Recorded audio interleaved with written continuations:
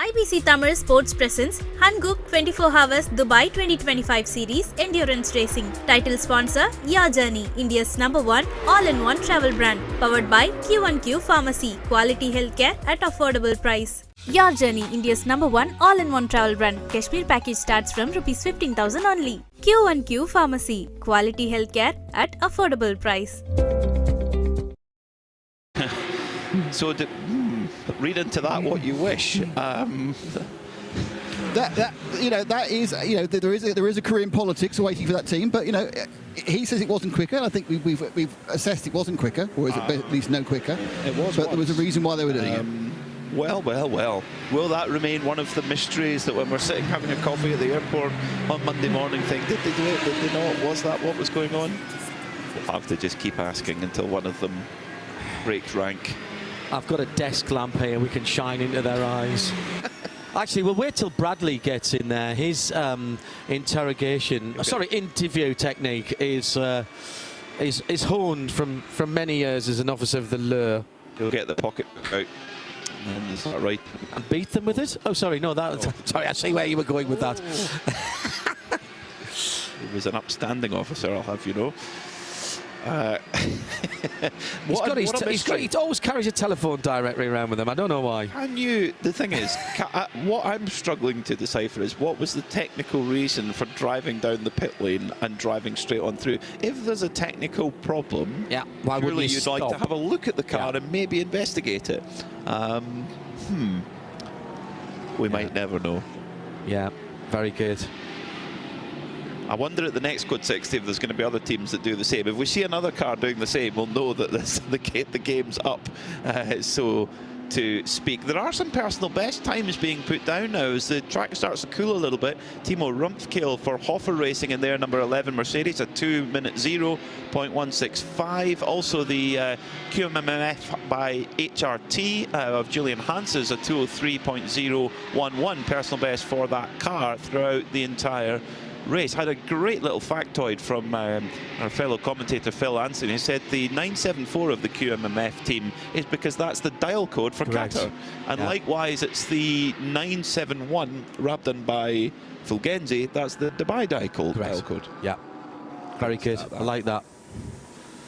Yeah, there's a story on all of the numbers in that category, pretty much. Oh yeah, well the leader at the moment is the Red Camel Jordans, number 909. That's the hill climb car. The Berg Spider was the Type 909. There you go. See?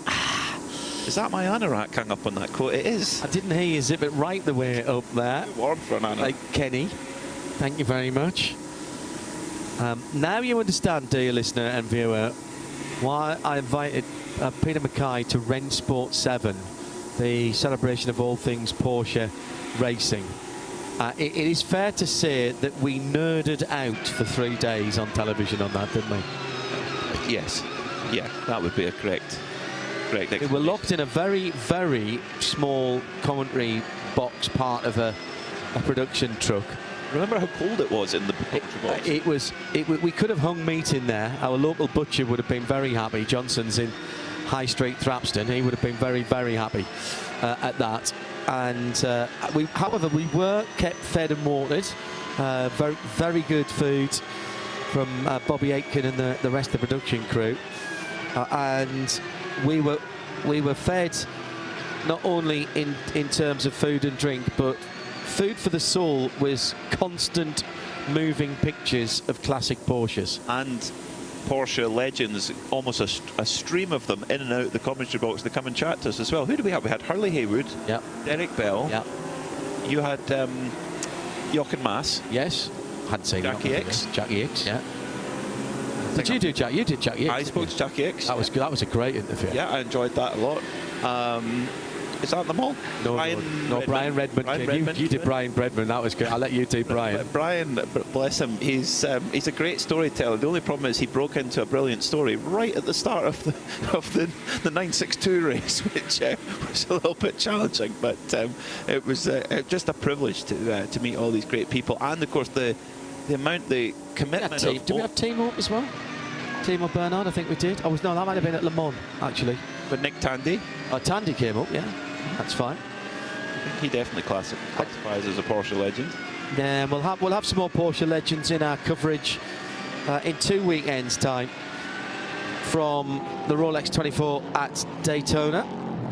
Already fixing up some special guests for our Global Broadcast Centre, which will move not next weekend, but the middle of the following week, overlooking another start-finish line. Very similar, actually, in terms of the position, except the cars are going in the opposite direction. We look directly down on the stripe at Daytona. We've got Yas Marina coming up before that next weekend. It has cleared up a little bit, and looking downtown at the moment, as we can do, particularly from our drone shots, the original central business district, if you will, the original city centre, with the what was the tallest building in the world, the Burj. Not quite time. No, we've probably missed its light show for this evening. Over at Festival City, they'll round about 20 minutes time. They'll be there. Weekend fireworks show. They've got a big sound stage there as well in front of the Mall, next to the Intercontinental and the Crown Plaza, overlooking the creek there.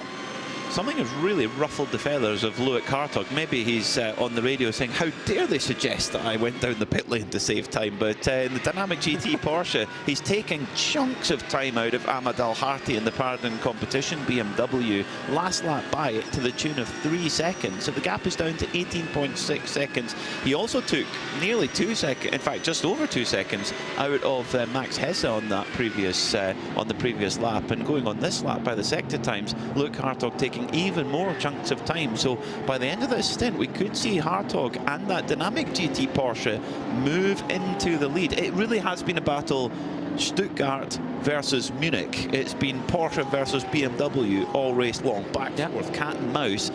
But will we see any other characters coming into the mix? The Optimum McLaren, they're in 6th place. They're just getting closer all the time. They've clearly been paying attention to the Ted Lasso sticker on the coffee machine that just says, believe.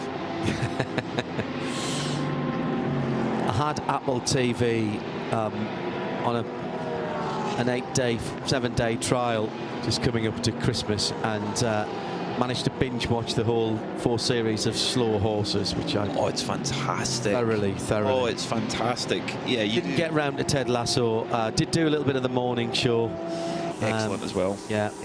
I'd seen a few of those on various planes, but you know, they only have sort of 2 or 3, and you get hooked into it, and then you get home and look for it. It's not Apple, and just another subscription. You need to do it. You need to do it. Ted Lasso's excellent. Morning show's excellent. Yeah, really top quality stuff. 15 hours and 21 minutes left in this race. We've had a fairly eventful, shall we say, 8 hours and 40 minutes of action. In terms of code 60 interventions so far, we've had 2 hours and 1 minute and 51 seconds to be absolutely precise. 7 code 60 interventions. So that's around, well, it's not quite 1 an hour. So there has been prolonged periods of green flag running. Particularly the first stint was completely uninterrupted. And it's just been about who's played those code 60s just right. Sometimes it's luck, sometimes it's skill, sometimes it's a combination of the two. And one team that are renowned for it is the number 91 Herbert, who that is their trademark, is nailing those code 60s. And they had an interesting, I mean, really cool colour scheme the last 2 years with the black with gold pinstripes of the Lotuses of the late 70s. I won't say the brand on air because I'll get in trouble. But the 91, they've gone from dark and mysterious to, well, looks like the curtains in Austin Powers' apartment. The 91 Herbert Porsche, it's almost like an art car, actually, in a way. And it's been driven at the moment by Jake Pedersen, a young American driver who unfortunately had a crash earlier in the week, but they managed to get it repaired. In style, it looks a bit like the hippie Porsche, but there's more colours on it. There's more different colours on it, but that's that kind of psychedelic 1970s type look to it. Before that, there was the you remember the Apple Computers sponsored car? Yes. The Yeah.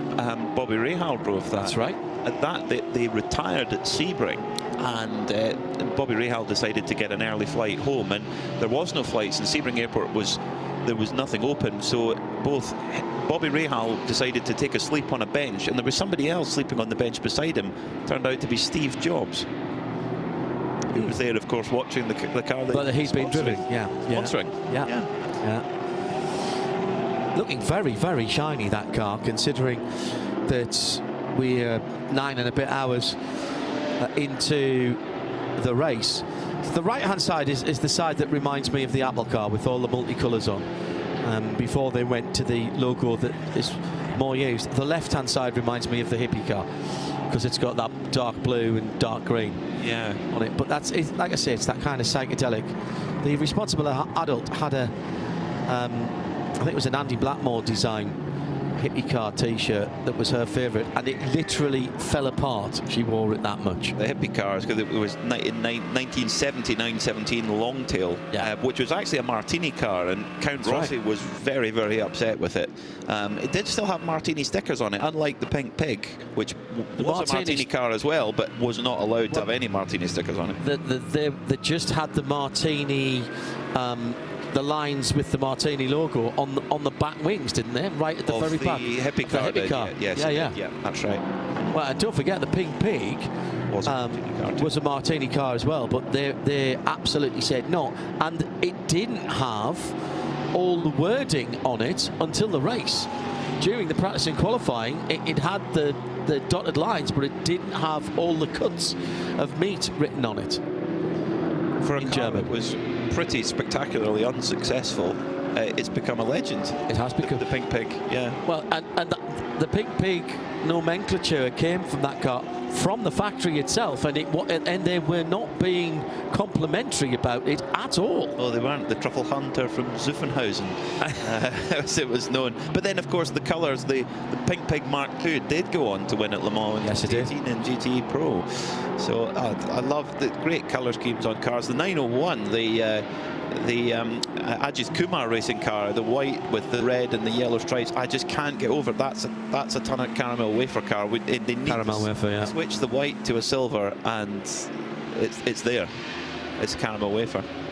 Into the pit lane, GT4, one of the surviving BMW M4 GT4s. I think this is the We Buy Any Foam car coming in.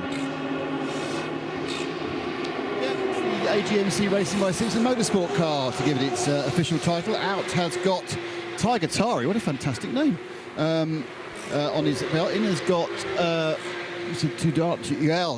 the question I've been asking is, has he got tiger feet? That's right, I really love that Tiger Light. He didn't see treading in mud with 2D, so possibly not. And I have to ask him to be lonely this Christmas, just to complete the... So I think, the mud hit, surely you can get a couple in there as well, John. Surely they'll be spending the rest of the week up at Ras Al Khaimah, because they were on Rack Records. Mike, very good. Chap, excellent point. Watching, and what was Mike Chapman, and what was Dave Chin? Thank you. Yeah. Dave Chin. So this pink car, which has the home repair network as well as its WeBuyAnyPhone.com. As always, even though I've been here in the pit lane now for several hours, I'm still surprised about how long these pit stops take, because they're doing 5 nuts. So I'm going to go a quick word with Tiger, because basically he's got the best name ever.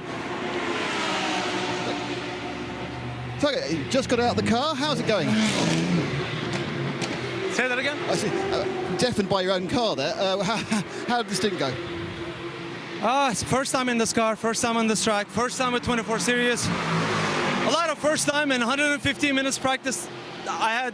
Really didn't help a whole lot, but I'm learning. So your first time on here was in the dark. I mean, how much did you still have to learn when you actually left the pit lane? I mean, put it this way: once I killed the tires pretty early on, 25 27 laps, I had to learn how to drive with bad tires, and I did get a little nick with my Porsche, typical.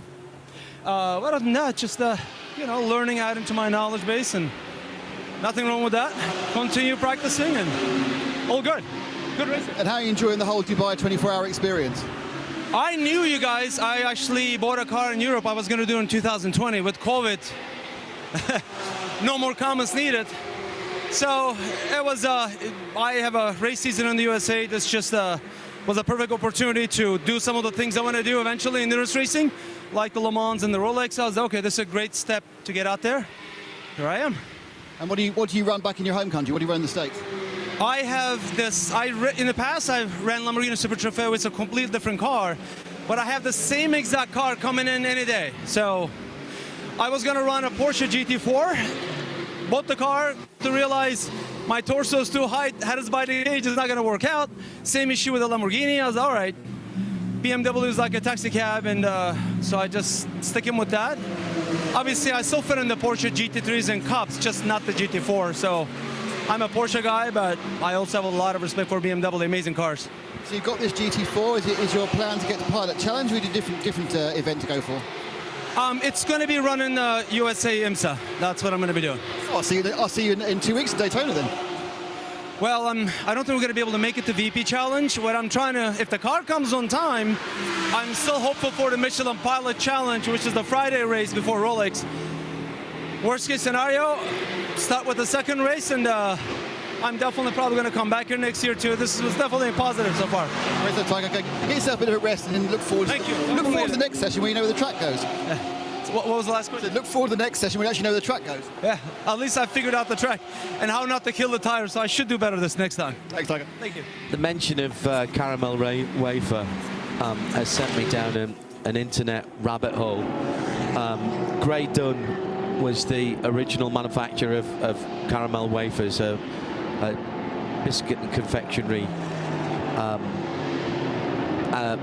manufacturer in Glasgow in the late 1800s, I think. And they actually invented Blue Ribat. That's a Scottish biscuit. Really? Oh, yes. I used to have them in my grandmother's house. Yeah, yeah. Well, and that's why I only got caramel wafers when I went to my grandmother's, although she was born in Ireland. She was brought up in Glasgow, and Grey Dunn was the local biscuit manufacturer there. And they eventually, Nestlé's took that over, and Underrated biscuit, a Blue Ribbon. do you think so? Yeah, underrated, very underrated. Good biscuit. A caramel wafer is very clever. Nick's just said it's massively overrated, the chocolate's too thin. Well, interestingly, of course, a caramel wafer is the Tunnocks caramel wafer now, which, does it still come in a dark chocolate variety as well, in the blue wrapper, the blue and white wrapper? It does, yeah, as does the tea cake. Does it? With a bit of jam in the bottom. That's... Yeah, very good. Very, very good. I didn't know that. Bit of penalty news. The 777 Almanar Racing by Team WRT. That car sits in third place, been leading this race on several occasions. It's just picked up a 10-second penalty for not respecting pit stop regulations, which, interestingly enough, the car that they're in a tight battle with, the 92 Pure Racing Porsche, it's got 20 seconds of penalties hanging over it for exactly the same thing, not respecting pit stop regulations. We don't know exactly where the disrespect was committed, but our hard-working pit team, I'm sure, will get to the bottom of it. The gap at the front of the field is coming down all the time, but to the tune of several seconds a lap. Luke Hartog has brought it down to 9.5 seconds to lead, so really running strong. And interesting, I can't remember which of the Pure Racing drivers it was that commented. It might well have been Harry King, who said last night in qualifying, said that the car is really coming alive. This is the Porsche GT3R I'm talking about. Really comes alive in the night. When the temperature gets cooler, the car gets better. Now, you'd think that a turbocharged car, which the Porsche is not, you would think it would be a turbocharged car that would come alive in the night and things it's cooler, but no, it's the Porsche that seems to, in these cooler temperatures, actually get a little bit quicker, and the lap times are getting quicker at the moment. So yeah, just sort of hovering around the 2-minute mark. Hello to Charlotte Brown on Twitter, doing the socials for Drive Tribe now. Hello, Charlotte. Good to know you're tuned in. She says endurance racing effectively is a long podcast chat with racing for visual entertainment. I'm here for the Tunnocks talk. Dave Alcock Tea cakes and caramel wafers are available in dark chocolate variants in the blue wrappers. The richness of the dark chocolates work better for both than the milk. See, I do like that as well. Nick Damon down in the pit lane. Mercedes AMG. Right. Yeah, right underneath your well, our competition. I'm getting a go getting later. A go. It's not as if somebody's handing you. Well, you'll get a go here. You're getting a go. Well, they are, because you're getting a go down here. I'm handing you the microphone for you to have a go down here if you want to. Anyway, Hoffer Racing, Timo Rumpfgel, he has got out the car. I think it was Carsten Tilke who got in, but don't quote me on that. But it certainly wasn't Chantel Prince and Michael Cross. I can recognise that from a distance. Full service. This car's had quite interesting. After getting very heavily involved innocently in the accident yesterday, which took out the 99 Tempo Audi, normally Hoffer involved in lots of goings on, but they just quietly turn laps. They're in the pure AM class. They're not troubling the front of the scorers. Where are they in the overall AM class, guys? The AM class, Hoffer Race number 11. It's a very hotly contested AM class, actually. The AM leader is also leading the motor race overall by 8.4 seconds over Luke Hartog. So pardon competition, they really have been the standout team. That's Dr. Carsten Tilke, who's just got into that Hoffer Racing Mercedes, former winner of this race back in 2009. And you think Tilke, I've heard that name before. It is indeed. He's the managing director of Tilke Design. His dad, Hermann Tilke, a designer of many, many circuits around the world. But he was a graduate of Munich Technical University, which is the same place that an aerodynamicist called Michael Fadnauer came from, who was the original aerodynamic designer of the Audi A2, which was very far ahead of its time. He was also the aerodynamic designer of the Audi R8, really clever R10, and the RS Spider Porsche too. Very, very clever design, that A2, because the engine was really low down, almost like in a sandwich in the floor. Really, really clever. And they did a tiny little, I think it was 1.5 diesel, that did 70 miles to the gallon or something like that, 70 miles to the gallon. A bit of a Marmite car. People either loved it or hated it, and we've got one each in our family, so I can't have one. I would have one as a runabout. Absolutely. A responsible adult isn't a fan of the Audi A2. I'd have to get rid of a car or two first, obviously. Anyway, the fleet there's always discussion behind our fleet. So yeah, great to see Dr. Carsten Tilke. Doesn't do an enormous amount of racing anymore, but brilliant to see him here with the Hoffer Racing squad. The Kroll and Prince family outing. It's always a family affair with that team. You see all of them moving around in the paddock, and they've been long-standing supporters of this of the 24H series, and hopefully we'll see them throughout the season with their rumbling Mercedes. Coming down to 15 hours to go, and Nick, did we manage to get any comment from WS, the BMW, about that car? I mean, we saw it being pushed back, and they were having a look at it. Yeah, in terms of the conflagration in that. Yeah, they were having. The last time I was there, which was well, when it came back in off the flatbed, they were having a good old stare at it. They'd taken it right back out of the garage. They've now put, so it's actually back in the paddock at the back. Now it's back into the garage. So perhaps they're worried about fumes or unpleasant smoke coming from the fire. They're looking at it now. I assume they're assessing the damage to get the order into to BMW Munich in the morning, a Monday morning, for the spares. But they're certainly stripping stuff down, taking off the obviously burnt bits. Well, what would you like to know about just it? If I can find out what started it, really, and how bad the damage, the underbody damage is. Sometimes a very spectacular fire, as you pointed out, Nick. If it's all just on the surface and it's fluid burning, it looks spectacular. It goes through the carbon fibre reinforced plastic bonnet, because that melts, and that can catch on fire. And carbon fibre burns very, very hot and very, very black smoke. But actually, it might not have done that much damage. It'll all be down to the wiring, I would expect. Yes, I can. Can you still hear me? Yeah, it's burnt all the plastic and off the top of the cam covers. For example, I'm looking at the alternator, and the alternator is absolutely untouched. Right. That sits really high. It's untouched. It sits really high. It's more to the left-hand side. The right-hand side's got of the V8. The right-hand side plenum is been burnt adjacent. The left-hand side, the left-hand side's gone completely melted to nothing. But yeah, it's wiring. So you know, if the wiring has plugs, which you can get sort of at the back of the firewall, then it shouldn't be too much due in sorting it out. It certainly hasn't, you know, in full technical terms, it's not affected any of the uppy-downy bits. So, you know, it's I'm not saying it's cheap, but it's not like that. That engine's not going in the bin. The actual, you know, engine bits are fine. Thank you, Nick. Hello to Elliot Lindemood. He's tuned in from the high desert of California. Sports car racing, morning coffee and great conversation.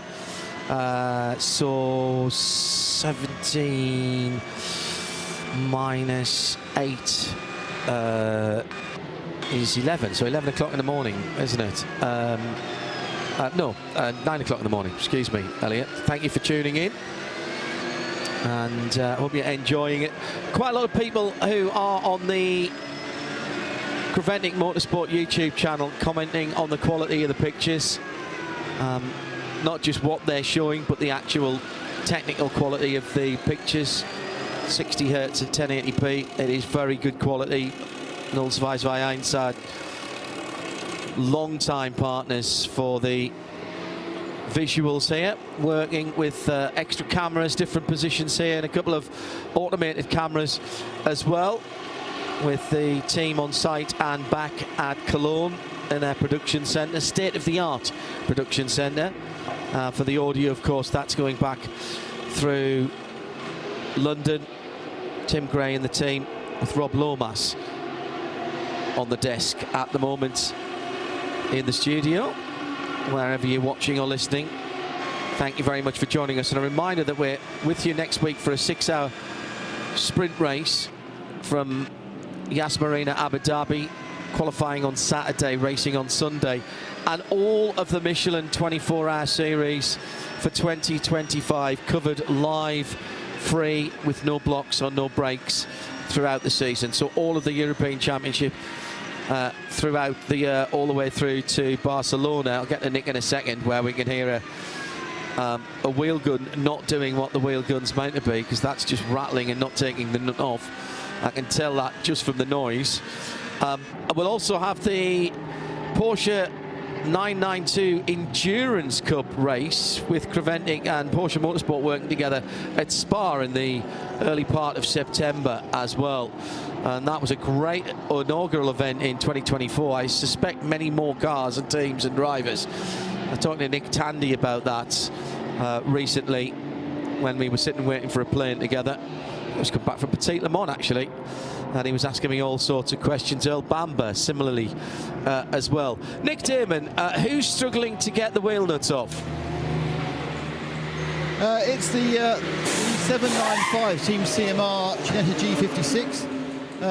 They are actually the requirement to get the wheel nuts off wasn't particularly great, because they could take the bonnet off without, which they've dived into. This is the car which of course had the fire extinguisher go off a few hours ago, then had this problem electrically about 45 minutes ago, and now it's being stared at. I think it also came in dead stick. They've got the iPhone torch out. They've got the iPhone torch out on the left-hand side. Well, we do. I'm concerned it actually might be a pocket torch in the shape of an iPhone. Why would you do that? It is. I'm afraid it's not actually a phone torch. It's a torch shaped like a phone rather than a phone. It's close enough. If I see another camera, I'll have to set the other guy. The guy is just taking that. I'm sure he had a phone. No, that's not the one I saw. I'm not going to argue with the point. We'll have to get a replay on that. And they're looking down into the. Yeah, they're looking down the. They're looking down to the electrics as well on the left-hand side bank, and they are obviously I think they got a misfire or a dead stick electrical problem. Now, look, they may well take off the rail which holds the. Oh, that wasn't very good. He withdrew that spanner very quickly after a spark. So yeah, so it's got that problem. I mean, you've no idea what what sort of damage is done when those extinguishers go off and you clean everything up. And it doesn't, you know, yes, it's not conductive, but it can get into all nooks and crannies and cause other problems. But they've had a, you know, in contrast to the Touchwood clean run, the 495, the GT Forge Net has had. This one's had a lot of problems, and they're again now suffering an electrical problem. They have got an issue where they're getting the wheels off is causing some problems. Now, interestingly, John, I've seen a lot of people using these electrical drills powered by sort of portable electric drills to try and get the wheel nuts off, and they've all been failing. I'm not quite sure why they've moved away from the pneumatic drills, but it does seem that, I'm not sure whether there's something about the way that it's running that's tightening the nuts up too much, but I've seen a lot of people struggling to get nuts off these various single centre lock wheels up and down the pit lane today. We have completed another race hour, and there's now under 15 hours to go as we've just clicked past 10 o'clock in the evening here in Dubai.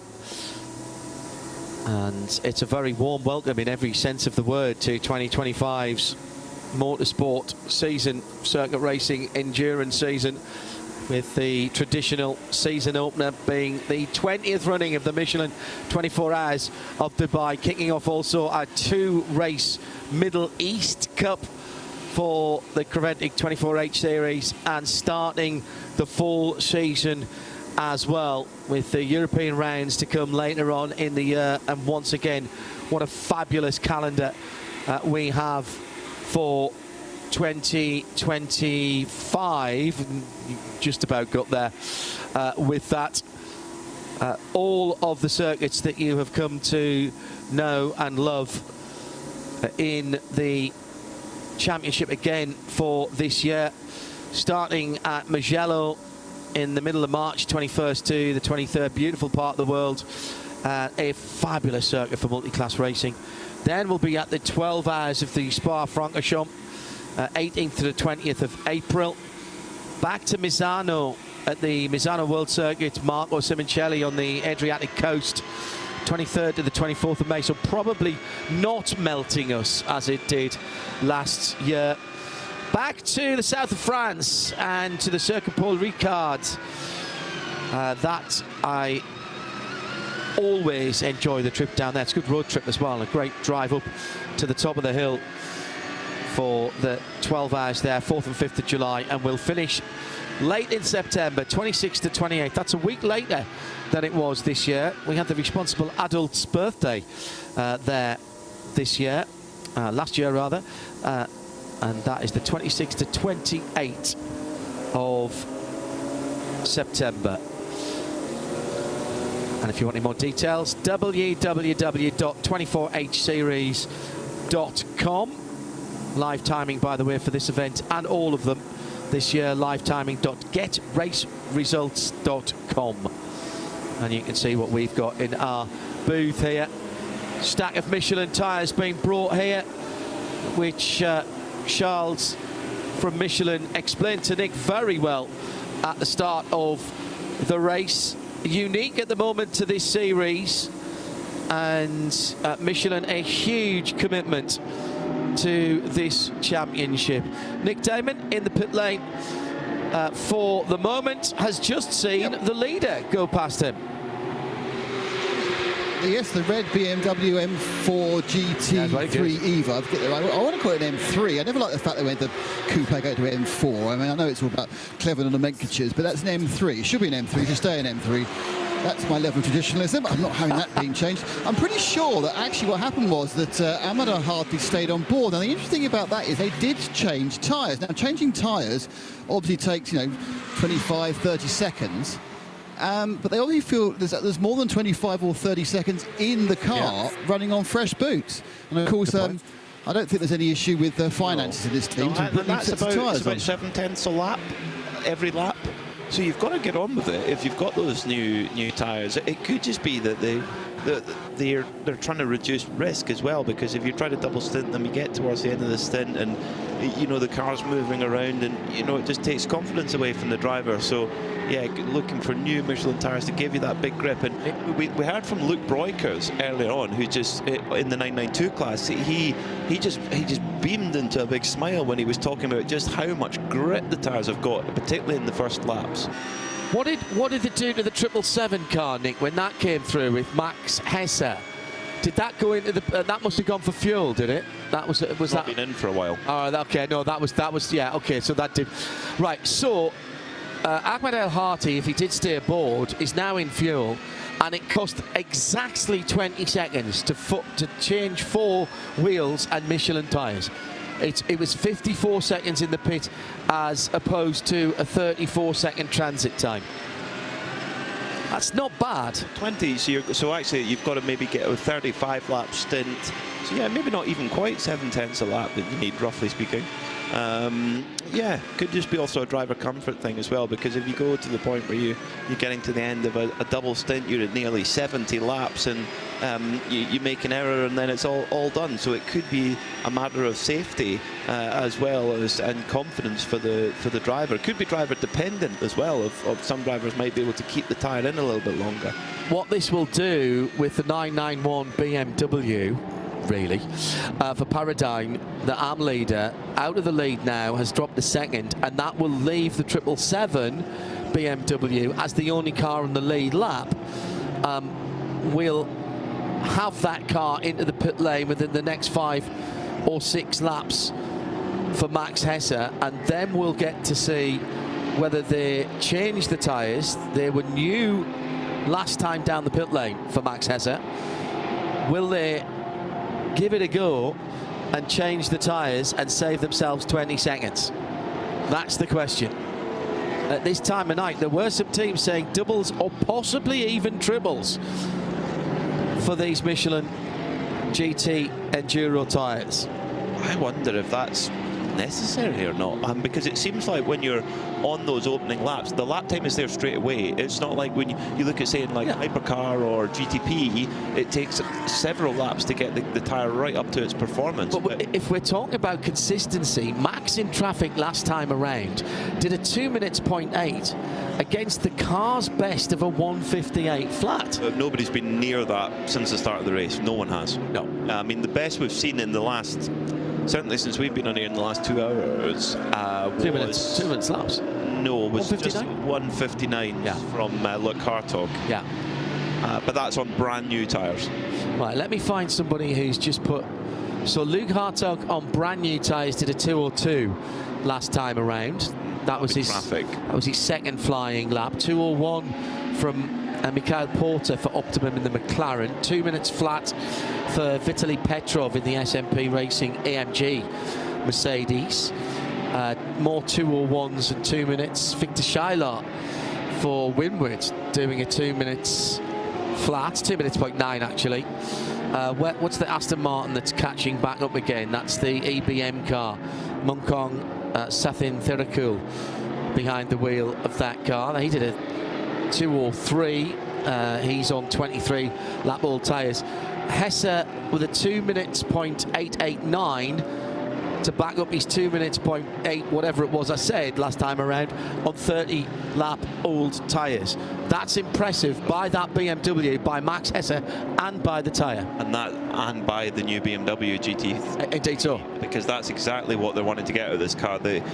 One of the drawbacks of the first edition of the M4 GT3 was that it went through tyres quite heavily, and that's what the big development goal behind that car has been, is to get that tyre life better, and it appears like that has been achieved. A 2:01 flat there for Max Hesse. So yeah, he's running very consistent times as well. It's not the up down, it's the consistency that's important. He's just going through turn 3 now, and right ahead of him is the second place car of Alexandra Malikin. He's about to put him 2 laps down here. So in the headlights of the leader, watch out for Pure Racing, the mostly white Porsche, number 92. They're heading on to the back straight now. Just ahead of Alexandra Malikin is Vitaly Petrov for SMP Racing in 8th position. Already nearly 3 laps down on the leader. Now, again, the pit stops are not exactly the same in terms of the strategies. Don't worry about how many times they've been down the pit. It's the last time they were in the pits. Alexander Malikin is on his 28th lap. and Max Hesse is on his 31st lap on the sets of tyres that they are racing at the moment. In third, Jake Pedersen for Herbeth Racing is on his 24th lap. Behind that, we've got Luke Hartog on just his 4th lap out the pits, and Ahmed El Harti for Paratime BMW on his 2nd lap out of the pit lane.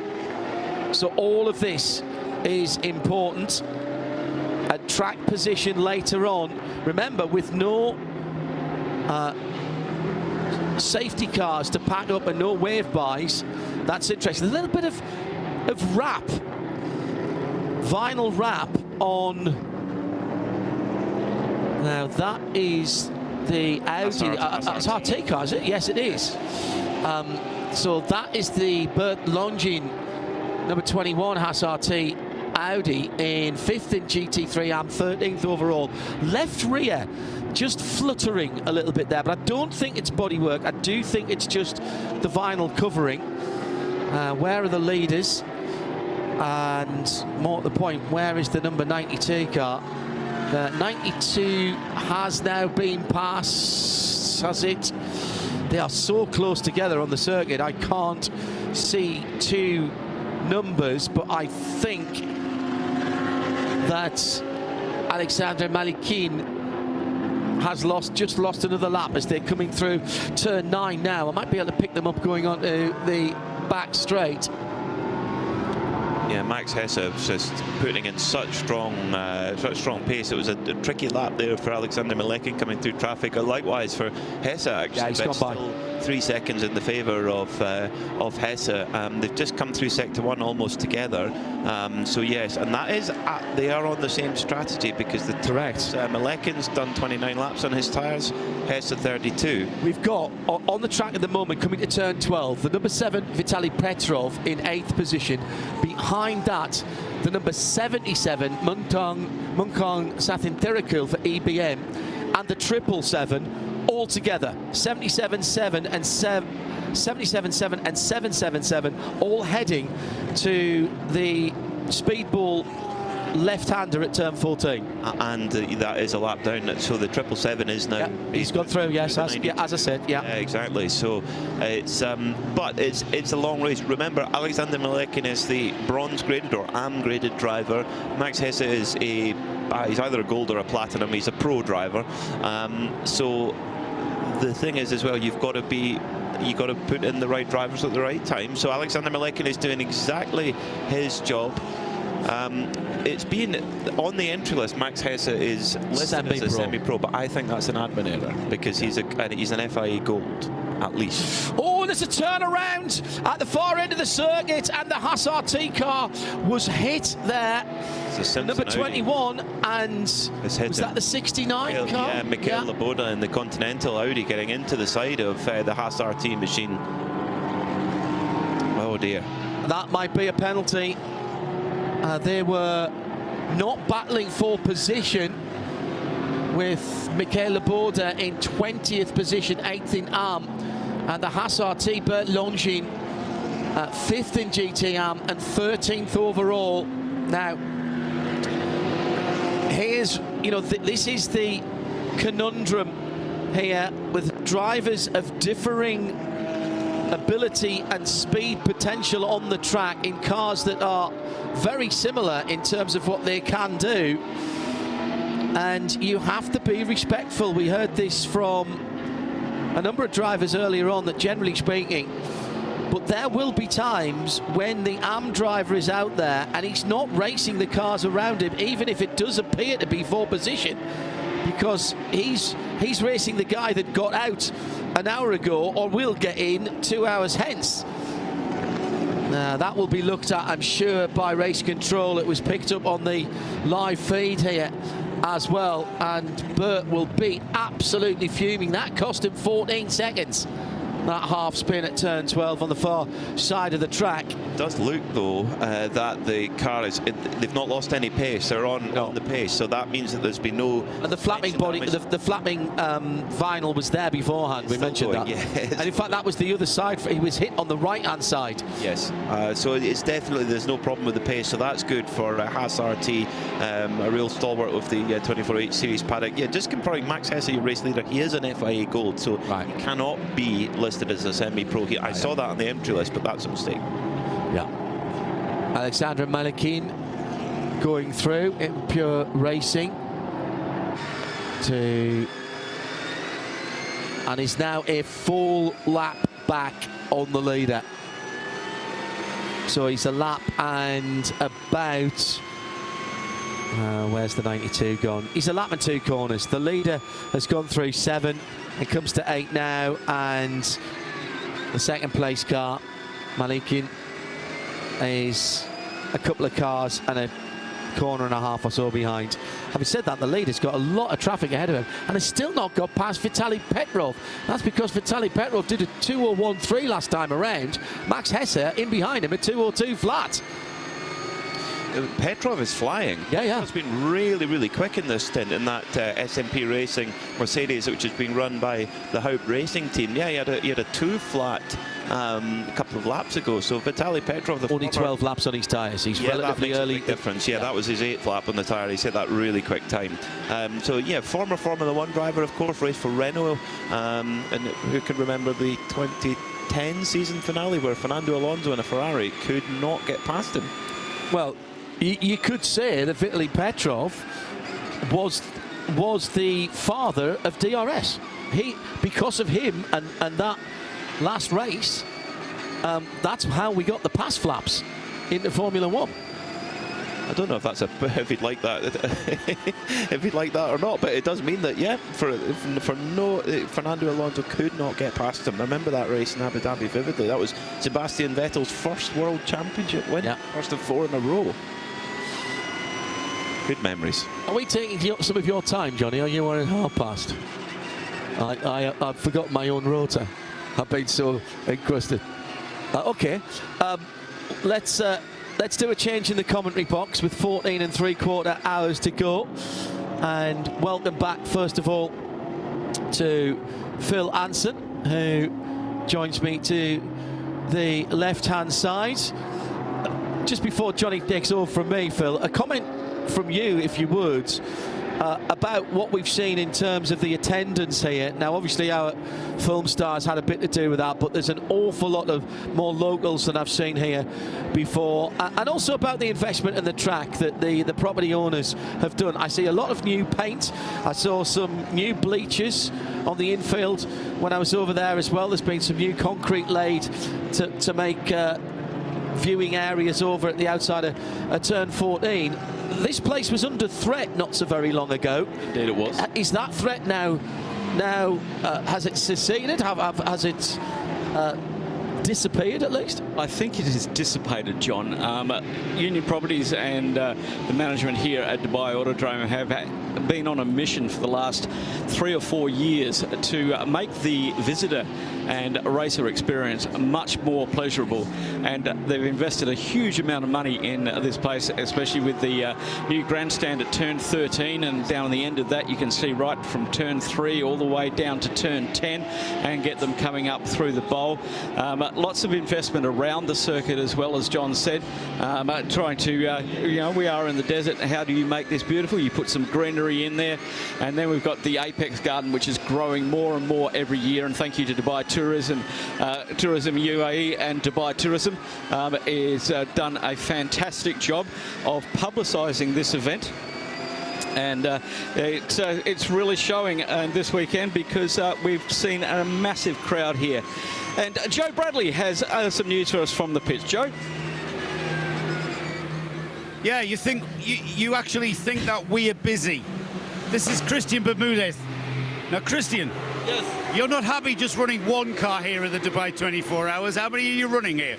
so you see, previous years. We've been doing this since 2019. Okay, so with HRT, we find that our collaboration is really good because we have combined the experience from the both teams. And you see, we have something very special now.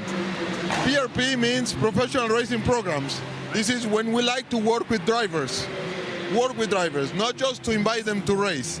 We have find a formula. The formula is, once you have a driver that wants to be in an endurance race, this is called dedication. When you have a driver with dedication and a team that has experience, we can say that we can have discipline. And this is what we need for endurance, discipline. So when we find drivers with this commitment, we like to put it together because discipline makes it happen. So we usually commit now because our formula grows. So this is what we have for cars. We like to... Four cars, everybody, 4 cars.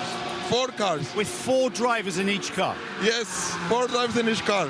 Wow. So Christian, your job is to be a nanny, a psychologist, a mother, and all of those things in the weekend with 4 drivers per 4 cars. And I will tell you, endurance is passion. This is a family. I like to invite all the drivers to be on this family. And as a family member, I like to show people the way. I just don't want you to come here and, oh, let's go race, go home. No, let's build the trust. Let's build the discipline and make it happen because endurance needs that. So, Christian, tell me, do you find the drivers or the drivers come to you? Because do you go across the road to the kartdrome, for instance, and find the kids in karting and then bring them into the program and into endurance? At this moment, we have started for 2025 a karting project here in the Middle East. So it's a little bit about things, you know. Once you manage to do things good, we always want to be in the good side, you know? So once we have these drivers that come to us and we can come and share with them, it's a win-win situation. We both come at the same place. We are in this Autodrome, which is the home for racing. So there is a little bit of both. Once they come and they bring another drivers, we talk about it, we show them our family, we show them our collaboration, we show them our perfection. And as you see, one of our perfect examples is the QMMF car, which is all the Qatari cars. So they found they bring their dedication to us. With our passion, we found discipline. And with discipline, we have been able to show the results, which have been really good for this year. As a customer driver, you can make so many mistakes. You can spend a lot of money with the wrong teams. I suppose being a part of your program will help with that. You don't have to make those mistakes. You can place them in the right teams. Correct. The idea is to learn from our mistakes. So we had made the mistakes, which we already solved everything. That's what our formula combines very good. Drivers come and say, oh, Chris, I had this problem. Okay, let's work it out. Your passion with our dedication will make this mistake a minimum. Of course, everything has a margin of error. But if we both put our brains to it, we can solve it. It's not, oh, my team is the best, or you are the best driver. No, it's let's put our mistakes together so we make a nice and smooth line. You learn from everyone's mistake. 20th running of the Dubai 24 Hours. How are your 4 cars doing in this event? At this moment, we are really good. We have occupied the first 3 places. So I think we have a promising race. You have. The program is working. Well done, Christian. It's great to meet you. Thank you. Long may it continue. And thank you for welcoming us in this big family. Yeah, long may it continue. And you're right, we are one big family. We are. Crazy family, yes. 24-hour racing. Non-stop. And after this, we're hitting Jazz Marina for 6 more hours of full racing. Exactly. Thank you, Christian. Yeah, great not to meet just happy with 24. They're going to go for the full 30 spread across 2 weekends. I'll be honest, a kind of peer behind the curtain, we were invited by Creventic to go and talk to Christian, and Joe was given the instruction to head to their garage, and I'm so glad we were, because we wouldn't have known Christian otherwise to necessarily have a chat to and to know the background, and what a great communicator he is to start with. I'm not surprised that project's going so well, Phil. Indeed, with 4 cars here and building another team out of the kartdrome behind us, that is really impressive. impressive. He's bringing up young talent to put in the HRT family of cars now, the QMMF by HRT, plus the 3 other HRT cars that are running, which have all AM driver lineups, which means they get the AM advantage, 50% more, 50% fuel under code 60. So they've done their driver categorization incredibly well to take advantage of that. And they're quick drivers as well, as we've seen on the leaderboard. So it's still a long way to go, 14.5 hours yet to go. They can still move up, but with the passion behind the drive between HRT and what they're doing in the Middle East, full credit, full credit. And another name, a team name synonymous with this part of the world, is Dual Racing by Huber this year. Phil Keane now at the wheel of the Mutran car. So Nabil, Ramsey, Sammy, all competing in that Dual Racing car again this year. Theo Overhouse they've invited to be as part of the team, and he'd bring back Phil Keane after he had a year away from their outfit last year, but had been regularly part of their driving squad up until 2023. Just on the outside of the top 3 in 992 at the moment is the 950 from Dual Racing by Uber. The guys, the Mutrans sat it out last year. They didn't do it, and I did ask them, because they were here at the race last year, and I did ask them why, and they said we didn't get the right package time to get the right package together. We won't do it unless we've got a chance. And this year with racing with the Christoph Huber stable, and we know how experienced that man is in setting teams up. Winner of the Porsche Super Cup on multiple occasions, so they're in good stead at the moment. Still a long way to go, and they can creep up that leaderboard. Definitely, it won't take them long at all to remember what they have to do, even though it's been a couple of years. But they've got so much experience. They've been racing here for many, many years. You don't forget this circuit. No. You're just in a different car and a slightly different setup, new Michelin tyres, and everybody's got used to it, and it's great to have them back. They race in remembrance of their lovely father, who I spent many years chatting with in the paddock, and he's always here with us in spirit. Almanar Racing by Team WRT continue to lead. Max Hesse now at the wheel of that Belgian run car. 231 laps completed. From Alex Malakin, the defending World Endurance champion for the new LMGT3 category. It was Pure Racing that took that title along with Malakin, and indeed Klaus Bachler, who's here racing but not in that car. He's in the number 24 Dynamic GT lineup, in fact, and he's had a go at leading the race as well. 24 currently in third place with Luke Hartog, and in fourth it's Ahmed Al-Hati for Paradine Competition, the BMW number 991 car. Optimum Motorsport got their McLaren up to fifth, I noticed, with Michael Porter in the number 33. So GT3 non-Pro-Am cars occupy 5 of the 6 places in that top section. Let's get back to Joe with another update from the pit lane. Yeah, I was just standing there listening to you, Johnny, and I'm standing next to the car number 69. It's the Continental Racing with Simpson Motorsports, an Audi R8 in the GT3 class. I think it's running about 9th or something, I think. It looked like an innocuous run-of-the-mill pit stop, and then just as the car was about to be given the wave on, the mechanics went to work. He told the driver to shut it down. It's 19th, by the way, not 9th. Shut the car down, and the car's gone up on its jacks and being wheeled towards the back of the garage. So I'm not quite sure what they found, but it may have been something that they found on the data or something, but we'll check it out. But from 19th, it's gonna start dropping places by sitting here, not running round on the track. For sure, that was Mikhail Loboda who brought the Audi in. Continental Racing entry, nothing to do with Bentleys, by the way. That's an entirely different outfit. Yeah, UAE-based team. They've got 2 cars running under the Continental banner. They've got the GT4 Supra running as well, which some of the drivers who have moved up into this Audi. He's been running that Audi at our local meetings as well to get a handle on it. He did a couple of races in Europe. The team did a couple of races in Europe. As if you're watching on the live stream, you can see the guys going to work on that front front left corner of the Audi R8, and just trying to sort things out there. But Continental came in, they won the GT4 category last year here at the 24-hour. So they've got some credibility, and it's a shame to see them having to work around the front of that car. We've still got 14.5 hours to go. They've got time to get back on.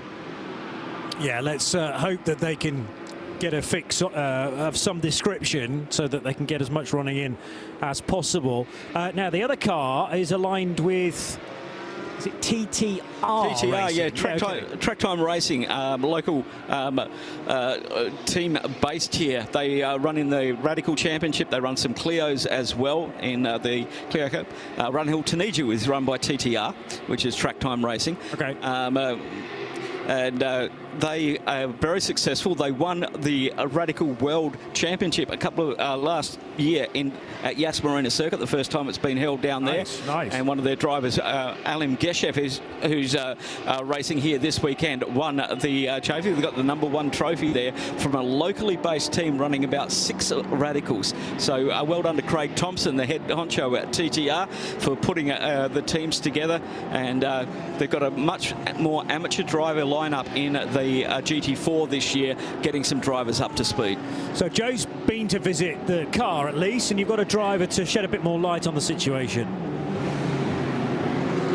I've got the driver, Mikhail Laborda, who brought the car in. Mikhail, everything looked fine, and then all of a sudden it wasn't fine. Yeah. The pace was fine. I get 2.0, 2.01. It's a really good pace. But one moment I have contact with other Audi, with pro driver. He closed the door and spoon after me. But it's little bit touch. I think it's not reason. We have a problem with radiator now. I think something from other cars go to our radiator, and we have some problem. Right. I mean, you guys were having a good run. You're in 19th. That's a pretty good effort considering how many cars. There's 33 cars in the class. You guys were right in the middle field there, and that's a shame. That's going to put you back. What does that make you think as a driver to push back? I don't understand it because... All right, you're going to have to push now that you're dropping time. Yeah, we have to push to... I don't know. We'll fighting then after rebuild the car. Okay, Mikhail, that was great interview. Your English is fine, sir. That is fine. Thank you. Bad luck on the 69, of course. So it was a radiator problem, nothing to do with the impact that he was described to me earlier. Yeah, easy to pick something like that up. There's a bit of debris here and there. That's the nature of a 24-hour race. You get just natural debris because we're racing in the outdoors after all, but also the accumulation of maybe tyre pickup or a little bit dropping off a car here and there. The marshals can deal with larger pieces of debris, but in this darkness, if no one's reporting anything, no reason to throw a code 60, and it's very easy to puncture a radiator or indeed a tyre just through bad luck. The Labodas, there's a Yuri Laboda as well, who's Mikhail's brother, not competing this weekend in this race, but comes from a good racing stock. And let's hope he and the rest of his driving crew can get back out again. That looked to be a very late call for Max Hesse in the Almanar Racing by Team WRT BMW, but the race leader, I don't think I was misreading that, treble 7. It's the right BMW, isn't it? I can't tell now because it's just a blaze of headlights. Yes, he is in the pits. Yeah. 42 laps on those Michelin tyres. And the first job is to call by the penalty box. 10-second penalty to be served, and that'll clear the penalty list up from the Almanar racing team. And it is a team member from Almanar Racing who's had to go down there and count that through, I think. Or is it one of the race officials that stands by your car and counts you down? Well, I've seen both happen. Okay. I've seen people down there with the stopwatch on, and I've seen the official just do it all by himself. It's one less thing for the team to worry about. Obviously, they've got to get the radio message across to Max to say, do not miss the penalty box, because you get, did you say it was 2 hours to serve from... 2 hours to serve the penalty. From the penalty being issued. Yep. Yeah. Which is very reasonable, to be honest. I mean, there are perhaps other championships around the world that might be able to learn from that. It's also it's deliberately meant to be a penalty that can be served during a normal pit stop. There are some penalties elsewhere in motor racing that are exclusively just that, a stop-go penalty, Yes. for instance, and it's meant to be quite draconian, whereas here, if it's been a minor infraction, why not do it whilst you're servicing the car, should I say. Work going on the Lamborghini, the 710 running in the GTX, currently leading that.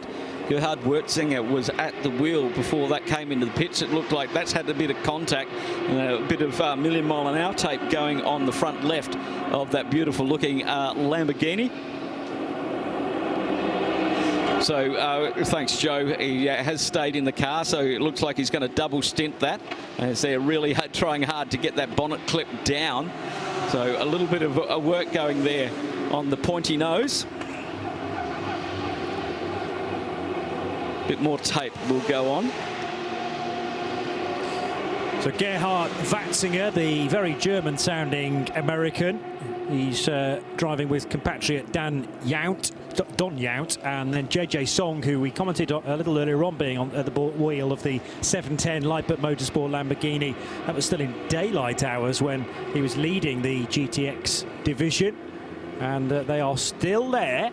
Very difficult for the other GTX runners to unsettle that Lamborghini, despite the running repairs that have to take place. Well, they've got 6 laps over the IRC GT at the moment, so they can take their time, do this properly, so that nothing falls off as that million-mile-an-hour tape continues to be plastered over the front and taking away that beautiful paint job on the... Yeah, exactly, Joe. You're going to have a chat to them about that. Very disappointing, and they haven't really sort of made it blend in with the car livery as well. Where's Brendan? Brendan! Let's have a word. I've got to say, we're disappointed there was no blue tape. We're very disappointed there's no blue tape. Black on blue. That great job, effective job, but aesthetically very poor. I've got to say, I'm going to have to mark you down there for life. Yeah, I think it's minus 10 points or a drive-through penalty, right? No blue duct tape. I'll go and have a word now. No blue duct tape. You've got a blue card, no blue duct tape. Do you have any idea what that damage was caused to the bonnet clips? Yeah. I think Gerhard had a contact with the car. Maybe, late in the night, just one of those things. So busy out there and really tricky in the dark. I think the headlights on the cars are so bright, so it's very tricky to get perception of the depth and how close the cars are. And I think he just made a mistake. So just one of those things. Are you supposed to be lying down in a dark room, seeing as you're not in the car, instead of strutting around in your shorts and t-shirt? No, I just did a double stint. Got a wee back rub, and I'm about to put my suit back on for another double. So. So when are you due in? About an hour or something? 50 minutes I'll be in the car, so in 2 hours, and then I can have a sleep after this. That's why you feel wide awake. Yeah, that's it. I just had a cappuccino. So have a word with Lightman about that blue tape, will you? I mean, it's gonna kick off on YouTube, I can tell you, Brendan. He's pretty handy as Brendan in a Lamborghini. I'd forgotten temporarily that he was the European Lamborghini Super Trofeo champion in 2023. And there was some really great drivers. And he won the Lamborghini Super Trofeo World Final in Pro-Am in 24. Oh, wow. So he is very experienced in steering a Lamborghini. Indeed. Yeah, and going in to do another double stint, capitalise on that lead that they already have. I mean, Lamborghini Super Trofeo racing meant to be sprint variety, and quite clearly is. You know, you cannot afford to think about strategy. There's no space for it. Whereas here, a bit of recalibration of the brain is necessary. He's still going to be hard at it for a couple of stints, and it doesn't really matter what time it says on the clock. Here in Dubai, if you're elsewhere around the world, it's coming up to 20 to 11 in the evening. We've been dark from... What time was sunset? I didn't take note of that. Between 5:30 and 6, around that time. Okay. And it was pitch dark at 6:30. Yeah, well, it happens so quickly, as you've already made the point. The sun just drops away from the skyline and disappears for 13 hours or so. Not going to see that again till 6 minutes past 7 tomorrow morning. And that ties in quite nicely, we were saying earlier on, with 6 hours to go then in the race. And you, psychologically, that's a massive step. It's the third stanza of this race. You have the afternoon stanza, you have the night stanza, and then you have the run to the flag stanza in daylight. And that's when everybody gets that second wind and ready to go again. And it's a long way away, as Brendan just said, but he's going to get back in for another double stint. Wow. But at this stage, you're just thinking bit by bit, aren't you? You're just, you know, if you're about to get in ahead of a double stint, and that's manageable. 2 hours, you know, it's a long time, and the body's going to take some punishment, but you can think, well, I can get through that, and then I hand over to my co-driver, and they might do another 2 hours, and just walk your way slowly and surely through the race. I think it's the same with the team managers. They reset at when the sun comes up, and they look, okay, what have we got to do to get places now? Yeah. Where are we at? What can we do in the remaining time, the remaining 7 hours? Because that is a long time in a motor race. Lots can happen in that. Just picking up that Loic Hartog in the dynamic Porsche has got back into the lead, 39 seconds ahead of Ahmed Al-Athi in the Paradigm competition car, who's 59 seconds about in front of Al-Faisal Al-Zabar in the team Almanar Racing. So it's still tight at the top, and we've seen this for ever since we started this race. These top 6 or 7 teams have just been swapping positions. It's a couple of Porsches at the top, it's a couple of BMWs, but as you said, there was the McLaren from Optimum Motorsport is slowly creeping his way back into real good contention at the moment. Harry King just on an outlap from a pit stop in the Pure Racing Porsche, and currently running 5th in GT3. He's a couple of laps down on the leader at this stage, but I'm just looking at Loic Hartog. He's doing 2:07s, right? Seriously, he's got 19 lap-old Michelins underneath him, and the next driver behind him is doing 2:03s. But once again, we have to take that into account, that they will deal with traffic at different times. And isn't it terrific for the official name Sultanate of Oman to have 2 of their drivers in the top 3 of the Dubai 24 hours this far into it? We know all about Ahmed Al-Hati for Paradigm competition, but then in the other BMW, the Almanar Racing by Team WRT car, as you said, Al-Faisal Al-Subaya has just taken that car over from Max Hesse, and the Omani flags looking resplendent on my timing screen in those 2 positions in behind Dutchman Loic Hartog. And the BMWs really benefiting, it would seem, from this evolution pack. The first time we've seen it in proper action, but those BMWs are very neatly placed. One in the AM category, one in the Pro category within GT3, and looking strong. 3 cars remain on the lead lap.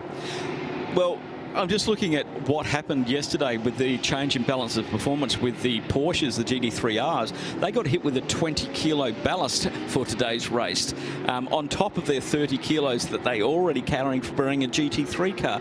So obviously they look really quick in the in qualifying, and they've been brought back to the field, but dynamic with Loic Hartog at the wheel is still lapping in 201s, two flats on 20-lap-old tyres. So he's getting a very good run in this car. But we had probably 15, 20 minutes ago when John was on, there was a whole heap of Porsches. There was at least six Porsches in the top 10.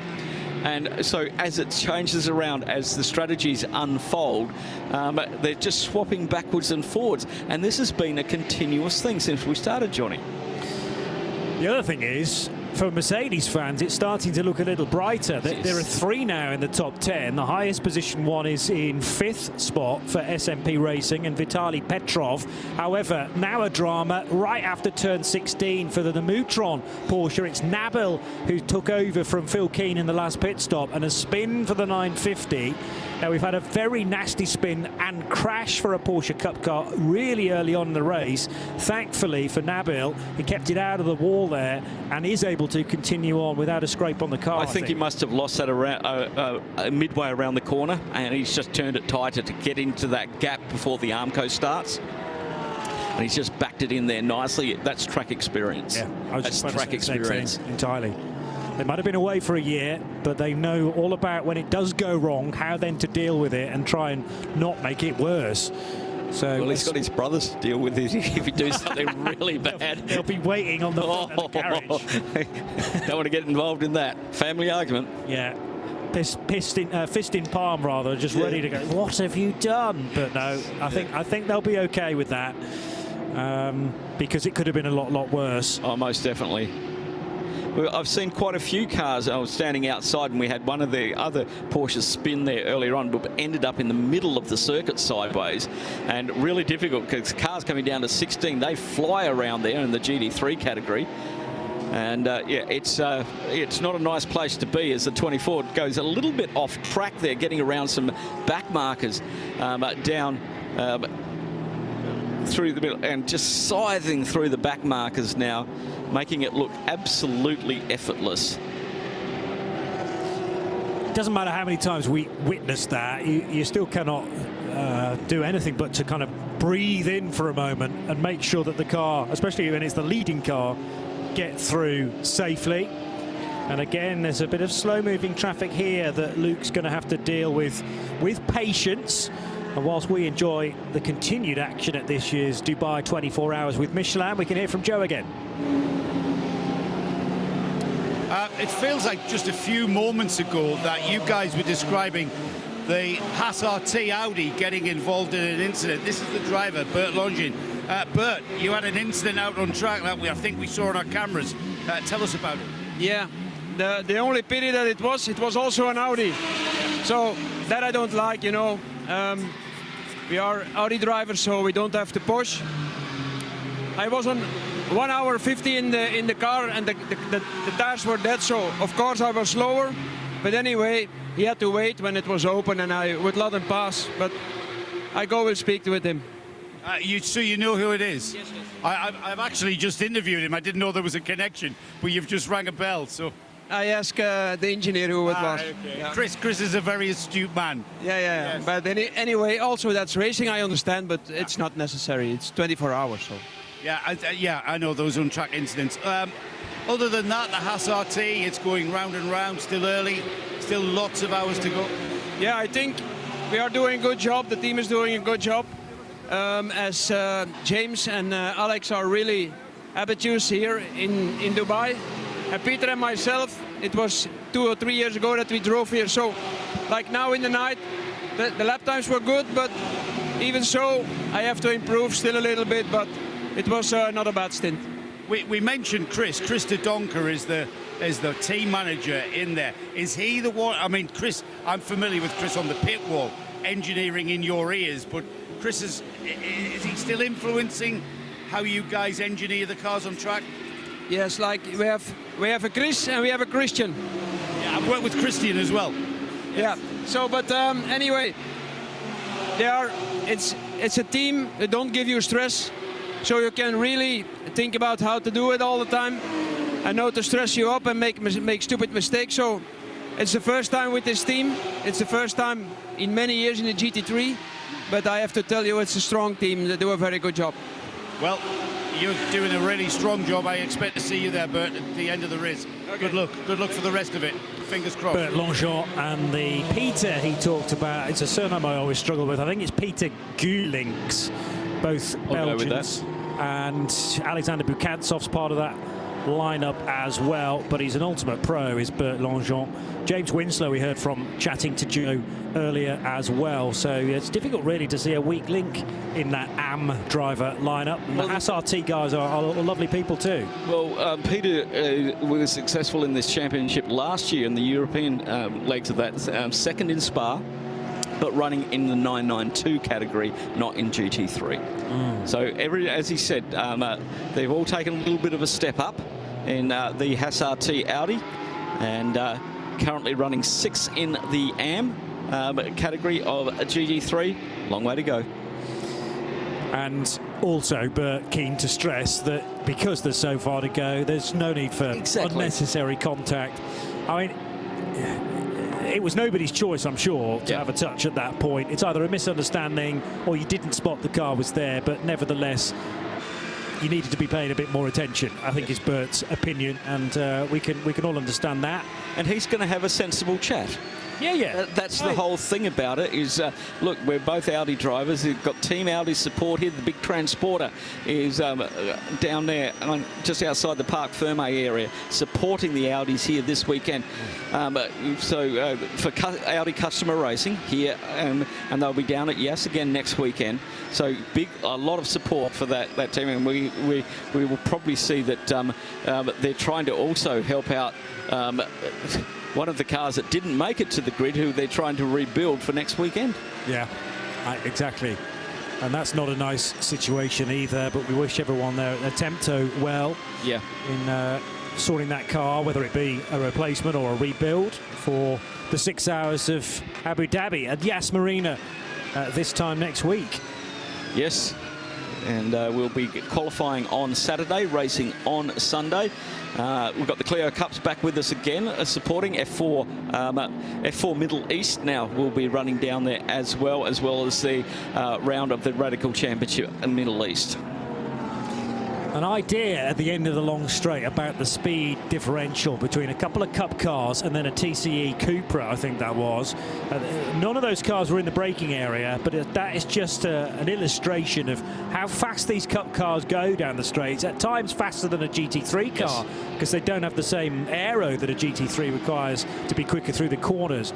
But then when you're two abreast in the Cup division, you've got to be so wary of anybody else that's trying to get down the back straight. And there was a touring car basically trying to do that. So briefly 3 abreast, and everyone some good heads-up driving there. The situational awareness in the nighttime racing is extreme for these drivers. There's no two ways about it. You really can't see how quick that car is coming up behind you. Yeah. You only have the lights. And there's no blue flags or anything like that in the nighttime. You can't see them. And so you just have to make a judgment of how quick are they coming up. And especially if you're looking forward and having a battle going forward and somebody's coming up quick behind you, the closing speed between a touring car and especially a Cup car down there, you know, touring car is probably doing 200 kilometres an hour. The Cup car is doing 260. Yep. And the Cup car will need to get on the brakes earlier than the touring car because they don't have the downforce to manage a high corner speed. And so then you get that braking differential where the touring car is still in front under braking. And it's just when do they release or push a little bit harder or run a little bit wider. And they will hold the racing line, as is done said in the sporting regulations and at the driver's briefing, and it's up to the car that's passing to find their way through. As we click over 242 laps with just over 14 hours remaining in this, the 20th running of the Michelin 24 Hours of Dubai. Like Hartog is still whacking in those quick laps. Him and Al-Faisal Al-Zabar are quick. Harry King in that pure racing car, he's just done a 2-minute 0.8. So the pace is still electric out there. Remember, I think we were 57.711 on lap 4 to break the all-time lap record in a race. But by then, everybody else we've all dropped back into the 2-minute barrier in the GT3s, which what that's doing is they're making sure their tyres last. But the 992s now are doing the same sort of things, and they're around in the head of the 992s. They're in the 206s. Okay, so what I'm seeing this year, rather than say last year, the 992s had Cup cars had a much more advantage running in the straight line, but the performance of the GT3 cars has now grown to such a point that if a 992 Cup car has a full tank of fuel and you have, say, a third tank of fuel, you will be quicker. You'll get more drive out of the corners. So, and it also depends on the caliber of driver that you've got behind the wheel at the time. The other thing I had to quickly look up, because I always forget, is whether the Porsche Cup cars we were talking about, 992, have ABS. They do not. No. Whereas in some Carrera Cup championships, the AM part of the championship, for example, might allow ABS and not in Pro. Well, across the board, that was certainly the case last year anyway, and I don't believe that's changed in the technical regulations. So once more, finesse is the order of the day. And those that might have come from an AM 992 Cup car, that's quite a quick learning process or a learning curve to get your head around at a track which is fairly punishing on brakes. The Porsche is not an easy car to drive. Full stop. Full stop. I've done laps around here in a Cup car. I came in after 3 laps. I just can't deal with the weight at the rear end of it. Because I come from front-wheel drive. I come from, I race front-wheel drive cars and radicals, and it just felt so wrong. But the guys who are specialists at it can really, really make these cars, and John will disagree with me on this, but they can really make those cars work. And you have to, it's a different style of driving completely to any other car that is out there, any of the 992 or the 992 GT3s. They are a real specialist driver's car. When you get the best out of them, it is so rewarding. Yes, I'm sure. Absolutely so rewarding. Talk to a lot of the drivers who race here in the Carrera Cup Middle East, and it's the same thing. You get a lap right in one of those cars, you've really, really extracted the most out of yourself. Yeah. They're a specialist breed. I am a Porsche owner, but mine's got a V8 in the front. So you know where you are with that. Exactly. I mean, from the background that you do, but you either come up through the Porsche Junior categories, and therefore it's almost second nature, or there are just some drivers who can do front engine, rear engine, front wheel drive, rear wheel drive. They can just get in a Porsche, and it might take them a couple of laps, might take them a full day, but then afterwards they've just become expert, and they're sort of otherworldly. I can't work out how they do it. It's just the dynamic of driving that car. I came up here around turn 15, and there was a slower car in front of me, and mistakenly I lifted too much, and the back end came around on me. And I went straight into the pit lane. I'm not planting that into Porsche 3 at turn 4. It's just, don't lift in those cars. And it's the same. It was very much the same in the Clio Cup car with the cold rear tyres. If you get the back end of that car out, just plant your foot down harder, and drive out of it. So yeah, it's very. Yeah, so every credit to those that have been racing Porsches for a few years now. Luke Hartog, early on in his racing career, but he's already become an expert. Joe's drawing my attention to one of the Ginettas, which has ended up in the garage. I don't think we were aware that that car had been parked for a little while. Oh, Nick exposed it, did he, initially? Right, so yes, Joe, we have had news of that. All right, well, it's kind of drew my attention. I think because the back end of the car is stuck out of the beyond the garage door. I think they may have had a bit of a fire up to see what the problem was. Did Nick find out what had brought the car in? Can you remember? We're finding out. I was not. You weren't even on, were you? Possibly otherwise engaged. No. Yeah, there's a lot of activity. So is it 975 or 495? Sorry, 795? 795. It's an electrical issue. Yeah, this is the GTX. Electrical, we think, Joe. Driver's still in the car. Driver may have been put back in the car, maybe with the hope that they're nearing resolution. Right, okay. It's a broken alternator, I'm being told, so that must be well, yes, yeah, of course it is. Oh, wow. When the belts come off, definitely electrical. is it electrical? I'm trying to see where I'm going to see how difficult a job this is. You need hands like a gynecologist, I think, to get in where this alternator is. It really is tucked away nicely. The engineers who designed, where is Lawrence Tomlinson?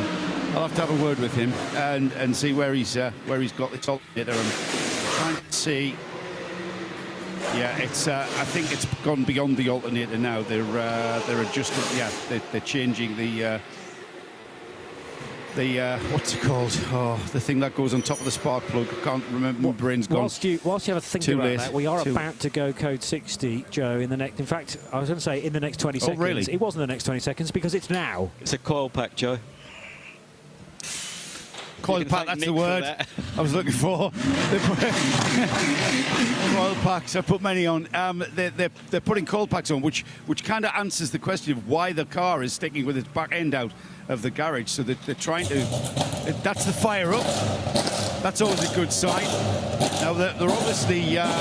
what brought the car in was alternator related, but they've sorted something else out with regards to the car. So cause or effect might not even have been the alternator. It might have been a misfire being caused by something.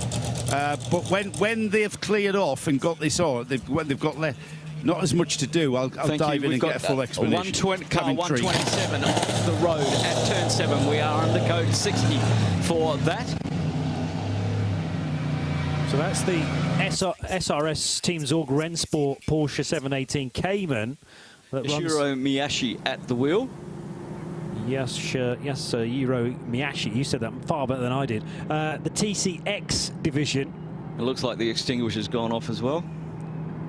Or there is something more serious going on there. We've got the fire crews in attendance very, very quickly down on the exit of turn 7. And didn't see any flames, but there was a lot of dust or smoke down there. When we had the side-on picture of the car, they didn't look like there was too much damage. Driver door is open, and the crew are speaking with the driver now. So is that spun to the outside? It's on the outside of turn 7, yeah. So okay. Turn 7 is about a 50-degree right-hander where you actually have to come down a few gears. You roll through turn 6, and then you change down a couple of gears, and then head to your right. And it's easy there to have contact because it's a prime overtaking spot for faster cars. Yes. And that is one of the TCX cars. So maybe an overtaking move that went the wrong way. Yeah, you go through the sweepers at 3, 4, 5, and then 6 gets a little tighter through the right-hander. You roll through 6 because you can run it up high and get a good entry line into 7, but 7 closes up on the exit. The focal point is turn 7, isn't it? Because, yes. So you're kind of building up to that real apex there, and it's so easy from watching cars through that sequence of corners to run it out wide and then entirely miss the apex. So you can lose time, or you can go even worse in the case of this car and actually spin it out, and it's very easily done. And I'm not sure if there was barrier contact or not. Difficult to tell from the camera angle that we had, and we'll wait till we get some messages about the health of the driver. But this gives, on lap 246, gives the teams time to come in, and we have the second and third car into the pits already. They can only take 25% of fuel. And under the code 60, no penalties to be served under this.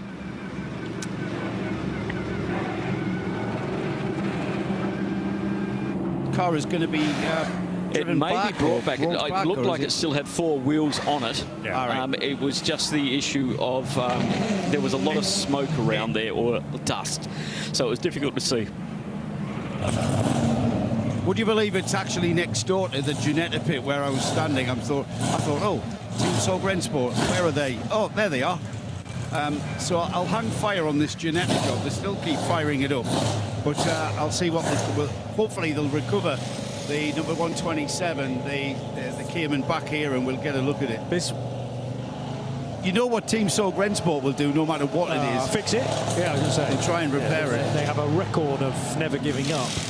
Now, that's one of the cars that can take 100% fuel, the only one in the field that can take 100% fuel under code 60, because it's not the same as the GT4 Cayman. Okay. Because it's running in TCX. It's the 127 that's had the problem. Yes. So if it could get back to the pit lane, and they keep the code 60 running, you can take his full fuel load. This could be massively beneficial, but they've got to ensure that the car restarts and that it's still straight. We've seen one angle of it, and it does appear to be, but we shall wait and see. But this has pushed the button for so many other crews and teams. Of the top 10 places, we've got 5 of them in already. I don't think I've missed a stop. Of course, it depends where you are around the track as well, because you're restricted to 60 kilometres per hour. You might be desperate to pit, but you're going to have to wait to get to the right portion of the track to do so. Indeed. The vehicles are still down there. I still think that may be able to either flatbedded or towed back to the pits. We'll keep an eye on that. Obviously, we don't know if it impacted the barrier or not. They've got the flatbed down there and getting the car onto the flatbed right now. I see some of the race direction guys down there as well, having a look at that barrier, making sure that that's still in a raceable condition. So it is on the exit of 7 on driver's left, and just past where the curbing ends. And yeah, it's one of those corners where the quicker cars will throw it up the inside, because then they get their run out of 7 through the 8-9 parabolica, and they basically don't want to wait until 8 or 9, because then that's going to destroy their speed down the straight. Yes, and so important to be, well, marginally slower into 8, but you've got to get the exit speed out of 9. That is the crucial thing. It is. So you can be compromised slightly at 7, not too much of an issue. But we don't know yet whether the 127 car had a moment on its own, or whether there was some contact to initiate that. It's obviously slightly more serious than Phil and I had thought at first, because of the need for a flatbed. Even if that car does come back to the paddock, therefore not completing the lap under its own steam, it will be permitted to rejoin the race, just as long as the car is still fit and able to do so. So if they get it back running again, it'll be re-scrutineered for safety reasons. Obviously, we will, driver 127 will go to the medical centre. Hopefully, he will get the correct band if he leaves the medical centre, and be able to continue on racing.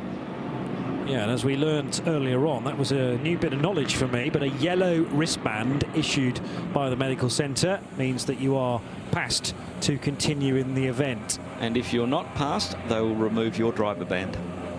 Entirely, yeah. For your own personal safety reasons. Yeah, so we've had quite a few incidents to this point. Now Joe's suggesting that maybe you've got a yellow band anyway. So do you start the race with a yellow band? And then the crucial thing is whether you keep it. Yes, that's it. Whether they remove it or not. Yes, they've kept it. They've let him keep his yellow band. Is what he was excited about. He was very excited about that one, wasn't he? Well, that makes a lot more sense now, because, I mean, it was almost as if you were given a band at the start of the race, and then if you'd been to the medical centre but were passed, you got a different colour.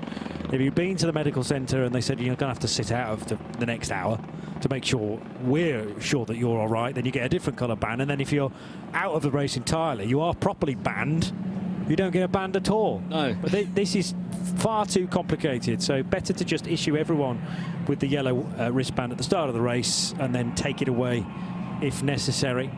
Ajith Kumar must have just stepped back into the pit lane. I can't see him, but I can hear the crowd going crazy again. That has been the flavour of the day to this, well, it's the whole weekend actually.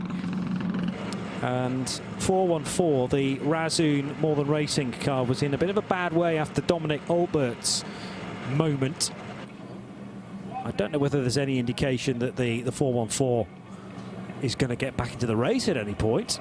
There's some news regarding the Ginetta, though, because from the pit lane, I recognise that car being wheeled back onto the apron. This is looking much more positive, Joe.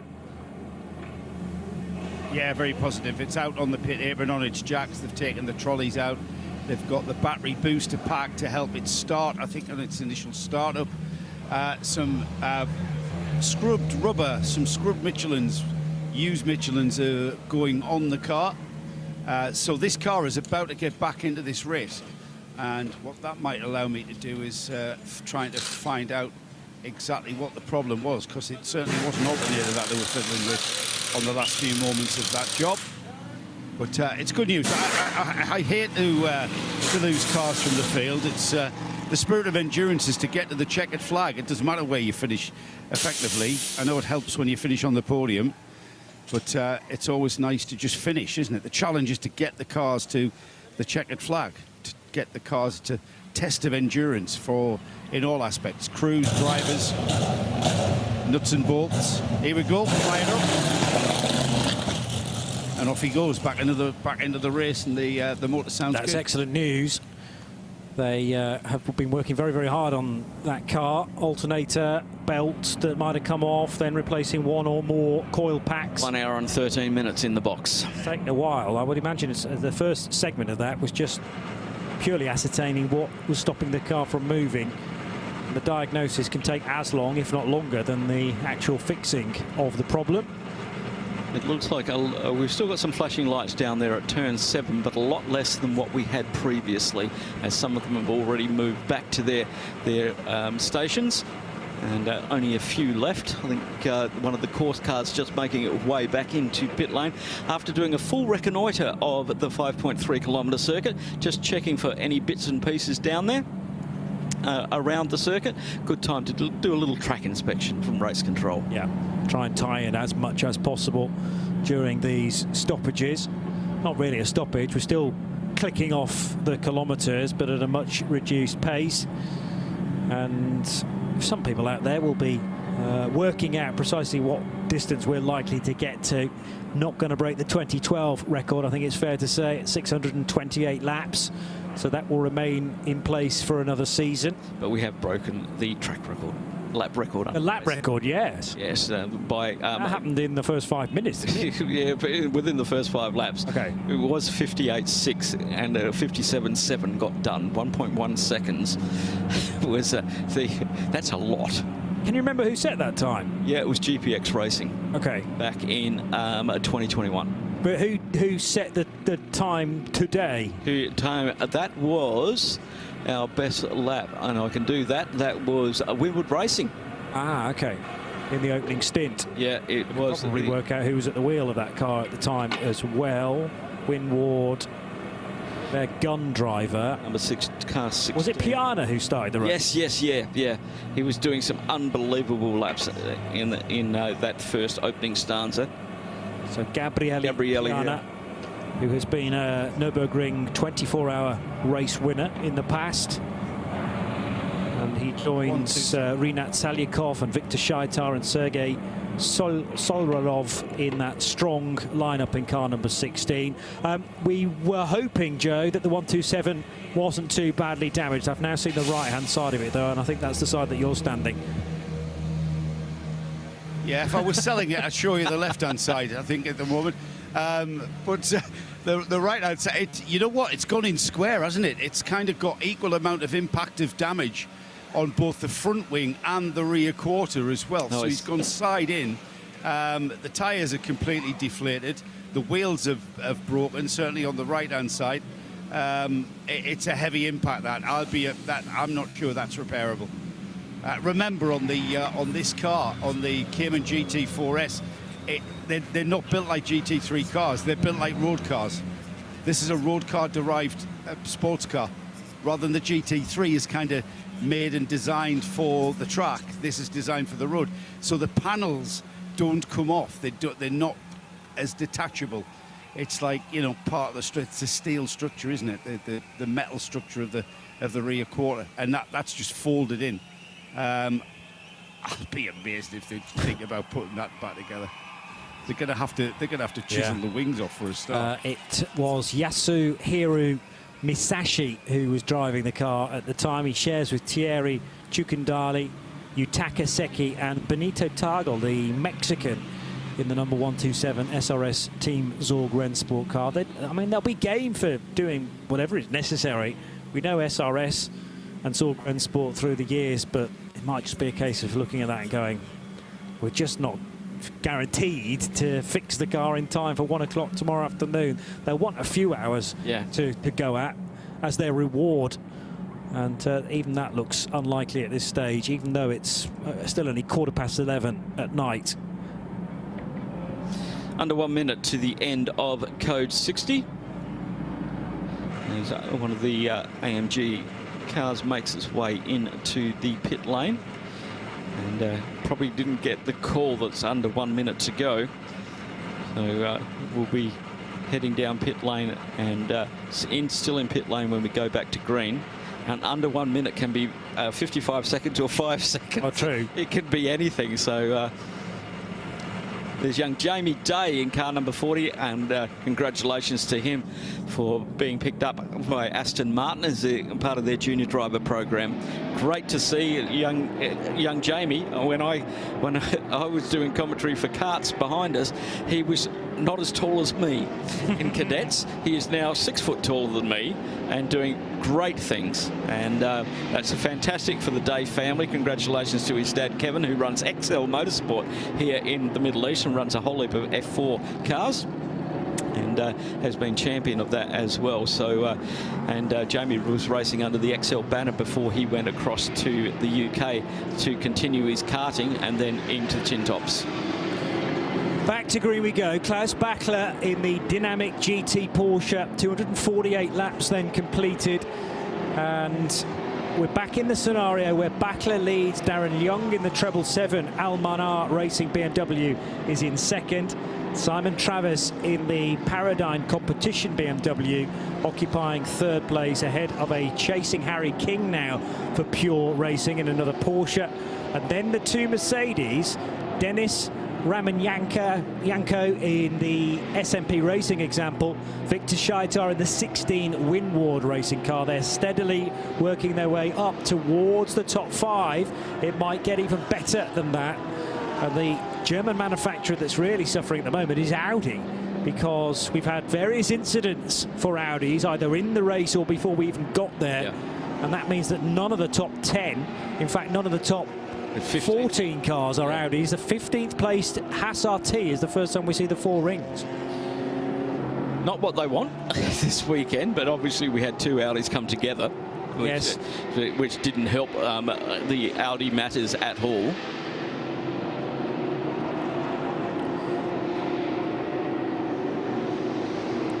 So Bachler, did he make a stop during that Code 6? I would have thought it's too good an opportunity to pass up, even though you only get the quarter of a normal tank.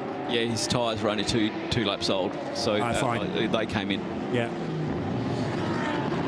And almost certainly that was for fuel as well. Yeah, and if you look, the top 6 all came in on that one, and they're all on 2 laps on their tyres. Okay.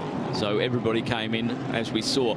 A huge majority of the top 15 came in to pit there, and the only one that came in earlier and didn't take advantage was the Optimum Motorsport McLaren, which has got 8-lap-old tyres, so he pitted before the Code 60. One of the whispering giants of motorsport. It's so quiet, that car, as it goes down the start-finish straight. I just have to look twice and go, really? Might be another scenario here where we got 3 abreast on the back straight. We have indeed, and the car in the middle there just wanted to get out of being surrounded. But there, the Red Bull car's now going to catch up a little bit of time around the outside of turn 10. So the 91, that's one of the Herbert cars. And 91 no longer with its teammate. That's Kai van Berlo, though, making good progress. With the 19 Mercedes, the MP Racing car, the car 19 down a little further than we might expect in 20th position for Henk de Jong. And there were 2 Cup cars involved with that as well, but everyone looking out for each other, and disaster avoided where 4 cars were all trying to go for the same bit of asphalt at the same time. Klaus Bachler, Darren Young and Simon Traves, your current top 3. So the BMWs are slowly working their way into some strong positions. And as we continue to enjoy this hour between 11 and midnight, here's Joe from the pit lane. I was speculating as to what exactly was wrong with the 795 Ginetta Rodriguez. One of the drivers in that car, Rodrigue, you had problems at the very start of this race, and then all of that time in the pits. What exactly were the problems that have been overcome? Yes, we have not big alt start. We have electronics problems, also alternator during the race, and coil also. And now they fixed, but we lose almost 1 hour 20, and that's very pity because we were good on the during the race, we were always a third position. After fourth, by the problems, after we start again, we keep the third place, and that's pity. The GTX class is a very small class, Rodri, so you will have a chance to come back, and you never know. You know, the aim is the podium now, and all you can do is drive hard. Yes, of course. That's 24 hours, it's a long race, so everything can happen, and that's what I like in the endurance. Yeah, exactly. How have you been? It's been a while since we've seen you in the Creventic. When was the last time you did a Creventic Series race? My last time, 2 years ago, I drove here with Porsche, Cup car, and yeah, and before this, I do 6 years this incredible championship. I like really with the Aston GT4. We win the overall championship, and before this, I drove also in M2 with QSR. What have you been doing with your time? What have you been doing when you haven't been racing with us? What have you been doing when you haven't been racing? What have you been keeping yourself busy for 2 years? So after the last year, I do the Lambo Trofeo Championship. Which is where you got this nice jacket, look. Yes. In the same team, CMR, I do the Trofeo with Stéphane Lemray. And this year, we do again for a second time. So will we? You like the endurance racing though, surely? Yes, Rodrigue? Yes, I like. It's since 4 years, I do sprints. I've done the GT4 European Championship with Aston to taste the championship. I know the Lamborghini, but I like the both. Yeah. I like.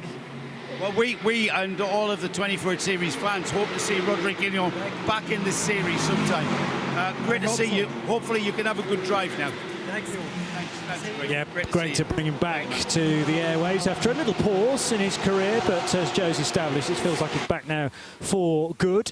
Fabulous to bring you that news. Klaus Bachler continues to lead from Darren Young and Simon Traves, and a bit further down the order, the 992 race leader remain Red Camel Jordans.nl with their Porsche and Evo Broikers. I'm delighted to say we've got a guest in the studio in our global broadcast centre. Simon Hill is here, now officially the father of a British touring car champion, and it's been quite a long wait, hasn't it? I don't think I've seen you since Brands Hatch.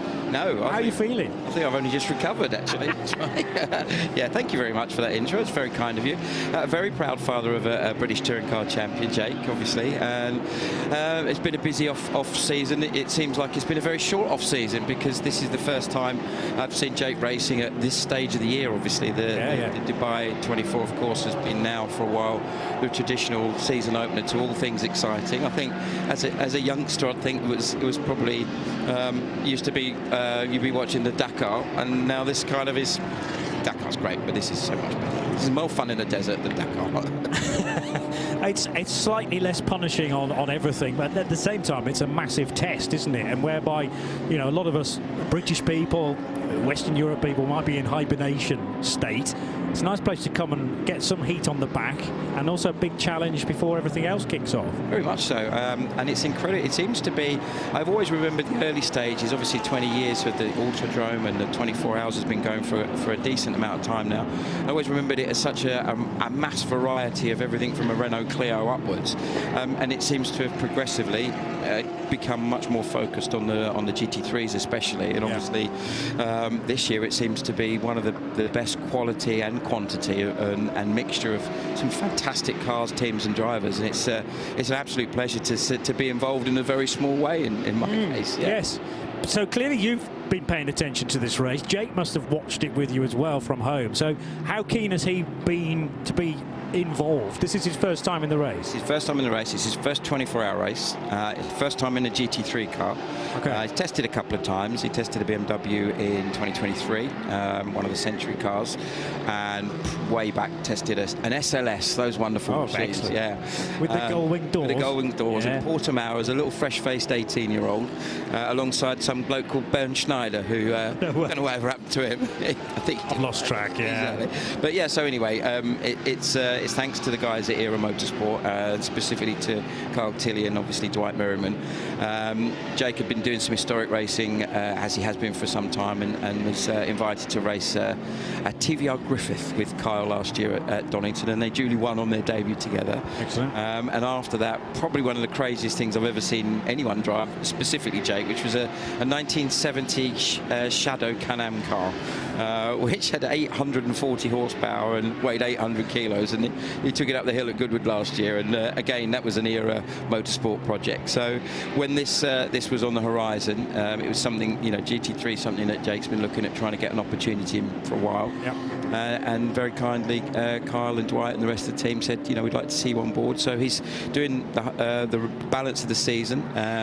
So off to Abu Dhabi next week, and obviously the European rounds after that. So number of tracks that he knows, a couple that he's less familiar with. I don't think he's done Barcelona before, but yeah, it's going to be a wonderful way to get a lot of experience in a great car with a great team in a fabulous championship. And the calendar allows that, does it? Because I don't know what he's doing otherwise through 2025. So he's defending his British Touring Car Championship. I'm very much looking forward to see that shiny little number 1 on the side of the BMW 330. That's going to be a very special moment. Interestingly, although he's had a lot of success in his career, he never actually won a championship before. So this is his first ever championship win in anything, which is pretty special, as you can imagine. So British Touring Cars very much the focus, working with West Surrey Racing, MB Motorsport as before. Going to be super competitive championship as it always is. And then fortunately this works in conjunction. There's also some exciting historic stuff going on. He's going down to Adelaide to the Motorsport Festival there. Wonderful. To drive the Shadow that we were just talking about, and then back in the Middle East later in the year for the Gulf Historic at Abu Dhabi, I think end of October. And hopefully Le Mans Classic. That's the other thing that's on. Okay. So, which interestingly is the same weekend as Paul Ricard, but Mr. Merriman is looking at maybe doing a bit of both. Nice. Zoom in between. Why not? Them. It's the same country. Exactly. They're a little bit apart, but if you've got some air travel organised, sort of transport will be arranged, I'm sure. Yeah. So I was about to say you may be going to get one weekend off, but that's probably Le Mans Classic, is it? Or is there some downtime at any point this year? I think there's a little bit here. So Jake's fairly recently become a dad, so obviously he's trying to juggle being a dad and making me a granddad, which is made me feel even older than I am. But it's lovely. Little Jude is unfortunately is already saying car and things like that, which is making us both very worried. But yeah, so he's got some time down, some time off, and yeah, it's just incredibly exciting. It's been a very long and challenging journey to get the success that Jake's now got. So to now have the opportunity to not only stay in touring cars but also do this is beyond his and ours as a family's imagination. It's just brilliant. How's he finding it? Because I would imagine it's quite a steep learning curve. Can he compare it to anything he's driven in the past? I mean, historics will help, probably. A little bit. I mean, one of the things that he did do, he was in the Peter Auto Series. He raced the 2002 Panos SR07, I think it is, something like that. It was the Mugen engine, front engine car. Beautiful thing that David Brabham, Jan Magnussen raced in period. So that was obviously a high downforce and fantastically quick thing. So driven a couple of other sort of historic GT cars as well. But I guess in modern stuff, that's probably the closest thing. So it's been, he got a chance to go out to the States and test the car briefly in November. Okay. So had a little bit of a run then. And then subsequently was obviously been brilliant this week. There's been a reasonable amount of track time for all the guys, but of course there's 5 drivers sharing the car. As with all of the Pro-Am teams, the focus is very much on getting the AM driver as much seat time as possible. Dwight, of course, has not raced GT cars before. He's done a lot in prototypes, as you know, and very, very strongly so in the past, as have Era, as continued to do Era, of course, over in the States. So really, it's only Ryan in the car, Ryan DL, who's raced a 296 before. Ollie Bryant has raced GT cars in the past. He's raced at Le Mans, as I'm sure you know, and of course Kyle Tilley has done an awful lot as well. But Jake is interestingly is the kind of the newbie when it comes to GT racing. Did a little bit GT4 in 2015 in a 997 GT4 car. But this is the first time in a GT3, first time in a 24-hour race, first time in a Ferrari. So the first stint that he did earlier, the engineers would, as they always do, crunch numbers and things. Said on an average, I think he was.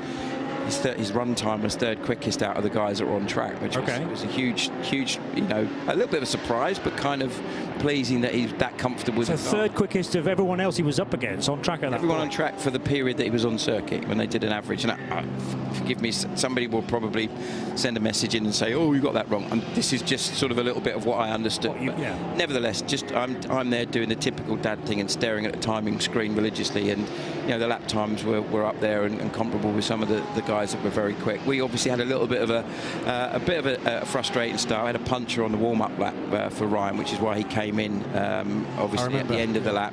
So that immediately puts a look on the back foot. The guys then took an early stop for fuel, so slightly out of sequence, and I think that got us away from the so-called traffic jam at the fuel stations, which has helped a little bit with the strategy. I think we were a little bit lucky with the code 60s earlier on as well. Dwight was in the car, which obviously meant he was able to relax and just concentrate on doing stuff there. And since then, the other guys have been absolutely superb. You know, Ollie Bryant, Kyle Tilley, obviously Ryan's back in the car now, and he is ever the pro that you would expect. And Jake's thoroughly enjoyed his time as well. Back in it again, I think. Probably about sort of 1:30 or so. No way, right. So that'll be the first time he's ever driven at that time of day as well, or night, more accurately. He's done some night stuff. He did the Spa 6 hours recently in a historic car, and he's done a couple of other historic things, but not in a modern car. So it's all very stickless. He's chomping on his carrots to get the old eyesight up, I think, at the point, as it were. Yeah, I can understand that. Yeah. It's a great opportunity, but also, depending on where he wants to go in the next few years, clearly BTCC is the priority right now. Sure. But it may open doors, and he can lean on all of this experience that he's gathering right now in the future. Yeah, absolutely. As you probably know, because you've known me a long time, and John has known me even longer, Le Mans has always been one of his absolute goals. And you know, of course, this is an opportunity to get experience that may hopefully give some chances to do something like that in the future. But what a brilliant place to learn. And the Creventic series is fabulous. It's got some brilliant circuits, lots of track time, and as we know, the quality as well as the quantity is absolutely outstanding. So you go into this, you know, coming from a very successful championship last year, completely different genre, different requirements, but you know, what a wonderful place to get experience and to learn. And you know, he's very much aware of taking it all on board, take his time with it, and so far he's having the best time ever. So am I. Good stuff. Even better talking to you, Johnny. Well, it's great to see you. I can't believe it's been this many months since that Brands Hatch meeting, but do offer our congratulations to Jake, of course, on the title last year and on becoming a dad.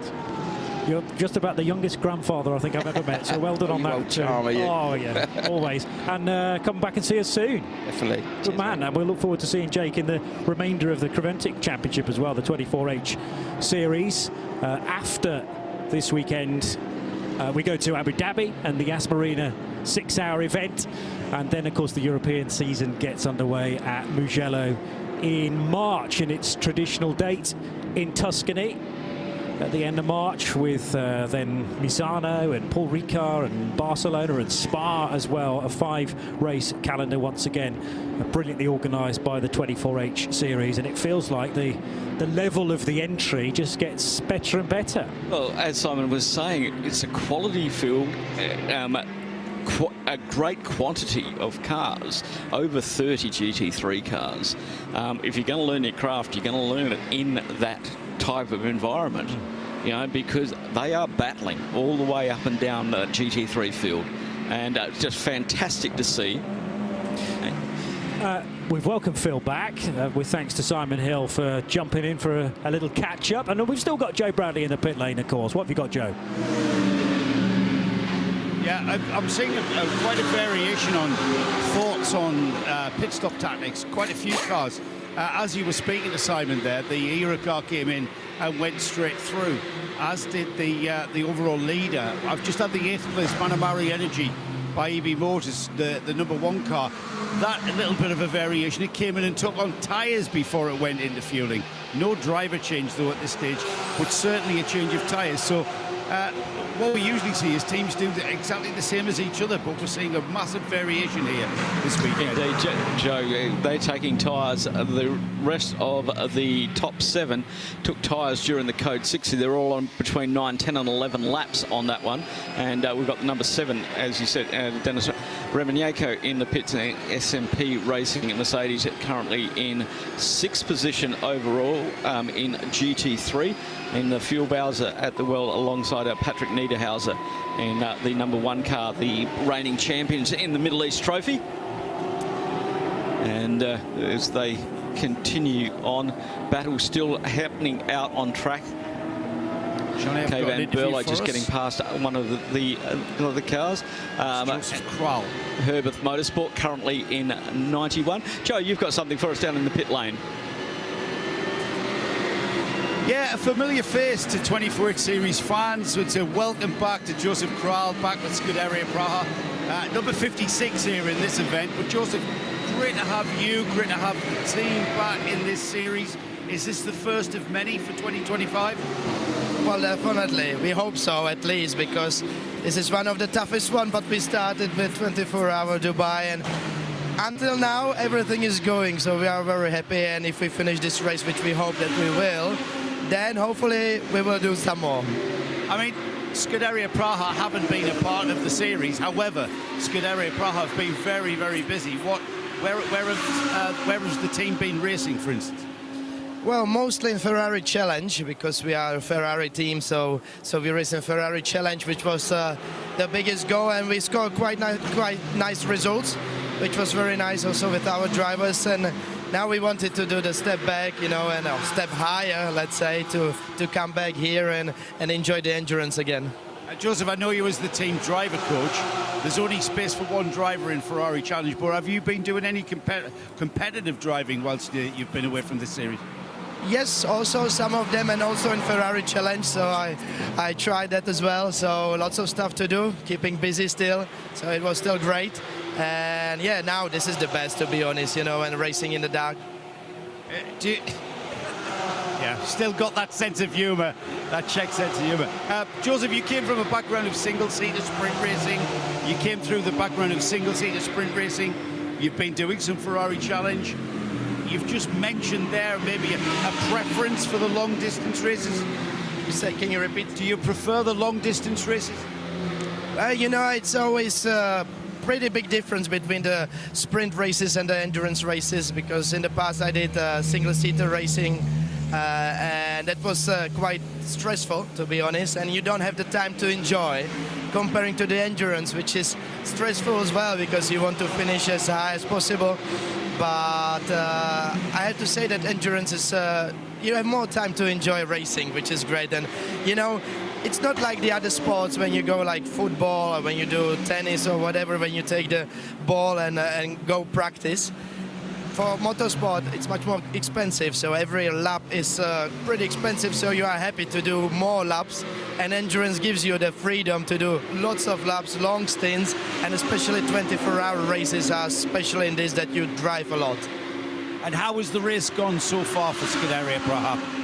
I think it's not bad. I mean, it's first race with a new car, so we are still learning.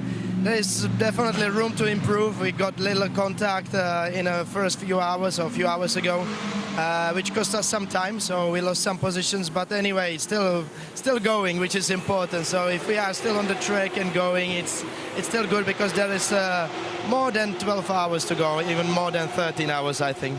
When are you next in the car, Joseph? Well, I'll be the next one. Okay. When is that due? Soon? Is that going to be soon? Should be in about 15 minutes. All right, you better get ready then. Hey, it's great to see you, I've got to say. Great to see it. And when I saw Scuderia Praha on the entry list, I had a big smile because these guys, this team was a massive stalwart for the series. And I think Johnny, they drifted away during that COVID period, and things changed for them with regards to customers driving in this series.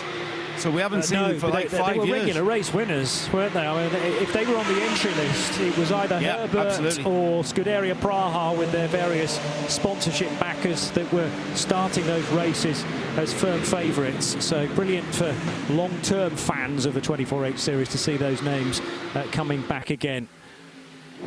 Currently 10th in the Pro-Am category. As he said, they had an incident early on, dropped them back a little bit, but as I say, they're still out there fighting in that Ferrari 296 GT3, a magnificent looking car.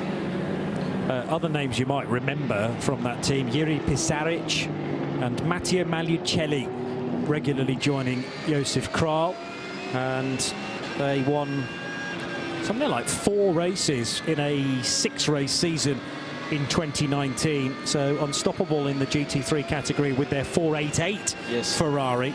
So it's going back a few years, as Joe said, prior to COVID, and then circumstances may well have changed during that period.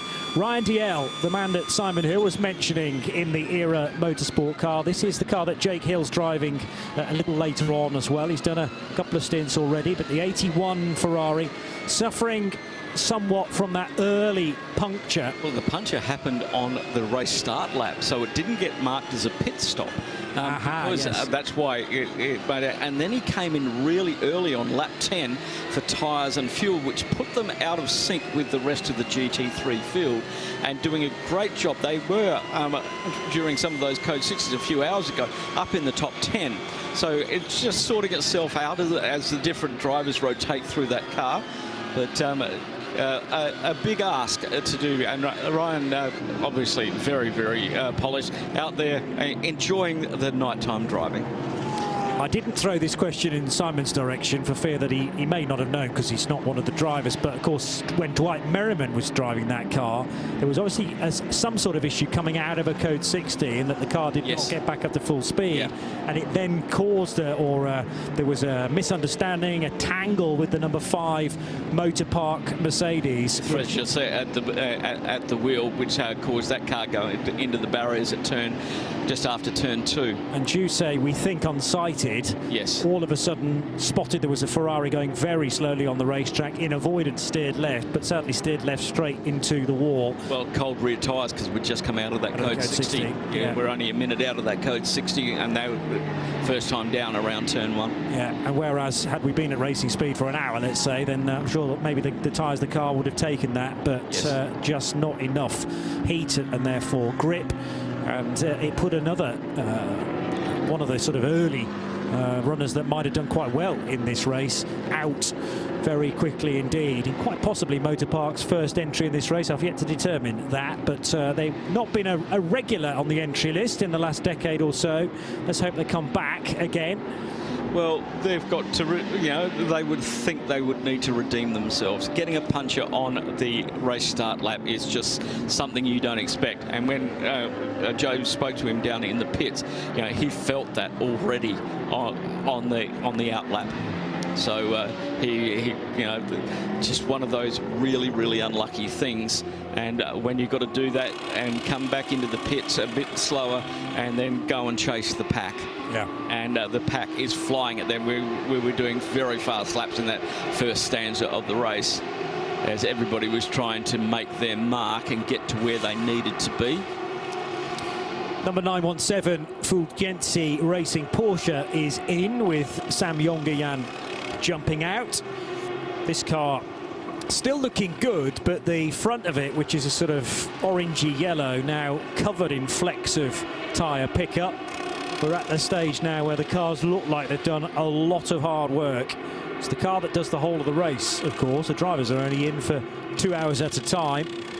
But the rear looks brand new still on this car. They've had their trials and tribulations, though, in the 917, and would have hoped to have been a bit higher than 9th place in 992. Indeed. Still a long time to go, 13:17 on the clock. As they probably head down towards fuel. Darren Young still leading. Looks like he's got about a lap. He's doing 2:01s at the moment, where Simon Travers in the Paradigm competition, BMW behind him, leading the AM category in second overall, 2:61 laps, 44 seconds ahead of Harry King in the pure racing Porsche. And Harry's got 1:27 over Klaus Bachler in the dynamic GT Porsche. And our race leaders in that 777, 16 pit stops for them. That's quite a lot compared to 12 for the second position Paradigm and 13 for pure racing in third. And then 16 for Klaus Bachler in dynamics. So have they been working the code 60 to try and maximise their stint runs? And then they'll be maxed out on their driver time, which will be their only limitation after that, because it looks like these tyres are really hanging on now. We've seen 48 laps out of a set of tyres, which is not unusual, but the temperature is dropping. As I look up my weather app to see where we are at the moment. 8 code 60s today. Some of them have been very swift indeed. Others have been out for quite some time if parts of the track infrastructure have needed to be repaired. And we had not much time at all between the first two, just over a minute as it turned out. So we came out of one at just before 3 o'clock in the afternoon, so 2 hours into the race, and then 57 seconds after 3 back into the second one. But that did mean that one or two teams could do back-to-back code 60 pit stops. I think you've nailed it there with the 777, though, probably pitting at every opportunity on the code 60. Most definitely. Whereas the Paradigm competition BMW might have turned down a few of those chances to pit. Now, what a story this is. The 414 is back on the apron, which will please a huge amount of our audience this weekend, I'm sure. Joe, bring us this moment where the 414 has reappeared, almost back from the dead. Incredible, Johnny. Absolutely incredible job here. The 414 he's already been out. He's come in for a bit of a systems check. And when you saw this car, you remember how badly damaged this car was. I'm absolutely blown away. Dominic Olbert of Razzoon, I've got to say, round of applause on the work that you guys have done on that car. I thought that car was done, Dominic, and yet you guys fixed. You said you would, and you did. Brilliant job. Thanks a lot. Team is amazing. They never ever give up, so we're back in game, and Leo is driving now, followed by Ajith, and then I will jump into the car again. Importantly, Dominic, you had the parts in the truck. You had all the parts ready in case that happened? We had some parts with us, but mostly we picked up from Porsche, so all good. They have enough parts, so we can go again. That wonderful Porsche customer service. Great job again. Well done. Round of applause. 414, and it has gone back out on track, guys. Pichler now driving it, fellow Austrian to Dominic Olbert. The team are Austrian as well. Razzoon More Than Racing with Ajith Kumar, the Indian Collywood film star and producer, and Denny Berndt, the German, makes up that four-driver lineup. And I wouldn't say it looks brand new. It's clearly got spares on it from maybe various different one careful owner. Yes, which Dominic would probably admit wasn't him. But Leo's taken good care of it so far as he drove from the pit garage to the fueling area. And let's hope that this is a safe but quick stint in the 414. Well, that accident happened on lap 144. We are on lap 263 now. So a considerable amount of time. But as Joe and I looked at that car, we thought, that's actually a lot of cosmetic damage. It looked like the front wheels were still pointing in the right direction with their right camber on them. So it must have been a very cosmetic thing. And Porsche customer service, Porsche Racing customer service, doing the job and getting them the bits that they needed to get back out on circuit. Fantastic work for the 414 team. And in good hands with the 22-year-old Austrian now, who comes from most recently a GT4 background, Leo Pichler, but has raced in, well, a variety of GT cars, actually with Razzoon going back to 2021. Is certainly second attempt at the Dubai 24 Hours. I don't have him in the entry for last year, so might not have been able to secure a drive for 12 months ago, but did compete in the GTX category 2 years prior to this, in a KTM crossbow, in fact. Haven't got any KTMs in this year's race, have no we? KTMs this year. But there's a lot of interest and variety from other lesser-known car manufacturers, which is, again, something that the Dubai 24 Hours is very, very good at. Remember, we used to have the Donkavort Sting. Yes, I do. And IRC, we've had Mark cars over the years, so a lot of silhouette cars have been making it. Just noticed a very big penalty for the car 40, Jamie Day, driving the Come2You Racing, currently in 10th position, running third in Pro-Am. A 1 minute stop and go, a 1 minute penalty for passing under code 60. So that is not what they need. Jamie Day's only got 35 seconds over Patrick Niedhauser in 11th position, and 44 seconds back to Florian Spengler. So that's going to affect them there. I don't think they'll lose Pro-Am third, because that lineup behind them is GT3 and then a heap of AMs. The heart of racing by SPS in 13th, Hupp Racing in 14th, Haas RT in 15th, and Hoffer Racing 16th are all AMs at this stage in the GT3 category. Just heard from our good colleague Peter Mackay, who's enjoying some time whilst not being in the booth, watching at trackside. Too tempting, you see, to maybe head away for a snooze. Spotted a couple of issues for two different Mercedes AMGs.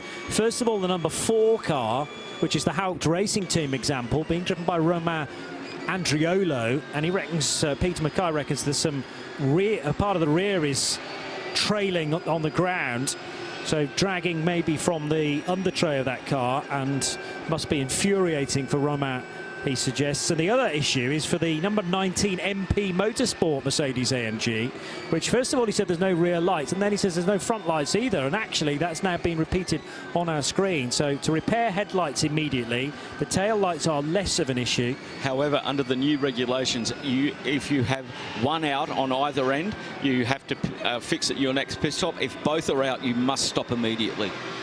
That's one of the new regulations for the 2025 season. Well, PMAC now says the MP lights are back on, so have they managed to solve that whilst the car remained on the track? It didn't come in, did it? Control-Alt-Delete, possibly? Yeah, it might have been, might have been. Just having a look there. Still out on Henk de Jong at the wheel of the MP Motorsport number 19, and it doesn't look like he came into the pit side. Maybe cycled the lighting, pulled the circuit breaker. Yeah. And fixed that issue. Well, that's good to avoid any further... because that is a mandatory stop. You can't get around that. That's stop immediately if you don't have front or both rear lights, or all 4 of them not working. Yeah. So one on either end is, or one on each end is okay. Yes. So one tail light, one headlight. But you must fix that at your next pit stop. And if you've got both are out, you have to stop immediately. Yeah. Otherwise, you'll get the meatball flag and possibly a penalty as well. Totally understandable reasons. That's hugely unsafe, bearing in mind we're running in this level of, yes, we've got artificial light, but a race car has to be identifiable to fellow competitors at all times. So MP will be happy, as long as that fix is long term, that they won't be delayed having to come into pit lane to solve that. 17.8 degrees outside at the moment. It's dropping. It's dropping. It's due to get down to around about 11 degrees, around about 6 or 7 o'clock tomorrow morning, just before the sun comes up. And I asked Joe Bradley if he did have a set of trousers with him. Said don't need. He'll manage. Tough stuff. Back in the UK, I think Saturday reached a daytime high of 0 degrees. So, and he's from the northeast, is Joe. So I guess it's even colder up there, like permanent snow. And he's still in shorts. Crazy boy. He is indeed. Era Motorsport and into Africa racing. Keeping an eye on their lap times. It's the battle for 17th position, but it could very easily be for a scrap for the top 10 positions, judging by the pace of these cars. 4th and 5th for overall in the Pro-Am category. Oh, okay. Well, that's much more important. It is indeed. And, yeah, the scrap will potentially manifold itself into a top 10 finish for each of those cars, but they have to keep the pace up. Both Ferraris, Axel Jeffries in the Into Africa car and Ryan Diel in his Era Motorsport 296. And the car that's come into pit lane is the 496 Toyota. And this, therefore, had been driven by Viktor Agafonov in his GR Supra GT4. One of the local teams here, Continental by TTR. And winners here last year in that car. Joe's watching this stop. So third place in GT4, Joe. Yeah, a little bit of a difference as well. It's got 5 wheel studs, so you've got to drill each and every wheel nut on there. Not just the central locking single wheel nut that we see on the GT3 cars and other classes. This is a class that this Toyota is in, and he's been given the thumbs up. The car will get away. A little bit of smoke coming from the brakes, but nothing to be too concerned with. So I'm going to try and get a word with the driver that's just gone out, Agafonov. Yeah, Victor, yes, it is. Victor, isn't it? Victor Agafonov. Yeah, let's see if I can drag him out. Find my. You can't get a word with him. Get a word with find Craig the cameraman. Thompson, the one who's holding the flag. He is the team boss down there at TTR. Are you good with English? English? Whilst Joe does that. Oh, you got it. All right, okay. Okay. Victor's English isn't good. Is it good? Good drive? Yeah. He's giving me a thumbs up, guys. The international sign language. Victor's fine. Car's fine. Car is good. Car good. Yes. Fantastic. All good. Nice and simple. Great looking car. You know what? It's quite courageous, really. I mean, you know, you're going to come endurance racing. What do? What car do you choose? You kind of look at the, you know, what we saw there at Razoon when Dominic said, you know, did you have any parts? Well, the parts we didn't have, we got off Porsche.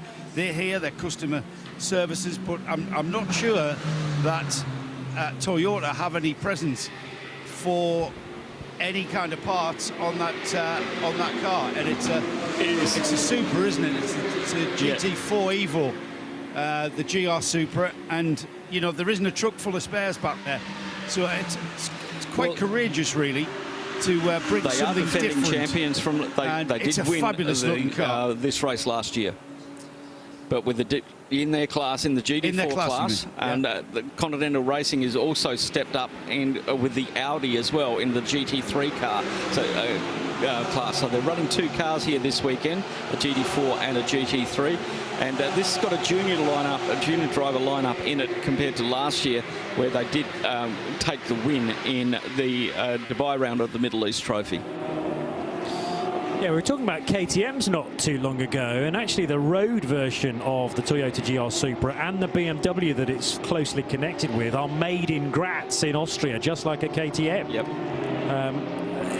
You might think the BMW spares are slightly more easier to come by than the Toyota, but it's just the floor pan that is similar. Do they share engines as well in the road-going cars? I'm not too sure, but I've looked under the bonnet of that, and I've seen BMW written up everywhere. Everywhere, literally. Yeah. Yeah, it's the Z4 that it's part of the same family, and in fact Toyota and BMW both invested in designing and building that car. Yeah, it's a turbo inline 4 or inline 6 that you get in the standard road version of the Toyota Supra.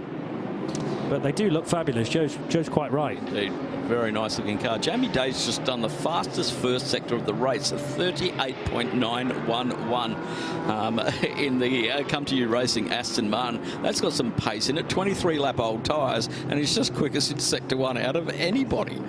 Unbelievable stuff, running third in the Pro-Am. He did pick up, he's still got that 1 minute penalty to serve, so he's trying to make some time up now. We've got a yellow flag at the start-finish line, which may have been withdrawn. I can't see it from the flag box.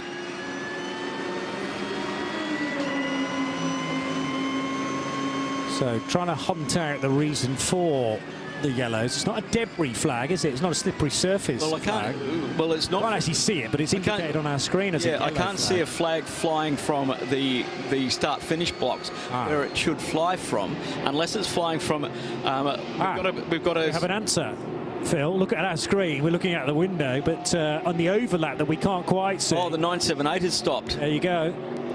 So that'll be the reason why there are yellow flags, we understand, being shown. It's just in the overlap of the wall beneath us, so near to the vehicle access. Yeah, driver's left. And yeah, it's right underneath us, actually. It's just down here. So that's why we couldn't see it. And the flags are flying. There's a marshal post just there. Okay. So that we can't see it from where we are up in the commentary box, because it's right underneath us. Now, that car is off the circuit. There is a double gate right behind it. They'll be able to push that car back there and get one of the recovery vehicles to take it around the circuit, through the tunnel, underneath, into the circuit, and bring it back to pit lane. And John de Wilde was able to get out of that car and head towards safety, where the marshals are positioned. We're not ruling out the opportunity for John to rejoin the race, but he'll have to stay at a distance for the time being to allow the marshals to deal with the recovery of that car. He's here with the Speed Lover outfit, 978, Steinus Longchamp, Wim Mulders, Gilles Renman and Rick Renmans are part of the 5-driver lineup, all from Belgium in the 992 AM division. It's a minute to midnight. We're about to tick over from Saturday night into Sunday morning then. Again, a significant milestone to reach right here on the Radio Show Limited network of channels. It's the 20th edition of the Michelin 24 Hours of Dubai. Phil Anson, Johnny Palmer in the Global Broadcast Centre, with Joe Bradley patrolling the pit lane for the next 15 minutes or so. But Saturday about to become Sunday now, and the continuation of the race starts right at this moment. But still, we're not quite at half distance. There are yellow flags on the start-finish line to deal with John de Wilde's stranded, stricken Speed Lover Porsche. But everyone is hoping that if we can continue through this recovery, due to actually the heads-up driving from John de Wilde, to be able to stop it where he has done in the overlap of the wall right by the access gate. So the marshals should be able to pull that car out of harm's way, and we can stay green. Well, it looks that way at the moment, because Race Control haven't given us any messages that they're going to pull a code 60. Normally we get some form of warning, and the drivers will get a countdown in the car this year. And we hopefully have got that car back behind the wall and out of harm's way. The driver was already, as you said, Johnny, making his way out of the vehicle, which means that maybe more of a terminal issue if he didn't stay in there and try to get a tow back. But it's very difficult to get a car towed back. There is a 912, has a big slide. Wow.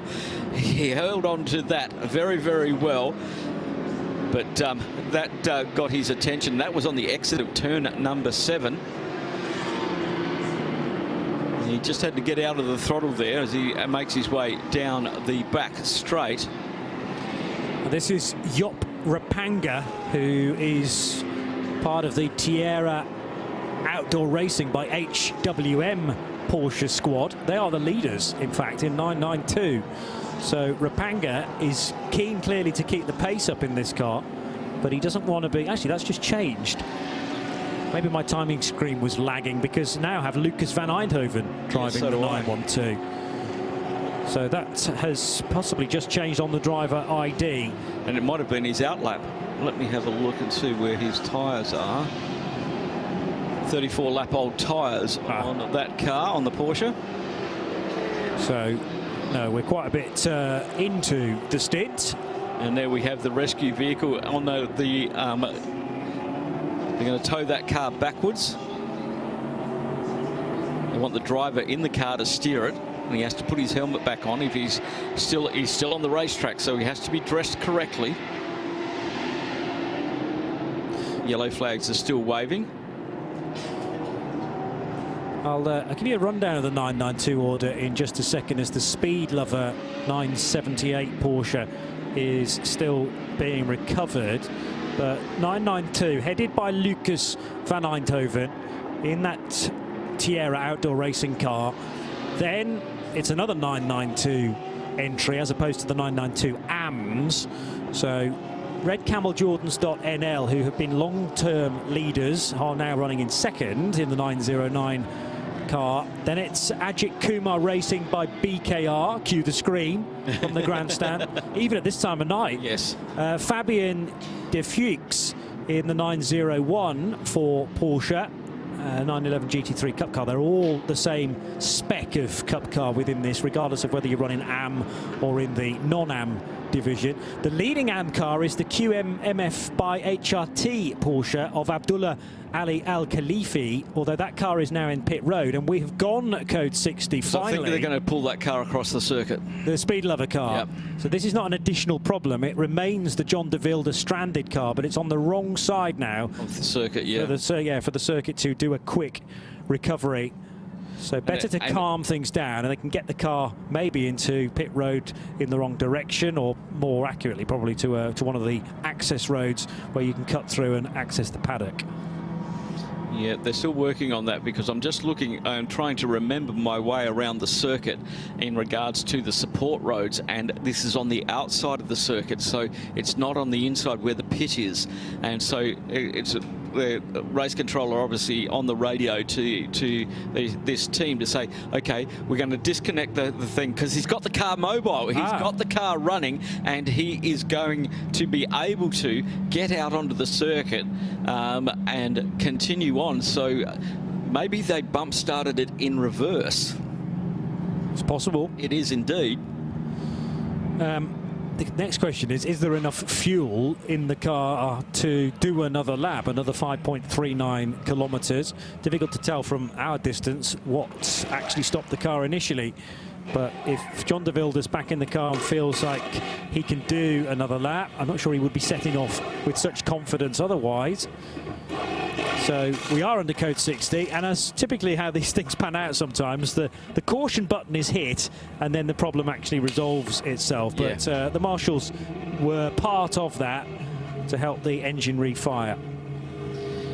Yeah, it looks like they're going to pull the recovery car around to the front of that car now and take it around. Now, they can't go backwards down pit lane. They're going to have to go around turn 1, take the cut through to turn 17, come out, keep off the circuit up to the club link, and then come around into the pits. Well, he's mobile, and he is 978 just crawling with the hazard lights on at the moment. That was possibly a course vehicle, though, deliberately following it around just to make sure. He's on the infield. He's on the 17-18 area at the moment. So he's gone down through turn 1 and then taken a right turn. Well, being able to judge roughly how long this code 60 is a great opportunity to do some extra work on cars, Joe. You can't take any more than your quarter of amount of fuel, but there's nothing to stop you changing pretty real kind of important bits of the car, should we say, that wouldn't normally be done in a regular pit stop. Well, we're just under an hour away from half distance, and I've been waiting for this, and I'm beginning to see this. I'm camped out at Haas RT, which is the number 21 Audi, and I'm pretty sure that other teams are doing this up and down the pit lane. They're going for a front pad change. It's nigh on the half distance. Whether they'll get these pads through to the race finish, I'll ask that question of Krista Donker when this car has left. But just the front pads being done at the moment, and they're pretty much finished. But the opportunity to change pads and take this longer pit service whilst everybody's doing 60 kilometers an hour around the track is absolutely the logical thing to do. Let's jump in and ask Chris. Chris, will those brake pads take you to the end of the race? Yeah. Yes, yeah. So 13 hours. 100%. 100%. He's happy with that. That's why he did them then. Just pads, though, not discs as well, Joe. No, that's a good point, actually. What about brake discs, Chris? What will you? We don't need them. Really? Our brake discs they go 24 hours. Wow, that's new, isn't it? The only thing we need to do is brake pads in the front. Incredible. I remember the days not so long ago when discs were a thing as well. Yeah, for us it's not an issue. The cooling is very good in that car on the brakes. And last year I think we only changed them after 17 hours. But I remember also last year between 12 hours and 17, it was waiting for a big code 60. So now it was the moment to do it. Yeah, brilliant. Okay, thanks, Chris. So yeah, remarkable, isn't it? The technology these days, the discs will last 24 hours, the pads, well, 17 hours, I think he said last year. Just the increasing technology on these GT3 cars. It's also about how that airflow is channeled through the cars with a bit of brake blanking as well. Because it's that careful balance of allowing some air through the car, but not too much to slow it down. But amazing that they didn't even have to change the rear pads. No. Just front pads, and only once in a 24-hour race. And the number 7 getting the same treatment. SMP Racing, their Mercedes down. Ramanenko was in the driver's seat. I think he got out, and that'll head down. Front pads again only on the AMG Mercedes, as they'd be so like the heat in that disc as the new Michelin rubber goes on. They're currently in P7, 8th overall in GT3. As yes, Joe, what have you got for us? Sorry, I'm not sure if I'm coming through. So that was an Audi we were talking to Chris Dongo from the Hassar team, Audi team. Just a couple of doors down, the Heart of Racing by SPS entry. Yep. That's a Mercedes AMG, and they are changing pads and discs. So I think it depends on the car, which is a... Yeah, I just wonder whether it's a balance thing as well, Joe, as in the Audi's just kinder on its brakes, maybe, and therefore... Well, mid-engined, Johnny, front engine. You know, that's where the weight is on the car, dynamic, and the Mercedes, you know, you've got that 6.2 litre V8 right over the front wheels, and you're trying to slow that down as well as steering and braking at the same time. So yeah, maybe just a better balanced car. By the way, we've got more issues with the Speed Lover Porsche. It's got as far as turn 14 hairpin. Yeah, it's gearbox, by the way, for the Speed Lover car. It's gearbox. Yeah, the team have told me it's got a gearbox issue. They're hoping to get the car here. What I was going to just add about the Mercedes AMG, the engine is in front of the driver. You know, when we say front engine or mid-engined or whatever, it may be front engine, but that means it's just in front of the driver. It is so far back and so low down towards the bulkhead, just behind the driver's feet, just in front of the driver's feet. It's almost in the middle of the car when it comes to a weight balance they have thing. become almost like a front mid-engined GT car, haven't they now? But probably very unlike the road car. But as long as it's the same lump, you have some flexibility when you're designing a GT3 to put it in a slightly different position. So lower and further back in the car will give it better rotation because the weight's in the middle and a lower centre of gravity as well. So the 978 has stopped on the inside of turn 14. The recovery vehicle is there, waiting to get assistance with that gearbox issue as they're trying to make their way back into the pits. So they found the gear, and hopefully it's not having the same problems as the Bentley with the automatic selection of gears unwarranted by the driver. Not what you want to have in 1.5 tonnes of Bentley GT3 Evo running down towards turn 10. But it looks like they've got the tow strap out, and they'll get that. That means this will continue on. So we've had 8 of the top 9 into the pits to take fuel and head back out again. A lot of them have taken. Now Faisal Al-Zabar now leading in the 777 into that car. He's got new tyres on that. And Alexander Malikan in the Pure Racing Porsche also came in for tyres, but didn't serve their 4-second penalty. Klaus Bachler is out at the moment, but didn't change tyres, just fuel on that one, car 24, as the Porsche rolled through. And Optimum Motorsport doing the same thing, taking on new tyre. That McLaren now in top 4. It's working its way up, Johnny. It is. Thomas Aiken now driving the Optimum Motorsport 720S. But yes, real steady progress. It's about not being too alarmed by the difficulty in the opening stages of that race. And Optimum Motorsport, one of many teams that can put things into perspective and, yeah, just not panic, really. Know that they've got a good car, that they've got a consistent driver lineup, and the race should come towards them as long as they can eliminate any errors that are of their own making. Sometimes you just can't help it. You're a victim of circumstances rather than you know, it's accidents do happen. They do. And it's part of motorsport. But if you can stay out of them, and a lot of these drivers look a long way ahead these days. We're under a minute until the end of code 60. Speed Lover car has made it back to the pits. Didn't make it all the way, though, under its own steam, despite John de Wilde's enthusiastic effort to edge away from where it had parked on the main straight. John's now out quickly chatting to some of the Speed Lover mechanics, not far from Joe. Let's hope that John's willing to have a chat with Joe in just a tick as well to find out fully what's happened. In the meantime, we are back to green, though, to almost 15 minutes past midnight. So right in hour 12 of the 20th edition of the 24 Hours of Dubai with Michelin. 2 hours 27 minutes so far under code 60. Okay. So and 22 seconds. All important. All important, that 22 seconds, and that is our 9th code 60 for this race.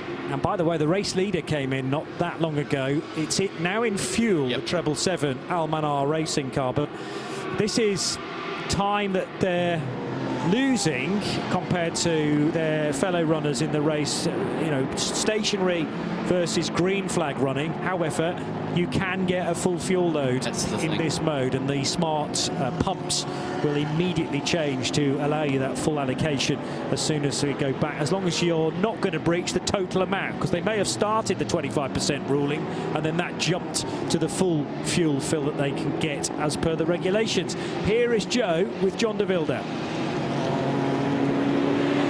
John, you tried your best to get the car back, but it had to be towed back, yes?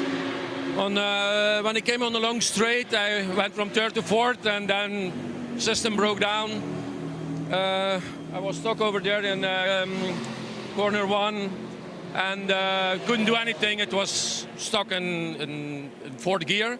And then when you try to push a little bit, then I was able to put it back in first gear. I tried to come back on my own, but when it went up there, the clutch was completely gone, so I couldn't go up anymore, and I think that's it. But look, I think the team will probably try and fix it, new gearbox, new clutch. I hope so. We'll see. Yeah. I'll see you tomorrow morning in it, don't worry. Bad luck there on the speed limit car. He's forcing a smile, is John. There wasn't really much more he could have done in that situation. He was feeling that there was enough life left in the car to do a one further lap. I was concerned that they might have run out of fuel. That wasn't the issue. It was far more detrimental, Yeah, basically no drive. And changing a clutch on a flat six Porsche is not a small challenge. No. And it's not going to take 5 minutes. A little bit longer. And not something they want to be doing through choice between midnight and 1 in the morning. No. It might extend even later / earlier than that as well. But Joe's pretty confident that the Speed Lover Porsche will be seen again in the race. We really wish them well in that regard. John's a bit of a legend of the Supercar Challenge, which is a big scene in Belgium in his homeland, but also in the Netherlands as well. And also quite a bit of Porsche Challenge Benelux racing through the years since the mid-2010s. Took part in his first Dubai 24 Hours 10 years ago, I reckon, with the Speed Lover 2 team in their 997 iteration of the 911 Porsche. MP Motorsport, this is the Mercedes that didn't have any lights on it at all, and had a warning message on our screen to say it must pit immediately to repair that. But from Peter Mackay's reports, it didn't need to pit because maybe the car pulled to the side of the track. They did a full-on reset, and those lights are fully ablaze now. Indeed they are. A bit of a control, alt, delete, or a thump. Yeah, probably not advisable to get out of the car and give it a kick, but that might be what the driver wanted to do. Indeed, while the Almanar racing team was in the pits, they had surrendered the lead to Pure Racing Porsche. They're now 40 seconds behind them, with Alexander Malikin at the wheel of the Pure Racing car, Klaus Bachler at the wheel of the Dynamic GT Porsche. So it's Porsche 1 and 2, BMW 3, as they've dropped down into third place, albeit now with a full tank of fuel, which will let them run out a little bit longer. Yeah, they'll be good for the next 60 minutes or so. Jerome Bullery in the TFT Racing Porsche, running 5th in their class. Does that make them the best of the AM 992s? Yes. No, sorry, 2nd in that subcategory. QMMF by HRT, and Abdullah Ali Al-Khalifi in the 974 currently leading the AM category, and now into the overall podium positions in the 992 class. Remember, they are our reigning Middle East Trophy champions. They're running in a different class this year. They were in the Pro class last year, running in the AM category this year. And very resplendent, that number 974 is the country code for Qatar when you're dialing. So 971 for the Rabdan by Fulgenzi car, with Christopher Zuckling at the wheel, currently 33 overall, 5th in 992 AM. And 971 is the dialing code for United Arab Emirates. Very, very clever work for it is. The Middle Eastern teams. Very convenient. They run in a class that mandates a 3-digit number with a 9 at the front of it. Exactly. And those 9 numbers, or a lot of them, synonymous with Porsches. Jerome Bullery running as the 911 numbered car, indeed. But don't get confused, because we do have a 991 running, but that's a GT3 car. That's a good point, actually, yes. And we also have a 269 running, and that's a GT3 car. So apart from those two, everybody else sort of stays with what your number must be, which is in GT3 from 1 to 99. In 992, it starts with a 9. Apart from, there is an exception to that rule, of course, because we've got a 888 car, haven't we? Sebzalou Racing in that one, so don't get confused with that. Then if it starts with a 7, it's GTX. However, we've got a 111 running in the GTX as well. So it's like there are rules, folks, but there is one exception to each of those rules permitted, maybe. Indeed, GT4 starts with a 4, and the TCE starts with a 1. So that's how we determine the cars. Apart from those exceptions to the regulations, yes, must have had special dispensation, maybe because of sponsorship with that number. 888, obviously a very well-known racing number throughout, well, where I'm from anyway. Certainly. You know, and so maybe a connection there. Or maybe Seb Lajou and the rest of that crew are just big V8 supercar fans. I don't know. Well, possibly, yeah. Seb Lajou is certainly a name to be reckoned with in Carrera Cup racing in Western Europe, and have run many times in certainly the French Championship of Carrera Cup, and also I think the odd outing in the Benelux competition as well. So yeah, he's not particularly precious to only running in France, and clearly now the true and international scene as well. Seb Lajou Racing bringing 2 cars to this year's Dubai 24 Hours. Nice to see. Just keeping an eye on our leaders at the moment. 40 seconds the gap.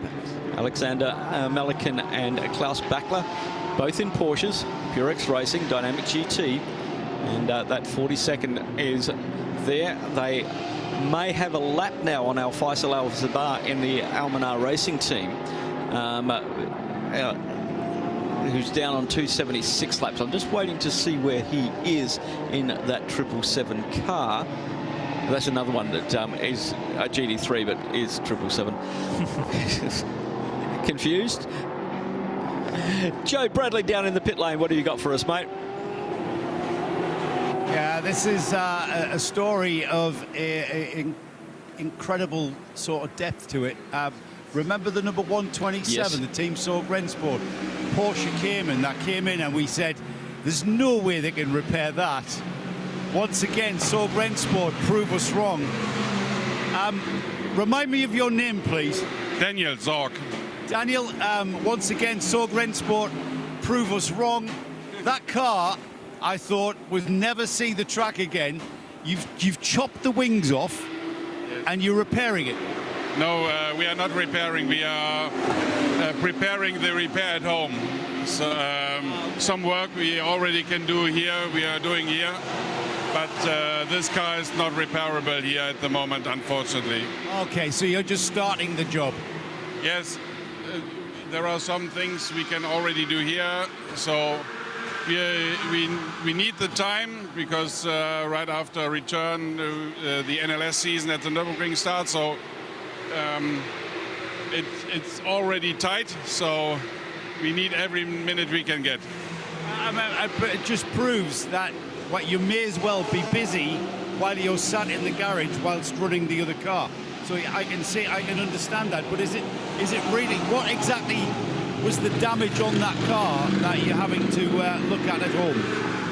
Again, please, it was a bit... What exactly was the damage on the car? It was an unlucky mistake by the driver to turn into the corner while the Hofer AMG was on the right side, and they touched, and the car flipped. So yeah, it's badly damaged. The driver is fine? The driver is fine. He went to hospital for check. He's really sad. It was his first 24-hour here. He did a good job, but yeah, we all do mistakes. Yeah, we do. Thank you, Daniel. Thank you very much. Brilliant. I thought I was losing my touch there when I said, nah, that's not that. Yeah. So, and I thought they were going to prove me wrong there. I thought, oh, Bradley's losing his touch, but no, we were. It's a shame because, you know, we like to see cars back out on track. But as Daniel explained, Daniel Sorg, who is the Sorg in Sorg Rensport, team owner, team manager, team principal, he made the decisions. That car's going to be. To be honest, we had no idea the incident was as serious as it was described there by Daniel. The car flipped. Yeah. He suggested for Yasuhiro Misashi, the Japanese racer for the German outfit, and the point that Daniel Sorg makes about needing to get back into Europe, back to Germany in time for the opening round of the NLS Championship. That is the weekend, the 21st and 22nd of March, for the 70th edition of the ADAC Westfalenfahrt, which is a 4-hour race. It'll be a Saturday, that, generally a midday start. And the thing is, you've got to get all the cars into containers, and then you're not going to see them for a number of weeks. As efficient as the 24H series run back to the Netherlands, I think. Is that where the shipping containers go back into initially? And then they spread their, well, depending on where the teams are based, they'll either be picked up by lorries or maybe flown to other locations. And they're keen to get back to Germany for the middle part of March. Yeah, that accident happened 2.5 hours ago. Around about on lap, it was about 2.5 hours at turn 7, and they got that sorted out. So the time that we went 22:58, just about 11 p.m. We're approaching 12:30 now, so a lot of work for that team to do. But as we didn't know that the car had been inverted. No. When it flipped, I assume it's gone right over and hopefully, well, it did land on its wheels, but I didn't know whether the roof was dented. There was clearly a lot of damage on that right-hand side. And for one of the early races in Misashi's career, that will have been a big shock, I'm sure. It's only when you have a big one you realise quite how much energy these cars are carrying. But I'm sure, despite that horrendous moment, he is very keen to get back into a racing car. Maybe not today. No. You know, give him a week or so, and he'll be really champing at the bit to get back on board a car. Yes, maybe the race direction may have the medical area may have removed his driver band with that one, because the after effects, delayed shock with all the adrenaline running, etc., etc. When you calm down in the medical centre, that's when the things can go wrong. And obviously, with the fully housed medical centre on the infield here, with helipads and everything else, and a team of doctors and nurses as well as the ambulance that we have all around the circuit with the paramedics, their drivers are always in the best hands when something unfortunate happens. And a driver very often thinks they know their body more than the medics do, and they can go, well, no, I feel fine, I can do another stint. And that's when the qualified people say, no, seriously, listen to us. We're not going to allow you to compete in today's race because we want you to do more motor racing in the future. And you've got to be right. Exactly, and you can't put somebody who is not 100% fit out in one of these cars in one of these type of races. Yeah. It just doesn't work that way. Change of position in the AM category, 992. Fourth position now from Rabdampur by Fulgenzi, getting past Mulna Motorsport, and that moves them up. And we've got around about 2 laps behind the Sebjulu Racing AM car running in 3. A lap clear is the TFT Racing 992 AM car, and then another lap to our leaders in the 992 AM QMF MF, Qatar Motorcycle and Motor Federation, run by our good friend Amro Al-Hamid. He's going to have a busy week because he's got the first round of WEC coming up very, very shortly, along with all the other stuff that he does there, MotoGP, Formula One. Yeah, what else do you need to do, really? Completely rebuilt the pits in the off-season. Because the pits were originally built for motorcycles in Qatar, and they were very, very narrow. Yes. And the Formula One teams were really struggling there. And then when WEC came there as well, same problem. So they knocked the entire pit building down. If you go back behind the pit building, it's like being in a shopping mall. Wow. Right? Because you've got all of the villas for the teams behind it. You've got nice open area in between there. On the TV, it looked absolutely spectacular and really, really well done by the QMMF and the Qatar circuit. Yeah, and that again is the opening round of the World Endurance Championship for 2025. But I hadn't realised there'd been so many changes in that 12-month period. Oh. Again, wastes no time in Qatar, it would seem, in terms of development. And yeah, exciting to see how we go in the 18-12-kilometre race. That's in a couple of months' time. I don't think anybody expected us to get to the race distance for that. Rather, it may be to do with a 10-hour time duration, but we did actually get to the full mileage, incredibly. midnight, you're tuned to the Radio Show Limited network of channels, bringing you, once again, live coverage of the 24 Hours of Dubai, the 20th edition of it, and the first time that we've been powered by Michelin before, with teams well used to these new tyres now. Different types of tyre across various amounts of the categories. So the Carrera Cup, or the 992 division, running the Carrera Cup Michelin tyre, which makes sense. However, elsewhere in the range, Michelin have brought plenty of tyres for the different GT3 cars. And it's our understanding from chatting to representatives from Michelin that it's the Bentley that's on an entirely different compound, whereas the Mercedes and the Porsche and the Audi and the BMWs are on pretty much the same compound. Might be slightly different wheel widths and sizes, but otherwise precisely the same makeup of Michelin tyre. Pure Racing's Alex Malakin has come into pit road from the race lead. We are 18 laps away from the 300-lap marker, but with only half an hour to go until we've reached half distance, that rather suggests that the 6:28 record distance that was set 13 years ago is safe for another year. Alexander Malakin, oh so impressive in the World Endurance Championship last year, taking the title with a round to spare for Pure Racing. And that car is, let's say, comfortably ahead of the chasing Porsche. The gap's a little bit misleading once a car has come into pit lane because of where the timing loop is positioned. It was timed at 28.1 seconds. That's more likely to have been about 3/4 of a minute. Peter Mackay, welcome back to the booth, by the way. Hello, Jonathan. Greetings. Good morning, I can say now. Tidings. Yes. I was, when you just said it's 12:30, I thought there's an ABBA song in that. Man after midnight. I guess we are the men after midnight. Plural, yeah. Well, for choice. That's right. And still going strong. You look chirpy as ever. Well, you know the secret to that, don't you? Sleep. Anytime I'm not talking, I'm asleep. Yes. Yeah. I don't know how you do it. It's like when your smartphone is short of charge, you plug it in at various points through the day, and I have to plug myself in. You're a walking Tesla. I am. Yes. You're in a better mood than you were this morning when you weren't allowed to take your coffee with you. Oh, that's true. Actually, we were both in pretty cranky moods, weren't we? But different reasons. Different reasons. Coffee related. Precisely. Yeah, my coffee incident actually saved my bacon, I think. Whereas you were brave with an open cup of coffee. Which had about 5% left, but the vigour at which our excellent chauffeur booted it over the crest like it was something on the Thousand Lakes Rally. He's a wannabe racing driver. Yeah. Yeah. And he's back in the pit lane, you'll be pleased to hear. I wonder how many of the Ajith Kumar fan base are quickly being turned in the direction of Nick Damon. None of them? Oh, I don't know. Well, okay.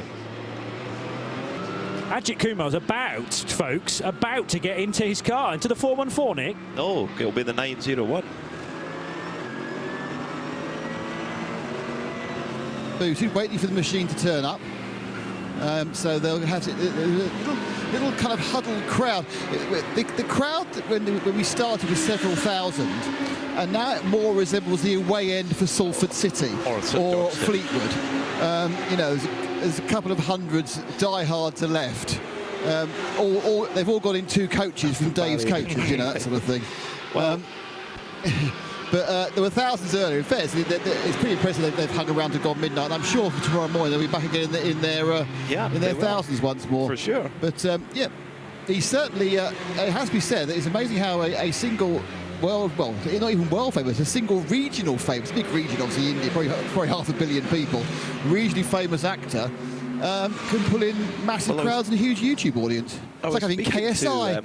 To Ryan McLeod earlier, whose son Cameron is racing in the 901. That's the Ajith Kumar Racing Porsche Cup car, and he said his social media has gone from 2,500 followers to 30,000 followers this weekend alone. At their hotel, they can't move, they can't get out of their hotel because it's just surrounded by fans looking for Ajith Kumar. I've never seen anything quite like it, to be honest. When we had Valentino Rossi here, did we have anything like this kind of reaction? No. No.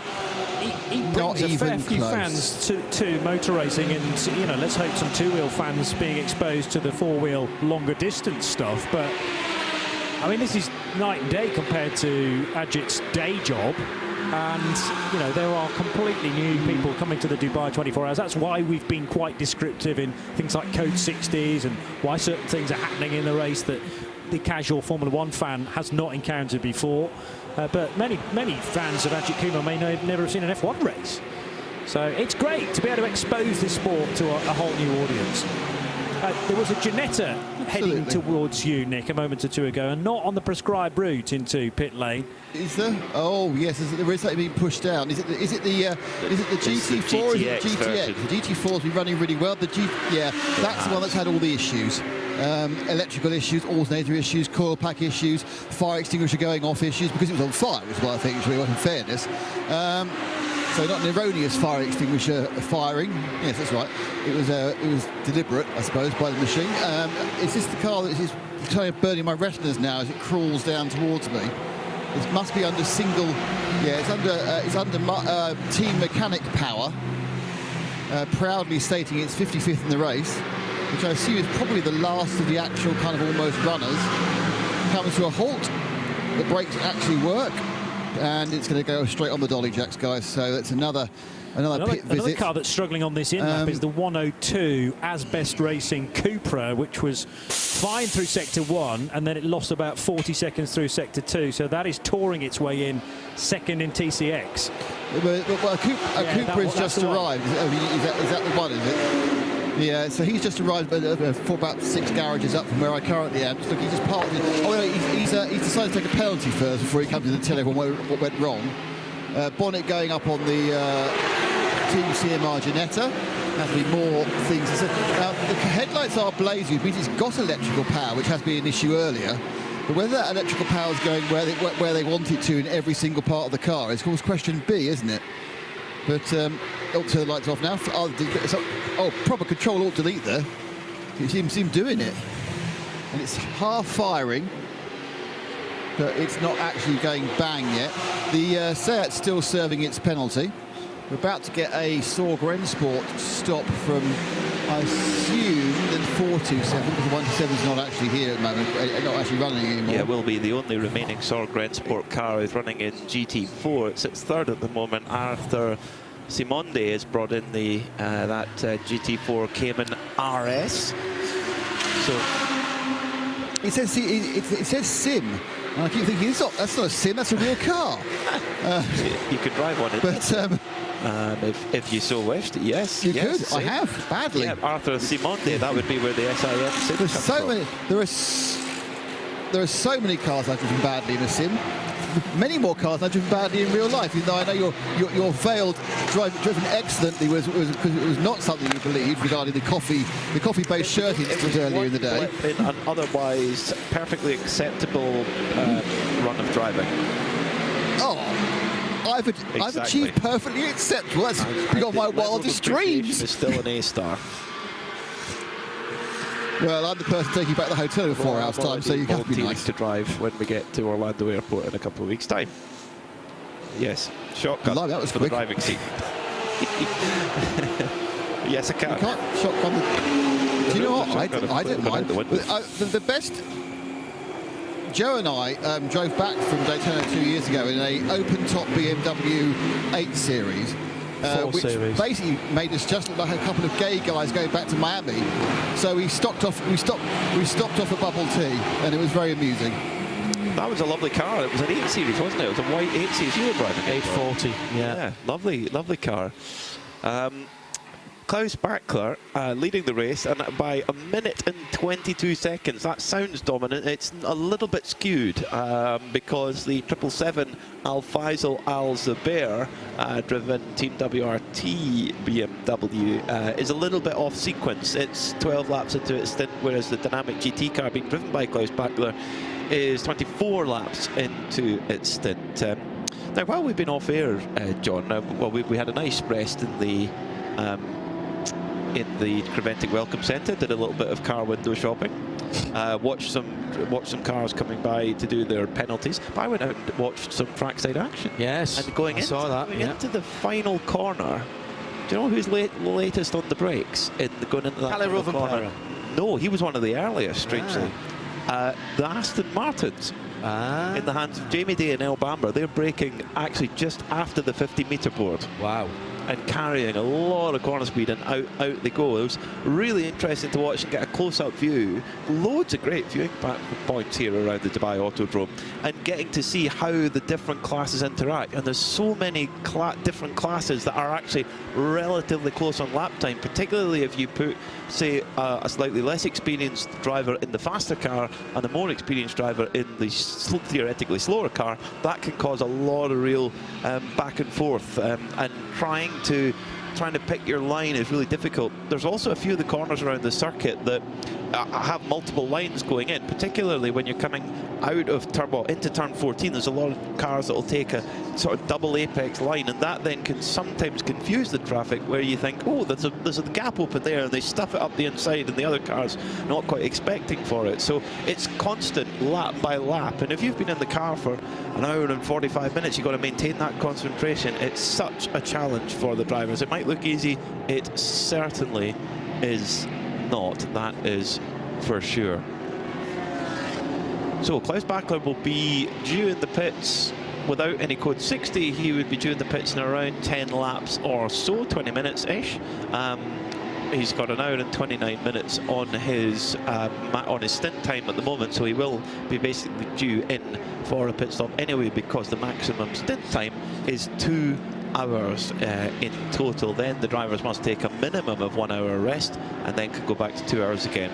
For the pro drivers in most classes, their maximum driving time is 12 hours. So for the teams with the balanced driver lineup, they really want to try and get the maximum driver time they possibly can out of their hot shoes, and Klaus Bachler is certainly being put to work right now in that dynamic GT Porsche with backing from Visit Dubai. It's a beautifully painted car. It's the top section's all white, and then you've got the Dubai skyline, all skyscrapers in a nice sort of sea blue colour, so it's a really nice looking machine there as well, being chased down by the white and black 777 BMW M4 GT3 Evo. Optimum Motorsport, they've been just climbing up the order all the time in their number 33 McLaren 720S. We had them at the Barcelona 24 Hours at the end of last season, and great to see them back again here in Creventic. They're in the fuel station at the moment, filling up that beautiful 720S with the butterfly doors. When you get up close to that car, it's a seriously exotic machine, and brilliant to have McLaren here. And they are the closest challenger to all of the German marques right now. In fact, they are the only non-German marque in the top 15 right now. So the McLaren, we have never had a non-German marque winning the Dubai 24 Hours since the first ever race back in 2006, which was won by the Dueler Motorsport BMW M3, driven by Philipp Peter, Dieter Quester, Hans-Joachim Stuck, and a guy called Toto Wolff, who apparently went on to middle management in a motor company. Well, these things slightly upper middle management. Vlad Engel, or Vlad Angel, just catching up after a few hours. What did I miss with the Bentley? Is it out? It is, I'm afraid. It was random gear selection, wasn't it, on that car? At that point, you've just got to think, what would the Bentley boys do? I think they would say, where is the finest eatery in all of Dubai? I say, let's go for a good dinner. Let's go for an excellent dinner. Where's the best place for supper? Do they serve Bollinger? No, they don't. Yes, it would have been definitely, where's the best supper? Where's the best supper? So, Vlad, I'm afraid that one, metaphorically, the garage door came down. Nick might be able to tell us if the garage door did come down. Rob Huff was telling us about that earlier on. Nick? They just parked it to the side, because of course, don't forget there's more than one car sharing that garage. So if you close the door down, the other team can't do any work either. So they're on the side. The Euro Motorsport car's in. Ryan DL just got out of it. Ryan, this is taking a bit longer than you would expect for the stop. Is there an issue, or be being careful? I don't know. Looks like we had an issue with the driver change, so no ideal. Good stint. Happy with that. So unfortunate. I don't know what happened there. We're obviously getting new viewers and listeners the whole time to the program. You know, its time zones now kind of really moving into the good for the Americans. So can you just give us what happened right at the start of the race for the team? What went wrong? Yeah, I mean, we dropped the car, turned the ignition on, and we realized that we had a slow puncture on the left rear. Obviously, at that point on the grid, you can't touch the car, so we were debating trying to do 1 or 2 laps and try and go a little bit off sequence of the fuel, but it was too low. And was that a brand new tyre or something you did a couple of laps in qualifying? No, brand new. And, you know, we check the pressures regularly before we obviously, you know, put them on the car and heat them. And, you know, it could be something random. We just dropped on something weird on the front straight. It was, I know when they put the tires on, it was fine. 5-6 minutes later when we started the car, it was not. So it sucks, but it was okay. Pushing like half the race on, and you're still trying to make up for that, aren't you, really? Yeah, I mean, it's one of those things that didn't expect it. We had a plan to go off sequence pretty early. That was too early. 1 lap would have really split us, so we just did the 1 tire. And then, it's, you know, the way the rules work here, it's not like we're used to, where you get a couple of full course yellows, you make some laps back, and you know, we have to work for this one. But this was always going to be a test for us. You know, we're focused on the European Championship for this, and this was just kind of a you know, things like this is why we did this, right? We want to make sure we iron out all our mistakes before we get going in Italy. So you're learning a lot about the way to run a prevented race. It is quite different with the non-yellow flags. Is that something you think is a bad idea or a good idea? Would you prefer to have the chance for people to make up laps during full course caution? Well, I mean, you know, I think that makes it harder, right? It's you can't just rely on one or two people doing their job. Everybody has to pull their weight. You know, but that being said, we're still battling for a podium even with some attrition. You know, Dwight hadn't even seen his cars until we arrived in Dubai here, so we got a lot to learn. We got a pretty extensive test program, Abu Dhabi leading up to the Italy race, Mugello, I guess the first one. So I think once we get there, people are probably going to see, you know, the era that we know of from the States. Now, obviously, a lot of the other teams here are a bit puzzled because it's their first time out on Michelin. You've been on various other similar Michelins in all sorts of times in America. How do these particular tyres compare with the ones we're used to over the pond? Yeah, I mean, obviously, we have a lot of experience with them. It's not too different. It's a different compound, I believe, to what we use in GT even over there. But yeah, I mean, it leveled a little bit. I think the playing field, at least we had some knowledge of the Michelin coming here. But at the same time, we didn't really have any knowledge of the car. I run the car in 2023. Our spare car is actually the car I ran in SRO America. So, you know, if the driver's the guy with the most experience, then he got a lot to learn. Don't listen to him. Ryan, best of luck. Brilliant stuff. Cheers, the thanks. driver's the guy with the most experience. Ryan's just so self-deprecating. He's an mega. absolute superstar driver. He will be starting his 20th Rolex 24 in a couple of weeks' time. Yeah. He's won that race on. He's got 3 watches. He's won it once overall and twice in the LMP2 class, both with ERA. Yeah. He's a superstar driver, and I'm sure his proudest achievement was driving for Rangers Football Club in Super Formula. If you remember that, was it Super Formula? It was called Super Premier. No, what was it called?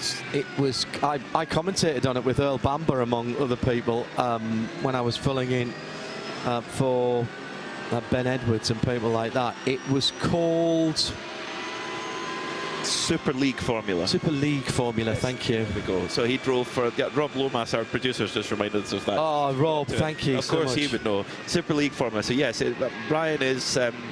He's of course from Glasgow originally.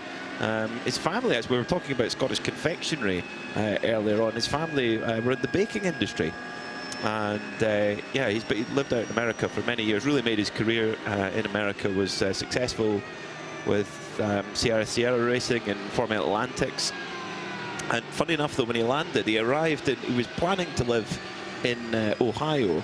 And very quickly he realised, wait, I moved to America for warm weather. I could live in Scotland if it was cold. So he very quickly moved to Florida after that one. So great to have ERA here. It's a really serious programme. I mean, if you're buying not one but 2 Ferrari 296s, you are coming in with serious intentions, and brilliant to add them to the roster of great teams we have here in the 24H series. Yeah, and interesting what Ryan said there. I wasn't sure of the provenance of the lightly used car, as it was described to me, but clearly that car Ryan has XDL. It's got to be worth an extra 10%. Well, really. I'm sure Ryan was saying when they were trying to buy it, I've driven that. It's 25% off is what he would have been saying, trying to help Dwight out. Never hit the rev limiter once. No, absolutely. One brand new car, one lightly used cars, and a spares package. They're going to run the rest of the European season. ERA is going to run the rest of the European season out of a new base they have in the UK.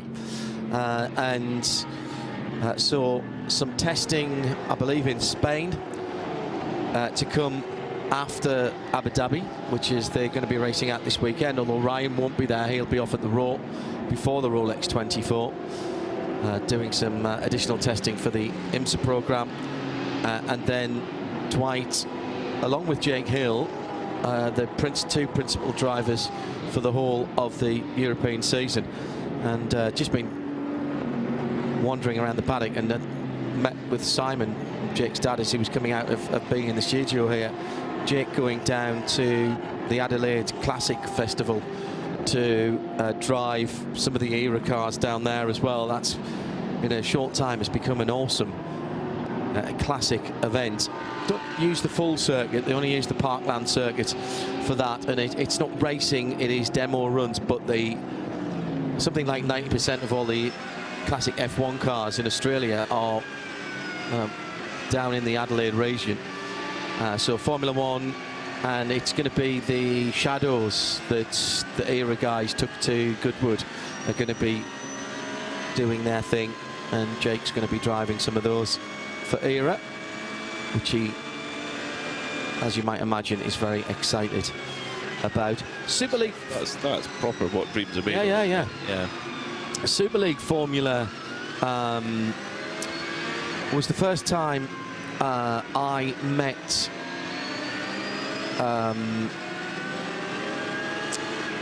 Earl Bamber. He was my co-commentator in, what's the racetrack called that's just outside of Venice on the mainland? Is it Adria? Yeah. And they his career was pretty much finished at that point. Yeah, he was. He was coaching in Malaysia, and he got a chance. Who was it now? It was Alvaro Perez. Didn't get his visa to go to Inner Mongolia. Earl got into the car, won the race, and then 6 months later he was a Porsche driver and he won Le Mans. Well, he got in at late notice in that race because somebody didn't turn up, and so I did all the practice with Earl. Then he got drafted into a car because somebody hadn't turned up. Alvaro Perez.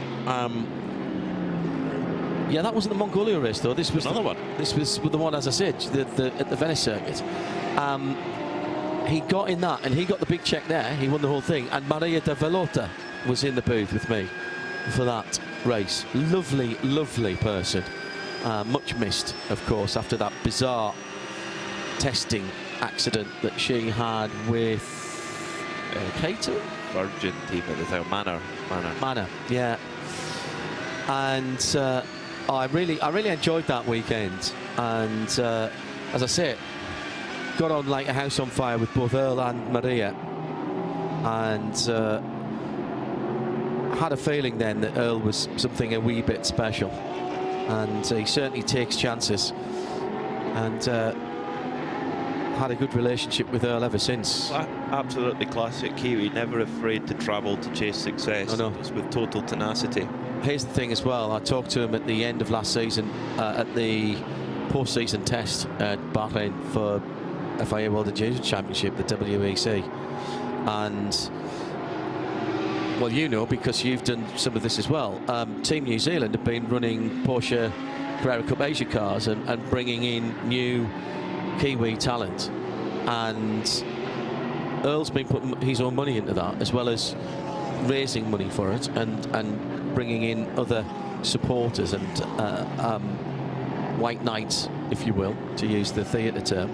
Well, one of the drivers he runs, Marco Giltrap, son of the late great Colin Giltrap, exactly, was the man in the motor trade in New Zealand, and the Giltrap group still enormously successful. If you're buying a premium car in New Zealand, you're buying it from Giltrap.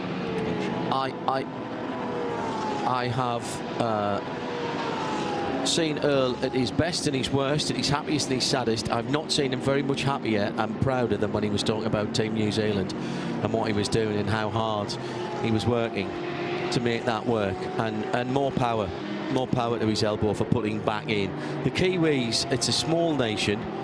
Every sport they do, they take very seriously. It's got more karting tracks than most of Europe put together. And I remember talking to Brendan Hartley about this, who again was mentored in his early stages by Earl. They're great pals from childhood. Yeah, and there's just something about the Kiwis that they take their sport very, very seriously, particularly at national level, when they get to national level and they're representing the country, whether it's the All Blacks or the Black Ferns, whatever, you know, the cricket teams, whatever. And there's a nice little bit of self-deprecating humour once in a while as well, because the New Zealand national basketball team is called the Tall Blacks, which I think is brilliant. Genius, absolutely genius. And, you know, great. I like talking to people who are passionate about whatever it is, even if it's a sport that I'm not really that interested in. But if I can see and feel the passion, then that's how. You were talking about commentating on curling earlier on. That's how, when I was watching Winter Olympics years ago and started watching the curling, and thought, wow, this is really quite cool, pardon the pun. But it was the passion of the people who were talking about it that brought me into it, and I love that. We're coming to, do you know what, we're nearly, whoa, halfway there. Well, Johnny Palmer, the meme's ready. Johnny Palmer was quoting ABBA earlier on. He was saying 12:30. And we're now watching the late show, Man After Midnight, and we're now early Bon Jovi now. Yeah, there's even a driver with a second name Creed. That's very good, yes. So there's all sorts of gags that we just can't help ourselves with. Jerry Z in Ohio saying, what was Super League formula? Soccer clubs. Good question. Soccer clubs, racing cars, basically what, Formula 3000s kind of things. It was like champ cars. They were serious things. They were. And round that little track, which was like a kart track that we were at for that race that I was talking about, all affiliated with top European, UK and European football clubs. So there was a Rangers team, there was, I think, Inter Milan, Barcelona, FC Porto. Porto, etc., etc. Was Bayern Munich, I think, as well. It was certainly one of the big German clubs. When you say it out loud, you're like, that was a bizarre idea. Bizarre concept. Leeds United were in there. Nick's just reminded me on Talkback.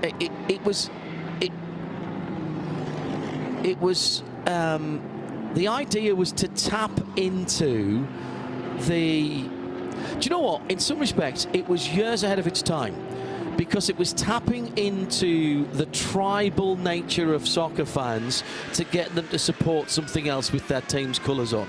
And everybody said that that's not how motor racing works. And it was moderately successful. They did a couple, I think, of seasons, maybe even 3 seasons of it. But it never really broke through. There was big cash prizes at the end of each race. However, what Drive to Survive is exactly the same thing. It has encouraged a tribal nature on the driver side of things. So they had the right idea: bring new people in to motor racing and do it from a perspective that isn't normally associated with motor racing. It was probably pre-social media, or certainly pre, how should we say, really nasty social media, perhaps. Yeah, true. But whether that would make it a success or not, I don't know. Ollie is watching from a cool Germany through the night session. We're going all the way through to 1 o'clock tomorrow afternoon. It is exactly 12 hours since we dropped the green flag on the start of the season. We're halfway through the 24 hours of Dubai. So, Peter, here's how they stand. 295 laps completed. We're somewhat short at the moment of the 6:28 because of the, 7 full course purples that we've had, code 60s. It's Dynamic GT, the 24, back in the lead. They've been there before. 777 Almanar by Almanar Racing, the BMW in second. And as it stands at the moment, 295 laps being completed by that BMW M4 in second place. And the 777 is just on the tail end of the lead lap as it stands at the moment, just waiting for that car to come back around. Alexei Nesov is behind the wheel of the Pure Racing Porsche in third. That's the number 92 car. He's on 204 laps as it stands at the moment. Best of the GT3 AM cars, the car that has led this race for some considerable time, the Paradigm Competition BMW. That's the 991 number car. Ahmed El Hati behind the wheel of that. He's got half a minute on the Pro Am leading car, Winwood Racing, which has led the race outright as well. Gabriele Piana. Antares Au is behind the wheel of the third Porsche in the top 6. This one's the Herberth number 80 car, and he's around about another 45 seconds in arrears from Winward Racing. Top 10 made up by SMP Racing, their number 7 Mercedes, and the Manamauri Porsche, the number 1 in 8th. Ralph Bourne behind the wheel of the second Herbeth racing car in the top 10, and the top 10 Haupt racing team, Roman Andriolo in the Mercedes. He's third in the AM class as well, by the way, just outside the top 10. Optimum Motorsports McLaren in 11th. The Aston Martin have come to you racing, so a little bit of non-German manufacturers there in 11th and 12th, with Porsche and Chris Breuer in 13th for Herbeth. Haas RT's Audi's in fuel at the moment. Into Africa Racing is in to fuel as well, as Klaus Bachler comes into the pits from the lead, and all the way down to 22nd position, and Tanat Sathanthirakul for EBM Motorsport, Earl Bamber Motorsport, and the Aston Martin at number 77. There are all GT3 cars down to 22nd position. If we move on outside of the top 20, Rick Breukers back at the wheel of the red Camel Jordan.NL, and they are leading in 23rd position, the 909 leading in the 992 class. Second in that class, a couple of places further back, is the Tierra Outdoor Racing Porsche, number 912, and third in that class, Mathieu de Trey for Ajith Kumar Racing.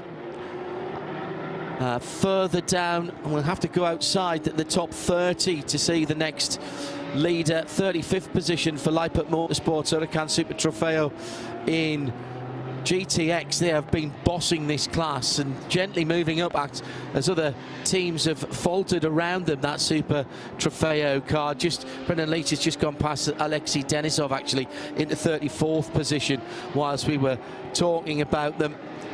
Further down into the 40s, we need to go through all the 992 classes before we reach the GT4 leader, and that is Team CMR and the Ginetta.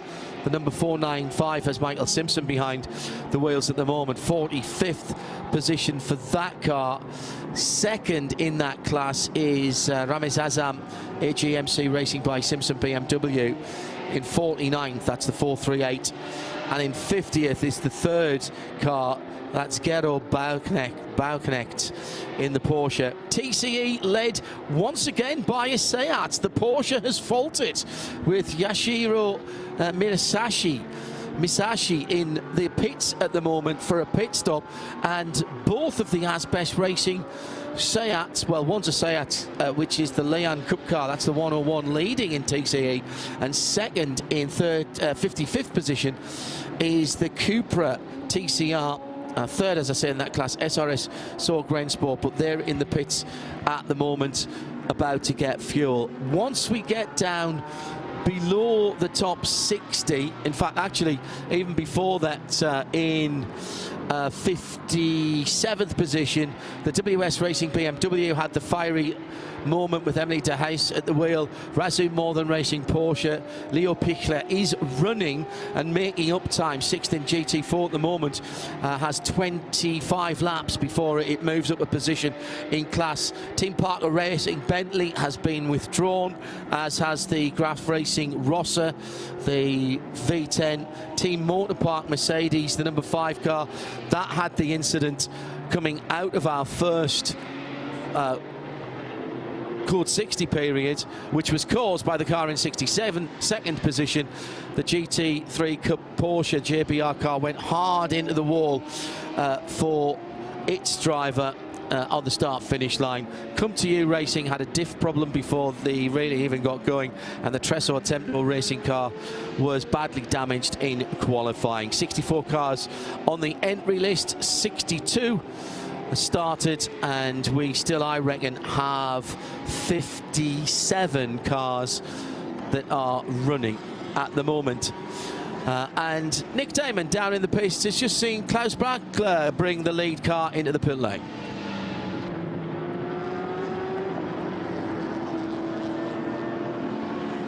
Klaus, it's working quite well for the 24 car, ebbing and flowing when you're in the lead or second place, depending on the pit stops. How do you guys feel you're doing? Yeah, it's very good. The be honest. It's getting better and better. During the night, the car feels very strong.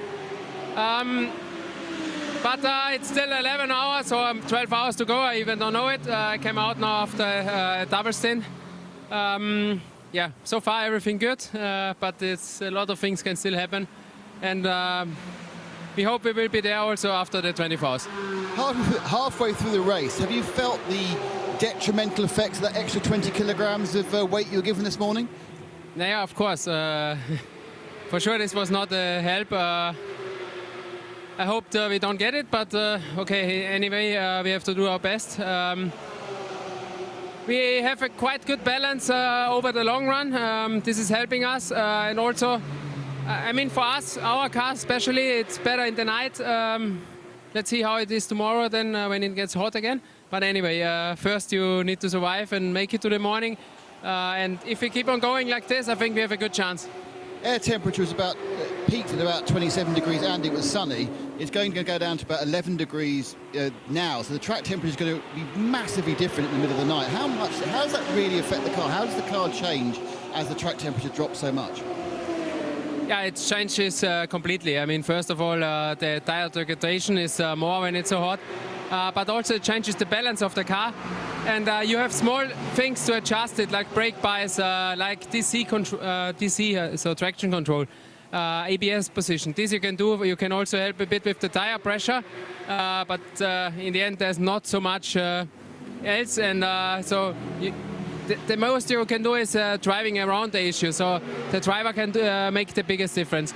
And honestly, this is tricky because you need to be fully concentrated for the whole stint, and you drive the car really on the edge in every corner. And yeah, I mean, as I said, the most difference in this the driver has to do. But I think we are still pretty good, also in day, but better in the night. Finally, have you double stinted the tyres, or will you start double stinting now it's cooler? Because we know the first few laps of these Michelins, they're super quick. Not really. I mean, for sure it depends a bit if you stop under code 60 or if you only take 25% of your fuel capacity. Then you can think to keep the tires on. We did it many times. I'm not sure if it's better. I think it's better to have the new tires and lose some seconds in the pits because the first laps are incredibly good. I have been researching Super League Formula. I had completely forgotten there were panos. So there were DP09s. So they were indeed very similar to the DP01 Champ Car. 750 horsepower from a V12, which was a Menard competition technology. 4.2 litre V12. They scream. We're just going to have to grab Ryan Dalziel again and ask him what that was like, because he'd raced in Champ Car as well, so we'll be able to compare the two. On that point, Klaus Bacher was mentioning about the instant lap time of this Michelin tyre. Anders Fjordbach on the first lap out, first flying lap, 2-minute flat 0.5. Really quick, straight out of the box. So there is that instant lap time on that first run. John Miller for Huber Motorsport sitting in 22nd overall, set a 2 flat 0.1.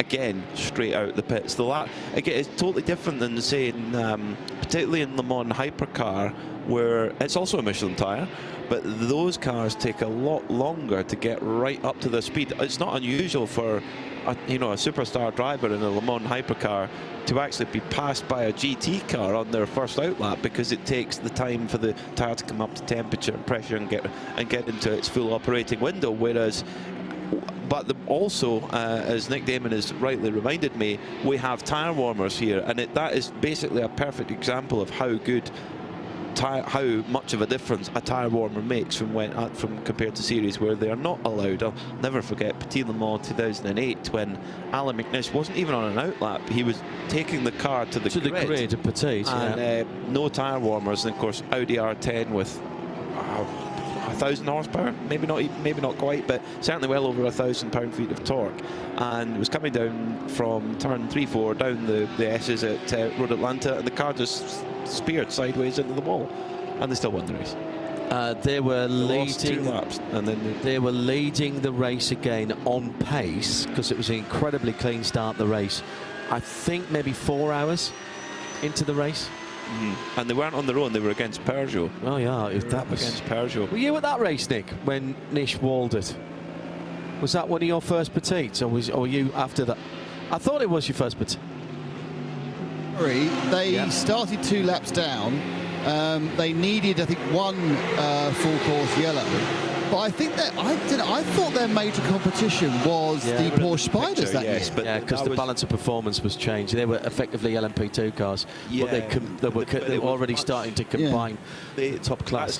Next, thinking of 2007, the RS Spider should have won overall in 2007, but there was a very late caution.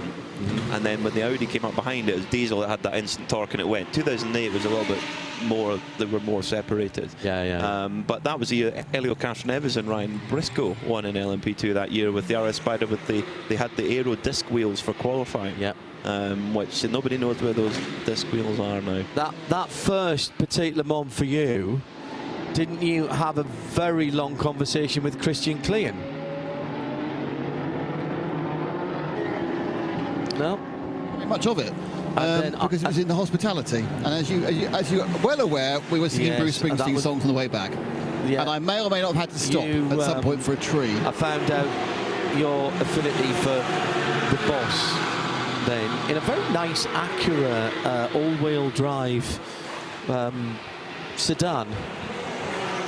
I think the point is, John, if you put enough free tequila-based cocktails down any man of my age, you'll find an affinity for the Boss. I've always got an affinity for the Boss. He's brilliant. He's just still one of the great performers ever. I don't normally like watching music concerts on the television, and I don't often get the chance to go to see live music anymore, which is one of the great regrets of how busy I've got to now. But when he played Glastonbury, I consumed that broadcast live as if I was there. What's your favourite Bruce Springsteen song? Oh, for me, it's The Rising. Yeah, that was good. That was actually a really interesting album. That after 9/11, and that was really good. Alan, I like the early stuff. Allentown's great. Born to Run, obviously. Hungry Heart, that's a regular on Not Kill FM. I bet it is. Born to Run for Nick, yeah. Because he was indeed out on New Year's Day at a park run, and no one was chasing him, amazingly. So 11 3/4 hours to go. The leader is the 777 Almanar Racing by with their team BMW car, should I say, and Al Faisal Al Zabair, excuse me, is ahead of Alexei Nesov. 777 is just going through turn 10 now. Alexei Nevzov is a fantastic sim racer. Really, really quick. He, at the moment, is just eking out a bit larger gap to save himself going a lap down. He's coming across the line underneath us right now. There you go. The View Racing car. He's 1 minute and 32 seconds, 90 seconds on a 122-second lap, or thereabouts at the moment. 120-second lap, let's say. But he is just a little bit quicker than Al Faisal Al Zabair. Maybe a second and a half on average. So he's going to reduce the danger of getting lapped. There's a 4-second penalty standing against that second place car. He's also 10 laps better off on tyres. So he's been in the car 41 minutes. Al Faisal 64 minutes. And so that will give you the idea that that leading 777 car will be the first of those two cars in the pits if they continue to the end of their fuel. Yeah, and I guess it's a little bit different than in say IMSA, for example, being on the lead lap or not, because we don't have any safety cars resetting. It's more just the pure time. Correct.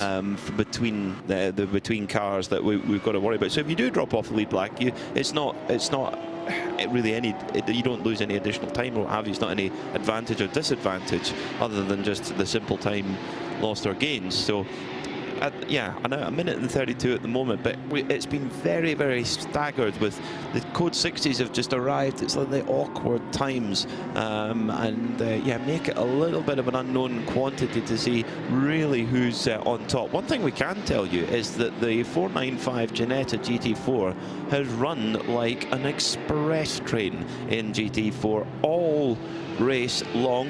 It's very much the Ginetta corporate retreat with company owner Lawrence Thompson and his son Freddie, and Mike Simpson, who's the head of motorsport, driving alongside. Oh, and it's just been clipped. Oh my word, it's just been clipped by the SMP Mercedes that barged its way through. That was Sergei Sorokin, the XF1 driver, and that was a wheel-to-wheel contact. So I hope the little Ginetta hasn't been injured in that one, so to speak, because the big honking great Mercedes barged through in a hurry. And that, I mean, such is the fragility of any lead in multi-class racing. Yep.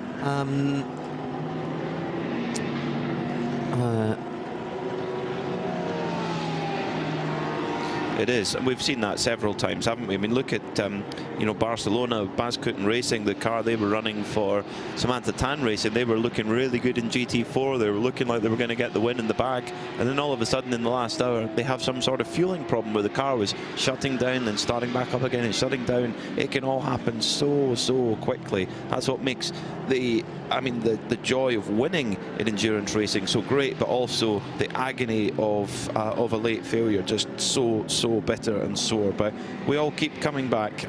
We all keep coming back for more, no matter what role we play, because we absolutely love it. But the little Ginetta going so well up against opposition from Porsche, from BMW, from Toyota as well. But the little car that can from Yorkshire doing very well.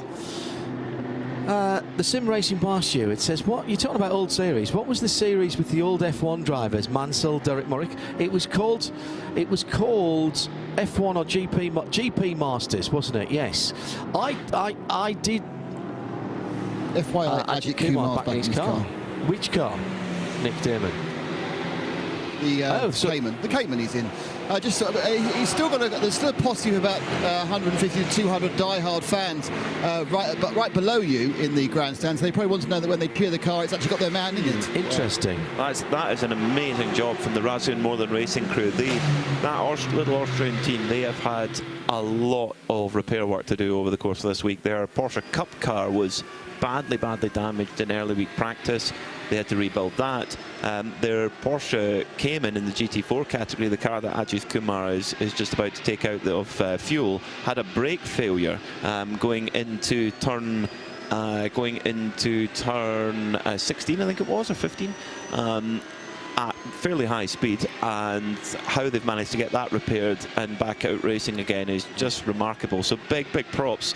Razun More Racing, I think they're putting their stake in the ground as an early contender for the Spirit of the Race award. Yeah, absolutely.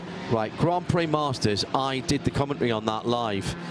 Now, problem here for the Windward Mercedes and Turn the 14. GT4 Toyota. Supra. Yeah, that's Continental TTR Racing. I mean, I don't believe in coincidences either. That two cars off the road at the same time, I think that's been a disagreement in traffic. Yeah, the 496 Dimitri Levin for Continental Racing. That was fourth in its class. And now he can't see. He's on the left-hand side of the car, and he can't see the cars coming round the left-hander from effectively his right rear corner. The other car has left the scene of the incident. And this is a dangerous time at the moment. You have to rely on the marshals and the radio. He's got going now. There's a gap in the traffic. Windward Mercedes has run off to tell the teacher. Yeah. That's Grand Prix Masters. They were Reynards with a 3.5 litre V8 engine. That was the Nicholson McLaren engine, which was basically the old Cosworth XB. another old IndyCar engine. 650 horsepower. You had to have been retired from all forms of open rail racing, but have competed in F1 for 2 years, and more than 45 years old originally. And Kyle Army was the first race, and the only live coverage of that was on Motors TV. The BBC showed it in its entirety with Murray Walker doing it, but they did it later on in the day. They showed it tape delayed. And Henry Hope Frost and I did the commentary for that race live on Motors TV. And it was Emerson Fittipaldi and Nigel Mansell who were battling for the lead. It was a cracking battle, and it was half a second, the line. Mansell, Fittipaldi, Riccardo Patrese, Andrea de Cesaris in probably his best ever finish in anything that had F1 in it. Derek Warwick was 5th. Hans-Joachim Stuck was 6th. Former winner of this race. Yeah.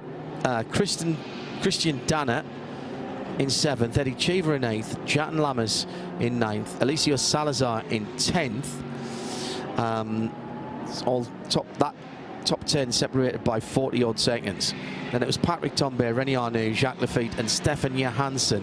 Jacques Lafitte and Stefan Johansson had problems, actually. Alan Jones, I seem to remember Alan Jones didn't start, and I think Alessio Salazar jumped in for him. And then they went to the Losail circuit at Qatar, with Nigel Mansell won by again half a second from Christian Danner, with Eric van der Poel a second. Then they came to Silverstone, where Eddie Cheever won by 16.5 seconds from Eric van der Poel and Christian Danner. And I think that was it. They didn't get it off in 2007, and it was 4 years, by the way, of the Super League formula. So I said it was 3 or 4 years. So single-seater formulas that have disappeared in the past. And there's many more to add to that list, of course. Well, yes, A1GP, as Nick's just said in our ears. Yeah, Jan Lammers was involved in that. Jeroen Blekemolen drove for Team Netherlands in that championship in A1 Grand Prix. My mother-in-law was involved in promoting it in China.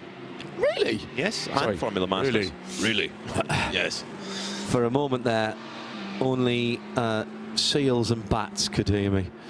Dolphins or bats, perhaps. There's a very funny story she tells about the press conference for it, which I honestly could never repeat. Broadcast or almost out loud. Oh, really? Yes, I'll tell you later. Okay.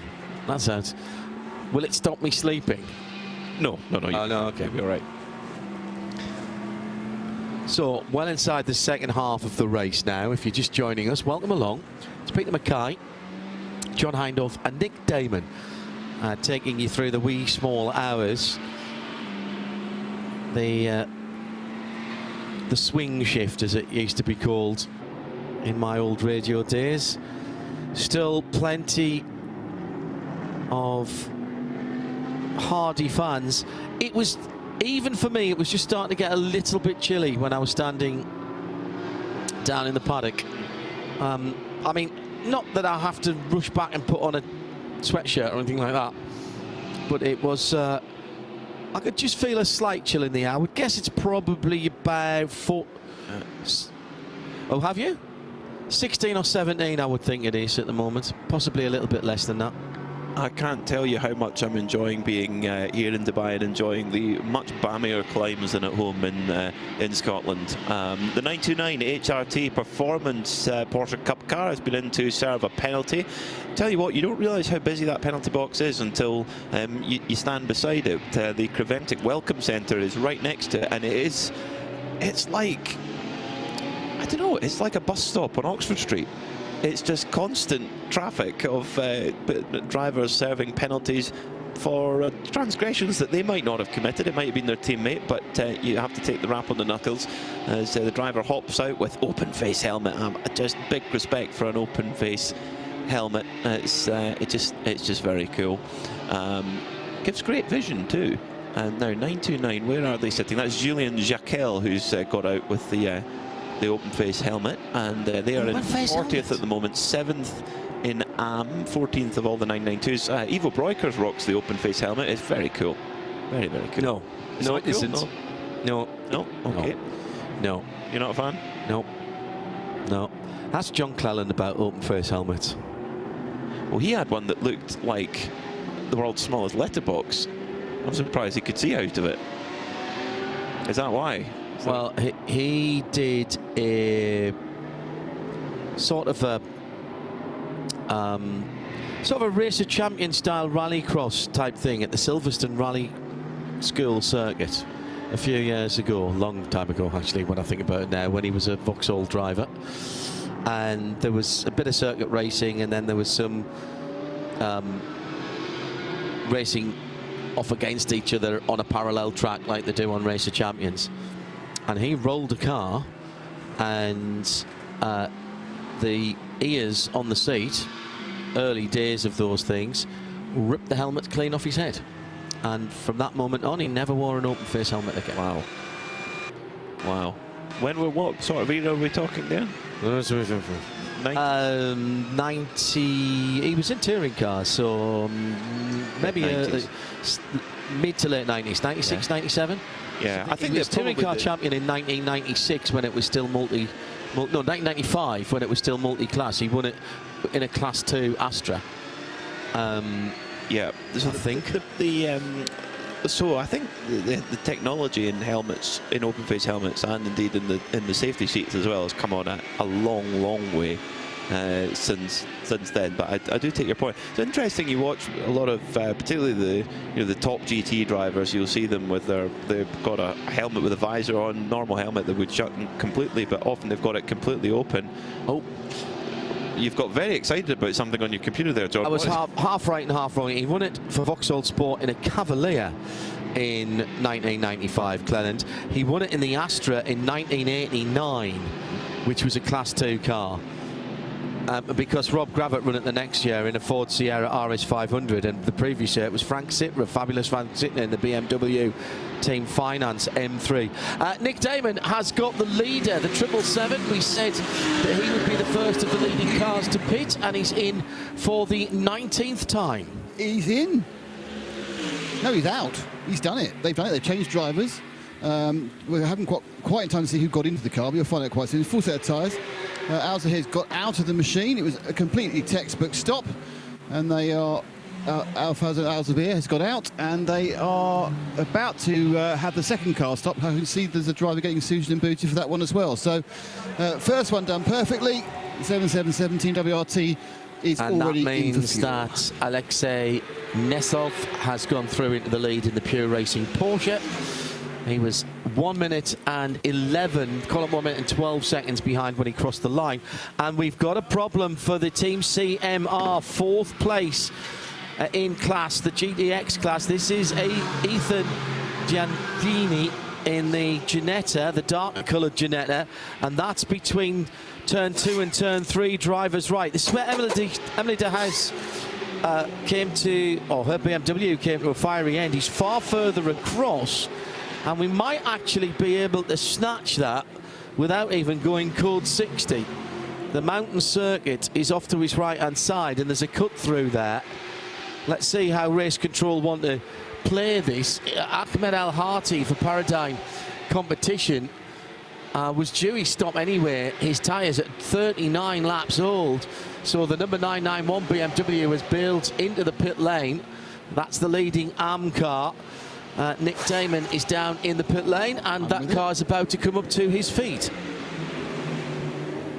And luckily I know who's getting in. It's Darren Lung who's going to take over. One of the two cars he's driving with comes to absolutely stop in front of me, up on the Ford Jacks. Windscreen cleaned dramatically. Well, there's a lot of wrist action there on the windscreen. And out gets Ahmed Al Hati. And this one is as clean as the others. Now, obviously, we haven't seen every pit stop they've done, but I'd like to point out now we are over halfway around the race, and we've not seen, neither myself or Joe have not seen a brake change on this car. And obviously, part of the serviceability is making the brakes last a long time. That's what the Evo is all about, but it may just be they sneaked up while we're at the other end of the pit lane. So that is 2 excellent stops for the BMWs, and they will continue when the stagger unwinds, in at least as good a position to win it. From the WRT crew running both of those cars, winners on three occasions here at the Dubai 24 Hours back in 2016 and 2022, both in Audis before they switched to BMW, and one with one of those as well in 2023. So yeah, what an outfit they are, running the BMW hypercars in the World Endurance Championship and at Le Mans, and indeed we have gone code 60, unsurprisingly so. It might be a very short one though, because as you rightly pointed out, John, it is quite close to a point of escape and solace. So code 60, all the cars are reduced to 60 kilometers an hour. They can go to the pits at this point if they wish. This is the 10th code 60 and the first in the second half of the race. Ahmed Al-Hati is out of the Paradigm competition car. The car is being fueled at the moment. It came in 4th position overall and leading the GT3 AM class. Ahmed, you came out of the car in lead of the class. I mean, how are you enjoying this new M4 Evo? It's first of all a real pleasure to be here in Dubai. You know, I don't really race much here, being so close to Oman as well. It's been a pleasure so far. We've really been enjoying our time on track. It's very, very competitive, and you can see how competitive it is in all the classes, not just in the GT3s, but everything else around us is really pushing. We've been told the big push on this new M4 is about serviceability and ease of driving and reduced tyre wear. Do you think they've hit their aims? It's very difficult for me to comment on that now because, you know, we're in different compounds and we're at a different place. We've never tested here before. We never raced here before, and well, I haven't at least. So, I mean, it's for sure something that has gone one step forward, and I'm looking forward to what's coming next as well this season. We've seen a few kind of near misses and mini incidents between the various cars. Has it been a generally sort of polite race out there with everyone behaving? No, definitely it's not polite. You and your luck who you get. You get different drivers. You get the same car with different drivers in it. So, you know, a few hours ago that guy was polite, then obviously he doesn't see you. It's not about being polite. Everybody has the right to be on track, and everybody has the right to race, and GT3s doesn't mean that we're faster, so we can abuse the others. It's about respect. So what's the rest of your program for this year then? We hope to announce it in the next few days, to be honest. We'll do it early here. I wish. No, thank you. Great stuff, thank you. Thank you. Keep it lipped. I wonder if he'll be back with the number 46, Valentino Rossi, in this season. Brake change going on at the dual racing by Huber outfit. This is the car with the, shall we say, late 80s, early 90s Jaguar livery on it. Tribute livery, yes. Tribute livery, yes. Yeah. And that was rear brakes going on to that, so I presume they've done the front. Well, they're over halfway through, so that's all right. They're not losing as much time doing this. They'll do it on the pit lane, even though if they put it in the garage, you could use more people to do it and probably do them all at the same time. We only saw the right rear being done, but I presume they've done all of them. A new set of Michelin GT rubber going on there. Busy down in the pit lane, and the thing is, when we go code 60 and you're going to do that brake change, you got to hope that you're going to get it done before it goes back to green again. We've got a situation here where everyone's in the pits. There's 14 cars are in the My fuel. one question you guys have answered. I take it the 991. That's Ahmed Al-Hati's BMW. That car didn't get a full fill, did it? Because it went green, so it went purple whilst it was in the petrol station, didn't it? So he'd have to immediately, if he got over quarter, to immediately have had to stop. So that's absolutely worked against that car. That's going to be a big disadvantage. They won't be able to come in again. They got about a minute and a half of fuel. Tank. Exactly a minute and a half of fuel, actually. Right, and three minutes to full fill. So they got about half a Darren tank. Young, as you mentioned, the newly minted United McLaren driver, the WEC, coming back the WEC, but changing teams and manufacturers for Darren. The pure racing Porsche, which has a bright flashing 001, so taking the lead on the stagger, has come in. They've got a driver change and 4 fresh boots, but no, interesting, there's not an awful lot of a movement towards changing the brakes, which I'm interested about. You think this is a beautiful thing. Halfway through the race, code 60, this is the time, if you need to do it, that's when you would think you would do it. I agree with you, Nick. Yeah, I think it's an ideal opportunity. There's a rescue truck right in the middle. That's got the stranded Ginetta behind it, I believe. The job they've done. No, it doesn't have anything behind it. Really? Well, there's something behind it. I'll walk up that way. Yes, there is. Oh, there is. Ginetta just. It is in fact. Sorry, there's another truck at a different point in the circuit, a different point of the pit lane. Right. So. Right, and here's another brake change, Nick. Okay, so it looks like the 992s seem to need to change their brakes. I've seen a couple of cars do complete brake change. I'm now with the Red Camel Jordan team, and I think still leading in 992. Fabian Dance behind the wheel. Initially, they're doing their rear brakes. Fabian Dance currently driving the car. They're doing the rears at the moment. I'm not sure if they're going to do the fronts. I can't see the fronts about to be offered, so they're going to do the rears. The interesting thing about the Porsches, the 992, is they have a much bigger rear brake discs than the other cars. So a lot more of the braking is done at the rear of the car, obviously based on the fact that the car is much more heavily weighted towards the back than many other machines. Interestingly, I've watched a couple of the 992s, and they did discs and pads. Red Camel just doing pads. They've got the spreaders, and they are now putting in the pads on the wrist. They're not doing discs as well. I have seen for Genzi, for example, the complete 4 brake changes of pads and discs about half an hour ago. There are various bits and pieces that is termed an endurance kit for a 992 Cup car, which is things like air jacks, proper lights, ABS. Basically, that's already all there. You just have to have Porsche give you a code.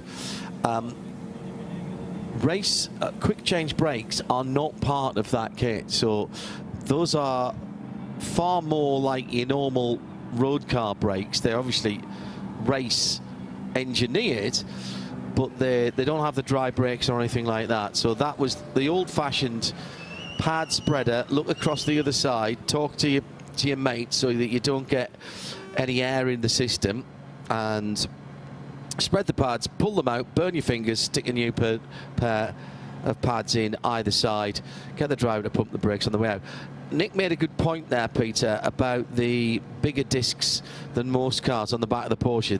The big flat 6 engine, the 4-litre 4-litre engine, sorry, in the 992 Cup car. It's a big old lump when you see it there with all its ancillaries on it. If you've ever stood underneath a Porsche, particularly a 992, you also use the rear brakes. You probably run a bit more rear bias on a Porsche anyway, because as your fuel burns off, your front end gets lighter, and you use the rear brakes to help you rotate the car into the corner.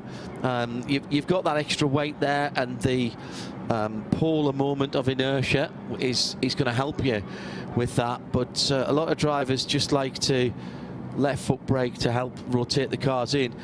In 26th position, the Tierra Outdoor Racing by Porsche car in the pits. No, I think that might be the QMMF car, actually. Yes, it is. Now, that was getting front discs and pads. Is getting front discs. All 4. Yes. 4. Yeah, this is the kind of the 992 thing. I've this Red Camel's the first 992 team I've seen not doing discs, and it's also the first. I think a couple of teams have done just a pair, but most of them have taken the chance to just do all 4 in one go. So that is the perceived wisdom. This is the QMF, the Qatari Motorcycle and Motorsport Federation machine, and they are now. I think they've made they're putting old tyres back on again. That's interesting. We're going to put some new ones on. They're going back for old tyres again. So I've not seen that before. So the old rear is going back on again. Proudly saying H1 plus on the sideboard, John. Well, Charles. So they are Michelin Pilot Sports. That to you earlier on.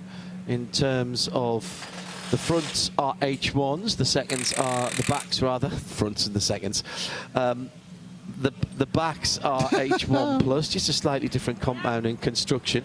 Taking this opportunity, although we've dragged the Ginetta back in on the end of a tow rope, Race Control deciding to get track services out there and replace various bits of polystyrene marker boards around the circuit and give the track a wee bit of a sweep, and I don't think that's a bad idea. It also gives everybody a chance to come into the pit lane halfway through, and I think this is rather sensible race management here, Peter. Very much so. I'm so impressed with the circuit team here at Dubai Autodrome. The way that they dealt with that engine fire with the WS BMW earlier on was just first class. It's been really good. The facility here is fantastic. First visit, hopefully not my last. Really, really enjoyed it. And well, we might well be about to see, once we go back to green, some of the fastest laps we've seen since in the very early portion of the race, because Pure Racing have just installed their hot shoe driver Thomas Preining. Likewise, Almana Racing Team by Team WRP have just put in Dan Harper. Likewise, he's a proper hot shoe as well in a BMW M4 GT3. And as the track temperature continues to cool, we're going to see some quick lap times. I think we're going to dip quite quickly into the 1:59s. Oh, a couple of cars deciding to bail out of going into the fuel. Yeah, it's difficult because we've got, I think it's 12 fuel pumps in the fueling area. So if there is 12 pumps being used, you simply have to wait in the queue just like you would at your local supermarket. So that is something that the team strategists have to bear in mind. They have to look and see, is fuel busy, is it not? If it's not, then of course go in, but if it is, then sometimes you have to take a judgment call on whether to go in there or not. Ian James, the super experienced Briton, American-based Briton, and the number 27 Heart of Racing. I was just about to say Aston Martin because that's so easy that just almost slips off the tongue, but no, they're in a Mercedes. It's a Mercedes AMG run by SPS. Ian James driving alongside Gray Newell, Zachary Robuchon, and Hannah Grisham making her debut in GT3 machinery. But Ian James, on his 21st attempt in 2023, won the Rolex 24-hour, and I believe we'll be back again in a couple of weeks' time.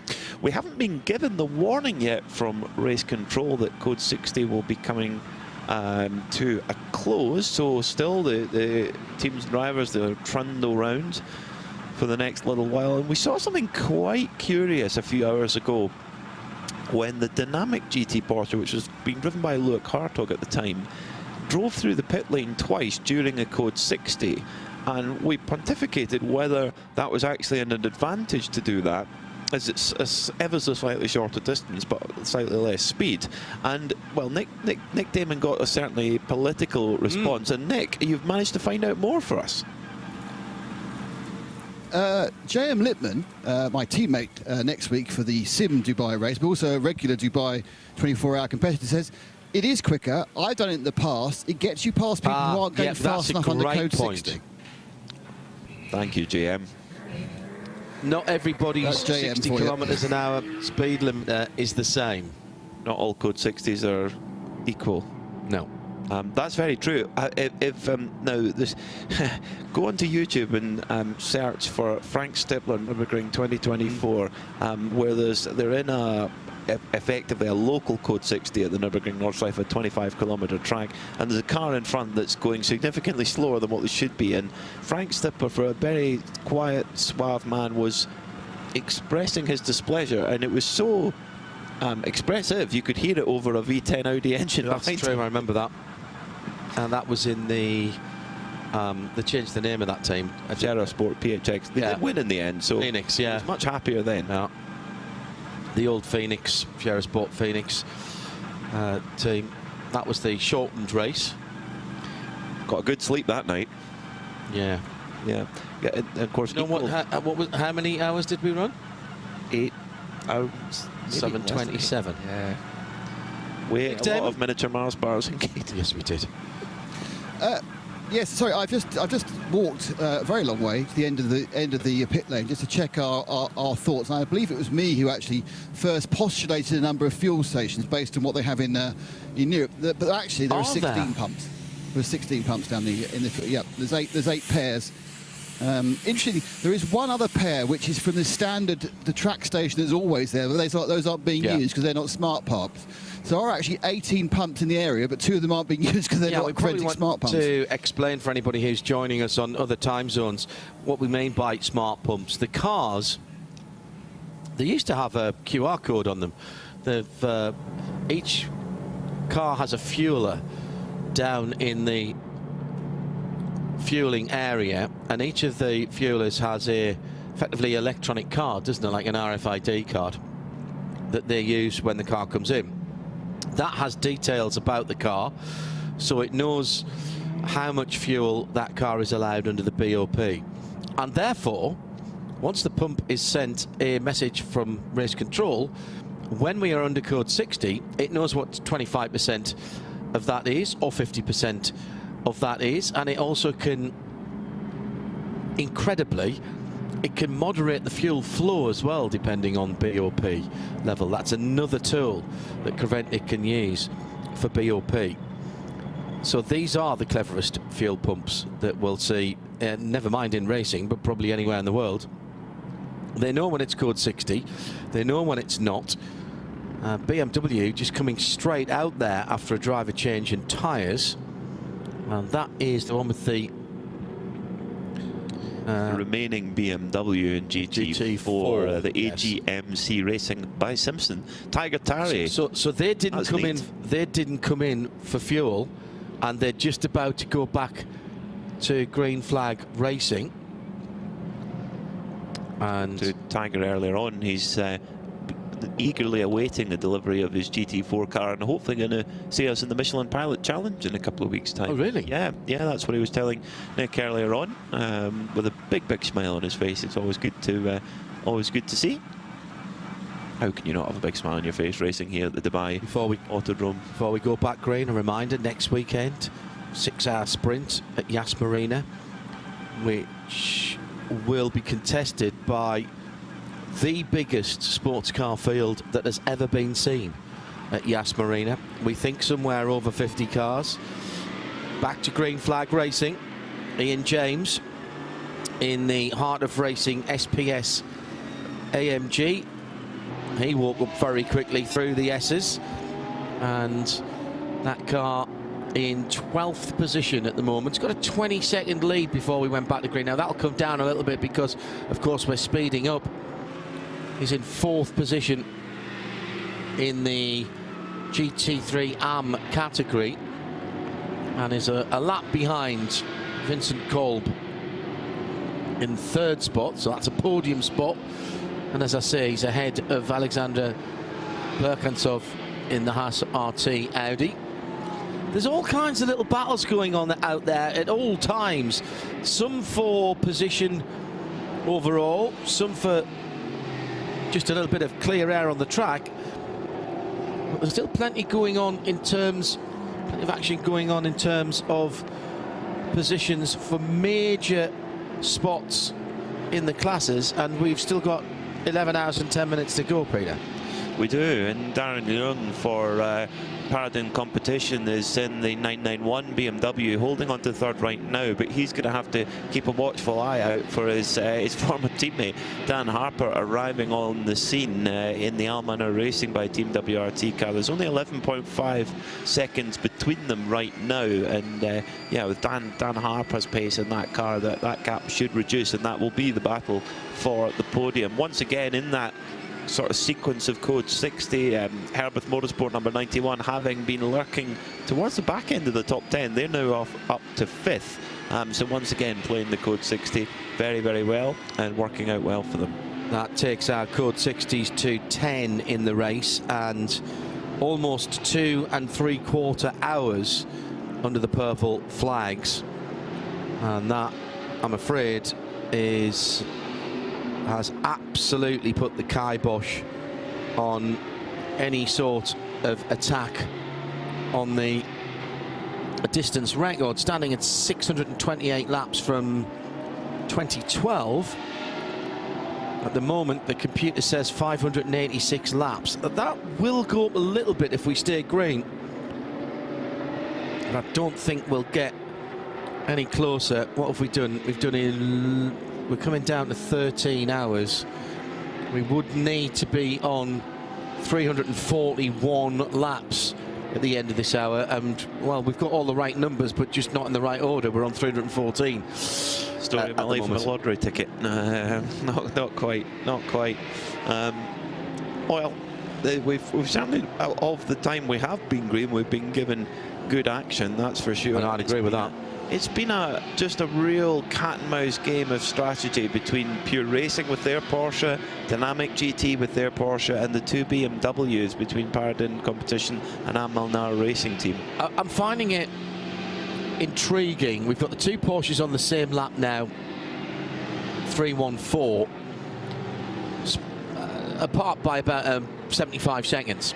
Then the two BMWs on the same lap by 9 seconds apart, but they are not on the lead lap. And it's this ebb and flow, and I honestly don't know at this stage out. It's too far out for me to start testing my adult brain and working backwards to see who has got the advantage. Well, we're being shown on those time screens, there's a yellow flag at turn 3, and if my eyes aren't deceiving me, there's a car that's parked with the hazard warning lights flashing. It looks like it's gone all the way to the wall.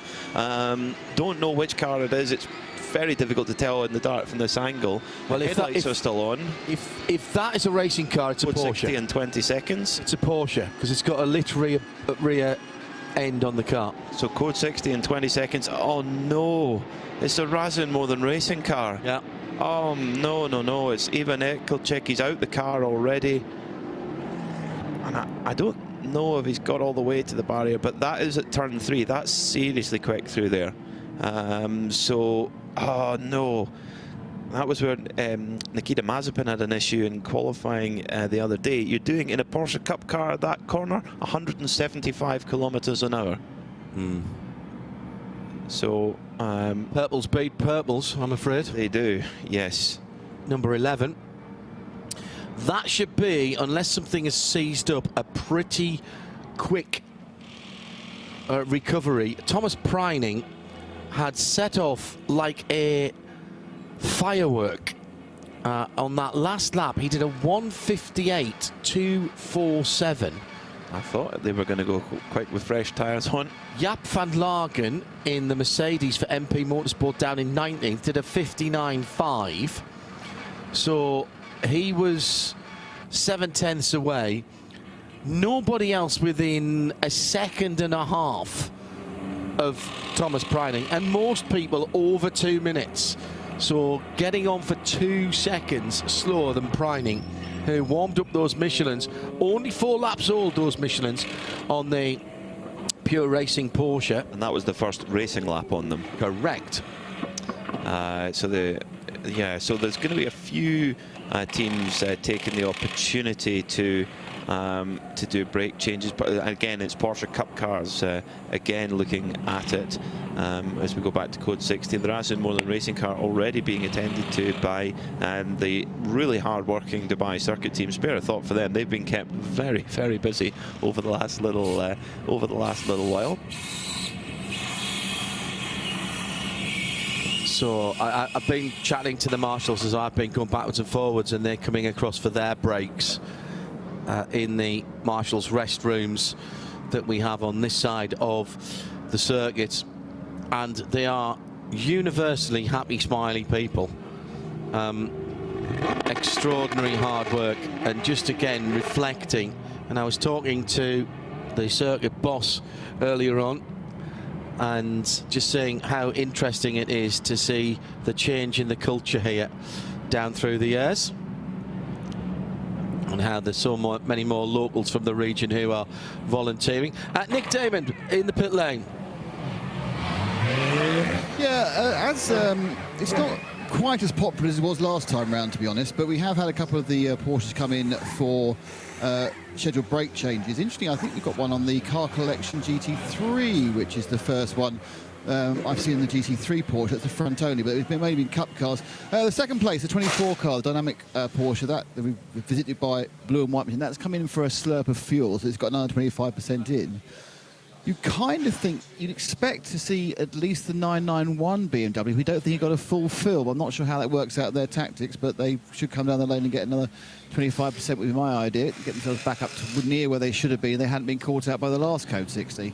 But it's a lot quieter. You know, they are Code 60 breed Code 60s, but at the moment, I think that people are kind of weighing up how long this is going to last. Is it worth coming in for the fuel or not? It'll be as long as the previous one because there's a bit of recovery to do.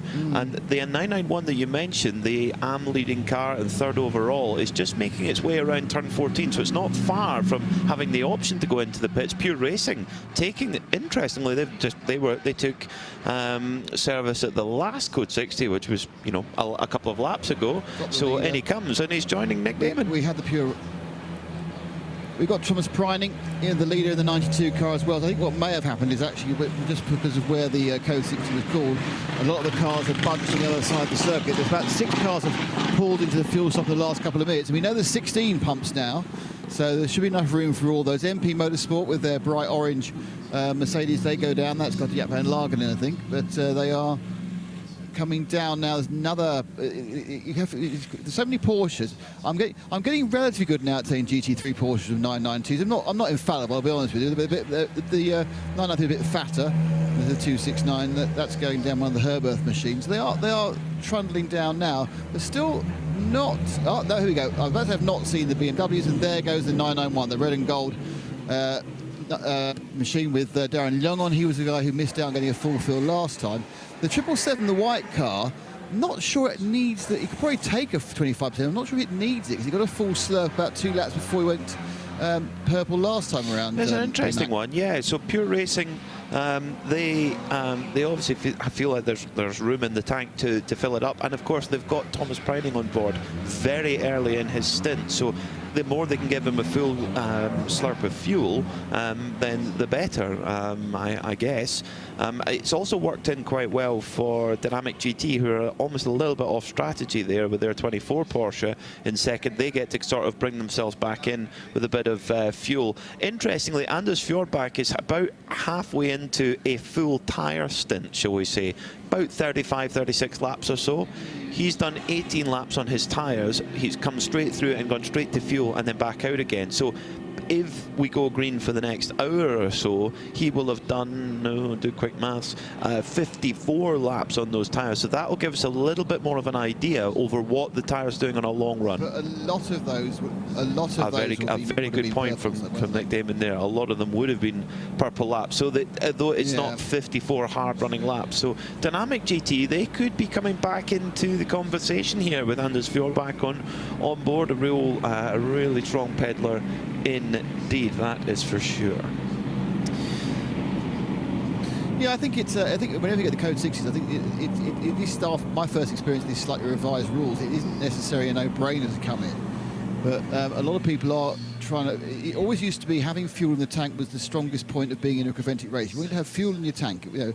But I think these tyres have slightly changed it because you're not. If you've got the money, you're not going to double stint them basically because you can get that lovely bonus. Probably 15, 20, 25 seconds by running those first few laps. So, but now the pit lane is empty apart from a course car that's about to release, I think, the driver who walked away from the car. And he's been reduced into the... and to make things worse, he's walked into the wrong garage. He didn't run into the Fulgenzi Rabdown car garage, and there he goes. He's not happy. So... well, we won't be finding out quite what's wrong with the car because he's stormed off down the pit lane. If he's heading down the pit lane, he's maybe going the wrong direction. I'm not sure. I was trying to find his pit box at the moment. So yeah, just under 11 hours to go.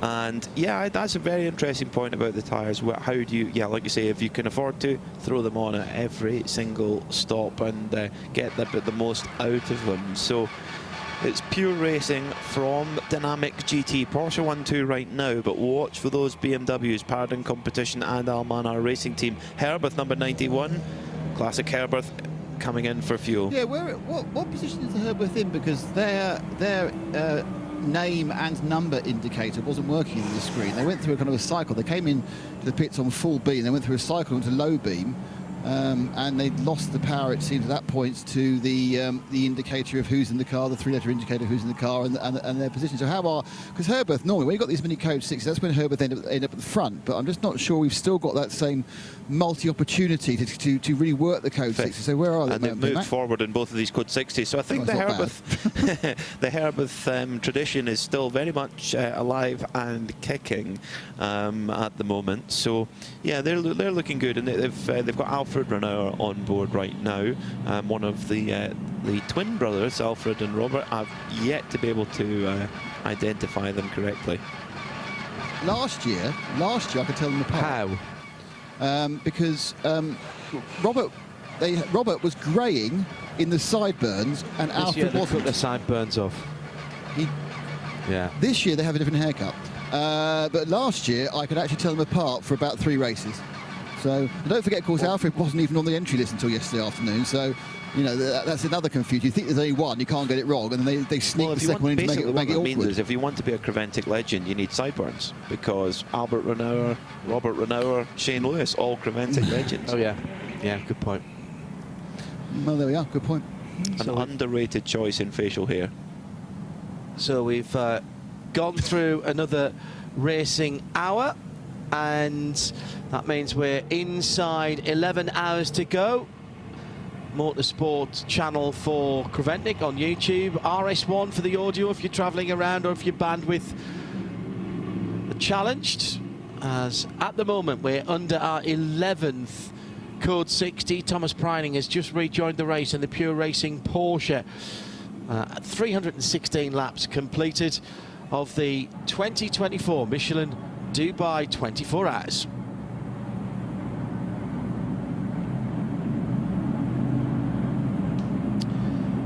Nick Damon has a phalanx, or at least a trio of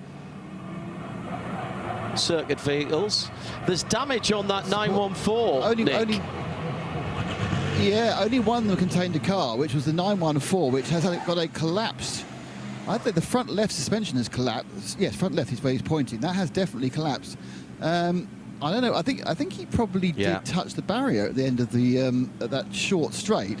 Just wait, has it collapsed the front? No, he's damaged the front right. I think the left's broken. It might just be. Oh no, he's got enough. He's done the radiator on the right hand side and scuffed it in quite badly. Well on the driver's Not side. sure if on the number panel. let me just wander around and look at that.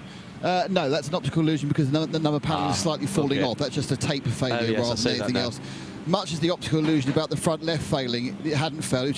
It picks up a huge amount of camber when it was on lock. But what he has done is he's nosed in on the right-hand side. May not be his fault, might be a technical reason, and that has taken one of the radiators out. So this will not be, whilst it looks like you could just literally fix this with a bit of tape, to be honest, because the radiator's gone, it's going to take a bit of time and a bit of tape. The nose cones popped out from underneath the right-hand headlight area.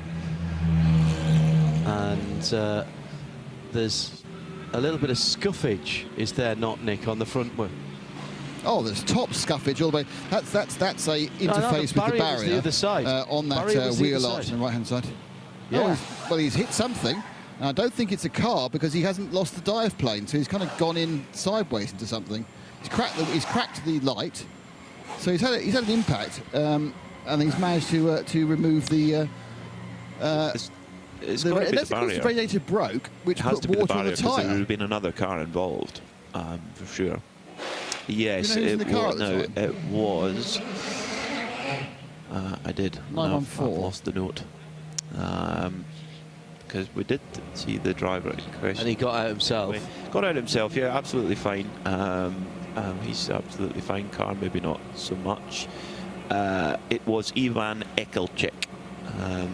Race winner at GT4 Germany. Good to see Ivan. I'll have a go at talking to him, see if he wants to say anything. Nick, he was off drivers. He was off drivers left, and up against the tyre wall, mostly on drivers left, and the rest of the road was on the right. So unless he spun it to get there, which is entirely possible, let's see if we can find out. Yeah. Well, let's find out. Ivan, your car is back. It's not too badly damaged, but you've got a radiator puncture. What happened? To be honest, I don't know. Maybe it's some liquid. It's some issue on the track before in this place. Maybe it's some liquid. I know the car starts to spin really badly. It's difficult to catch it. I mean, it's possible. It was impossible. Yeah. And did you hit the? And so you hit the tyre barrier. Is that what caused the damage? Yeah, it was. I hit a barrier. Yeah, on the right side. Yeah, it's not bad. It's just slightly hit, but it is what it is. You say you were spinning. Did you hit the barrier going forward or hit the barrier at the back? I hit the barrier on the side. Very bad luck. But I think the car will come back out again. You just got to replace the radiator, so it's not too bad. Yeah, I think we need to fix the front suspension and the radiator, and we'll come back to the race. I think you were right about the suspension, by the way, Nick. I think the suspension damage on that car as well as the radiator, if I'm honest. It could have been that he hit the wall on the other side and just cruised to a halt, but the damage is not on the side that was closest to the barrier when he came to a halt, let me put it that way, because he was way off the road at effectively turn 3-4 area. I mean, if he'd gone much further, he would have had to show a credential to get back in. So there's been a spin there. And that was on the far. That was on the far side of the circuit. Was that, or was that at turn 12? Turn 3. 3 wasn't right. it? Well, we've got fluid on the circuit at turn 12 at the moment, coming from one of the service roads, and that's why we're staying under code 60 at the moment. And the fluids are water actually now. It says. He's coming on the track now. Turn 12. Oh, yeah, right, yes. Right suspension damage. The steering arm, at the very least, is broken on that Porsche. And this is the Razum More Than Racing, Ivan Eklicik. Eklicik out of the car under his own steam there. That's an interesting one. Turn 12, by the way, is the hairpin at the top of the hill to our right as you turning back towards the paddock effectively. It's hard to say because you mentioned there might have been something fluid on the circuit. Maybe it was the radiator punctured, leaked and then went onto the tyre. Yeah. Or are we trying to make a creative excuse for him? I don't know. It's whatever the story, it's more likely that the radiator was damaged on the way into the barrier. But it's the front difficult. Right tyre. Difficult one. Deep into the night to have a little one like that. It was the first racing lap after a code 60, so it could have been a cold tyre. Cold tyres. Yeah. The Renault Herberth, Alfred Renault Herberth cars in the pit lane. This is the number 91, leading in Pro-Am, 5th overall, Nick Damon. Yeah, they're having a good old look in the front right. I don't know whether they're thinking about whether they need to do the pads or not, but they did actually tighten up the caliper mounting bolts, but didn't actually do any work on replacing it. They've had a look. They'll now, I assume, just make sure he does now turn right, and they're going to take the 25%.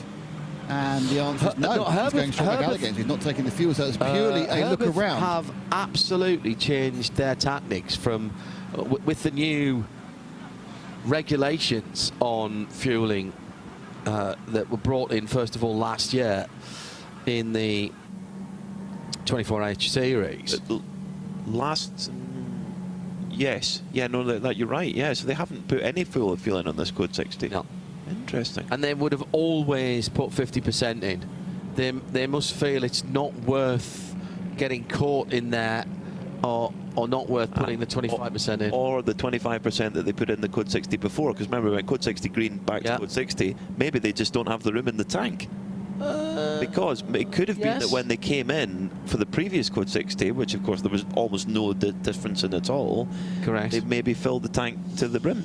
Well, let's find out, shall we? Well, we won't know what's in the tank. No.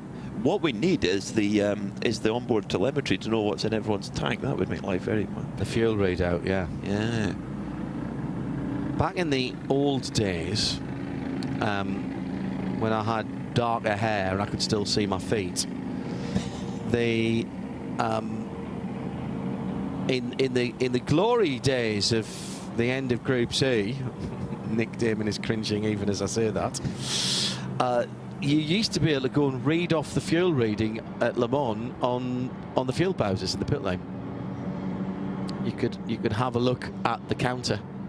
So you could basically subtract what they'd taken from stop to stop. Yeah. And it used to, because Group C was a fuel formula, that was the BOP for Group C.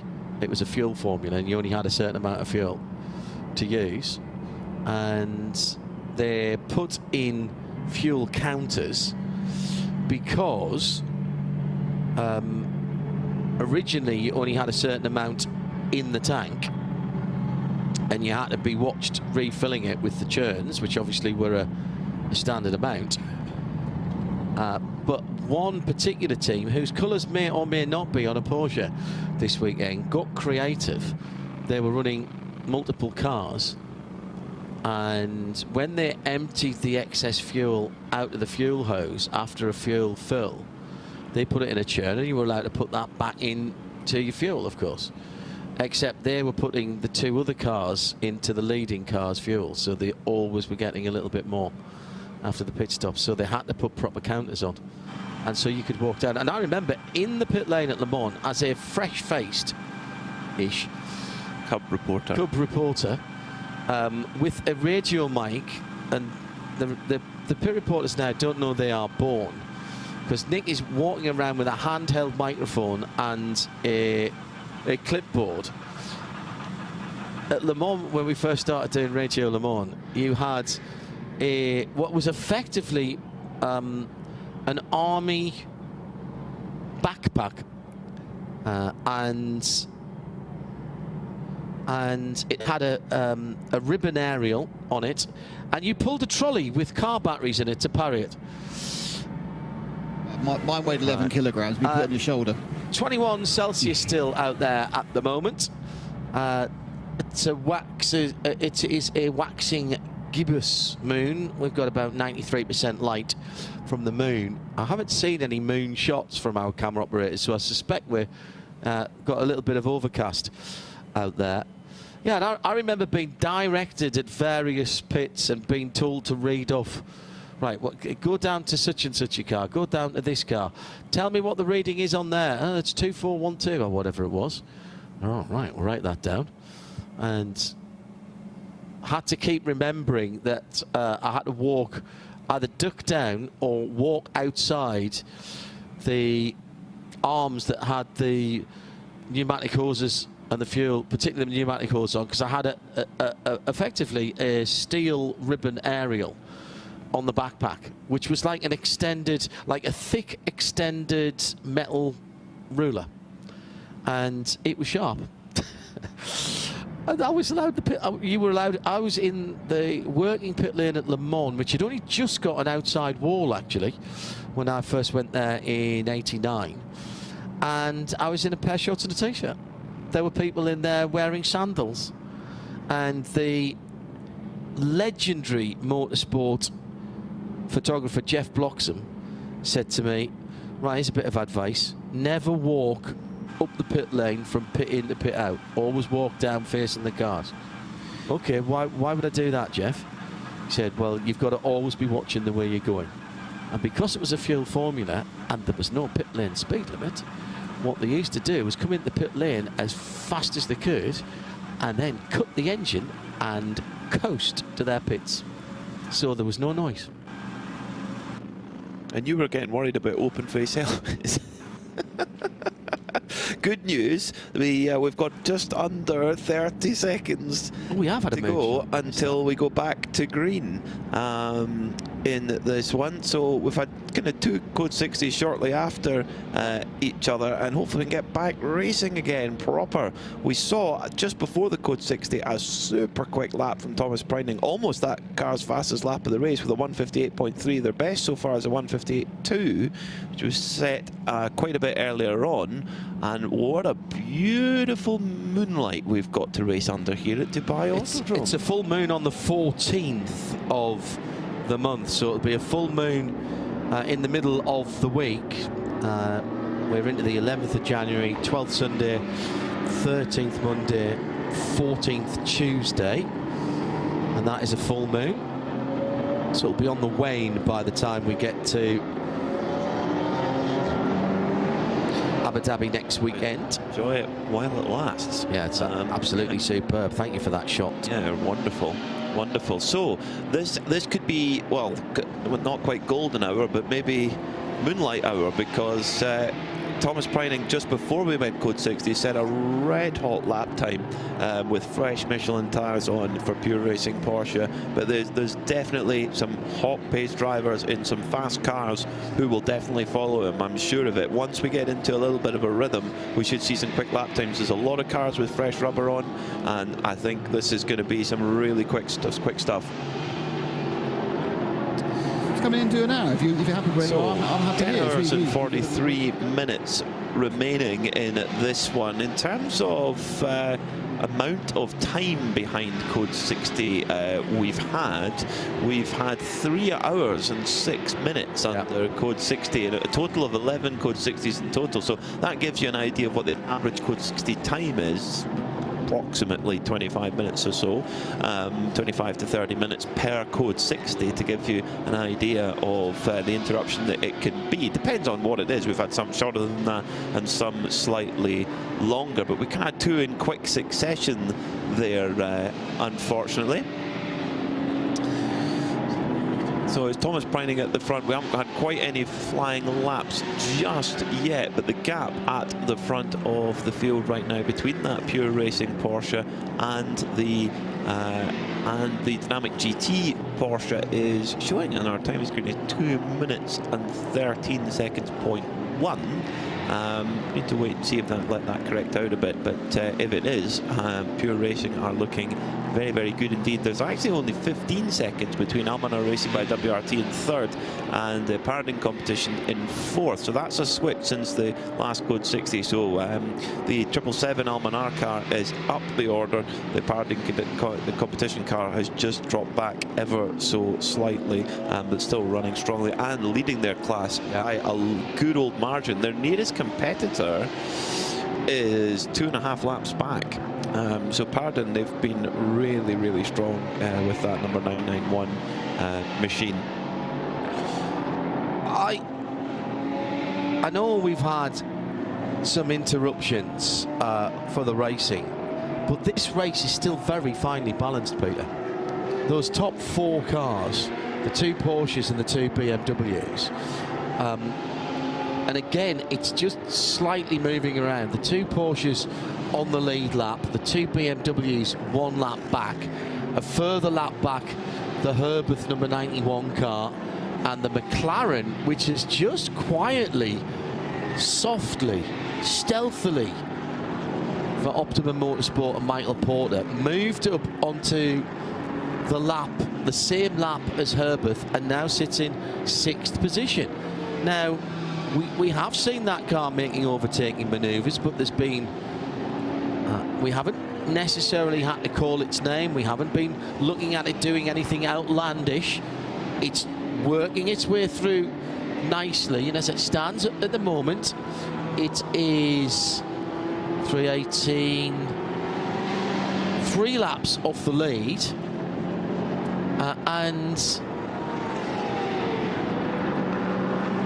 a minute and 9 seconds ahead of Winward in 7th, who are about 20 seconds ahead of SMP in 10th position. And the Winward car, a little while ago, we saw the Winward car having a disagreement with the Toyota GT4 car, and it's picked up a 20-second penalty for incident responsibility. They'll need to serve that at the next time they pit under a green flag. You cannot serve a penalty under a code 60. You can't even. It used to be that you could serve a code 60 and you could serve a penalty under code 60, but you had to serve double the time, but it was still worth it. Now you can't do that. It's got to be served under green. So certain cars have penalties hanging over them. In fact, our race leader, Thomas Preining, has a 4-second penalty hanging over at this exact moment in time. So we'll need to serve that at the next green flag pit stop. 2:01.1 for your race leader, Thomas Preining. 3.6 seconds quicker than Anders Fjordbach last time, but there's so many pinch points on the circuit, the kind of slower, more technical sections, where if you get just caught up in the wrong gaggle of traffic, you can lose so much time. So the way that you cut through traffic here is so important at this Dubai Autodrome. I was watching a little bit on track earlier on, from 13 into 14 and through 15. It's a really tight bit, particularly 14 is kind of double apex corner, so sometimes the car following behind can get a little bit confused. Well, it can be a little bit confused when the door slightly opens. They go to stuff it and then the door closes up again.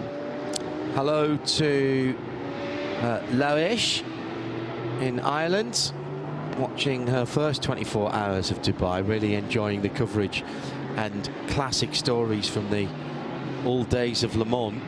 You get a lot of old classic stories from me, Loish,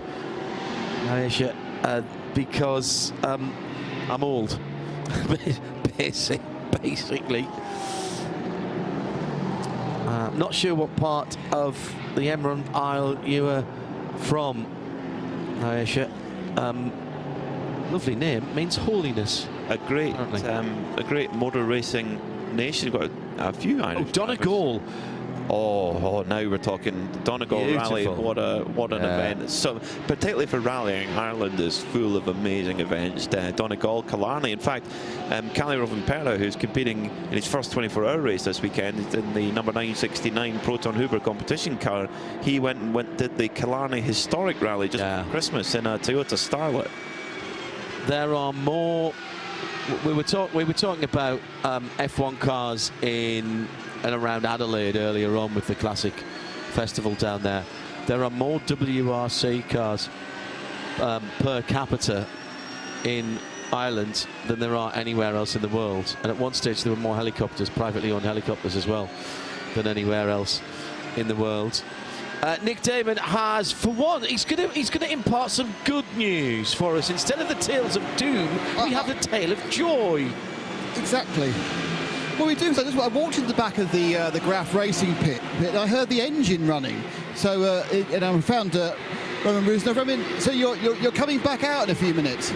Yeah, how we come back out, we get some problems with the engine, with oil pressure, so I have to stop, change the engine, and then we'll try to finish the race. We've got plenty of hours to go, and of course it is all about a learning experience with this car, isn't it? You know, I think it's a long race. It's a very difficult race. We see the Ginette had some problems. I think we must try to go to the end. And at the end of the day, for us, it's a test. It's not really it's a race. We never did testing with that car, but I think it's fast. Let's try to finish the race. It's exciting. Was this the first engine problem you've had with the car during its testing? But we didn't do any tests before this race, so this is our first test with the car. So, yeah. I understand, is it a version of the Lamborghini engine, or is it actually the Lamborghini engine in the car? No, it's a different engine. Right, we keep being told different things. What is the engine in the back of the car? Who builds it? Where's it come from? Just don't listen what the others saying. It's just a V10 engine which we built. You built it? Yes. Okay. So therefore you're responsible for it not working? Yes, sir. I know. That's our problem. All right, I hope to see you out very soon. Thanks, mate. Thank you very much. Nick Damon with Roman Rusnov, and there is a bit of a salt. There was almost a salt tire on the arm of that car, of the arm of his race suit. There, Roman Rusnov, former WEC champion, drivers' champion in LMP2, wasn't it? Yes, it was. It is. Yeah. Not a FIA World Champion. It was, I think, it was called a Drivers' Cup or something. World Cup, that. yes. World Cup, yes, yeah. It was, yeah. It's a beautiful machine, the Rossa LM GT. They've got big ambitions for the car. They want to have a road version of it, a GT2 version, a GT3 version eventually. It's been run by Graf Racing, who are a serious outfit. They've built 2 chassis so far, including that one, which were completed in mid-November, and Roman Rusnov, he's the founder of the company. So tight-lipped about the origins of the engine, but about the V10, we know that. So you should mute yourself before clearing your throat. Like yeah, sorry about that. Lamborghini. So number 92, Thomas Preining, a 201 flat last time by. So that's interesting that straight out of the gates, from actually fitting the tyres and then going for it, was able to put in a really hot lap, but now, actually, after not actually wearing the tyres anymore, is not quite able to find that same pace. Unlike Dan Harper last time by, a 1:59.592. Likewise, Alfred Renard 1:59.9. Mikey Porter in the McLaren 1:59.9, and Matisse Lismont in the Aston 1:59.6 last time by. The key thing about that Dan Harper time is that's not the first time he's done that, and he's now pulled the gap down to second to 36 seconds. He's not on the lead lap, but he's now on, effectively on the same lap as the Dynamic GT car in second place, and second, third and fourth are now effectively all on the same laps. They've all completed 323 laps. The leader has completed 324. Now Anders Fjordbak's going to go through across the line any second now in the 34 in second in that Dynamic GT car. Let me see, where are you? Here's the 92. He's car 24. 24, excuse me, thank you. And there he goes right now. So he's a minute and a half behind the leader, but still just on the lead lap then in that case. But Dan Harper is only half a minute behind, but he's got the leader between him and Anders Fjordbak, if that sort of makes sense. Michelin 24 Hours of Dubai, good morning to you all from the UAE and the fabulous venue that is the Dubai Autodrome, with the city having basically come out to meet this circuit. And great to hear from Phil Hansen. I was talking to management earlier on actually about the potential future. It only seems a few years ago that we were talking about having possibly to lose this facility and have it rebuilt further out of town. Well, the property owners around here have decided that that's not going to be the case. There's real investment coming into this in infrastructure and facilities, also developing the ground around, the land around the circuit that they own, with some apartments, some race chalets, if you will, following the sort of American automotive country club theme, where you can buy a property and keep your cars near the track, and then there's specific track days for you. Works very well. And that's becoming very popular. Massive in Japan. Because if you're in Japan, an incredibly densely populated area, you've not got the space to keep the car. So keep it at the track, escape the metropolis, and come out and enjoy it. China the same. When COVID was on and the Carrera Cup Asia effectively became Carrera Cup China, we raced at some circuits that I hadn't heard of before, and even as good as I am with the old internet search, I really struggled. There's one just out, well, actually not even outside of Beijing. It's a 10-minute trip on the metro system to get out there, and there's plenty of room to keep your cars there. And when Carrera Cup Asia went there, it's quite a short circuit, so when they have bigger race meetings, the dual carriageway that runs past the bottom of it, they close off one side of the dual carriageway and make the other side two-way traffic, and they open two concrete gates, and you go out on the dual carriageway, down to a hairpin, and come back through a chicane, and then rejoin the substantive circuit. So it adds about a 3/4 of a mile to the circuit. Wow, it's like a Chinese Avis. It's absolutely brilliant. It raced really well. Wow. And we had a couple of races there during the COVID close down, and Porsche Motorsport Asia Pacific were really worked really hard to keep that championship running, although it had to run within China, and obviously quite it meant that the drivers were predominantly locals rather than the internationals. Back to its full health again last season. Some great racing. You know, you saw some of it as well and called some of it, and really enjoyed that. The Singapore Grand Prix support round was fabulous. Really enjoyed that, the Marini Bay Circuit. And some real talent. The internationals getting back to that as well for last year. And Alessandro Giretti, impressive driver.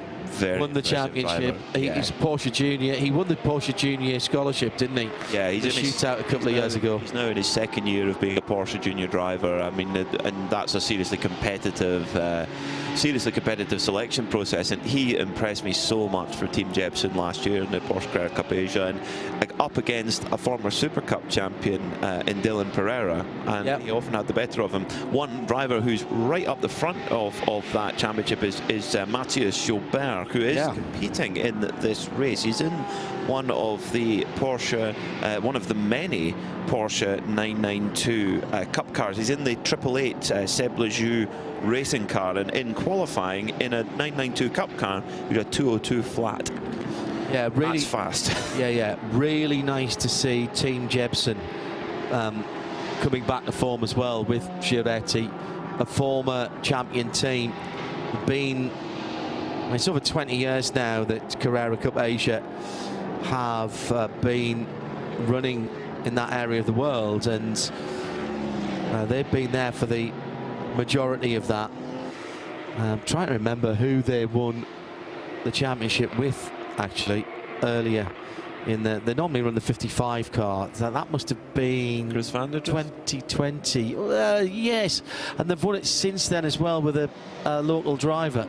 I think that was their third win in the champion. I'm working without my notes here. Yeah. So. No, it's a great. Check it out. It's a really good championship. All live and free on YouTube, and commentary from the RSL team of Happy Voices, of myself, Peter Mackay, John Hindhoff, and Lewis McGlade as well in the 2024 season.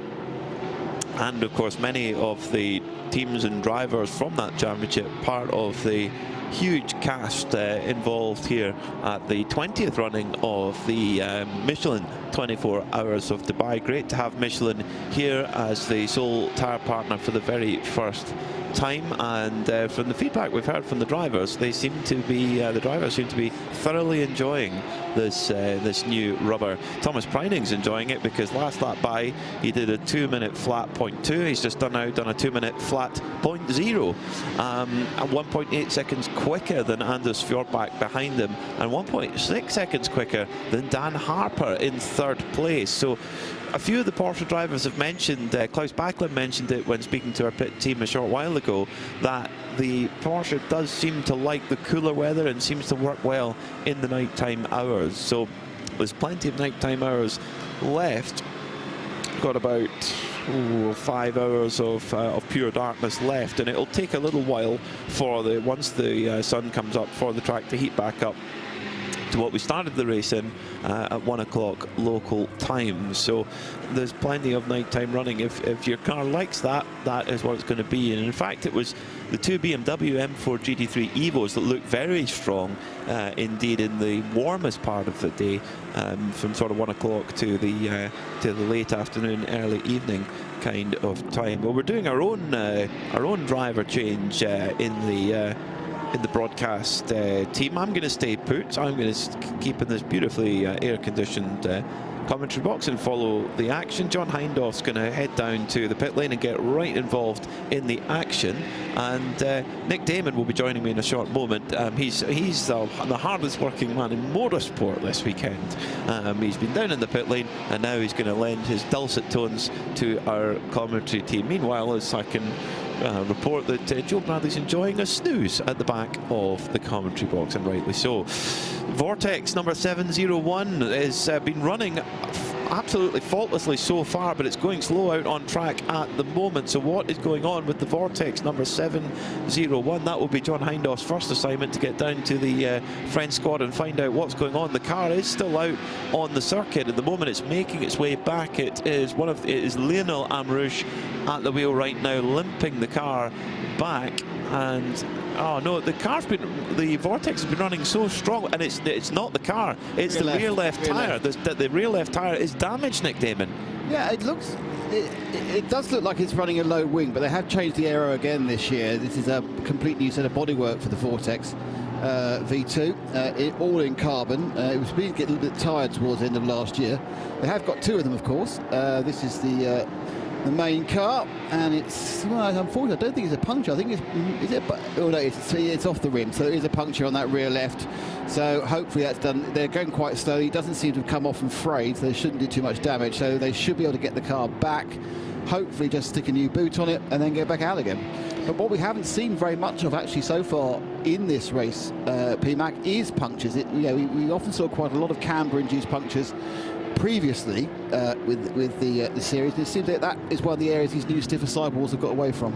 Definitely, yeah. Well, I remember at Monza in 2023, where we had a lot of 992 Cup cars in the field, and they had a lot of issues with the rear left going, which is the most loaded tyre. But the Vortex, Lionel Ambrose, very experienced endurance racer, has brought the Vortex back. Interesting, out on track, listening to it, it's got that big V8 engine in it. They must run it they must run it so light, because it revs so low. It just coasts along. It's a beautiful car, actually. I think it's a Crate LS3. It is, but they must be running it very gentle. Superly charged up. Well, I mean, you're in GTX. Yeah, yes, you can go out and buy a Crate engine that's got 700 horsepower, but then you just get yourself bopped back again. So what's the point? Just buy the one that can provide you with enough, has the longest serviceability. Car being jumped all over by the team. They have replaced. Did they replace that tyre? They're having a bit of a look to see any damage in the arch. But it's probably going to be just the worry, of course, Peter, is that it's thrown some of the cords around the suspension. The other worry, of course, is the fact that the tyre is firm because of the suspension issue. But they are having a good old look at the mounting. They're trying to get something out of the air. It looks like there's more to it than just that puncture. This is actually the Vortex company's 10th anniversary. These cars are built in a place called Hérault in France. It was founded by two brothers, Arnaud and Olivier Gomez.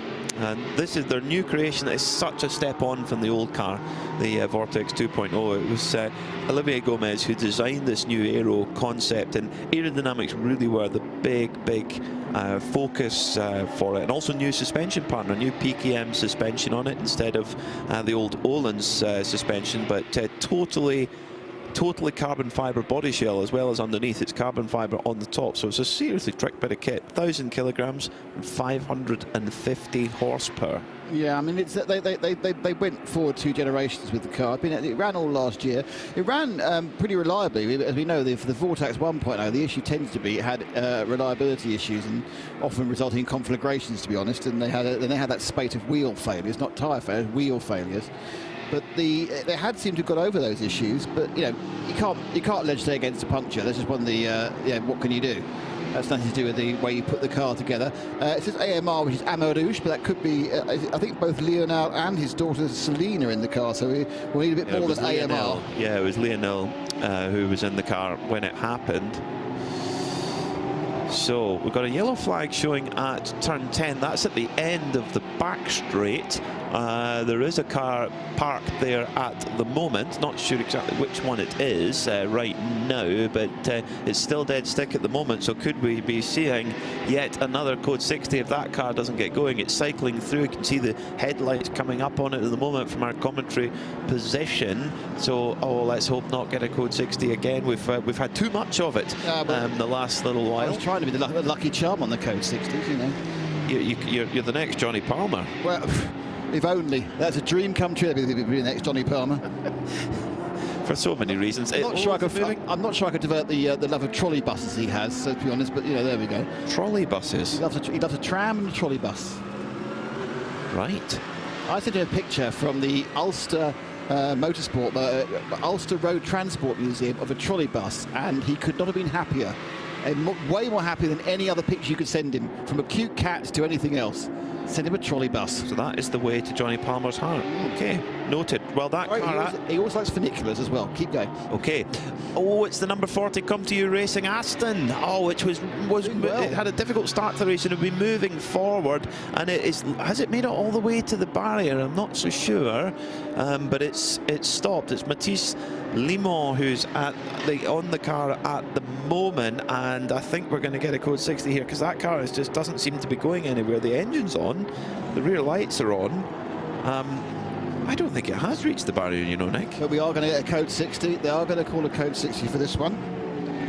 So we're on the countdown now of less than 20 seconds. So everyone is warned they will be able to use the pit lane. Thomas Preining had just done a 159.767, so he was just flying, and that indeed is a code 60. So that's a new rule for this year. I think it's a really, really good addition to the 24H series. In the past, you would basically it was just code 60 straight away, and there was often a little bit of confusion of the drivers when that code 60 actually finished and when it started, when it stopped, and that can sometimes cause penalties, etc. Now there is a countdown system which all the teams have a TV basically in the car, a screen in the car that tells them a countdown to code 60. I'm sure they'll have their team in the ear as well saying that it's on the way. The pit lane is getting very, very busy. We're in a dark spot at the moment because you're up here, Nick. John's on his way down. Yeah. So we're going to have to call this the old-fashioned way. I can tell you now that Thomas Preining in the pure racing cars coming from first. Daniel Harper from the Almanea Racing BMWs coming from third.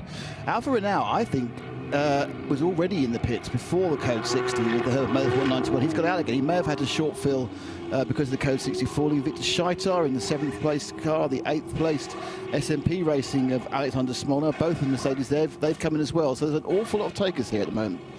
There is. I think this is the busiest code 60 sequence in the pit lane I've seen for quite a while. Just when we're changing pit reporters, but that's called the Murphy's Law. Oh no, John! Go for it, John. Tell us. Well done, John. I was held up just a little bit.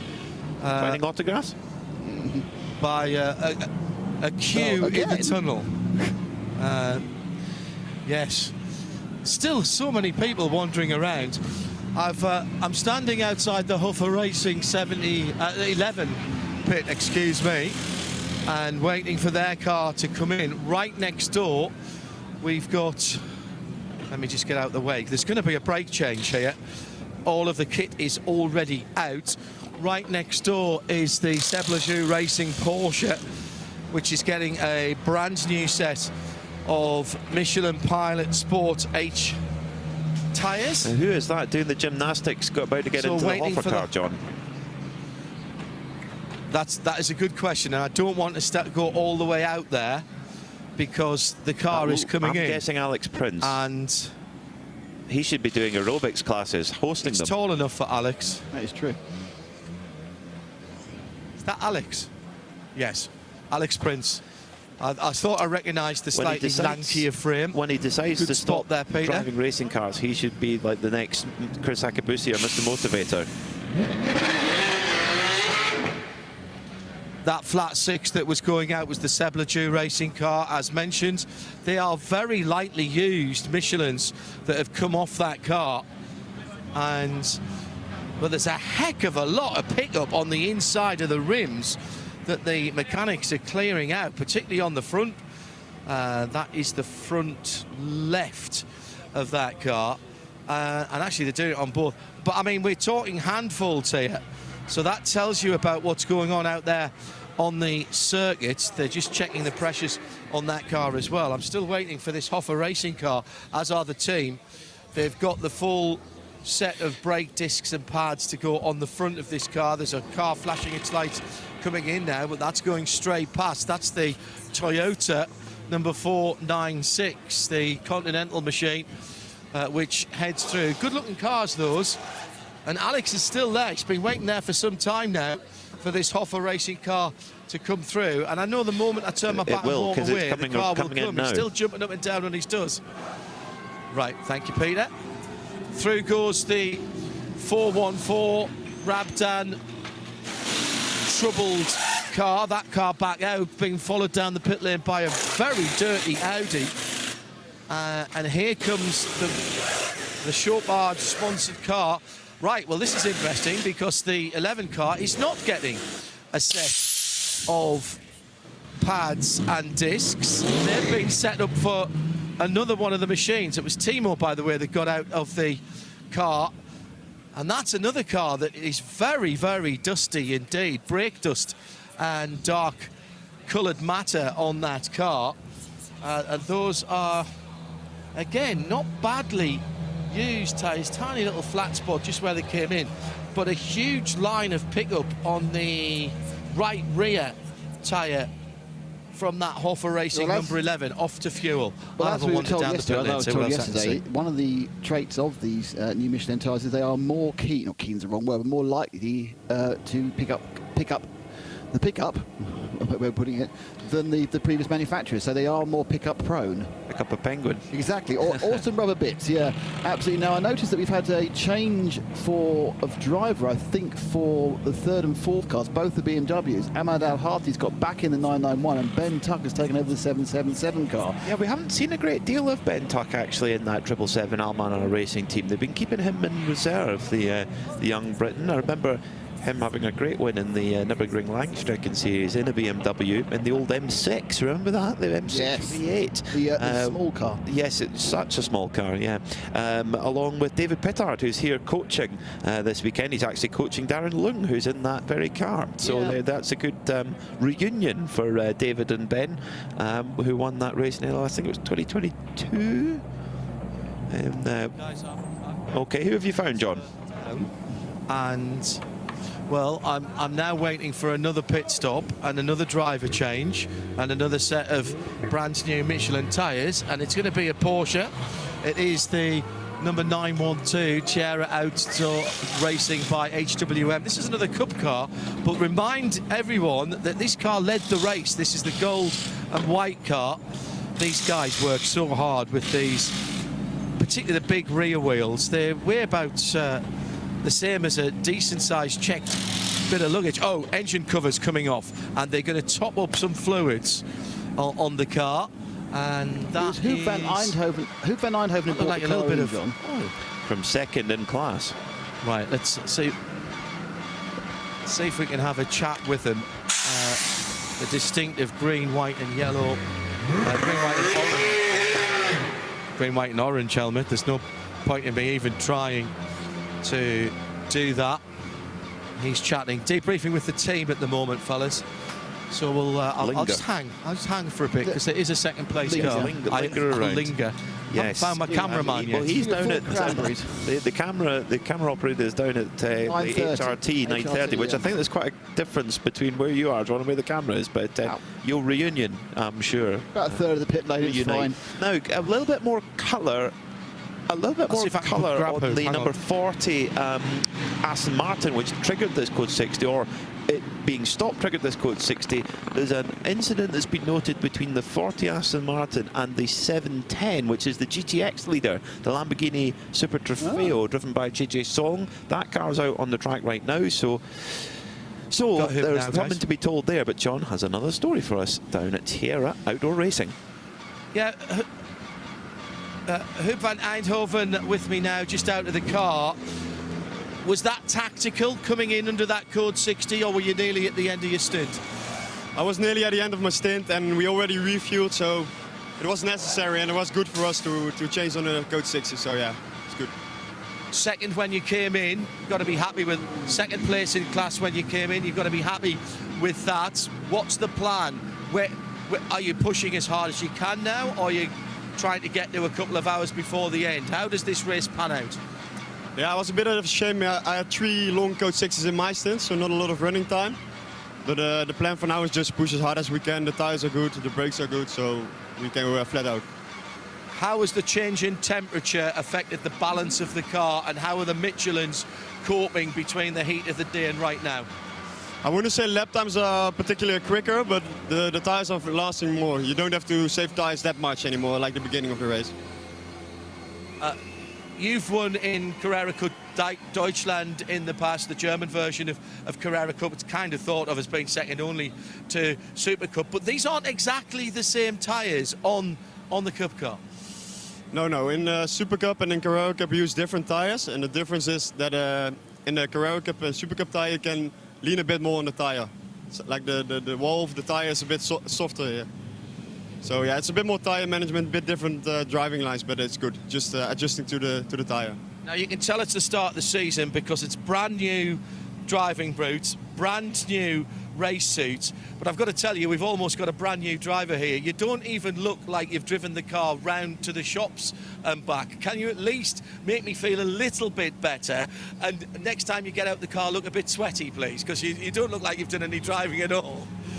Yeah, if it is not too much Code 60, I look different. So next time I jump out of the car, you should go back.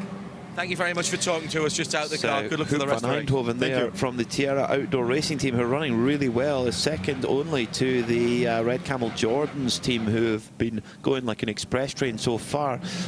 The flatbed truck may well be going to join John Hindhaugh shortly with a quite sad looking number 40 Come To You Aston on it. Well, of course, this is the second of their cars. They lost the first car after, which managed to not be scored. It's done quite well because the other car managed not to be scored in the event despite starting and doing a lap. So they managed to miss the timing entirely. At the front of the field, Thomas Prine in the Pure Racing Porsche stayed on board, but we've had change of drivers from Dynamic GT, that's got Lurk Hartog on board. Ben Tuck now on the 777 Almar Racing by in BMW. The Almar Harty in the Paradigm Competition BMW is in fourth. They've all changed. Michael Potter stayed on board the Optima Motorsport. That's a real sneaky climb to the field we've seen that McLaren. It's now scored in fifth. I think the stackers have unwind, so I think that's a true fifth. And that's interesting because that car was kind of marooned in the late 10s and early teens for a long time, but now it's really coming to the fore, and we still have a huge amount of time for it to break in that top four, which has been locked out those other four cars for quite some time, PMAC. Well, if you're a Ferrari 296 owner, whether it be a track one or a road version, get down to Scuderia Praha, because they are a Ferrari dealer as well as a race team, but they are changing the brakes in double quick time at the moment, taking opportunity during this Code 60. In fact, the teams must be delighted, because in this roughly half-time point of the race, there's been lots of Code 60, lots of opportunity to do a brake change, should you wish. And if you missed out because you kept thinking it would be another one, then you were a fool. John, you have something more for us. Well, I always like, when I get the chance to have a wander down the pit lane, to see the cars that aren't, in strife, if you will. Two pits very close together. Team Motor Park, we know that car went out much earlier on. There's nobody there. The car looks very forlorn. However, Asbest Racing, their TCR car, the number 102 Cupra TCR, that car is going back together now. It looks like it's had a gearbox change. There's a gearbox off to one side, transverse front-wheel drive car, but I'm seeing tightening. Oh, yes, I see that. It's tightening up in terms of the nuts and bolts rather than slackening off. Let's see if we can find out how far away we are. Introduce yourself, sir. My name is Nader Zuhur. I'm a driver for 101 and 102 in TCR in this beautiful day in Creventic 24 Hours Dubai. Now, I've just said to the guys, I'll go and check out the Aston in a second, but this looks like slightly better news here, because I'm seeing things being tightened up and put back together. Are you going to try and get the 102 car back out? And was it a gearbox problem that I can see part of the gearbox to the left there? Yes, actually it's a gearbox problem for the 102. 101's doing fine right now. We just fixed it. It took us 2.5 hours, and it's going to be on track very soon. I wish you all the best. Good luck for the rest of the race. Thank you very much. There's perhaps another candidate for spirit of the race, as the Aston Martin is about to be reloaded. Now, there's a problem here, because we've got a car coming in that wants to be in the space between the Aston and the pits, and it is the AMG that has had to come in there. Very nicely done for the blue and white car. Number 96 machine. Yes, correct, GWR Australia. That car looks in pretty good shape, to be honest. And this looks very standard. It's going to be a brand new set of Michelins. And they might have just had a lap on them, actually, to take off the release agent. Very loud down in the pit lane. I'd really forgotten how loud it is. Let's have a quick chat down here. Introduce yourself, sir, because I can't see your name tag. Yeah, I'm Garth Walden, team owner. Nice to see you again. Normally speak to you when we're down at Bathurst for the 12 hours. We'll be there in a couple of weeks' time, of course. Give us the potted history. Lots of people back in your home country tuning in, watching and listening. Potted history of the race so far for the 96 car. Yeah, unfortunately we haven't had the... Hang on, there's a bit of a problem here because we can't get the car out of the way. And the Aston's blocking that car. We've had to push it back. Here comes the Optimum McLaren as well. And this is the slight problem when you have recovery in the pit lane. Really nicely done by the team. Couple of seconds lost, but in the big scheme of things, nothing too nightmarish. Things are done differently in Creventic, but you lads have handled that pretty well. How are you finding this race so far, Garth? Yeah, it's a good race. It's got its... obviously, it's a lot different than what we're used to back in Australia with the 12-hour and SRO events, but it's good. It's a good race.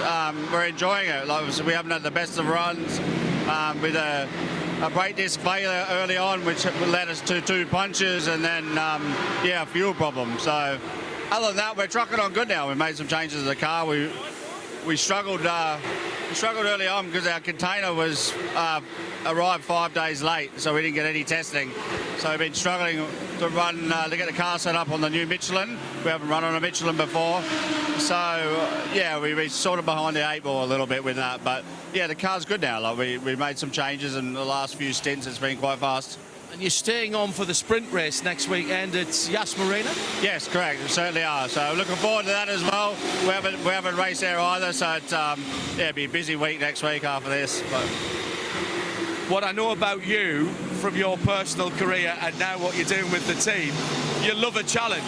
It's just another challenge, isn't it? It is a bit of a challenge, yeah. So, as I said, our car arrived late, so the boys worked 60 hours straight when we got here without any sleep before the 24 hours. So it's been a challenge to say the least. But yeah, we have a little bit of work to do after today, and then for the 6 hour, and then back home for the 12 hour. So. Well, I've got to do Daytona in between, but I'll see you for both of those as well. Good to speak to you again, Garth. Have a good one. Great to hear you. Off you look, mate. Excellent. Quickly let me go and have a look at this Aston. They've got the front end off straight away. They're taking the under tray off from underneath the engine. There's damage to the right front steering arm. And perhaps the end of the steering rack. So that's what they're going to. There's been contact there in some way, shape or form. They are working with purpose here. They look like they know what they're doing. So I'm going to keep out the way and let them get on with that as I wander back down to the end of the pit lane towards pit out. Pits up, because unfortunately Optimum Motorsport have come into the pits and gone on the dolly jacks and wheeled in. Just after I said how well Michael Potter and the team are doing, up to a stealthy 5th, they've now dropped down to 8th. Can you see them, and what's the problem, John? Yeah, I've arrived at that pit. There was a bit of confusion because as we were dropping the Aston Martin off the flatbed, the Garth Walden racing car came in and needed to be in between. At the same time, the Optimum McLaren had to be in the front, so the GWR car couldn't drive out. So it had to be pushed back, and the Aston had to be pushed out the way on the dolly jacks. The driver is still in the McLaren. They're working on the left rear. Shout at me if you lose me. The door's being closed. I'm going to have to step into the pit. 1 sec. Well, there's work going on. They're doing a brake change. They've been doing a... Oh, no, I've said that. No, they haven't. They've done...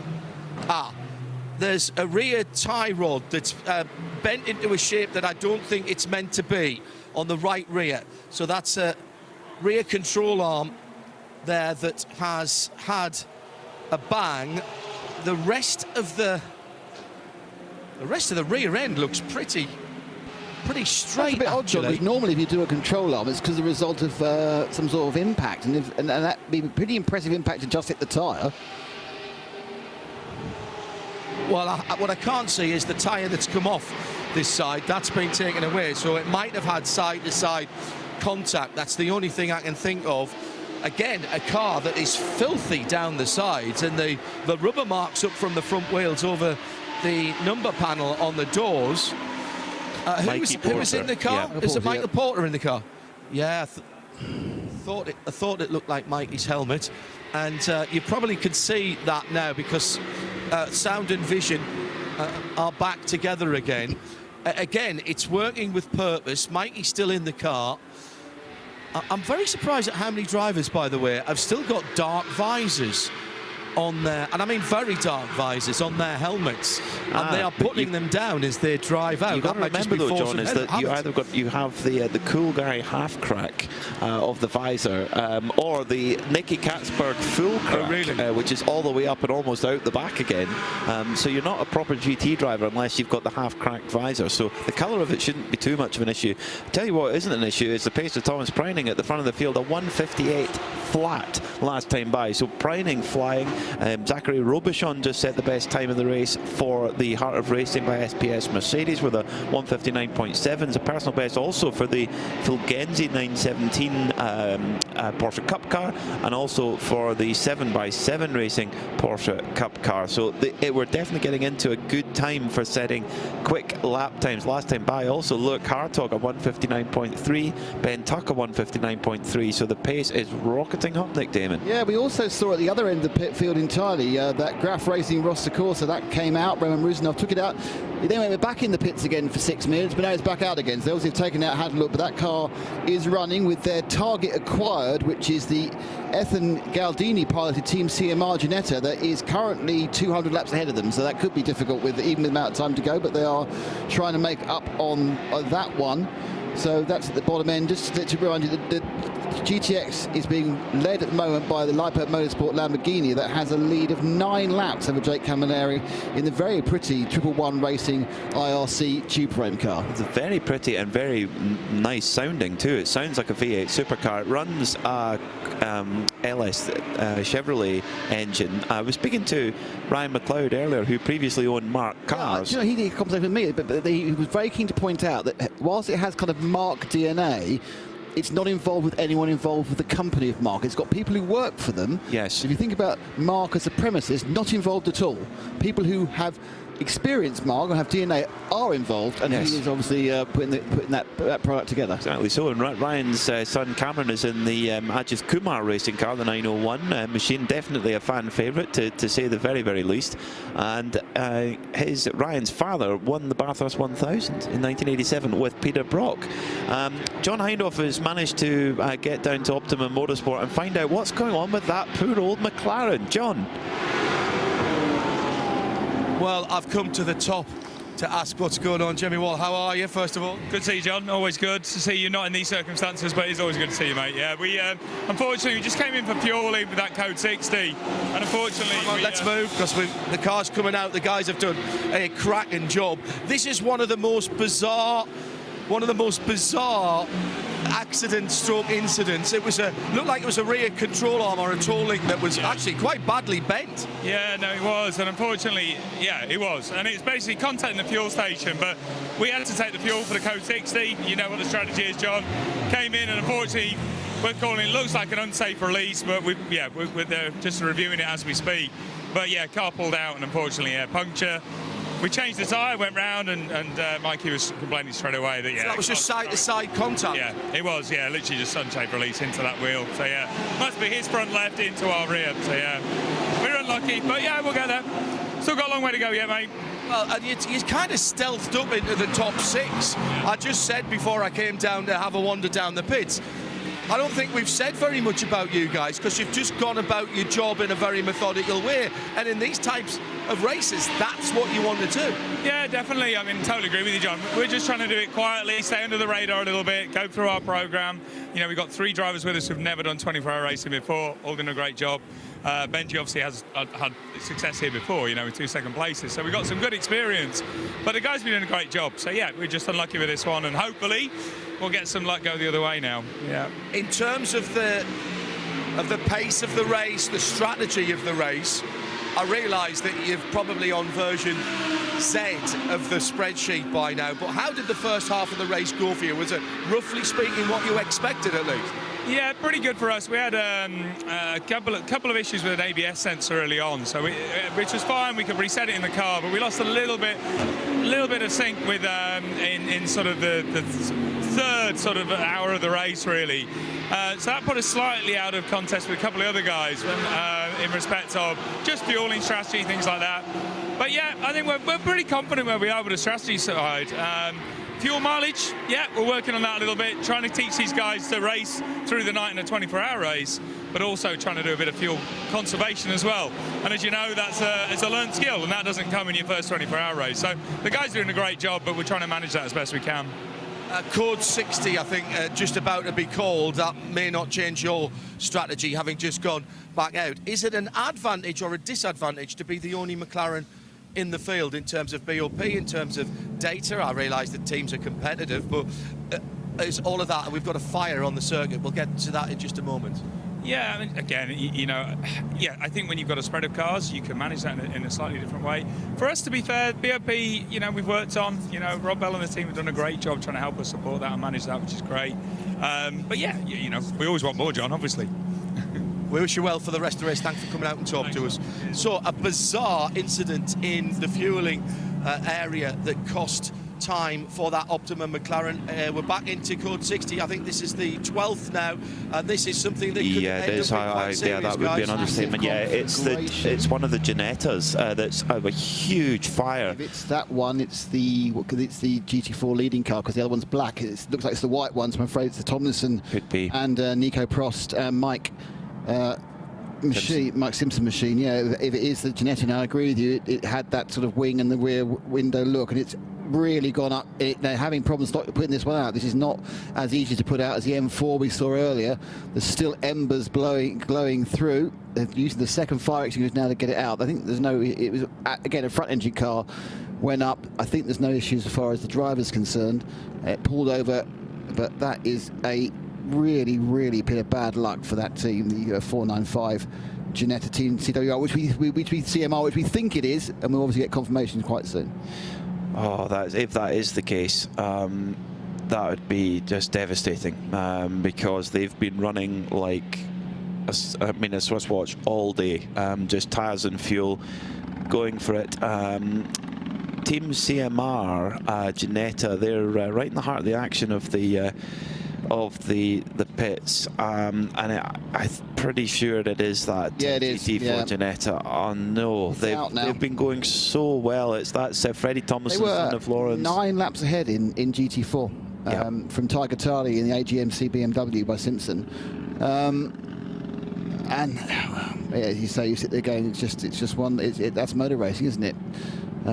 They've run faultlessly for 14 hours and 8 minutes, and then they aren't running faultlessly because the car's caught fire. We'll find out more about that, because that car will get towed back very quickly and then land at John's feet quite soon. It's at turn 17. We have a code 60. Just out of interest, that's a very irritating and annoying problem that Michael Porter had of being clunked going into the pit lane, going out of fuel, resulted in a pit stop of about an extra 9.5 minutes, because that's before he got the fuel. It was taking 9.5 minutes. So fantastic work by the mechanics, but you're sitting there going, well, that didn't need to happen, did it? That's a new one. I've never seen that happen before. Hey guys, they dealt with that very well indeed. A very late decision on a driver change for dual racing by Huber, the number 950 Porsche 992 GT Cup car, and that has resulted in a bit of a scurry. The car's gone out towards the end of the pit lane. In comes the 991, one of the leading cars. That is a BMW. Again, 991 really should be a Porsche number. Let's see if we can grab Ramsey, who's just got out of the car. How you doing, fella? Ramsey Moutran. Let's get you out the front and get a camera to you. And good to see you back, first of all, with the family team. That looked a little bit of a scramble there. Was that a late decision to do that driver change? A little bit, yeah. We were deciding if we were going to come in and and box or not. When we saw the fire out there, we said, actually, you know, do we want to box or not? And I think he wasn't quite ready, so we made it just in time. You didn't lose any time at all. Welcome back to the 20th running of the Michelin 24 Hours of Dubai. I asked somebody earlier on up the pit lane when I came in, give us a little synopsis of your race so far.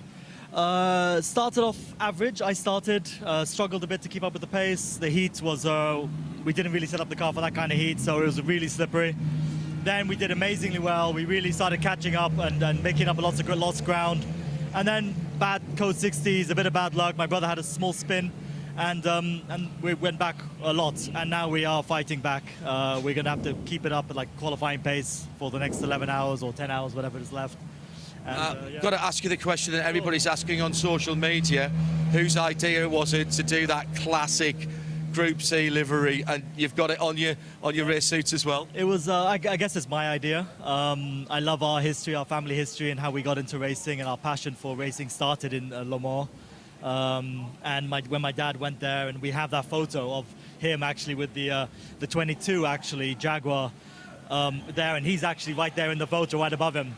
And so when we saw that, we thought actually that's really brilliant. We've got to try and honor that thing, because when he came back from that race, our passion for motorsport started in 1988. So, and we are that old, yes. So so it was like we just had to remember it somehow. And I asked the designer, I said, let's try putting this livery on the car, and it just looked so sweet. It looked really, it does work. It does really work.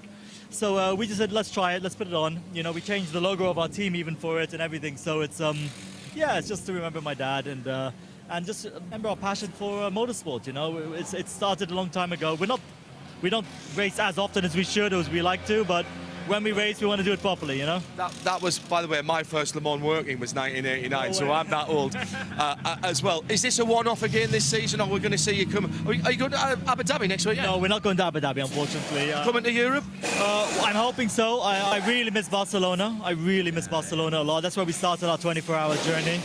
So I'd love to go back there a little bit, and also the Spa in the Porsche look really sweet. So would you do the 992 endurance race? That was a great 12-hour last year. Exactly, and we love the car, and we're getting good at it. We're starting to get good at it anyway. So we're debating that. We're speaking to Huber about it, but we're just so happy with this new partnership we have. They're actually brilliant. We're really loving it. It's a similar passion and for motorsport, you know. You know, lots of people go racing because they want to win. We go racing because we love it, you know, and they do the same thing, you know. I mean, whether you're winning or losing, at least you're out there taking part, you know, and doing your absolute best. Although winning is fun, so winning makes it even more fun. Ramsey Moutron, thank you very much indeed. Say hi to the rest of the family for us, won't you? Absolutely. Thank you, guys. Thanks a lot. All right, guys. The pit lane, as you can see and hear, people now taking second chances when they didn't do it earlier on, but they realise, I think, this is going to be, again, a slightly longer code 60 for that fire in the Ginetta. At the front of the field, Pure Racing now have Alexander Malakin into the Porsche. I think every single car has stopped during this session. They've taken that 25% of fuel. I would like to say Ian McCarthy just made me laugh on Twitter with at RSL Studio in Dubai 24 Hours. He postulated whether the course cars were on Michelin tyres as well, and if so, did the pickup pick up? Oh, that's brilliant. That is bravo. That took a while to go through this time of night, didn't it? You know, I'm a simple chap. Did the pickup? I can tell you that the brand new hybrid BMW M5 course car here is on Michelin's. And I would suspect that the M3 and the M2 are as well. So yes, we're fully shod by Michelin, but I really hope the pickup is picking up. Yeah. I've actually got a good pickup story, which we'll come to in a moment. But John Hindhaugh has more for us for the pit lane. Oh no, he doesn't. We'll come to him in a sec. No, we can do it, guys. I'm standing outside of the Ginetta Team CMR pit, and with a bit of luck and a fair wind, the car is going to arrive now, and here it is, as it was covered in extinguishing. So I'm going to get out the way, but the driver was already back here. Who was in the Freddie car Tomlinson. when it went up, guys? Sorry, it was Freddie, was it? Okay. Well, Freddie's gone out the back. I'll see if we can get a word with him once the car has been demounted from the flatbed. The bonnet is off. It's a front engine car, as you guys mentioned. And again, other than the obvious smell at the front of the car and the lack of a bonnet, and it's covered in extinguishing at the front now as well, that actually doesn't look too bad. It's fine. Yeah. I try to be. I do try to be positive. Just spot the pessimistic Scotsman and say, I think that's knackered.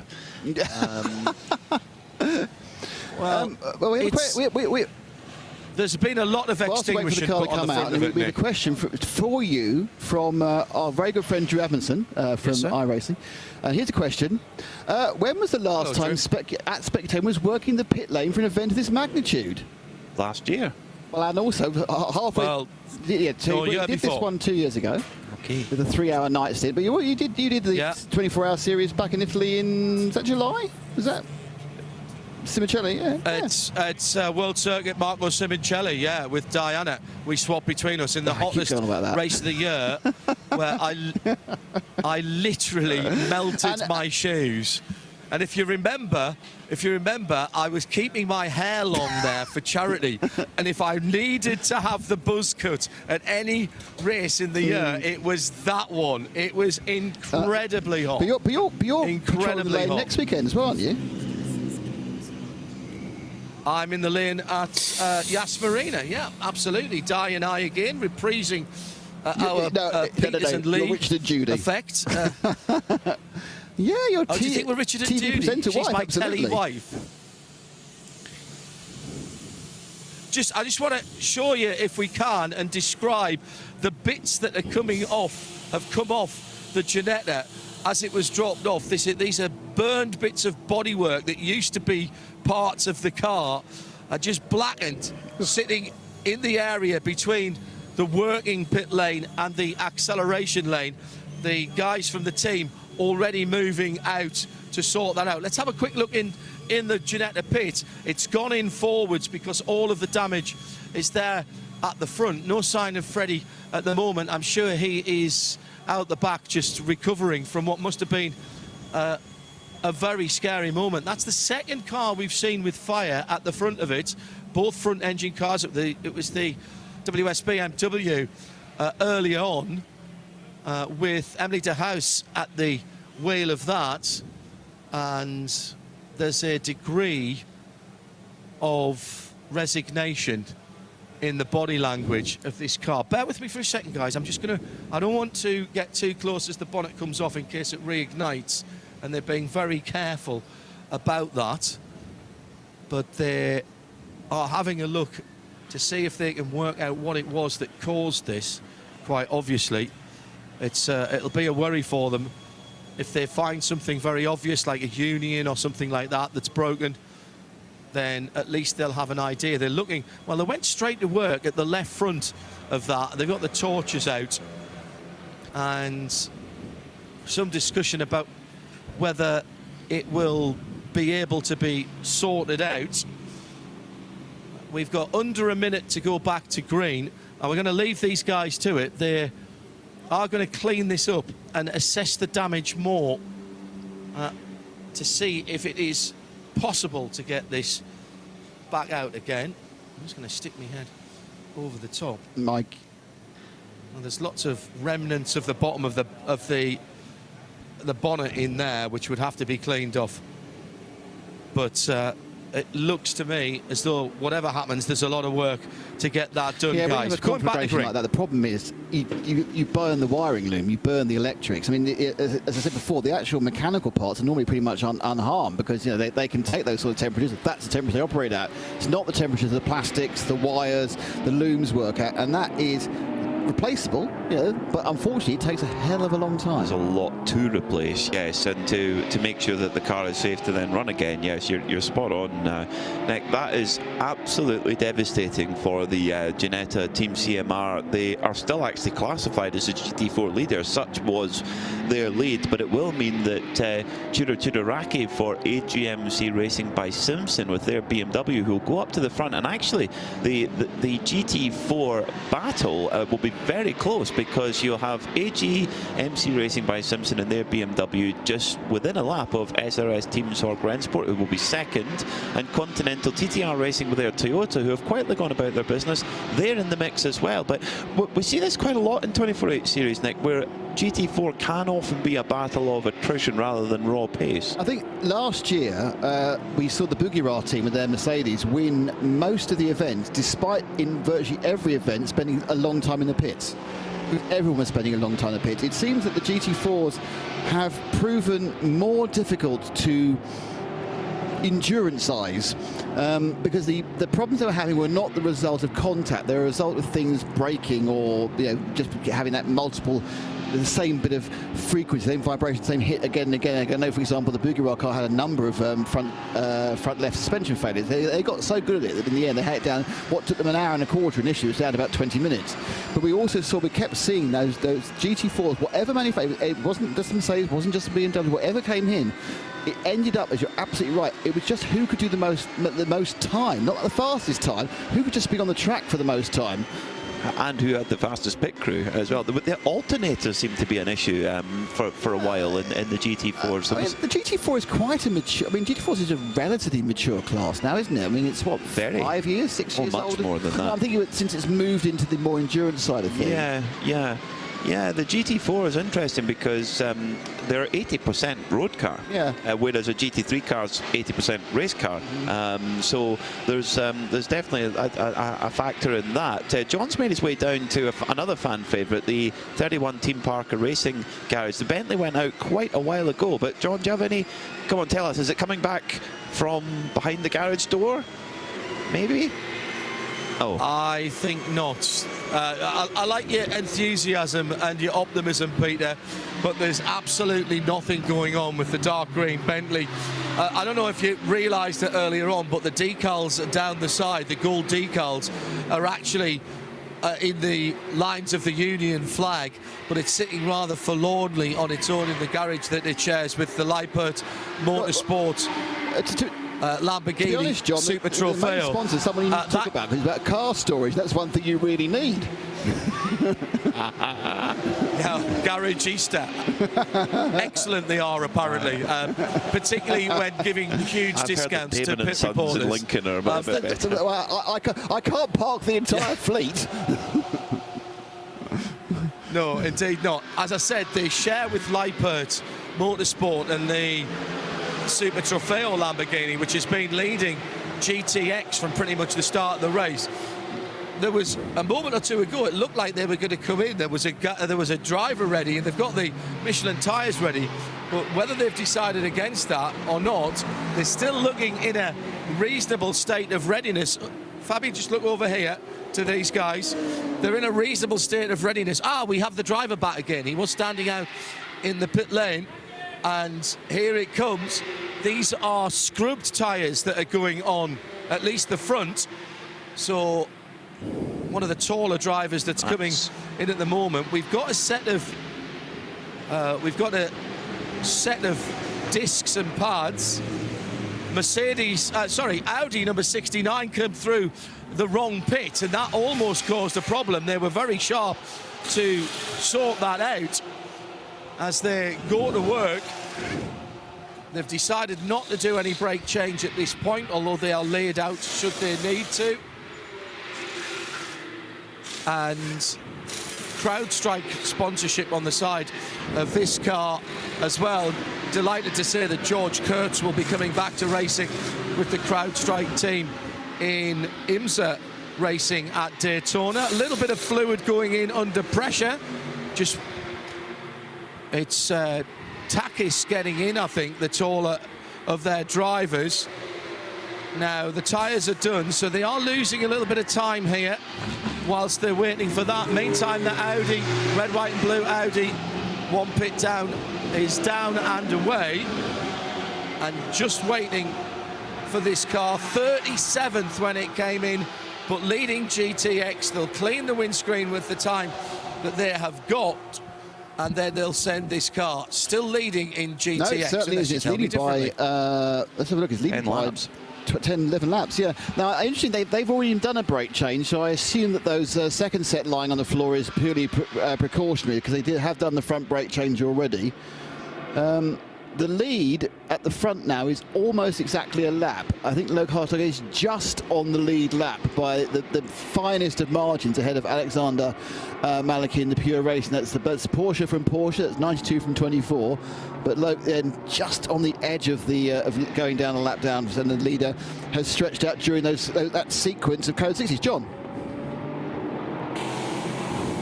That was a good minute and a half longer than it needed to be. They were just taking time bolting the new driver in. And once again, we've had 5 of the Leipert crew having to bump start that car. I'm not entirely certain how you do that. I presume you start with the car just in neutral, they roll it along, and then you crash it into gear on the paddles, and it picks up from there. That would suggest to me that is a proper cog gearbox rather than a flush. No, it must be an automatic manual, because otherwise that wouldn't work. Yeah. You can't have a torque converter or anything like that. It must be a direct drive. Yeah, and Leipert, exactly so. What are they doing to get it off the? I mean, you mentioned this earlier on when you were down here, Nick. What are they doing to get that off the fuel pumps? Because there's not 5 people down there. So I have no idea. Yeah, exactly. But they've kept doing it, and they haven't tried to fix it. Now, obviously, that wouldn't be allowed in WEC rules. You can't do that. The car must start under its own auspices, and that would be a fix. But this is different, obviously, in the Creventic rules. So you are allowed to do that as long as you don't go too far down the pit lane and trying to start it, then you become a menace to the rest of the field. The gap actually is 1 minute 39.6, so actually on a 2-minute lap. In fact, Loic is a little bit further round. He's got 21 seconds from being lapped, but that went up about half a minute during those 2 code 6 we've had in the last hour. PMAC. Yeah, it's definitely worked for them, hasn't it? And Alexander Malek, remember, he's a FIA bronze graded driver. He's just done a 2-minute flat. That's really, really impressive. But just a quick last point on Leipert. We were just watching there and talking about their pit stop a moment ago. They are having a completely contrasting weekend than they were last year. Last year, they didn't even make the start. They were on pole and they didn't make the start.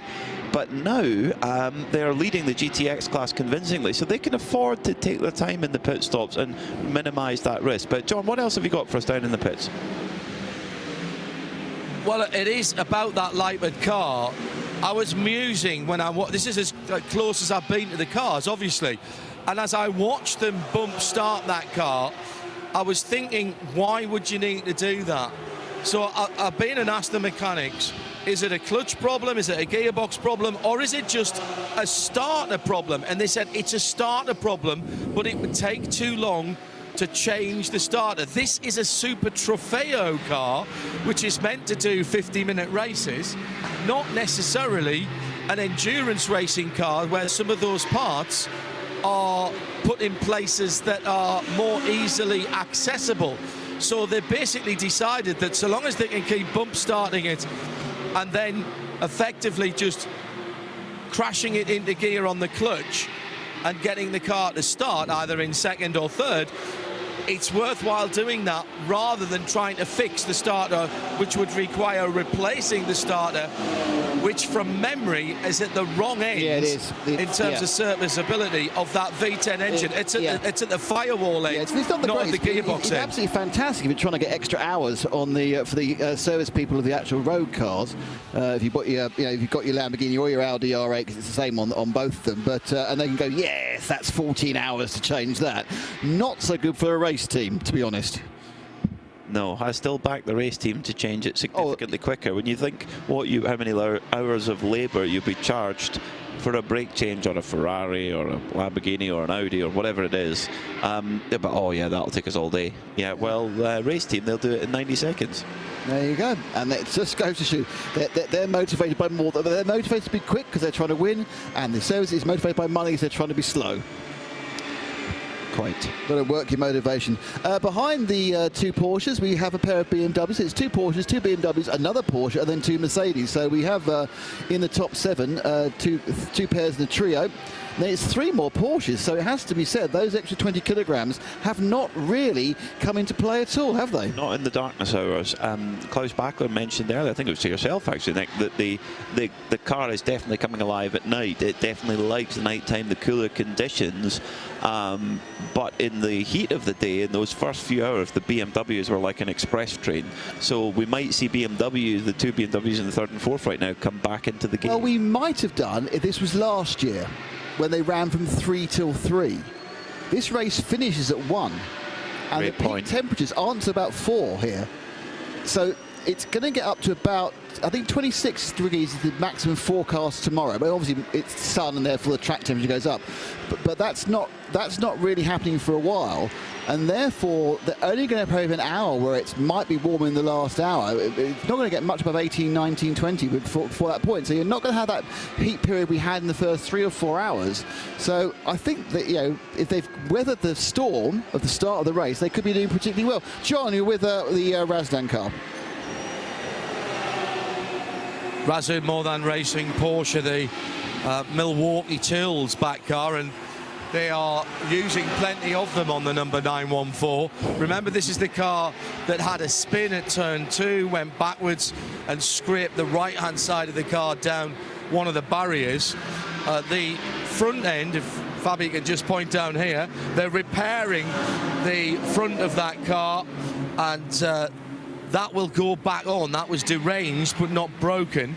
The biggest problem was the suspension damage and the steering arm damage on the right front. They've already got a new carbon wing on the right-hand side, and they are trying to get the steering arm fixed back on. They've fixed the wheel, I think, to make sure everything is still clearing.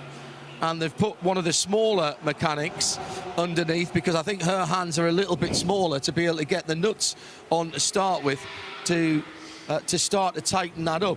They're also making sure that the additional LED headlights are going to be able to work through the holes in the bonnet. It's not anywhere near coming back out again, but, well, is this not hashtag spirit of endurance?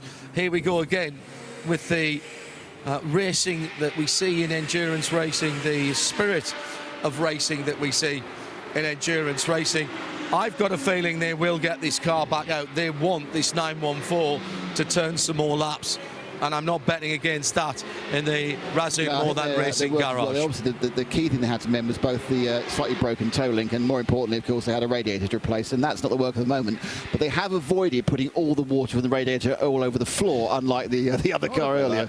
And don't forget, they're not long off the back of fixing a very damaged GT4 Cayman, which they're also running in this race. And as we were alerted by Paul Truswell earlier in the week, that same car, that 914 machine, did have a big crash in testing earlier in the week. So the Razdan More Than Racing crew, they're my early favourite for spirit of the race, but there's still plenty of time for that. Very much are lusting after that plastic trophy to be awarded to them by Joe. Presented by you. Fry. No, it's Joe. Joe's doing it. Oh. Joe has the honour of being the spirit of the race man. Okay. But, many things could happen. It could be somebody else. John. We got the RX, the racing team, Pure RX, Pure Racing, in drivers wearing matching helmets is never particularly easy, as one of the wheel nuts has just gone careering down the pit lane. My silky soccer skills have picked that up. And delivered it back to the team. It was hot as a hot thing, and that was up there boiling. Listen, you know what I'm like, you know what my hand's like from cooking. So yes, I did pick it up and delivered it back to the team. That was a really good stop, actually, and they were down and gone, 4 tyres and a driver. I would suspect that was somewhere around about that 20-second primo optimum mark that we've been looking at. It's 34 seconds to transit down the pit lane at the pit lane speed limit. 4 tyres, 4 new Michelin tyres on 4 new rims. centre lock wheels, of course, and the new driver already on the way to the fuel, and you'll be able to look to see exactly how much more than 34 seconds that took. Short stint for Alexander Malikin, because he came in at the previous code 60. Now, I think they were just ticking him over his minimum 2-hour drive time to score points. So I think he must have been short of his 2 hours. They've put him in for 25 minutes and clicked him over the 2 hours. What I think's happened there. You are making a face like, Nick, you may not be correct. Not sure. Good guy. I'm not sure. Why else would you put him in? No, he hasn't. He's no. Oh, in terms of the 2-hour minimum for the race. Yes. Yes. You know, I think that is. Sorry, I think he's gone over his 2-hour maximum. Sorry, my apologies. I'm following you now, Nick. 2-hour minimum. Yeah, 2-hour minimum. I think. Yeah, I would think Alexander Malekin's well over that anyway. So they're running in the outright class. The minimum driver time.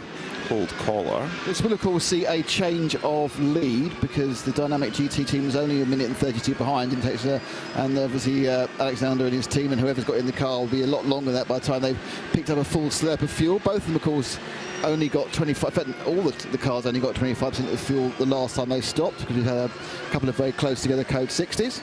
We'll see the Dynamic GT car scoring the lead at next lap. You could be right, because Alexander Malekin, he has to do 4 hours of minimum time. 4 hours. And I think he wouldn't have been far off that, because he's done quite a few stints. So I think you could be spot on there, Nick. So it's tick over. Yeah, I mean, they're playing it how it could be. They saw a chance to get most of it on the code 60. Hopefully John will get a word with him in a minute, because he'll just be in the middle of cooling off and taking off his helmet and hands device. The car hasn't gone over the pit lane beam yet to confirm who the changed driver was. They had an almost identical helmet, so it could well be Alexei Nezov. Could be. We'll keep a close watch on the screen to see who is taking on that number 92. And indeed, Luke Hartog does move into the lead of the race in the Visit Dubai number 24 Pure Racing car. And it's not Alexei Nezov, it's young Harry King, who's certainly impressed this week for Pure Racing, and he's going to be in the cockpit for the next little while. Yeah, it's a chart. It'll be interesting to see whether Ben Tuck in the 777 Almanar Racing BMW actually also goes past on the stagger past Luke Hartog. It's what has happened over the past 4 or 5 hours that the BMWs, which were sort of in the lead, have now been overtaken. I think, as you say, as the temperatures come down, the Porsches have really come into their own. They've managed to just forge ahead of the 2 BMW. Yeah, Ben Tuck does move into second, but when they've all done their exact number of tyre changes, I think we're going to see the Porsches are enough faster. The BMWs are currently on 3rd and 4th on pace. John? Got the answer for you on the 92 Pure Racing car. 2 factors at play there. They'd only taken the short fill during the last code 60, so they were getting tight on fuel anyway. But your original summation, Nick, was spot on. They needed to get him over his 2 hours to qualify in the race. So that was part of the strategy there. Car's fine, no issue. They were running to the fuel that they'd put in, and as soon as Alex was over his 2 hours in total for the race, they knew that they could pull him in at any stage, and they felt that was the right time to do it. Meantime, going into the pits on the Dolly Jacks is the Vortex, with the gull-wing doors fully up. Looks like it's they're going to have to go down because they haven't got the garage door fore enough up. That could have been a bit worrying. They're going in next to the Razzoon More Than Racing car, which is still being worked on as well. And this is going to be very, very tight. They've just squeezed it in to the door aperture. And now they're going to be side by side with the car. It's going to go behind it. Gilles Courtois is suited and booted here. So again, this is shared garages, not quite as hectic, Peter Mackay, as we see in the Nürburgring Nordschleife 24-hour race, where there can be 6 or 8 cars together, but there has to be a certain amount of cooperation between the teams there, and that car's been pushed all the way to the back of that garage, and it looks to me as though there's some more serious work to go on there. I'll have a wander in and find out while you tell me what's happening in the race. Thank you, John. Yeah, what a pity for the Vortex team, and that's another issue for one of the GTX contenders. That makes Lippert Motorsport's job at the front of the field just that little bit more straightforward. The car that's the sleeper, I think, in GTX is that IRC GT, the V8 Australian machine for 111 Racing. They've just been minding their own business. Yeah, I've not seen them have any problems. They've been turning laps for the whole 15 hours of the race or so. They've done a lot of double stinting of tyres. They've just wandered down taking fuel, not taking tyres, and everyone else has. That may be probably because you said it's quite light and it's loafers, being a space frame very light machine. So they are really doing a fine job. But unfortunately, the problem they have in that GTX class is that the Lippert Motorsport Lamborghini is doing things that Lamborghinis don't often do. I'm touching wood and everything else. That's being not pretty reliable, despite its starter motor issue. Turning the laps, being particularly quick. And don't forget, this car set the fastest GTX time of all in qualifying with Brendan Leach on board, whilst the overall time was slightly quicker for the Graf Racing team before the roster, until it was kicked out for or postponed back from qualifying for infringement because they put a pro in the first part of qualifying when you should start with an AM. But Takis in the Lippert Motorsport car, he's on his 331st lap. Second place, your man, Grant Donaldson, the 111 Racing IRC, 322 laps. So it's sort of 8.5 laps between them. 8.5 laps is what, 14 minutes, 15 minutes? Actually, no, a bit more, isn't it? It's about 17 minutes. That's the distance at the moment. And that's all been done on pace on track. Yeah, very impressive. They've been running like a steam train. Come to you Racing, the number 40 Aston Martin, which had the incident with that Lippert Lamborghini that had to go back into the garage, is back now running again with Tom Van Rompuy at the wheel, quite significantly down the order. They're running in 30th now, but they are back running again. Haven't seen any penalty at all for either car from that, so I suspect race control are quite content with it. Unfortunately, though, at turn 6, we've got another car in the wall. It's a Porsche. It's the Milner car. Milner Motorsport number 918 is in, and I can see some fluid just underneath it, so I wonder if it's gone in and then burst the radiator. They would not be the first 992 team to do that today. Turn 6, gone off the road there in a Porsche Carrera Cup car there. You're sort of around 120 kph-ish. Coming around that corner is the Milner car. Oh no, Brian out of 37th and 5th in the 992 AM class at the end of the last lap. Brian Sursley was on board.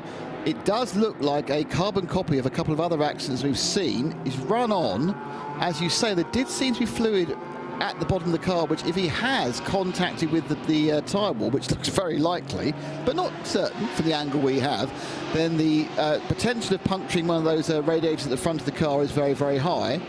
Oh yeah, there's a whole puddle on the left-hand side. He's also got him backwards as well. He's got damage on the rear. Now, has he spun, as did the Razdan car, or has he been punted at the back? That is our questions for the potential of finding out later. And we've gone code 60. We have gone code 60, yes. The Dubai Autodrome BMWs, the M240i and the brand new hybrid M5 are on the move as the Ajith Kumar car comes into the pits as well. How do I know that? Because they're going crazy bananas in the grandstand. Also, the whole circuit recovery team on the way to attend to that Milner Motorsport machine. We saw the Vortex getting pushed into the garage. John Hindhaug's he's got his investigative mode on. And what's going on, John? Oh, have I ever? I've been practicing my French as well. Zut alors. Un problème avec les boîtes de vitesse. They have gearbox issues on the back of that car. They've taken off. It's a very clever system, actually. The rear bodywork comes off in 2 pieces. That's basically just the wheel arch, over wheel arch parts. But actually breaking the gearbox is going to be quite difficult. The rear wing folds flat. It's almost like a DRS system, except it's all the way down on the gearbox itself, and that's pretty easy to do. So before they fail to take it off, they're going to have a look inside the gearbox. There's an inspection plate at the back of the car. They'll have a look at that, see if they can recognise something that they can fix, possibly whether it's an electrical problem or a mechanical problem, and you know what they're like at Vortex. That again is a team with 10-ish hours to go. That they are not packing up and heading for the beach right now, fellas. When you were doing everything in French and English, I was getting Eurovision vibes, to be honest. I wonder we were going to give Vortex nil point, but they are carrying on going. But no, never. No, well, perhaps for the 1.0 sometimes. It's a deuce point for effort. Yeah, I couldn't agree with that more. It's got to be, hasn't it? So this Code 60 is giving opportunity for people to slurp in 25% of fuel. It may interestingly play into the other cars outside of Harry King's Pure Racing, because they can now pick up a 25% fuel fill, whereas of course Harry came in and picked up a full fill, but obviously had to do that under green flag conditions. So this could be a kind of an ebb and flow and move it a little bit back towards Loic Hartog and Dynamic GT, because they had lost time in the previous couple of yellow flags. That is if Loic Hartog comes into the pits, but he's been he's on his stint for 55 minutes, so you would imagine so that there'll be more than 25% of the fuel tank in there. There has been quite a lot of Code 60, of course, in those 55 minutes, but at the moment that 24 car for Dynamic GT Visit Dubai is making its way around turn 12, so still quite a way away from the pits, but I wouldn't be surprised to see it in. It's certainly busy in the pit lane. John, you've got plenty to watch. It's not busy, it's chaos. MP Motorsport have just come in with their AMG. They follow out behind the number 11, the similar car, and in the same pit, it's now Red Camel Jordan.NL who are moving their tyres out of their own pit lane. Now, this is where you do win by having the electric guns rather than the pneumatic ones.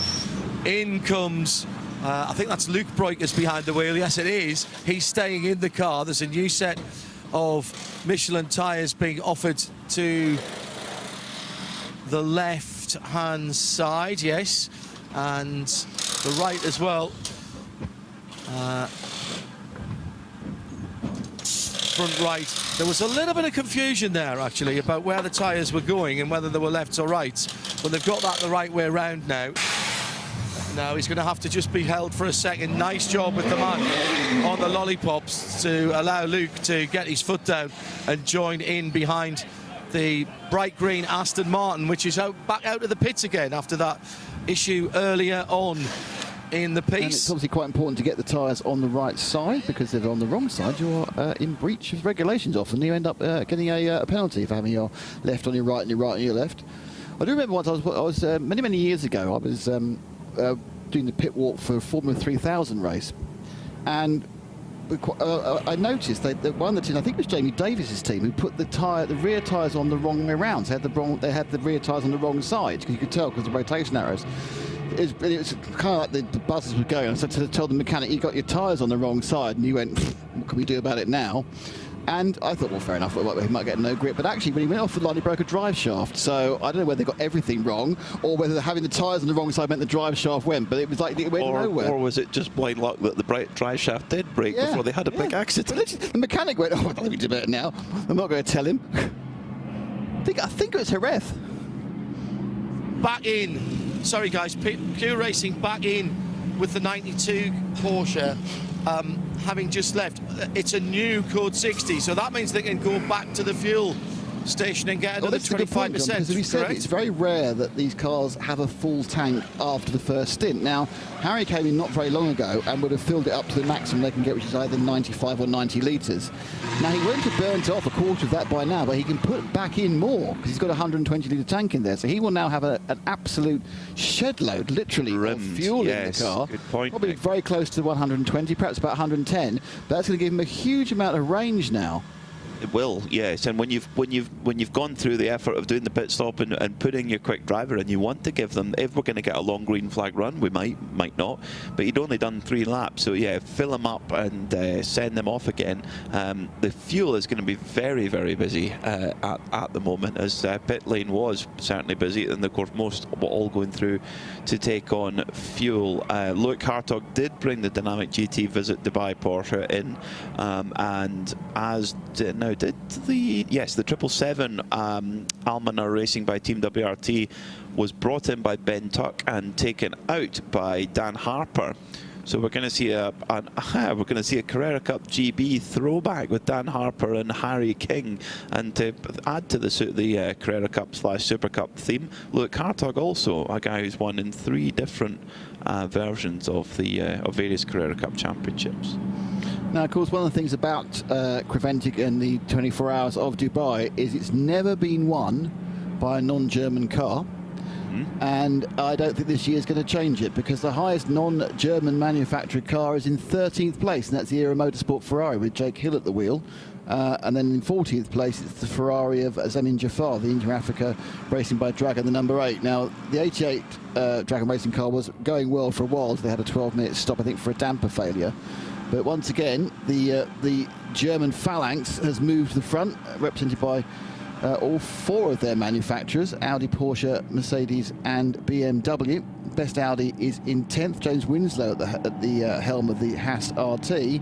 But, you know, absolutely, the McLaren, which is running well for the British, that's gone down to 17th. The fastest, highest rated Aston Martin in 21st with Mukong Satellarian. And it's like, what can you do?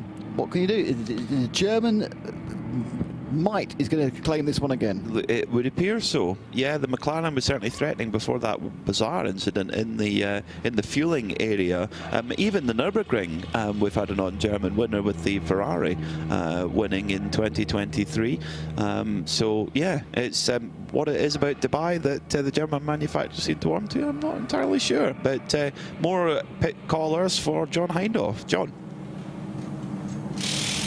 The TFT Racing number 911 Porsche, 911, supported by the 992. Centre Porsche Paris is the Porsche centre that is helping them out. That's a very smart pit stop, and they're out in front of the GT3 Porsche that's just coming down the pit lane. Didn't catch the number. I think it was the number 20 car, actually.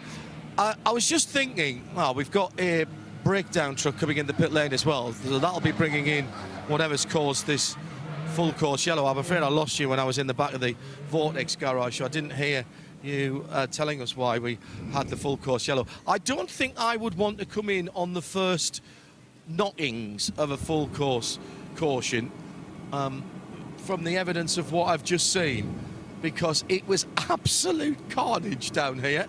Now, the car on the back of the flatbed is the 918 Mulner Motorsport car. Marcel Duke, collective member. That's down at garage 11, which is way down from where I am. I just noticed that the flatbed has got a left rear tail light out as well. Marcel Duke has just commented. His heart is bleeding, seeing another one of his team's 992 cups on the flatbed. So he's watching and he's sad. Yeah, so give him something positive, John. Can you give him some positive for Marcel? Is the pickup picking up pickups? Is it on Michelin's? Is it picking up pickup? Well, that's the. Oh dear. Far away for me to tell that. Look, they didn't have the best of luck towards the back end of last season. I seem to remember, Nick, that Milner had a pretty torrid time at the 992 Endurance Cup powered by Porsche Motorsport. Nürburgring was a little bit better in the 24. Alex Brundle netted, I think, a second place in class with the car that he was in the truncated, the 7.5 hours of the Nürburgring 24 hours. So it was a bit of an up and down end to the season to the guys at Milner. The pit lane has dropped back into relative tranquility. I'm going to wander back to pit in. I'll shout up with anything that I see that's being worked on, but there's going to be a couple of cars that'll come in for the last knockings here as we've gone back. So leading the race then is the dynamic GT Porsche, the Visit Dubai Porsche number 24, with Luke Hartog, the very, very tall Dutchman. Even for a Dutchman, he's tall. He's now realised he's tall, and so waits for you to ask him the question about being so tall. But he's like, yes, original. 6'6". The interesting thing is, though, I think we were discussing yesterday in qualifying, he has not got an ounce of fat on him. He's very slight, and despite being incredibly lanky, there's no other word for it really, I'd be surprised if he's over 70 kilos. Well, that's the thing, is that the weight of a driver is so important, and particularly if he wants to get all the way to Le Mans hypercar, if he can fit in one, is if you I think it's 10 kilos is worth 2/10. Yeah, no, it's massive. Weight is massive. Absolutely massive. Obviously, I mean, it has changed. I mean, the manufacturing design of racing cars has changed to embrace different body shapes. You know, and even at F1, of course, they've only recently, last 15, 20 years, started including the mass of the driver and the mass of the car. So, for example, very tall drivers in the past had a very limited opportunities. Why Matt Neal ended up doing touring cars, because he couldn't competitively fit in any other vehicle. Jörg Bergmeister probably would have got on the RS Spider program, but he wouldn't have fitted in it. Yeah. Lucas Luhr, they actually changed the RS Spider's core design at base because to fit Lucas Luhr in it. About 6'1", is he? Lucas Luhr, he's not more than that. Is he more than that? Okay. We have more. It sounds like a Vortex. John, is it Vortex Garage? As my Spidey sense tingling. That wasn't a bad shout, actually. No, this is the CMR. Wow. The CMR Ginetta. No, this is the 795 car. So this is the other one, not the fiery Ginetta. This is the black and bronze car. That was brought in some time ago and has been brought in very regularly. Yeah. Well, they've not given up. They've had an absolute torrid time. They've been in and out with all sorts of problems. A lot of them electrical. And then, of course, they did cause they came in the back of the flatbed on one occasion as well. But it was last seen a while ago, Ethan Gladini was scored on the car, but they've actually been in the pits for 25 minutes on this occasion. But they're about to come out again, are they? Yeah. Well, I don't think it's absolutely imminent, but that was at least the engine firing up. They've taken... and it's fired up again without the assistance of the jump battery. We have a driver standing by. Oh, doesn't that sound glorious? And they're just checking things over. The driver hasn't got his helmet on yet. So we're not quite there. I'm just looking over the rest of the car. They're looking at temperatures and pressures and things like that, but it's getting closer, certainly, and we are getting closer as well to 4 o'clock in the morning, which means another race hour. If you are just joining us, thank you very much for being with us. RS1, part of the Radio Show Limited network of channels, bringing you the audio if you're bandwidth challenged, or maybe you're pootling around at the moment. And of course, full live, uninterrupted, unblocked coverage on the Motorsport TV channel that is Creventix on YouTube. Coming up to 4 o'clock in the morning. That means we're well into the second hour of the opening race of the 2025 Motorsport season. If you are just joining us, welcome to the Michelin 24 Hours of Dubai. 9 hours and 2 minutes to go here in the 20th Michelin 24 Hours of Dubai, and for the first time since the first stint of the race, we've got not one but two absolute best sectors on the timing screen. Benji Gota has just set the best lap of the race for the McLaren Optimum car, 1:59 flat for that best car lap for that car, but in Sector 1, faster than anyone. Sector 2, Matt Bell in the Dragon Racing Ferrari, faster than anyone throughout the race in Sector 2. So are we getting into absolute peak conditions now? Well, I think so. I mean, if you think about the fastest laps that were set right at the beginning of the race, it's because the car's got a clean track. They're not having to overtake anybody. There's, you know, you've got a bit more leeway because it's not so much pickup on the outside the circuit. Now they are a absolute fast lap is at the mercy of everyone else on the track at the same time, as well as I think some of the areas are probably a little bit grubby, to be honest. But yeah, I think at this point, you know, it's not quite happy hour. Happy hour is normally as the sun's about to come up because the visibility increases as well. But of course, they have got some lighting around the circuit. We haven't got a huge number of. What's our attrition rate? 1, 2, 3, 4, 8. 11 cars are not running at the moment. Reasonably high, yeah. So we've lost 11, so we're actually down to.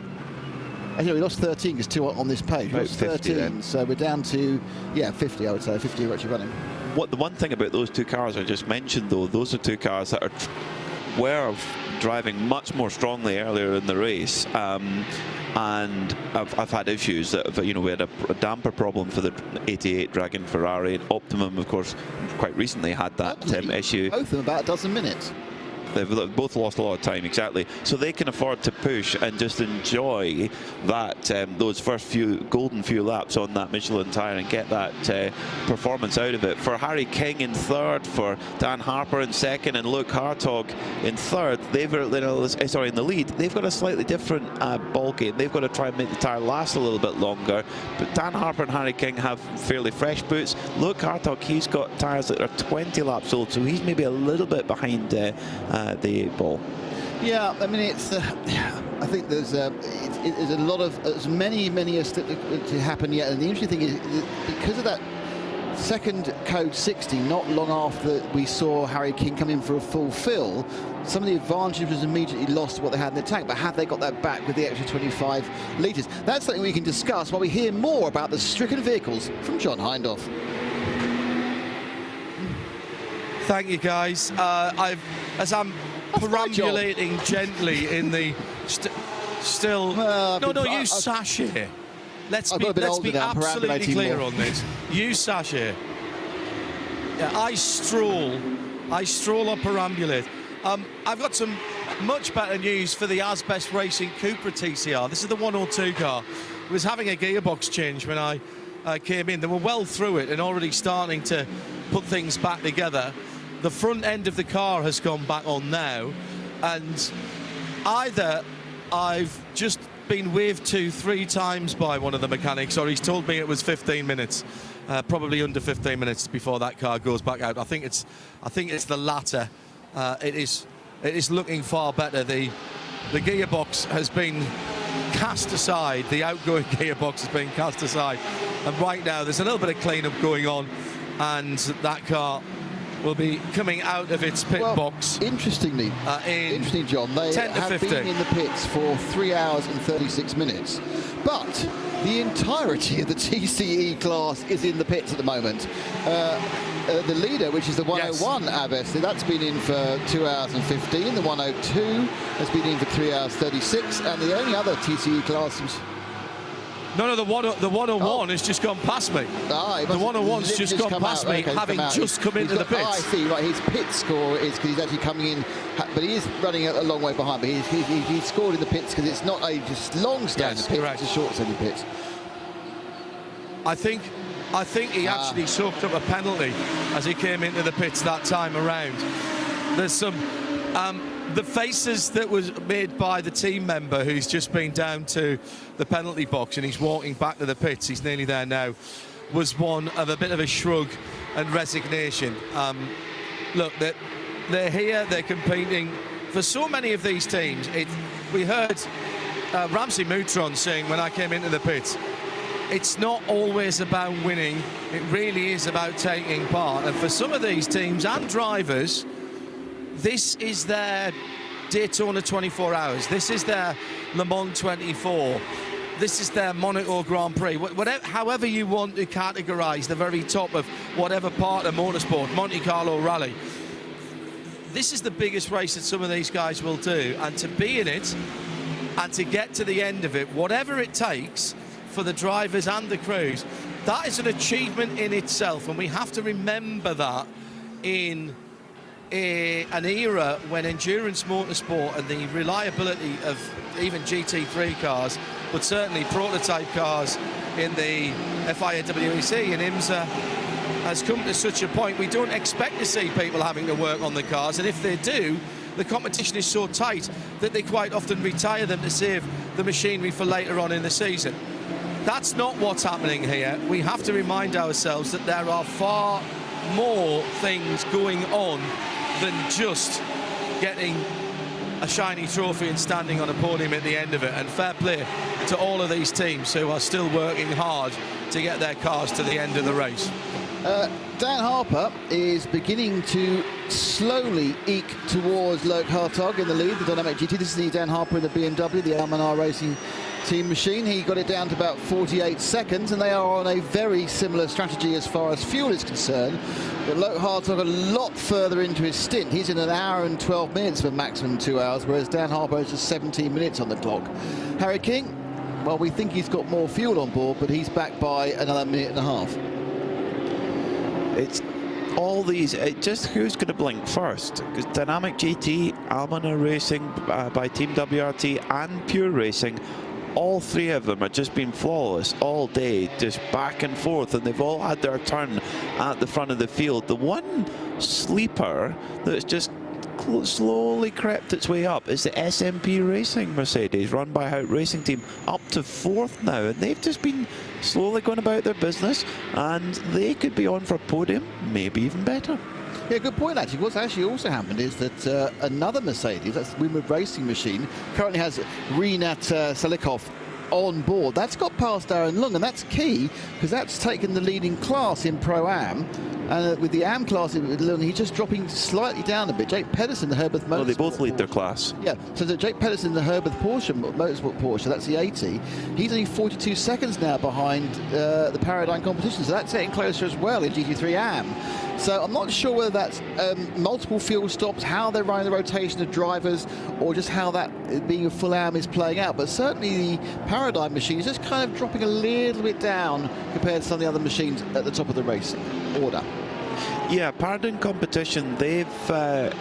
it's interesting, we saw Toby Sowry put in an amazing stint at the beginning of the race, but we haven't seen an enormous amount of him since. You know, the heavy lifting's really been from Darren Lung and Ahmed Al-Harti. I think, yeah, once you know, we'll see Toby's definitely the highest graded driver in the car, so I would think they're maybe keeping him nice and fresh for the to have lots of extra heavy lifting towards the end of the race. And I think then we'll see that 991 car, because in the hands of either Dan Harper or Max Hesse in the 777 car, or indeed in Toby Sowry's hands, the Paradigm competition, that new BMW is a quick piece of kit. Yeah, I mean, it's and as we said, we believe that we are now in the coldest temperatures of the day. I think the forecast is like 12 or 13 degrees, which we think, and has been said, in fact, by some of the drivers, plays to the Porsche. Now, we know it's not going to get super hot by the time the race ends at 1, but it's going to get a lot warmer, and the sun will be out warming the track even more. Will that ebb it enough towards the BMWs again? This is the point. This is obviously about having a 24-hour race with multiple teams and multiple quality entrants, and then several classes beneath it. You really can't tell, and it is a complete visual chess match, because there's never an equalising factor of a yellow flag. They're all doing their own thing, and they'll continue doing their own thing without any, what you may call it manufactured intervention. It's not interruption. Yeah. Or yeah, there won't be any change in the rhythm whatsoever. Yeah, and the other slight curveball, and it's only a slight possible curveball, is our resident member of the commentary team, Phil Anson. He says there's a possibility of a shower at 9 o'clock. Not one in the hotel. Was that just for him? Possibly. I think we'll all need one by then. But possibility of a rain shower. Now, the predicting weather here can be, in general, it's wall-to-wall sunshine, but you do get these little random localised showers. We've had that in the past. We've had the massive rain which stopped the race in 2020. But what we have had is little bits of spits and spots in the morning about 11 o'clock. I think it may have been the last time here in 2022. It may have been back before COVID. I remember them having a shower which was just not enough to go onto wets for him, just made it a bit slow for a few laps, but it's close to being something awkward. I have seen there's plenty teams that have a set of wets, or sometimes in some cases several sets of wets ready to go at the back of the garage, so they are prepared should it happen. So it is, and it can be incredibly localized too. So that's just one potential thought that could be something to consider. We'll be doing our own little driver change in just a little over 20 minutes time. John Hindhaugh down in the pits will swap with Joe Bradley, who's now fully recharged. He's been plugged into the wall, snoozing away for the last few hours. Lightly recharged. Lightly recharged, yes. One of those quick charges. He's got a fresh shirt on. Well, that's good news. That's good news. Johnny Palmer, he's probably still well in the land of Nod now, but you will hear his voice in a little over 20 minutes' time. Yeah. So anyway, so just looking down the groups, still leading in 992 class, which normally we talk about a lot, but we've had so much going on with the multiple excitement of GT3. It's got a little bit lost, and also it's not been as close as it normally is. Red Camel Jordans, their lead is down to 52 seconds now. They have been led by a lap and a half at one stage. It's Job Rapinage from the Tilke Outdoor Racing by Porsche, the 912 car that's in second. Third place, a name very familiar to Creventic fans, Matthew Detroit, not with the Haas RT team, but with the Ajith Kumar Racing Porsche. That's also run by Baz Kooten, of course. That's the 901, and he is just about a lap behind the Red Camels machine. And then in fourth place, it's QMF by HRT, the Qatari Motorsport and Motorcycle and Motorsport Federation, who had a fantastic win back at the end of the last year, and it's in the amateur class of the Spa Special 12-hour endurance race for Porsche. It's Ghalim Al Ali in that one in 992. Still leading by a country mile. It's now Takis in the Liebherr Motorsport machine. That's about 20 minutes ahead of second place Grant Donaldson, the 111 Racing. In GT4, it's Tudor Rachi, I think that is. It's in the AGMC Racing by Citizen BMW. That's lead, of course, was abdicated by the Ginetta a while ago when it in a massive conflagration. But second place is Harley Hout in the SRS Team Rennsport Porsche, and that gap is 1 minute 52 seconds. That's now below a lap. P-Max, so that one's getting close in GT4. That's really opening up, and of course in the TC there's only one car actually really running, and that's Nadir Zahur in the Asbest Racing 101 car. That's done 299 laps. The second best is the 102 car, the Asbest, which is having the gearbox change. That's on 229 laps, so he's just got a mere 80 lap lead.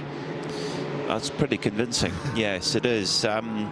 Benji Gota in the Optima Motorsport McLaren, although running down in 17th after that delay they had in that machine, right on the back of the race leader, albeit several laps down, making, to be honest, a bit of a nuisance of himself to Luke Hartog. And clearly that McLaren is coming alive in the night time. Benji Gota driving it very well and really pushing at full maximum attack, whereas Luke Hartog's having to be a little bit more considered. He's got 26 laps on his tyres, which will not be helping. Benji Gota's got 9 laps on his tyres, so it might actually be sensible for Luke Hartog to say, on you go, I'll tuck in behind you. Yep, I think there's a kind of element there, but it's the tyre deg in these temperature conditions is just not something we know much about. But in fairness, it's not much the teams know about, because it's the first time they've run here with these new Michelin tyres. They've seen that the new ones are great, and then it's a plateau and then another drop. But how long is the plateau when the temperature is down low? And we look at tyre ages, and we've seen not a huge amount on it. The oldest tyre at the moment is 32 laps, which is on the track at the moment. We have seen older earlier at the front, which is Jonathan Hui on the Herworth Motorsport 80. So no one's really pushing them too far, and that's just down to the fact that they had this fantastic boost in the first few laps, which is just worth so much a time, and it's actually worth coming in and changing the tyres. It takes 20-22 seconds. Yeah, it seems to be the way, and Benji Gota has indeed got past race leader Luke Hartog, not for the lead of the race, because he's several laps down, but that McLaren 720S doing a really good job, really quick piece of kit. And it just, talk about bad luck. Having somebody drive into the side of you in the refueling area, you can't write it. Now that last lap round, Luke Hartog 201, Daniel Harper 2 minutes flat, Harry King 159. So 159 dead as well. Yeah, they're all pretty low on, so it's basically each a second faster. Yeah. So, it's really, it is going to ebb and flow the entire time. It will, yeah. Harry King at the moment in third. He's just under a minute behind the second place car of Dan Harper. They're all both on fairly similar strategies. I think the Pure Racing car's got a bit more fuel on board, so if it stayed green, they could keep on trucking and go longer than everybody else. But at the moment, Harry King really pushing hard in that Pure Racing car to take full advantage of the conditions, which seem to suit the Porsche 992 GT3 R more than the new BMW M4 GT3 Evo, which was so strong in the warmer conditions. But it's great to see, you know, sometimes, well, particularly in the 24H series, where you've got a balance of drivers in the lineup. You've got full professional drivers, in some cases factory drivers, and drivers who race for fun. They race to win, but they race for fun, and it is not their occupation. And sometimes you have to take that into account, depending who's in the car, what the pace is. But between Luke Hartog, Dan Harper and Harry King, they're all on enough of a reasonable level, similar level, that they're going to be having a straight fight with one another on the, albeit not absolutely wheel to wheel on track right now, but it's a battle on the timing screens. Last time by, 2-minute flat 0.6 for Hartog, 2-minute flat 0.9 for Harper, 1:59.1 for Harry King on his last. Yeah, I mean, we're sitting here, we're postulating, we're 8 hours 44 minutes from the end, and you know, things can just change in a second, as we've seen with several cars that seem to be having a lovely time, and suddenly they're pointing the wrong direction in a barrier, or being attacked in a fuel station. Slightly further down in 9th overall in GT3, it's the Manamaya Energy by Vinny. Yeah, EP Motors, isn't it? Fabrizio Broggi, who's one of my absolute favourite people in the Prevented family. Fabrizio actually got married on the Mugello weekend 2 years ago, which was great fun. He has had a serious back injury for a lot of last year, and I think that year before they kind of pulled out of the series after picking up a GT3. Didn't end towards the back end. They're back and they're pushing hard, and they had their own problem here, where I can't remember his first name. Mr. Pappy couldn't make it, and so they've had to very last minute pull in one of the Porsche. I didn't get my glasses out to read the name, because I'm Patrick Niederhauser. See, this is really all I need to say is say Porsche, and either you or John is going to tell me the answer. It's fine. You know, other manufacturers are available, but just don't have the same focus, do they? I'm just doing the prep, Nick. That's all. That's all. That's all it is. It was the latest of late editions. Yeah, it was right on. I'm sure his name isn't on the beautifully printed team board above the pit wall. The team boards, there's quite a lot of those that aren't correct. I mean, you've got the situation obviously with the 91 Herbert, where they added Alfred Renauer about half an hour before qualifying. Maybe they need to get the crayons out and draw it on. So there's all sorts of things going on. So yeah, but yeah, I mean, that's the great thing about Coventry. You know, if it's within the rules, you can change around. So for example, Herbert changed classes. They had lost a driver. They then put Albert in, and Alfred in, and they changed classes.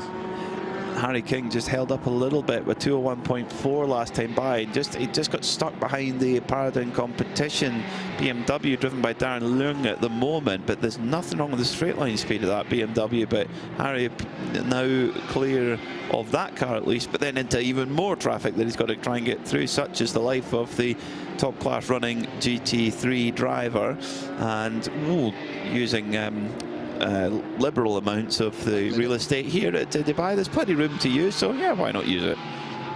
Yeah, I mean, the interesting thing, what we've not really seen is some of the definition of track limits. We've seen a lot of people picking up penalties, which are for track limits, but are they, for example, there, 3 cars kind of went off the track because they were going past the back marker. Now, I suppose they could choose to stay behind, but will they get called for track limits for that, do you think? Because it's kind of like if we... Yeah, it was kind of, is there a force majeure to the track limits? I'm sure that's what they would argue when they're hauled to race control. You are the steward. What do you do? No, thank you. Was what I would say.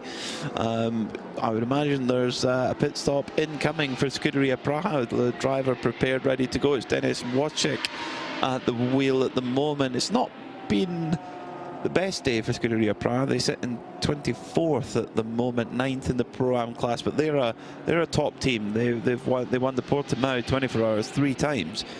We're a real stalwart of 24H series racing. It's fantastic to have them back, and they'll be effective for sure once we head to the European season. They've entered in a very different way. They've entered in a way where they have a number of the drivers they promoted through their own program from Ferrari Challenge. When they were here before, they had a works Ferrari driver, Matteo Monicelli, who was the hot shoe. You know, he was faster than Joseph. You know, and then they also had the Czech owner as well. So they've come in a very different way. Looking to divert the drivers from both Czech and Slovakia, so they've decided to do both parts of the old country.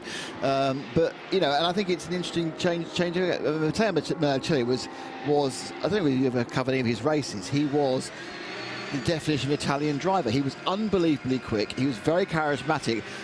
He was also occasionally a little bit hot-headed. The point where he actually got a race ban from Creventic. Yeah. That's the face you make when someone gets a race ban from Creventic. Wow.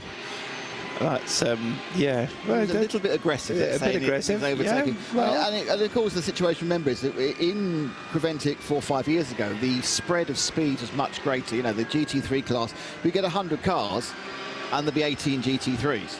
And then, you know, there were 3 or 4 classes slower than the slowest class you see here. You know, we've had Clios going around, we've had 120 diesels, as Phil was talking about, you know, but it was a huge tail of cars which were way slower than the slowest car, well, apart from the TCs here.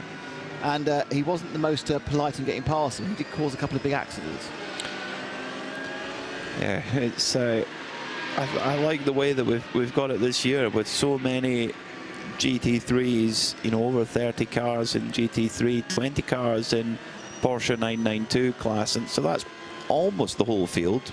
You know, what's that, 80% of the whole field in very similarly paced machinery, and most of the GTX cars are capable of getting close to a GT3 pace. So the only thing is, though, is when you get if you get a professional driver in the slower class car and a non-professional driver in the faster class car, that can cause real confusion and difficulty in traffic. When I was watching trackside in one of my breaks earlier on, and seeing the little bits and pieces of confusion in the in traffic was really interesting. In fact, watching closely, I was watching Brendan Leach in the class-leading Lippert Motorsport GTX Lamborghini, and he was going quicker than quite a few of the GT3 cars. So, and having to make his way through traffic and trying to use the attributes of the Super Trofeo car as best he could, and was doing a top job from what I could see. Brendan Leach obviously is a Super Cup expert, the Lamborghini Supercopper expert, but he is probably 2 seconds a lap faster than anyone else in that car.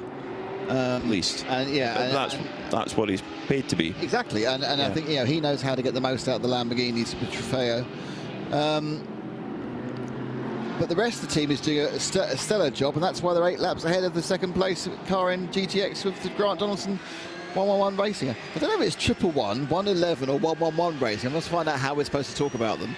Well, don't you have 888 Racing in Australia? So I think it's maybe 111. I think you're probably right, yeah. I think that's a very good call. Let's get inside the Australian psyche of how they use numerate. You know what they've had today? They've had really good car speed. Oh. John Hindhaugh down in the pit lane. Hello. And hello. It's still very pleasant down here in terms of temperature. You forget how loud it is when you... I mean, it's pretty loud in the booth. No, it's fine. It's fine. I'm standing at pit in, and the 888, as you were talking about 3 numbers, Cineulagam Racing has just come in to the pit lane. This is full service, gentlemen. Driver has got out. Oh, and that was a very dismissive wave of the hand as he came in. The left hand was... left-handed arm was pulled across his waist in front of him, waiting for the incoming driver to be bolted in. They were working on both sides. New driver, drinks bottle as well. Gotta love the way those cars, those Porsches, take off. When you consider how tightly sprung they are, the back of the car really squats down as the 500 odd horsepower is released through the back wheels, and the rear engine, of course, helping with that getaway. Now let's see if I can have a quick word with the driver. They tend to...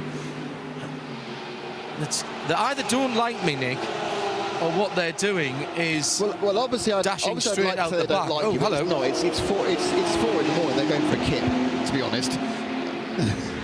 Yeah, good point. That is a very good point. Penalty stopper as well is number 30. what car? Is that Ferrari? No, that's a Porsche. Yeah, car collection Porsche, which had its problems earlier on, and that's gone by and heads down towards its pit garage. Yeah, not been a good day for them at all, has it? And other than that, it's quiet.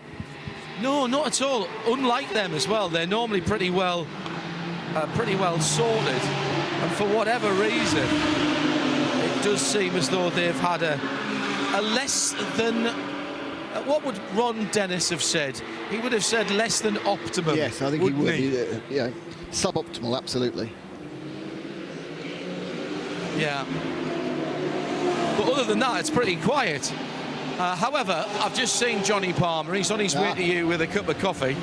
So give him 2 or 3 minutes to walk through the tunnel. And, oh, yes, I can see the marshals unfurling the purple flags. Oh. Well, you say that, but actually, in fairness, John, you got in the pit lane and we had 3 coatings back to back to back. It was cars on fire. Yeah. No, but you were in the pit I lane. wasn't in the booth. You drove. I wasn't in the booth. Your aura gets expanded from the track. Yeah. 2 cars ended up in the garage around John. Exactly. McLaren and the Aston, they were going fine before I'm not sure who's chief jinx now. I think there might be a Hindhaugh curse in there, particularly when he's in the pit lane now. Yeah, I think so. It can't be the curse of the commentator, because I wasn't commentating. Yes. He's perambulated us all. The rictus of the reporter. Careful with that one. Driver change at the 56 Scuderia Praha Ferrari 296. Driver insert there, getting pulled out as the slightly larger driver gets in. There's a disappointing lack of red on that car, in fairness. I do love Scuderia Praha, but I would prefer to have more red on the car, to be honest. I'm a traditionalist with Ferraris. I quite like it. I like that the kind of flat grey with a little bit of yellow accents on it. Very, very cool. It's very Valentino Rossi return to Yamaha winter test livery, to give a very niche reference. For That's nerdy. I am. You own a motorbike? I did. I crashed it. Yeah, so buy a new one. It was a slight financial issue. I'm just hearing it was just teeing up right. That's what I'm hearing.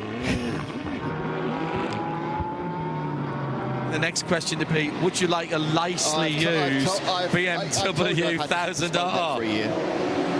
It's a terrible, terrible thing, but Nick is actually going to have to wait to buy something stupid rather than just do it the first time he wants to. Nightmare. Okay. Pit stop coming. Couple of pit boxes up the pit lane from me, so I will. Oh, you can saunter. You can't sashay. You can saunter though. No, I can't sashay, mate. No one sashays other than you. It's in the contract. You know that. I know that. This is the Hoffa Racing 11 car that's about to come in, and here it comes. I can hear a rumble. That's been in the penalty box as well. It's an Aston Martin. Out of the way. Oh, I tell a lie. It's an Aston Martin. That was so they were using somebody else's lollipop. This is the company here, Aston Martin. Well, that's not fair, is it? When you have the number and the colour of the number 11 car on the lollipop, and then the number 40. They absolutely have sold me. They've done me up like a kipper. Although full they have service. come to you. Driver change. They're very good. I'll get my coat. I actually will, because we're doing a quick swap in our broadcast booth in less than 90 seconds time.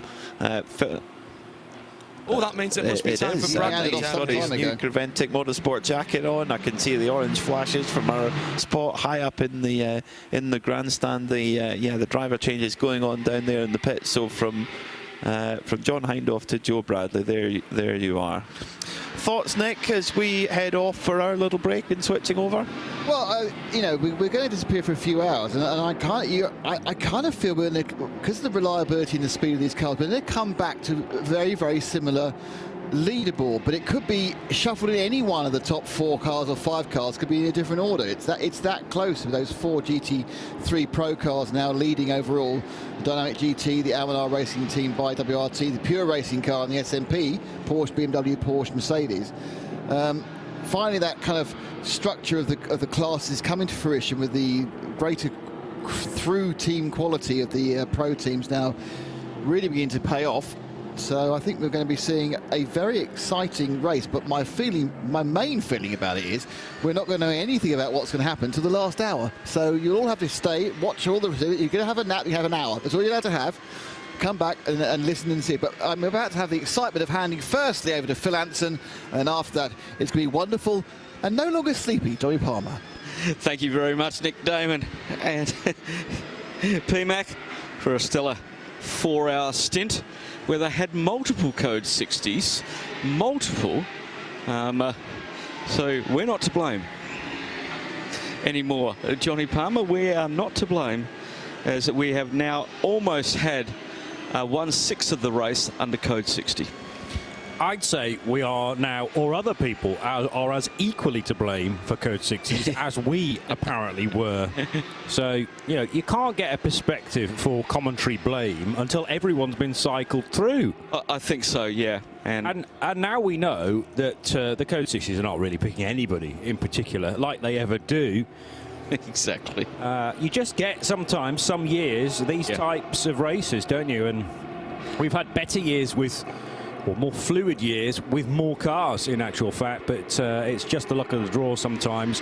And it is arguably, you know, to win a race like this is that more difficult to do than one that is just forever green. Indeed, and I must give credit to Tim Gray up in London.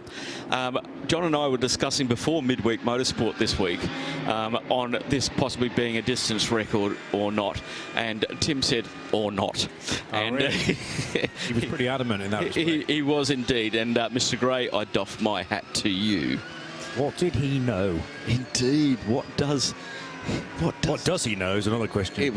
Yeah, entirely. In the respect of knowing that it was going to be a stop-start year, maybe just something, an inkling, a clue on that entry list. Big field of GT3 cars.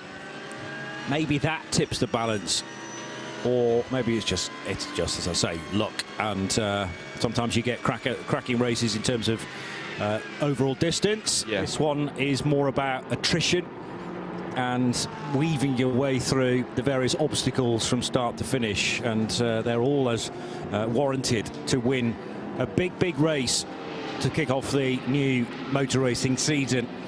So Luke Hartog in the Dynamic GT Porsche, he was in amongst that lead group being cycled through for the race lead when we were last on 4 hours ago. Dynamic still very much in the shake-up, as are Almanar Racing by Team WRT and Dan Harper back at the wheel there. Harry King driving the Pure Racing Porsche number 92.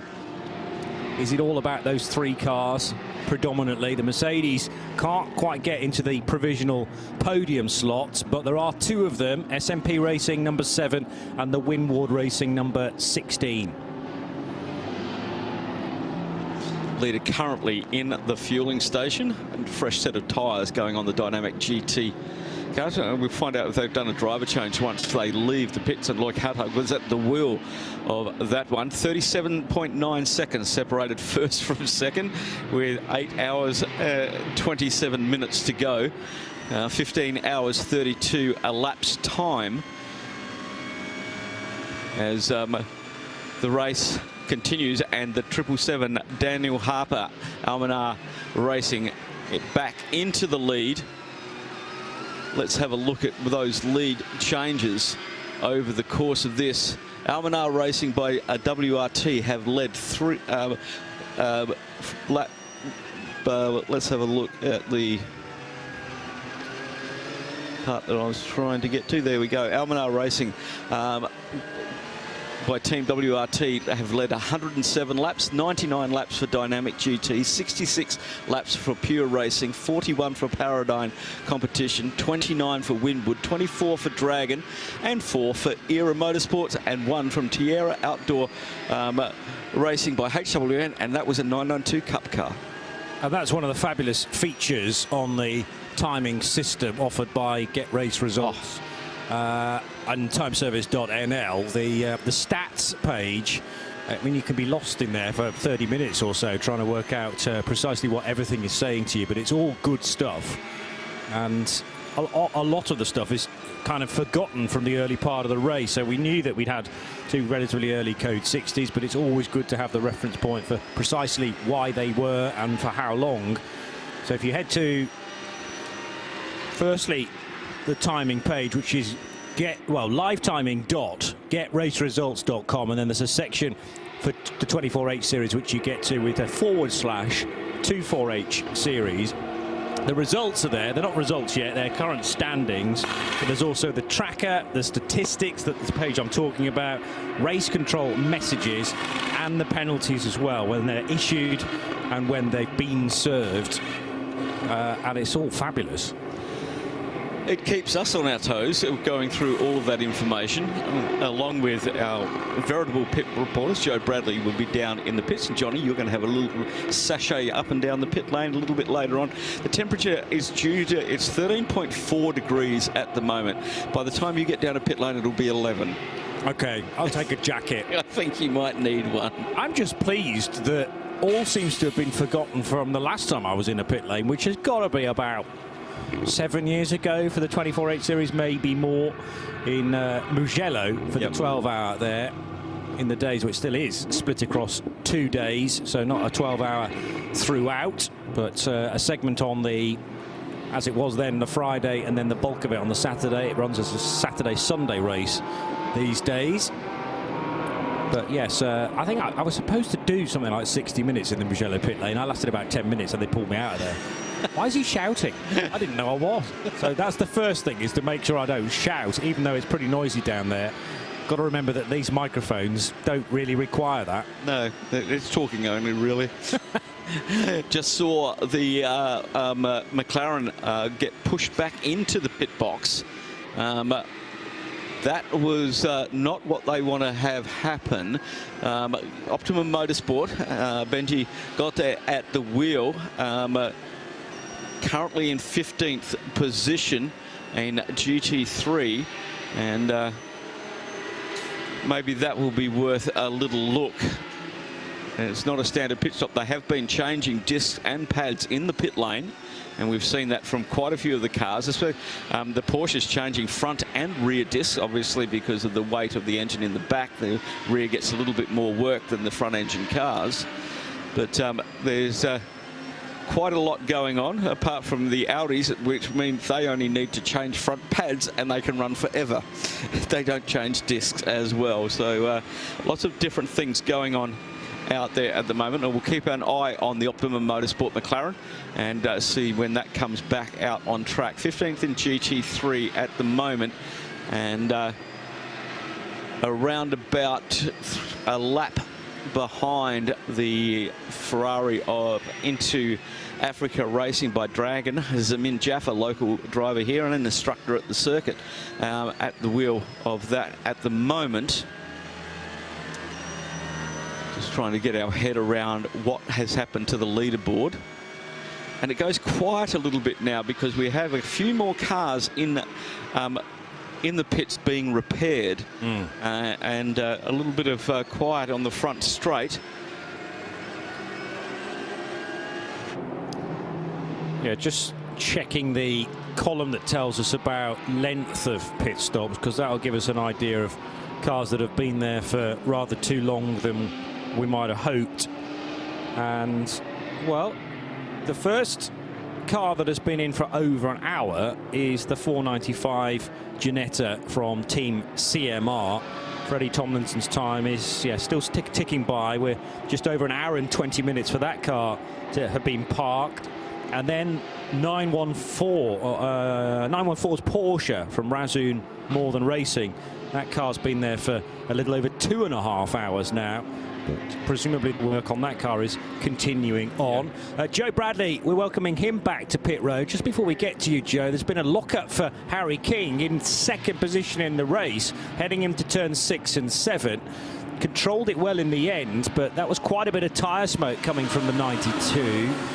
not under pressure so much from the Porsche around the outside. How far away is Klaus Bachler? He's a fair distance back. Fair distance, 27 lap-old tyres underneath Harry King. So. Yes, and Klaus Bachler's just pitted. In fact, Harry is off the road again. He's coming through the club link. He's coming through. He's got a problem with that car. He's come through the club link. This lap will not count as a race lap because he's coming to the pits. He's taken a shortcut into the pits. So a problem. It's down on that front left side. He's got a puncture. So it's either a puncture or it's more substantial, as in it's a suspension that's failed. But that's definitely one to keep your eye on, Joe. It's the 92 all white with the yellow detailing Porsche from Pure Racing heading into pit road now. And I know that you're concerning yourself with the Ginetta as well, which I spoke about, that's been in the pits for an hour and 25 minutes. The 92 has gone by, and it looks like it's got a puncture on the rear left. Is it? Okay. The car's just leaning across. Yeah, it looked that way, and it's just he seems to he can certainly do 40 kilometers an hour without any problem whatsoever in the pit lane. He's just gone by. I'll check that one out. Now, you mentioned the Optimum Motorsport McLaren. That's car 33. Did you say that car has just come into the pits? 33 has been in the pits for 23 minutes. Is that? No, sorry. That's a car that's on a stint for 23 minutes. Let me get the right line. 5.5 minutes for Ben Goether's Optimum Motorsport car. Yeah. All right. It's going to be in a lot longer than 5.5, 10 minutes. It looks like there's a big job going to come off here. As I was coming to you, and good morning, by the way, and good morning, everybody. There is something seriously wrong with this car. The driver is sat in the car. The car has gone up on its jacks. They've got the jack stands, the elephant feet jack stands are already deployed. And now the driver gets out. So he's been given the nod to get out, mate. You might as well. You're going to get a cramp by the time we've done whatever we're going to do. I'm going to pop behind the scenes. It's Ben Goether, by the way, who's just got out of the McLaren. So Ben... right, well, the new driver got in. Because Ben Goether was at the back of the... Okay, so Ben brought it in. They'd already attempted a driver change, and the car's not gone much further from that point. Trying to attract the attention of Rob Bell, would I believe. Where's he gone? Yeah, I've got Rob Bell. He's gonna stifle my speculation and be able to tell us exactly what's happening. Good morning, Robert. Oh, mate. How are you? Middle of the night? Yeah, right, mate. That looks like a big-ish job. Yeah, unfortunately, we seem to have a problem. Obviously, we've stopped. We see it. There's a bit of fluid coming out the back, so we're just investigating at the minute. But yeah, I think whatever happens, we're certainly out of the contention, obviously. But look, we'll see what it is, and if we can do some more running, then we'll do that. But let's just see how we go for the next, sort of diagnose the problem first and then go from there. I mean, I know you guys, certainly, you know, Sean's guys at Optimum come here to get on a podium. Is there still a challenge of a 24-hour race of getting the car to the checkered flag, and do you guys still have that in your heart? Yeah, of course it is. Every 24-hour race is tricky, and then, you know, especially these days, it's 24 one-hour sprints. You know, it's pretty full on, and we know these cars can do it, but it's always difficult when you've got one car in the field as well, you know, because we've seen a lot of cars retire, and it's a sort of numbers game, really, as to which manufacturer wins. So, but look, you know, we're really happy with what we've done up to now. The guys have done a great job here, and it's always a shame, but, you know, that's racing. 24-hour races are difficult, you know. Rob, what we've done there is we've created a lovely, what we call in the business, segue into me talking to you about your new role. It's as if we've rehearsed that. Talking about numbers in the pit lane. Now, you've hung up your helmet, so to speak. We're not going to say, I'm not going to be interviewing you as a driver ever again, I would think. It scares me that you're that old to retire from driving, firstly, because I remember you in karts. But tell me, your new role with McLaren was recently announced. Firstly, what is the title and what is your job? So I'm sporting director at Motorsport, so McLaren Motorsport. And my job's quite all-encompassing, so it's basically anything to do with sporting. So marketing, sales, performance, drivers, all of that comes under me. And, you know, it's quite a challenge to come from racing driver straight into that environment, but I've been around McLaren a long, long time. And ultimately, you know, I'm almost a fresh pair of eyes. And actually, my biggest thing is I'm the eyes and ears of the customer as much as anything. And, you know, my biggest part of the role is speaking to our customers, speaking to our team, speaking to our partners, and relaying that back to head office and try and make our products bigger and better for the future. And that's, like I said, a big task, a big challenge. I'm massively out of my comfort zone because, as you say, I've been a professional driver for 20 years. And I'm finding out quite quickly that it's quite easy being a driver in some respects. And look, yes, I've taken myself off the factory roster, but never say never. Never. A racing driver never hangs his helmet up completely. So, you know, never. You're not that old, mate. There's still a little bit in there, Rob. So, I mean, when you say for McLaren, is that GT or does that extend to Formula One even? Just the GT side, yeah. So you kind of erred on perhaps top of the jobs list.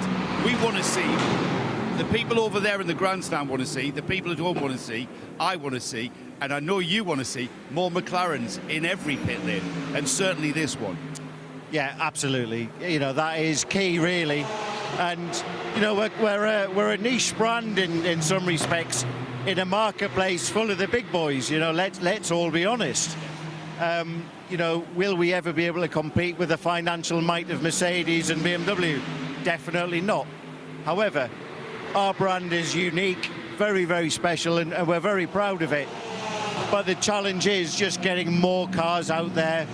And look, you know, having teams like Optimum supporting us and working together with them and creating success. You know, don't forget, I say we can't take on the big boys. I mean, in general, in our might of finance.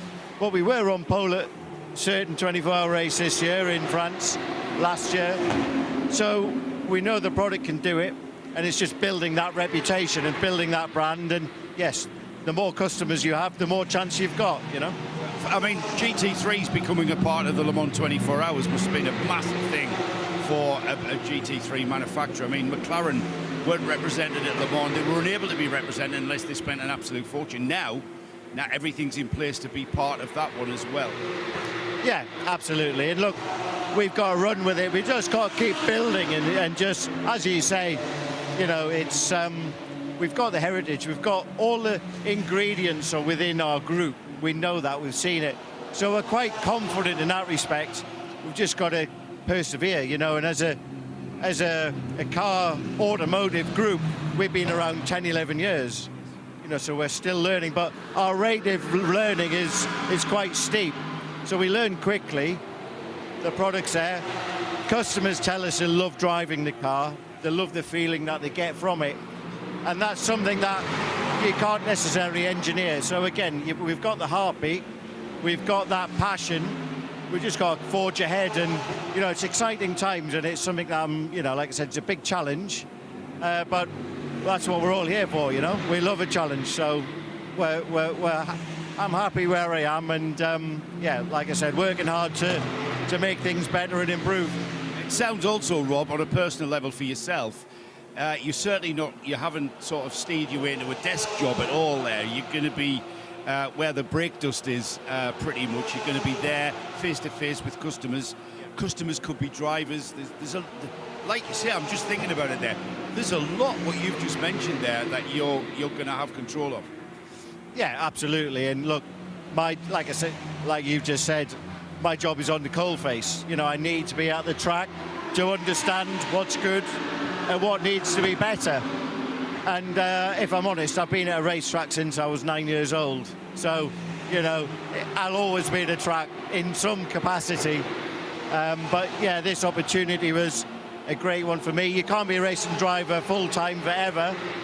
And look, you know, we know that young talent's coming through, young British talent.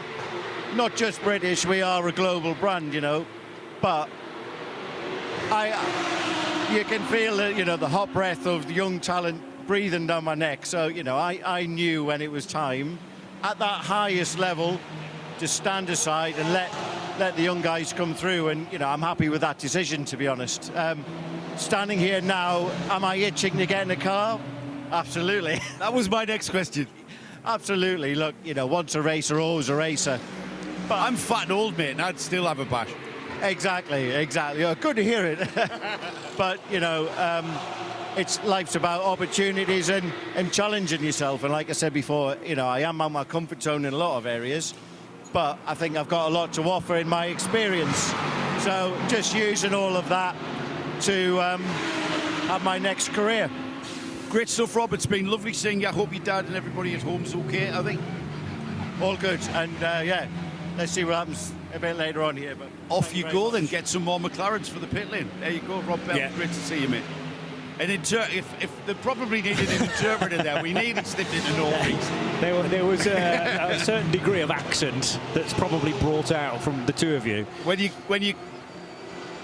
you come together with somebody, I mean, Rob's from Newcastle and I'm from Sunderland, so that when you come together with somebody like that and you relax with each other, because I've known Rob since he was 9 years old in a pit lane or in a kart track, you kind of sometimes edge into that colloquial accent, don't you? It's very infectious, as is, though, the enthusiasm from Rob Bell, and it's always great to get him on for a good 5-minute segment to know what he's doing. And, yeah, it's unfortunate that we met up with him with the McLaren with difficulties, but it could be the start of something pretty big regarding the 24H series, so that's going to be an exciting story to follow. Another team that we've been, or I certainly have been paying close attention to, is Seb Lajou Racing, a team that I know, well, having covered a couple of Porsche Carrera Cup Benelux races. Now, Seb Lajou is not necessarily a team you would associate with those three countries. It's very much a French team, and they've brought some of their regular drivers and also some young French talent with them too, which I've been really fascinated to see because they were strong in the qualifying sessions yesterday. I'm delighted to say that Alex from the team, running their social media basically, has joined us in the commentary box. What's your family name, first of all? Herbin. Herbin. Yeah. So Alex Herbin. That's it. From Seb Lajou Racing. Welcome to the Radio Show Limited network of channels and to our global broadcast centre. You do a bit of commentary back in France, I understand. Yeah, this year I was lucky to comment in Ultimate Cup Series in GT, prototype and single-seater races. So I met Seb Lajou last year here in Dubai when I was working with Benjamin Pack, who drives this year with TFT Racing, and we just saw he's on board. And I saw Seb Lajou in Ultimate Cup last year, and this year he decided to invite me here to work with him on social media, so I'm really happy, and I'm really happy to be with you now to comment this race and to be a little bit in the commentary box. Last time I was in commentary box, it was in Le Castellet in November. Okay. So I miss this place. Yes, I can understand that because you know, we always like to be active in motor racing, and if you're not quite good enough to drive, then the next step is maybe to talk about it and potentially to criticise people that are far better than you. But you know, we can take the position where we know a little better because we knew a car was there before the contact. It's an easy place to sit, in truth, to be more knowledgeable.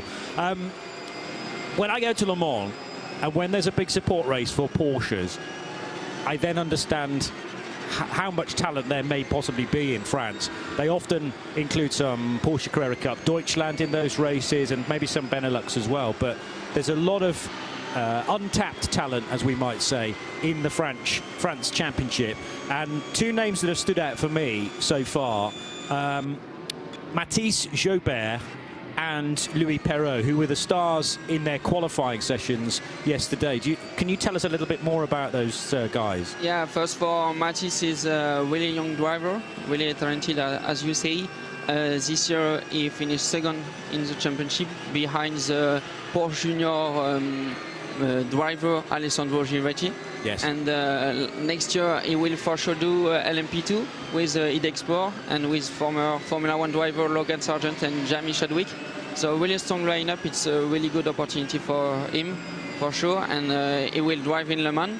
So his first Le Mans, he was in Le Mans last year, 2 years ago in 2023, because now we are in 2025, for the one meeting of Porsche Car Conference.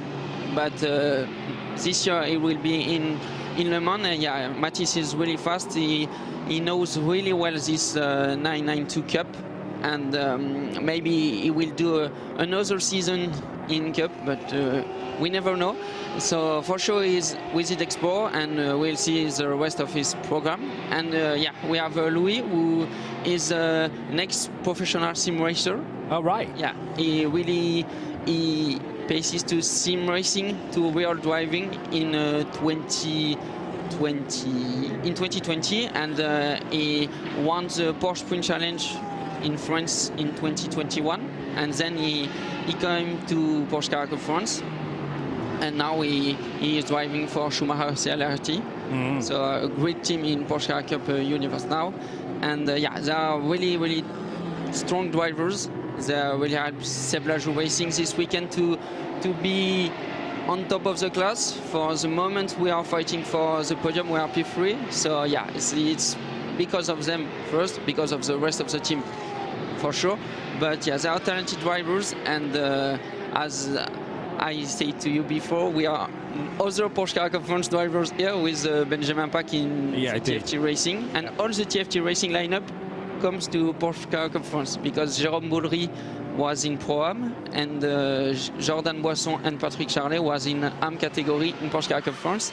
And in GP Racing team, we have Victor Bernier, who finished third in Porsche Car Conference rookie category. So in this paddock, we have a smells like Porsche Car Conference paddock.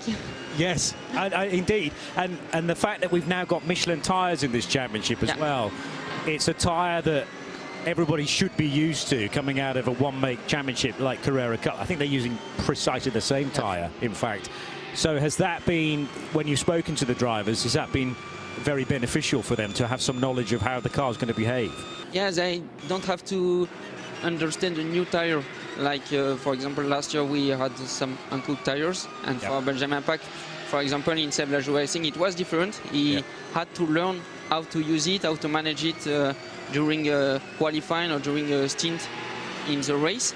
This year, all drivers know how to use the Michelin tires, so it's really good for them. It's a good thing also for gentleman drivers. It's they have to learn the track, they have to learn the endurance, because Jordan or Jérôme come to sprint races. It's really not the same, even when it's a 24 hours race. So yeah, it's a good thing for them, and it's a benefit thing to don't have to learn too many things. And tires, we know in motorsport, it's really important thing. So yeah, it's good to be in Michelin for them. There are many differences from a sprint race in Carrera Cup to coming to do a 24-hour race, but I mean, one of the key ones is you're not the only person in the car. You've all of a sudden got to share it with 3 or 4 other people, and they may not like the car set up the way that you do, so there's a bit of compromise there.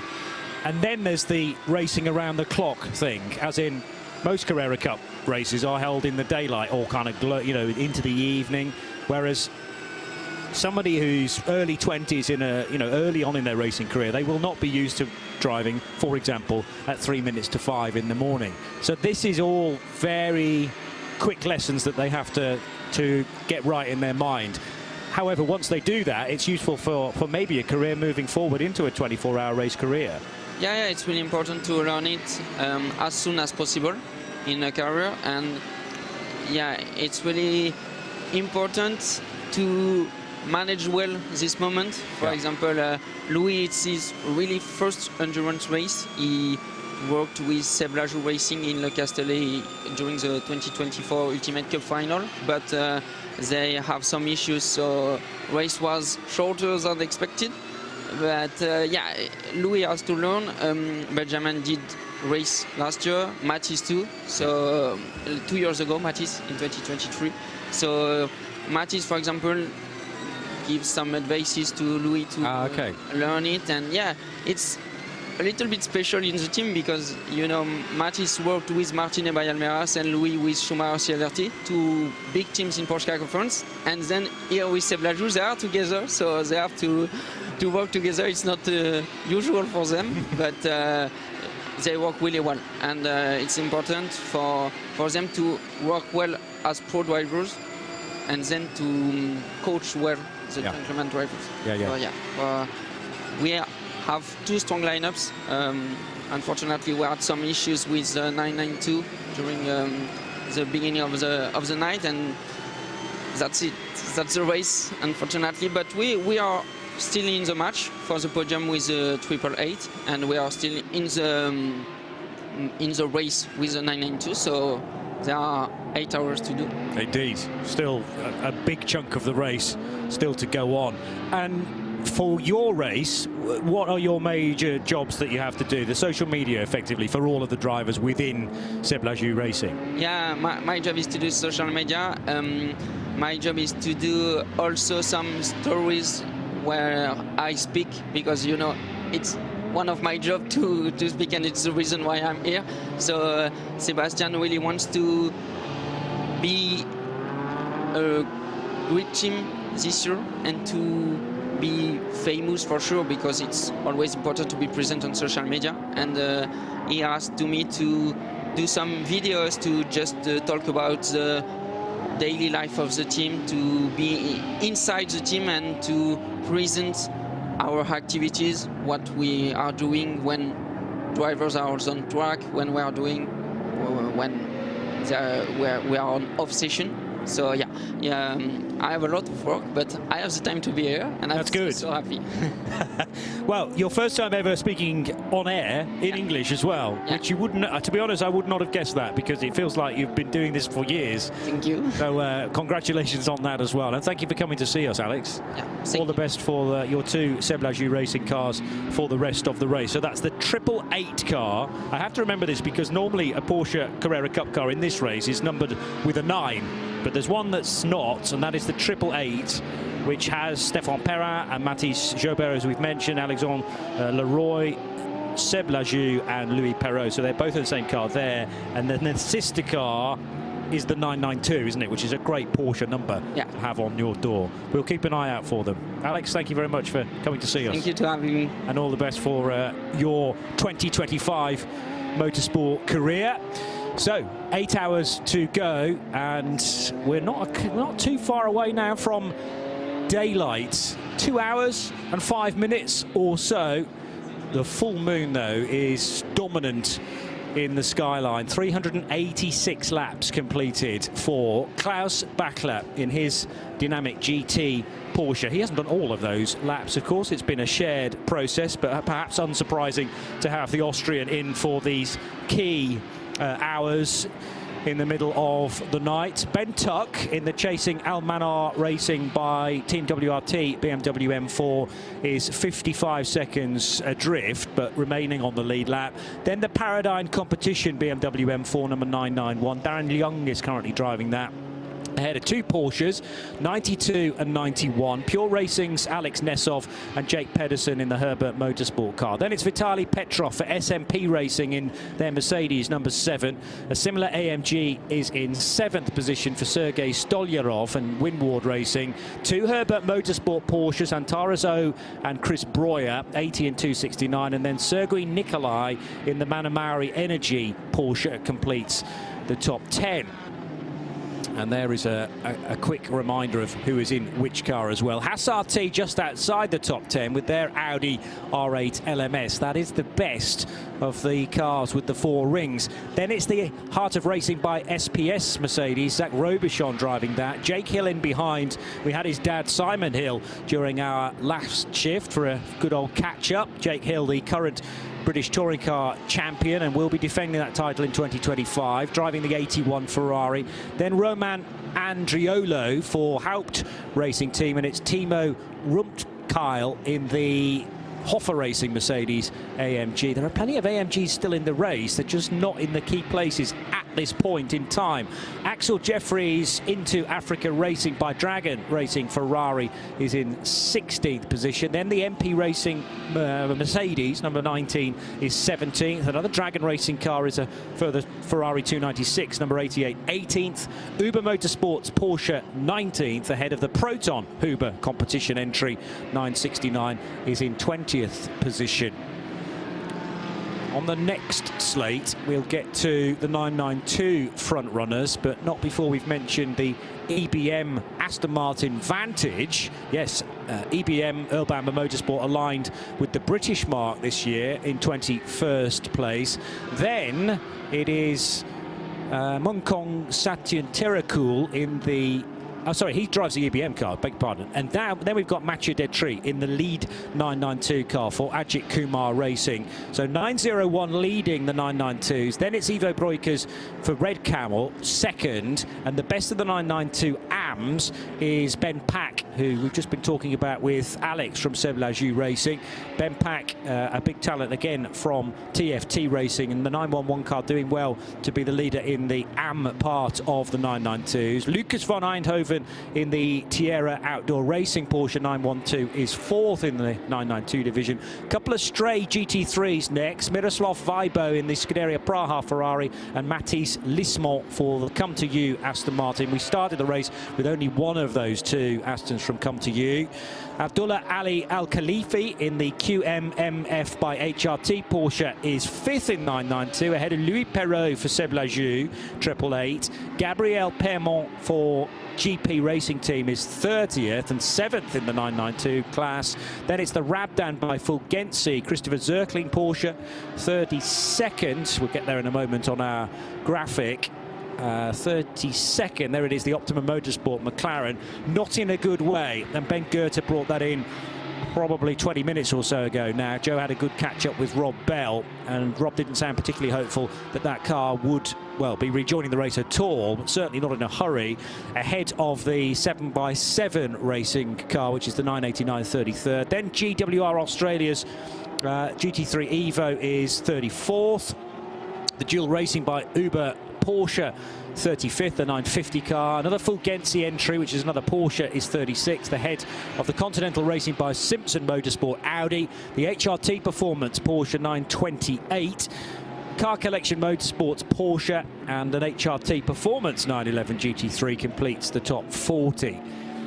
Onward we go to find the second Cineulagam racing car 41st. The GTX leader is still the Lippert Motorsport Lamborghini Huracan. It's been there for a long, long time. In fact, has it ever been headed? Since the get-go. I didn't think there'd been a change in GTX, so they haven't had it all their own way. I know there was quite a bit of front-end damage they needed to repair with the wrong coloured tape. Yes, as Joe pointed out. But they're still in 42nd and still leading GTX. In fact, our graphic suggests they are the winner of GTX. They're not quite there yet, though. 930 is 43rd. Then the 111 racing car, another GTX machine, indicated by the orange background on its number. 438 is the GT4 race leader. That's a BMW M4 GT4 G82 from AGMC Racing by Simpson. SRS Team Zorg Rennsports Porsche 718 Cayman is its nearest rival. Then the Mullner Motorsport gang from Belgium, just up the road from Spa Circuit. Continental TTR Racing with their Toyota GR Supra 48th. The Vortex, is the Vortex still running? I know it's illustrated in 49th place and is still doing laps in the hands of Gilles Courtois. And then the Speed Lover Porsche, which has been in the wars at various times, but 978 is also still pounding round. Asbest Racing is the TCE leader. That's a TCX as Seat. Nearly said Cupra there, but that is a proper Seat for Nadir Zahour. Team CMR's couple of cars, their Ginettas are. They're both in the pits, though, for the G56, GT4 and the GTX. Also in the pits, Razzoon Northern Racing's Porsche. The second of the Asbest TCRs is still circulating. Well, it's not in the pits, at least. It's a number of hours down, but they are still going round. 414 Razoon's Porsche 718 Cayman, and then several cars parked up in the pits. The SRS Team Zorg Red Sport 127, we covered that at the time. WS Racing's BMW M4 number 470, 58th place, but not currently partaking in the 24 Hours of Dubai. Same story for the Team Parker Racing Bentley and the Graf Racing LMGT Rossa. Team Motor Parks Mercedes, we lost that very early on after an incident coming out of one code 60, and it created the next. The JBM Porsche is a retirement, and the Come To You Racing Aston, the Tresor Attempto Racing Audi, neither of those cars even started the race at 1 o'clock yesterday afternoon. 5 o'clock in the morning now on day 2 of the 20th edition of the Michelin Dubai 24 Hours. You're tuned to the Radio Show Limited network of channels. It's Johnny Palmer and Phil Anson in the commentary box, and Joe Bradley in the pits. You've been waiting patiently, Joe.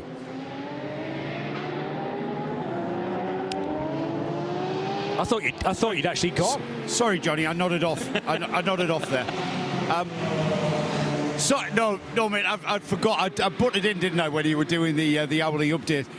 It was just to update you on the Pure Racing car, the Pure Racing Porsche, I should say, that came by you with a puncture, and that's all it was. So as it went by, I thought that's all it was, and I've confirmed that it was, and it was delayed very, very slightly in the pits, the time it took to change a set of tyres. So I'm thinking you guys will be able to tell us exactly how much time that lost in the pits with that puncture. Yes, it's put them off schedule with tyres, but they would have taken the opportunity to fuel as well. So they're IBC Tamil Sports presents Hankook 24H Dubai 2025 Series Endurance Racing. Title sponsor Your Journey, India's #1 all-in-one travel brand. Powered by Q1Q Pharmacy. Quality healthcare at affordable price. Your Journey, India's #1 all-in-one travel brand. Kashmir package starts from Rs 15,000 only. Q1Q Pharmacy. Quality healthcare at affordable price. Too much information. There's way too much information for me to deal with. It wasn't a long stop, 4:08, so they got that done pretty quickly.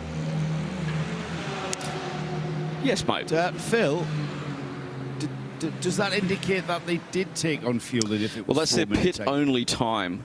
Well, they may well have done a splash and dash. I didn't see it on the screen, so I can't confirm or deny that fact. Sir. The 408, if it did go into fuel, it would be included, wouldn't it? Because the timings, the timing that we get for the pit stop, once it's been completed, is from pit in to pit out. Yes. And the fueling is within those 2 points. It is, because that's not counted as driver time, so that's... Yeah. That's the way that works. Just been following a couple of things. Our leaders at the moment, Klaus Buckler in the Dynamic GT car and Ben Tuck in the Almanar Racing car.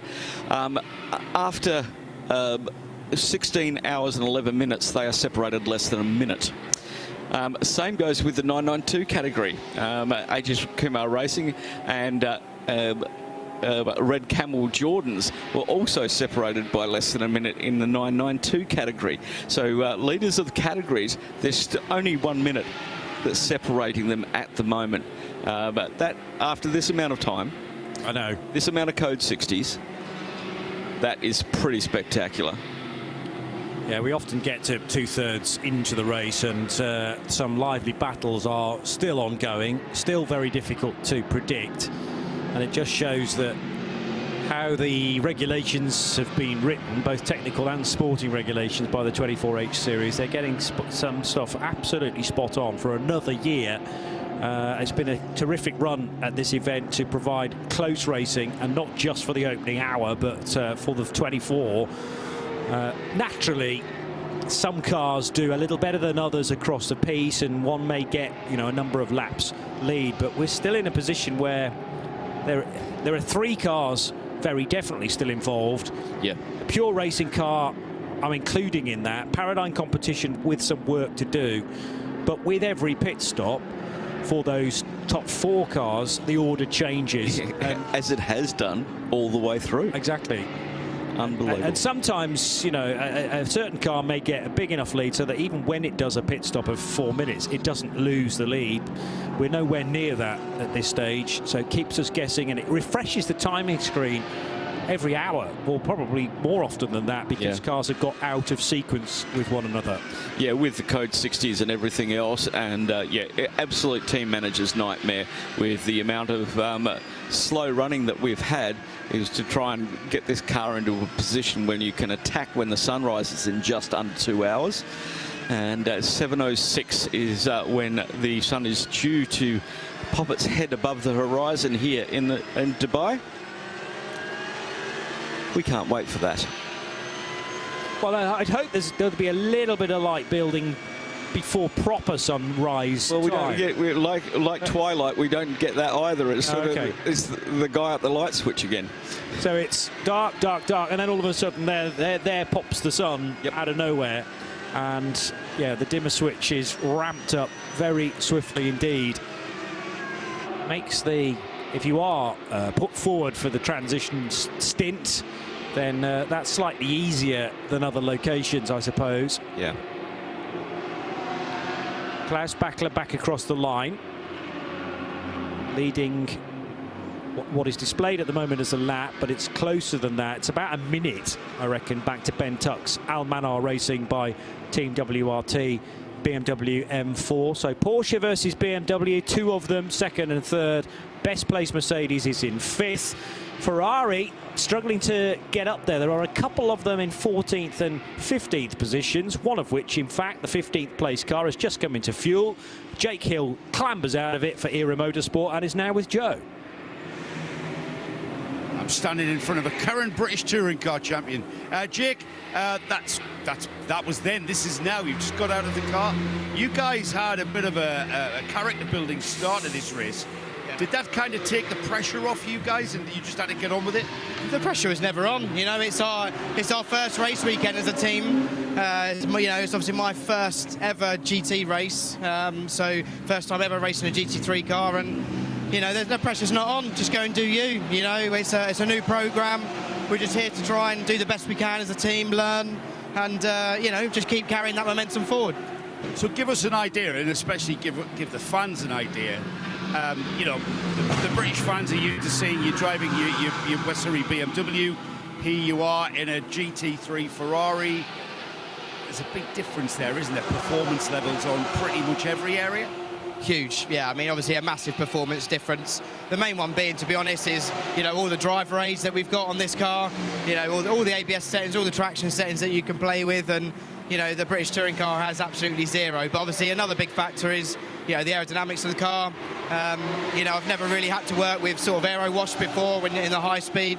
So, you know, it's all a little bit different. It's all a learner, but, you know, I've spent a lot of my stint there behind Harper, who, you know, Dan is a friend, and obviously he's a very, very good racing driver for BMW. So, yeah, proud to stay with him the whole way, and, yeah, I'm proud of my first stints there. In fairness to you, Jake, you seem to have got this natural ability to be quite diverse. I mean, you've driven a Formula One car here, didn't you? I forget what it was. Was it a Tyrrell or something? Ensign, 73 Ensign. Yeah. Ricky Von Orpel's car, yeah. Correct. I mean, as a young driver as well, that does it seems to come easy to you, does it? Yeah, it does. I mean, I can jump in anything and be, you know, on the pace, I suppose, within 5 laps, and that's, you know, that's what it means to be a professional racing driver. You know, you get in, you do the job. That's why people hire you, and that's why, you know, you do what you can. So, yeah, I mean, I think my adverse driving skills and other stuff has definitely paid dividends, because it just allows you to jump in and just do the best you can. And from this race point of view, you know, I've seen your car coming through the field, and all right, we've still got a few hours to go. I mean, that's got to be at the back of your mind to be in contention for those steps. To be honest, you know, when we looked at the timing and we knew that P3 and Pro-Am is on, big sense. Let's try and get it done. So, you know, the whole crew's behind us. The Ferrari's running really well at the moment. I'm absolutely loving it there. You know, when you're in clear air, you're at low 2s, which is what all the pro guys are doing. So, yeah, you know, I'm really pleased with the stint. And Kyle's in now, the team owner of Era, and hopefully he can pull a good stint in to just keep us in that contention. All right, Jake, it's middle of the night. You've just got out of the car. You're hot and sweaty. I would imagine your brain's not slowing down at all. What will you do now as a race driver? Yeah, I mean, I'm I've got a pretty bad backache because we didn't have time to have a seat made for me. So, little bit of physio, just work that out, get some food, and then try and just get a little bit of kip again. How long will you sleep? I don't know when I'm next in, so I don't know how long I'll be asleep for, but half an hour is good. Ought to be young again. Well done, Jake. Great stint, and we hope to see you boys continue in that path. This car really has come back into contention, wasn't it? I'd kind of written it off in my head at the start of this race, and yet here it is. Did I see 12th? Where this car is at the moment? It probably has been in 12th 15th on the race. It's currently 15th, but yeah, but there's some 15th, fluctuation right, within that, early teens, if you like, and just outside the top 10, depending on who's pitting and who needs fuel. So just like we've got some fluctuation in the top 4 places every 20 minutes or so, the same thing's happening in little chunks further down the order as well. Yeah, Era Motorsport currently 4th in Pro-Am, so he's aiming towards that 3rd place at the moment, about a lap shy of the Into Africa racing by Dragon, currently running 3rd with Axel Jeffries behind the wheel. Great battle shaping up for the Pro-Am, the AM as well. And our leading AM car currently in the fuel bay is, our leading AM car, is currently in 4th place overall. Yeah, again, not sure many people would have expected that, but the 2nd place AM car is within the top 7 as well.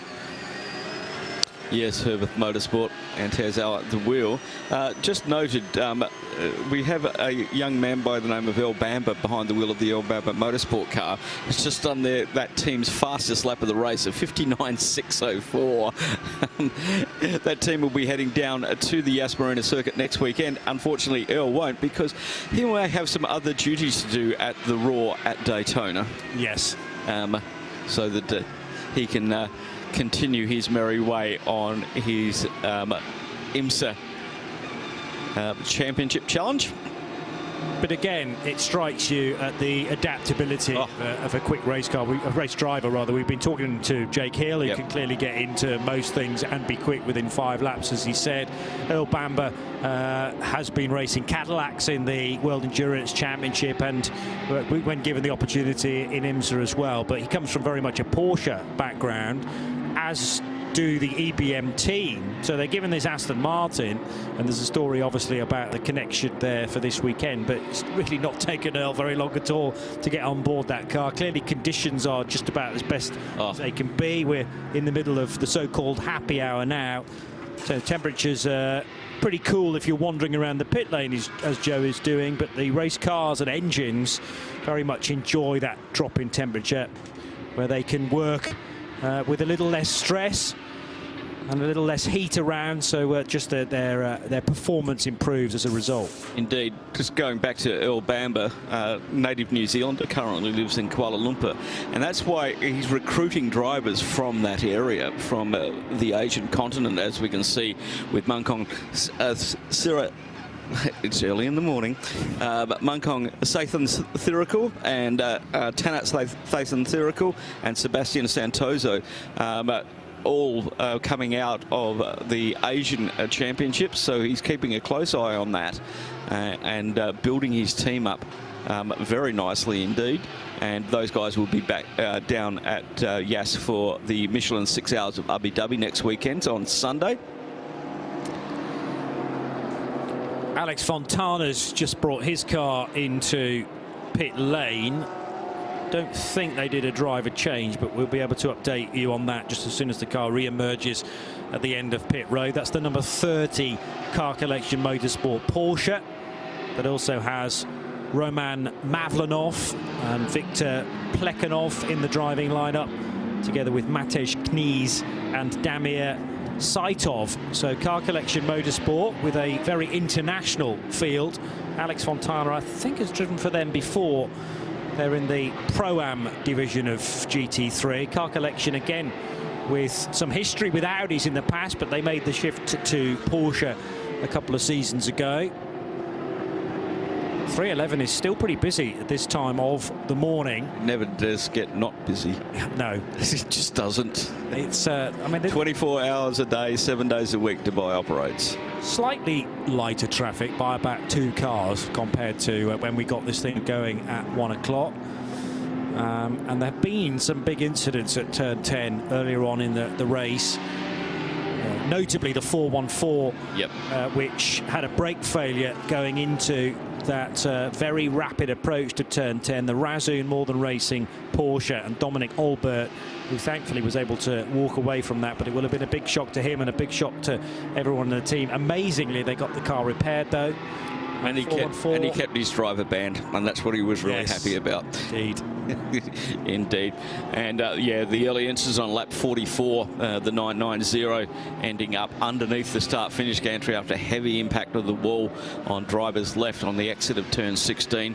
And Kiwami Katayama was okay and getting out that car, and then he came out of that code 60. We went straight into another one with the Team Motor Park number 5 AMG taking avoiding action on from one of the other cars, the number 81, where we think it was having trouble releasing the code 60 signal.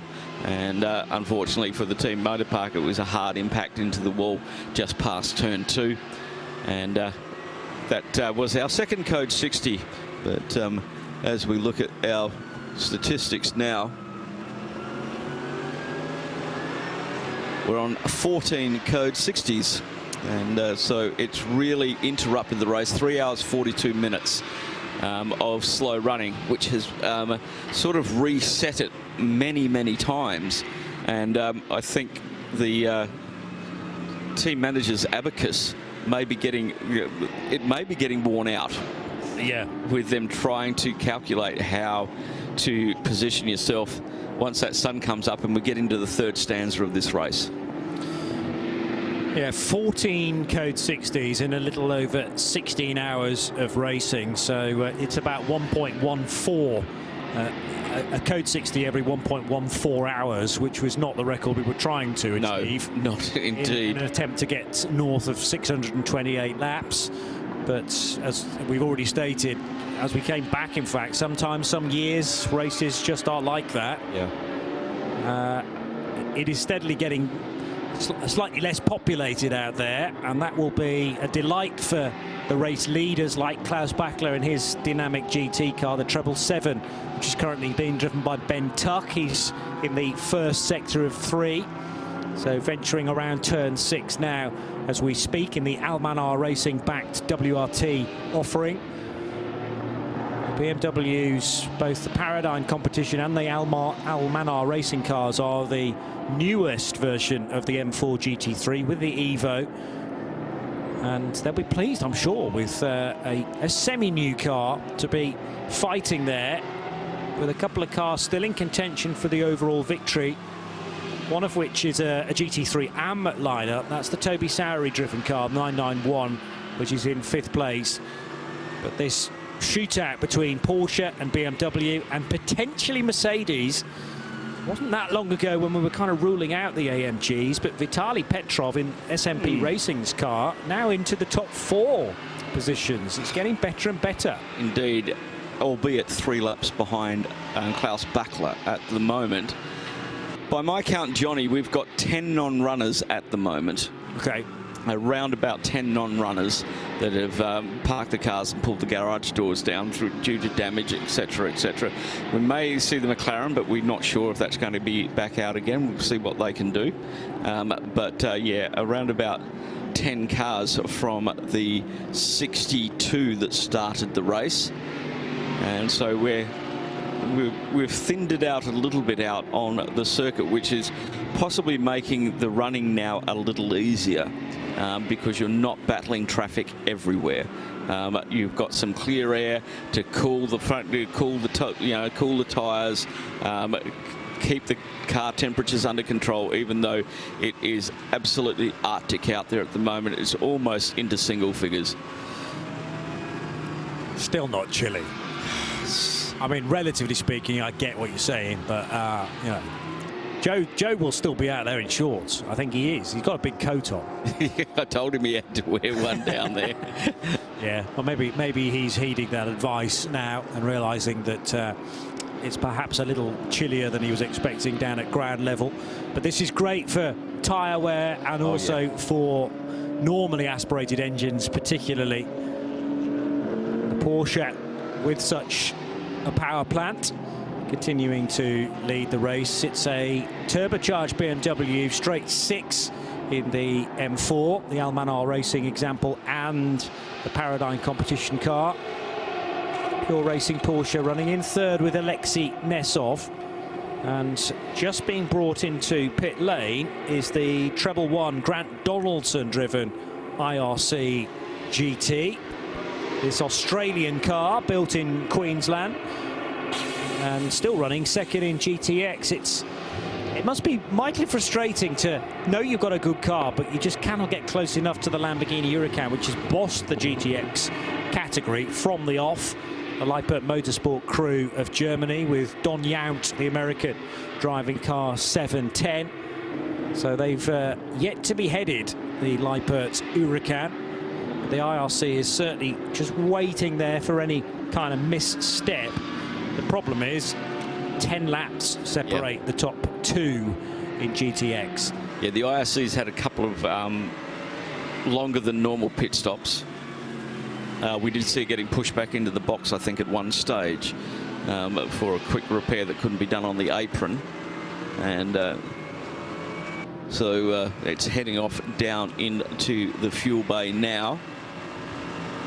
Vortex 2.0 running third in GTX, albeit a few more laps behind Gilles Cortez as at the wheel of that car. We're going to see two of those down at the Abu Dhabi Michelin 6 Hours of Abu Dhabi next weekend. When we talked to Lionel Amarouche when the car was launched at the previous 12 Hours of Kuwait, he was saying that they're building this brand new full carbon car as to sell, and to, you know, they've worked out what they needed to do with all of the from the Vortex 1.0, and they've built a stunning looking car. Sounds awesome with a 6.2 litre LS3 in it, and they've got the reliability that they didn't have in the original car. And that's why this car is now a real force in GTX, and great to see them out running and also building the car for customers. And if you can do well in one of these races, that will sell a car. Yeah, for sure. The spotlight is on it as so many people are tuned into this race. It's a great time to hold a motor race because there's very little else happening in the motor racing world. We're obviously in the build-up to Daytona, but that doesn't get going in anger until next weekend. So a good time to expose a new car to the market. And I'm sure every time that goes through shot, if you're enjoying our coverage in sound and vision, one or two are going, what's that? Exactly. What's the 111 car? I can't really identify it. And then people start reading about it. And yeah, the fact that it's got a 6.2 litre V8 will draw in a lot of fans. Indeed it will. And as you were talking about the motor racing, it doesn't stop here in the Middle East either. After the Abu Dhabi 6 Hour, we're on to the Asian Le Mans series, which will be running both here at Dubai Autodrome and down at the Yas Marina circuit. So another 5 weekends of racing here in the Middle East after Abu Dhabi. And Asian Le Mans with, is it 2 races per weekend? Yep. And they're back-to-back weekends, right? So here first and then Yas Marina the following weekend. There are plenty of action, as you say, in this part of the world still to come, including the 6 Hours of Abu Dhabi next weekend, which we will have covered here on the Radio Show Limited network. You'll be there for that. Indeed I will, along with Bruce Jones, Diana Binks, and the inevitable John Hindorf. Indeed. I've heard of him. He's going to be doing more pit lane stuff. Oh, is that right? He did with Binksy. And it'll be good to see Diana back. She was here last year at the 24 Hour, and she'll be down at the Yas Marina circuit, her first visit down there. And I think it's Bruce Jones's first visit down there as well. Yeah. Because I remember doing the grid walks down there when you and Bruce were in London. Yes. And for the first couple of those. Yeah, he's very much looking forward to ticking off another track. He's got a big old list of those that he still wants to visit, even after all these years. Well, I'm going to ask him the question. Has he been spreading the word in Japan? Because he does a lot of commentary in Japan. And we have 2 Japanese teams here and some more Japanese drivers as well. So maybe he's been spreading the good word. For sure, yeah, almost undoubtedly. He knows how good the Dubai 24 Hours is, having covered it on many occasions, mainly in the pit lane. I think he did a couple of years, as you've mentioned, in the commentary box as well. So, yes, any opportunity to get some cross-pollination. Yes. Because, you know, it's not that far to travel, is it? We're part way through it to Japan in the flight here. What did it take us? 6-7 hours to come from the UK? Yep, and another 6-7 hours to get to Japan. Oh, there you go. It's easy. It's easy. He can work that out. Great to have the radio show limited network of commentators that will be hosting these events. As John's got a very busy month. He has. He's doing the he's doing the Do Ya Day bat. The Do Ya Day bat. Dubai, yes. Daytona, Bathurst. I like that. I think Shay may have actually put that. Happy birthday for yesterday, Shay. By the way, if you're listening. Yes, Shay Adams' birthday this weekend. It falls on the same day every year, funnily enough. Unbelievable. 21. Again. As Matisse Lismont in his Come To You Racing Aston Martin, the number 40 car, still going pretty strongly in the GT3 Pro-Am division. They would have had high hopes, though, coming here this weekend, and will be on the back foot because they lost a car even before we got going today. Yeah, with a very strange problem, you know, a rear end issue that could not be fixed, and it did go out of the pits, but it came straight back into the pits. Never registered a lap. So, and Joe was the first to point out that it didn't take the start of the race. Yeah. And obviously you come here with a plan. You're looking to try and focus on 2 cars, and one car can learn from another. Yep. You know, there's some communication, generally speaking, between the two engineering teams. Then you can focus on one car, though, and I don't know whether that's actually can have its uses at the same time. Well, where it can be of benefit, you got to remember that the crews are doing a stop every hour. If you take some of the crew from the other team that's not running, you can then get fresher crew to the car in the latter part of the race. Yeah. Okay, so you can use that crew to assist your crew, because there's no rest down there in the pit lane anymore. It's not like these cars are doing 2-hour stints and then coming into the box and you have an hour's sleep. When a code 60 happens, the pits are going all the time, and because we've had so many, the crews are starting to get tired. They've got an opportunity to use the second crew. Yeah. It's something that may help them a little bit later on.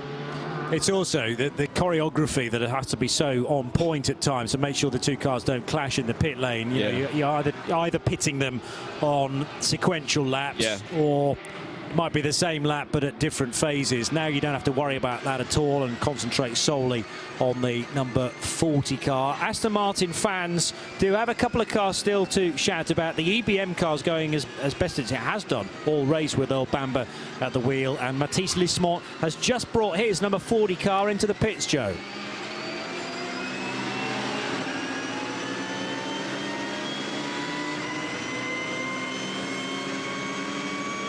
We may have lost Joe. I guarantee that the Come To You Aston Martin did come into the pits. I hope it didn't, in the process, clip Joe as he was trying to get a good view of it. Now I can hear the microphone live again in the background. And, there we go. Here we are. I'm with you now. Come in London. Yeah, that was a pretty straightforward pit stop for the number 40 Come To You Racing Aston Martin. There's something about that car. It is an absolute work of art. It's just a shame that it's massively out of contention here this weekend. It's dropped down the order somewhat, this number 40. Jamie D, I can tell you, the young British driver has now taken to the wheel of that car, and I'm not sure why exactly it's fallen down the order, because before I went for my break, it was kind of hovering around the top 10, if my memory serves, which is not always the case. But Are you guys aware of why that car's dropped down outside the top 20? Offhand, just going back through some of the data, but can't find anything, Joe. Maybe you can have a chat with the team and see if they've had any issues. Yeah, that's just what I was going to say. Thank you very much. I'm not telling you what to do down in the pit lane, Joe. I would never do that. Yeah, my info over the last few stints is carrying a few errors at this stage. I can't tell you precisely when the route of that car went a little bit off-piste. They'll still continue to stick to a rhythm where possible, but it's no doubt had a lengthy stop somewhere along the line. The other concern, of course, if you have something pretty major go wrong on one of your cars, there's always the concern that it may repeat on the other, because they will have been prepared side by side, although with different parts, different lifing for those parts, so it's never as simple as that. But they will have interrogated the other car that did not start the race to make sure that they know back to front what the issue was, and to look out for the early warning signs with the number 40. So the 41 did not take the start. The 40 car has been into some woes, we think, to drop it to 25th place, but it's about to rejoin the race after another pit stop. Change for the lead. Almanar Racing by Team WRT back in the lead. Pit stop for Dynamic GT. Klaus Bachler just on an out lap now with a fresh set of tyres. And that happened every pit stop now. There's like just on a minute between those two cars as they compare the pit stops. I think we will see the Almanar team in not too distant future, around 24 laps on that set of tyres. Era Motorsport, we were talking about them earlier with Kyle Tilley at the wheel. They had a shocking start of the race. They didn't even make the green lights and the UAE flag because they had a puncher on the formation lap, and then they came in and did a really early stop on lap number 10, which put them all out of sorts, and they are slowly moving themselves. Well, they're inside the top 15 now, and running fourth in the GT3 Pro-Am, and we heard from them to say they want to get up into third. Well, when bad things happen at the beginning of the race, if it's a 6-hour race, you may not be able to fix it. If it's a 24-hour race, you very well wait with misfortune for others. Yeah, you've had your misfortune, and hopefully that's it. But doing very, very well. Kai Tilley at the wheel. And they are just one lap behind the Into Africa Racing by Dragon, with Axel Jeffries still at the wheel. Now, Axel knows this circuit very well, and he also knows the Yas Marina circuit very well because he's racing and driving instructor down at Yas. And he's been working a lot with Dragon Racing. Got a slow car in Sector 3 at the moment. We'll see if we can have a look and find out who that. I've got Matisse Lemont out of the number 40. So Matisse Lismont, who's just been in the Aston Martin, has now got out of that car and might be able to bring us some news. We're also keeping a keen eye, Joe, on potentially a slow car heading your way. But whilst we try and unearth precisely which car that is, yeah, you can have a chat with the driver fresh from the Come To You Aston.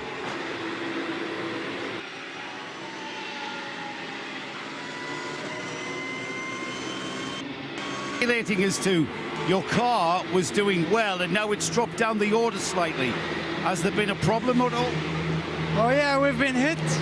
We've been hit on front right on entry of a corner. So we lost our steering on the front right wheel. We had to wait, get the third car on the tow truck, get it back in, get the mechanics to repair it, and head back out. Lost a lot of time there, but I mean, it's bad luck, I guess. Still, the car now is amazing. The mechanics did a fantastic job repairing the car super quick. But yeah, we're now still going, just finding pace, being as quick as possible, and see where we end up. And was the car is fixed? It was good for you on the pace?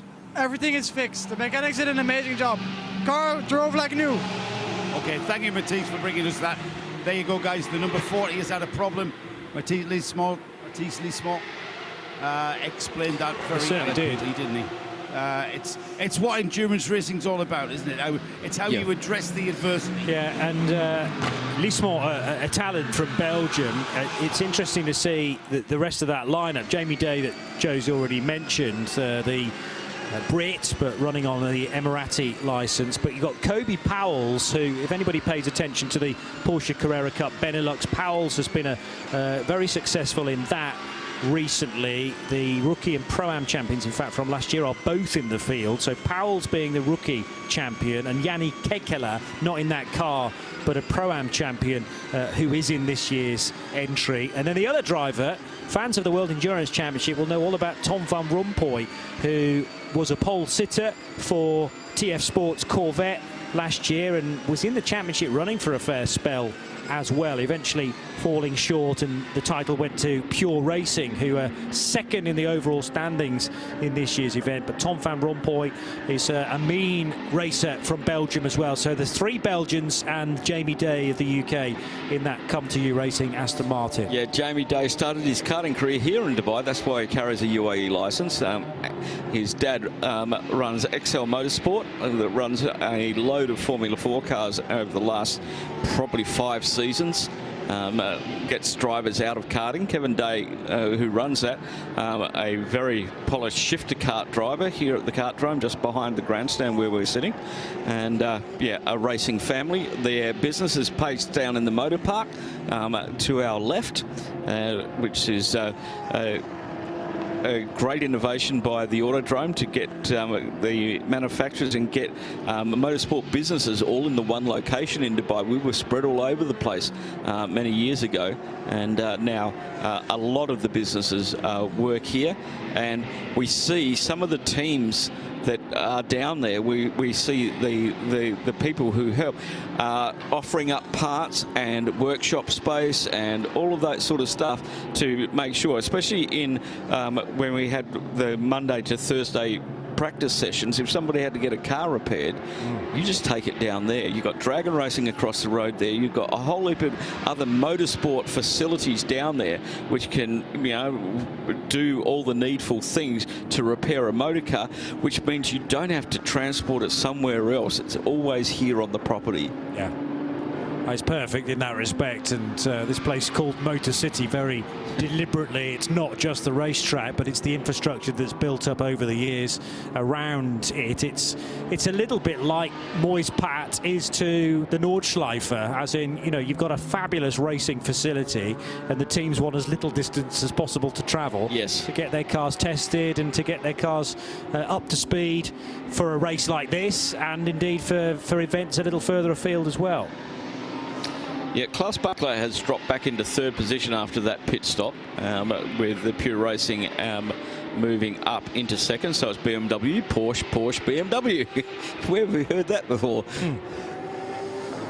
But they're really holding on to those top 4 spots with Winwood Racing and Sergei Stolanov at the wheel of the car 16, and SMP Racing, Vitaly Petrov at the wheel of that car. And Stolarov is only 28 seconds behind the Paradine competition with Toby Sowry at the wheel. That could get interesting. They're both doing well. I think Sergei had some traffic on that lap at 2:04, but our leaders on their last lap, 2:01, 2 flat, 2 flat, 2 flat. That has been consistent, Johnny. Yeah. All the times that we've been here, we've been watching these lap times. Unbelievable consistency from these teams with a range of drivers.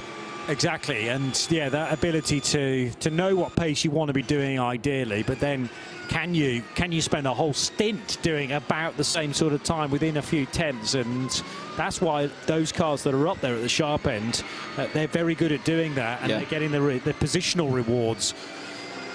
Well, given that all of their fastest laps were 58s, they're only 2 seconds off their fastest lap, which was done in the first 5 laps of this race. Yeah, where there was no traffic to deal with. Exactly. Cars were heavy with fuel, but had... Really heavy with fuel because they were brimmed. Yes. And I was suggesting earlier, would there ever be a scenario where they could have a brimmed tank again? Because remember, a fuel load allocation that you're allowed to take on board during a green flag pit stop is generally not a full fuel tank. I think possibly the only chance you might have to do that is if you've come in for fuel and then within a handful of laps there's a code 60, and you might then want to come in and take an extra 25%, which you are allowed to do. But you can still only fuel that to your 100-litre maximum. You can't overfill the car. If you've filled it, yeah, and then you go out, and on your out lap there's a code 60, yeah, you could come in and you could take 25%, couldn't you? Which might take you to the full capacity. Yeah. It'd be an interesting one, because otherwise you do have a maximum capacity of Yes, if it flips yes. and you're in the fueling area, so if it goes from green to purple or vice versa. The smart tanks are very smart. They are, aren't they? They don't give you any more than your allocation in the green flag and the purple zone combined effort. But if the two are done separately, separated by 1, 2, 3 laps, I think that's possibly the only scenario where you might get up to the full tank allowance rather than the regulated allocation. Yeah, because there's other things that come into that, because some of these cars are flow restricted under refueling down to 80% flow. So that's part of the BOP. So some of them have, and that's done on the make of car. And so whatever the balance of performance is on that car, and then in what category you're running as well, there's BOP on that. GT3 cars, they're -5 litres on their BOP, and that across the GT3 field. It's. I think there is a possibility of that happening, of trying to brim the tank. I would have to check with somebody like Paul Trustwell whether you could, though. Yeah. Because he was the one who sorted Nick out, was saying, well, when that goes green, can you get your allocation? And he said, yes, you can. Yeah. The smart tags know exactly what they're doing. Presumably the fuel flow remains the same whether you're in code 60 or not. It doesn't alter the fuel flow. It's on your tag. Your tag dictates what fuel flow you get inside that, and so because that then opens another area that might be a kind of hole to disappear into. In the, I mean, maybe 24H series wouldn't rule that out in the future, but fuel flow might be restricted in the code 60 to say, well, you can have a bit more fuel, but it's going to go into the car at a slower rate. But we don't have to worry about that at this stage. So the Audi is 1290 is their weight. If you're running in GT3, you have to add 30 kilos to that as BOP. 100 litres is your tank maximum. Okay, your fuel maximum, you -5 because it's GT3, and you have 95% flow rate. Okay. Okay, so that's on a make of car. And you go through all of the BOPs. Now with the M4 being a brand new car, 1,305 kilos. You run that in GT3, that's 1,335 kilos. 100 litre fill maximum, 95% flow rate. So they've gone through this 911 GT3Rs, 90% flow rate, 95 litre maximum fill.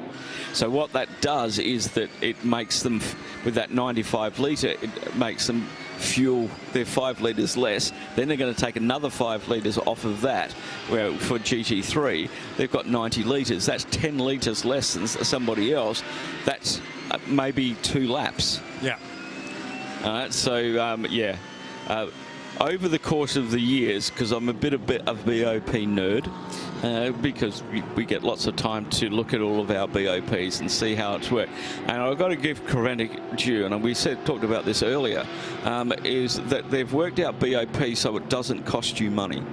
Okay. It doesn't cost you with mechanical parts, restrictors, all of the things that normal BOP does. It's been done with weight and fuel.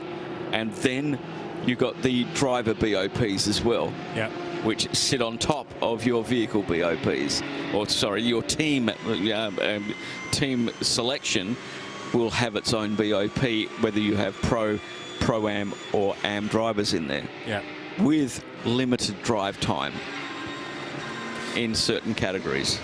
Out of interest, you just listed the way of measuring fuel flow done on a percentage, and I think mentioned 95, but only 95. What's actually the slowest fuel flow rate? I think there is an 80%, which is the 992 Pro teams. 110 litres, 80% is their fuel flow.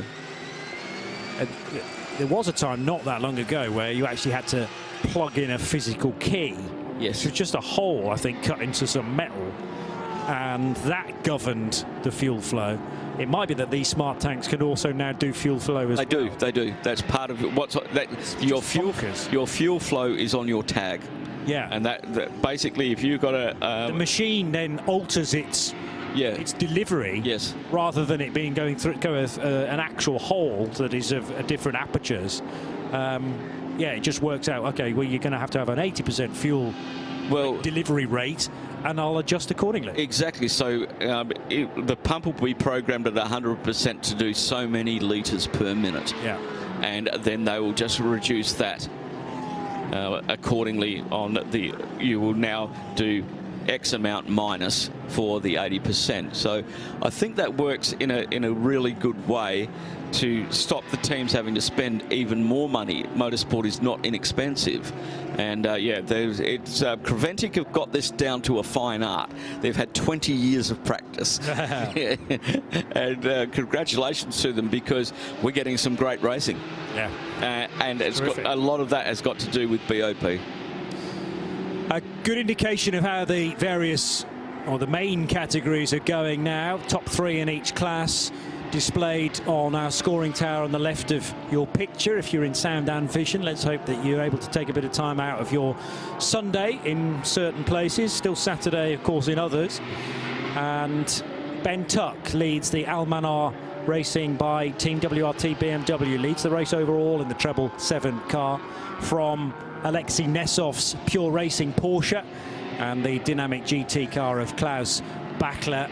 Red Camel back at the head of the order in the 992 division. So 909 leading Lucas von Eindhoven in the Tierra Outdoor Racing Porsche. Cameron McLeod is third for Ajith Kumar Racing, 901. GTX still led, of course it is, by the Lamborghini Huracan of Lippert Motorsport and Don Yount from the Treble 1 racing car. That car's been in the pits for some time though now, which is the IRC GT. Mark Griffith last piloting that.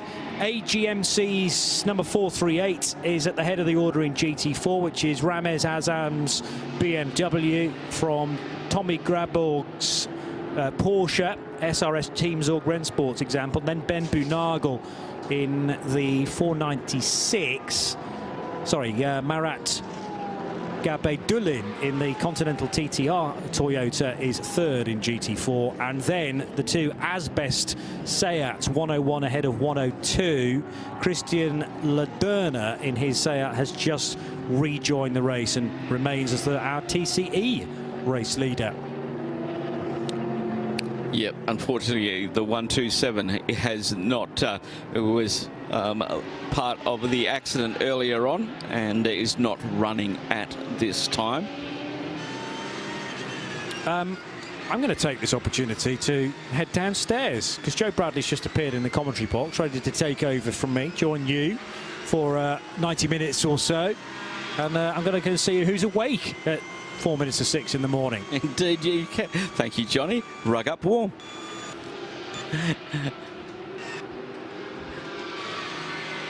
Just over 7 hours remaining in this, the 20th edition of the Michelin 24 Hours of Dubai here at the Dubai Autodrome. Also celebrating 20 years this year. Had a great fireworks display at 8 o'clock. Thank you to Dubai Tourism and Visit Dubai for that. And the racing continues on.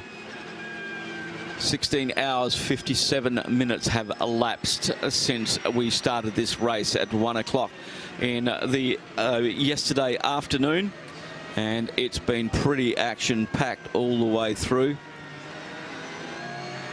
Almost 3 hours and 42 minutes under code 60, 14 code 60 so far.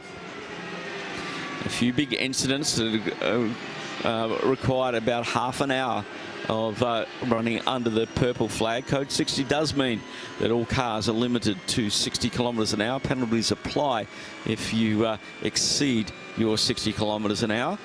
And there's penalties for a lot of things, and we're seeing them come up on our timing board at the moment. Nothing really bad for the top 10. A couple of 4s, a couple of 2-second penalties, and that's for speeding under the code 60s.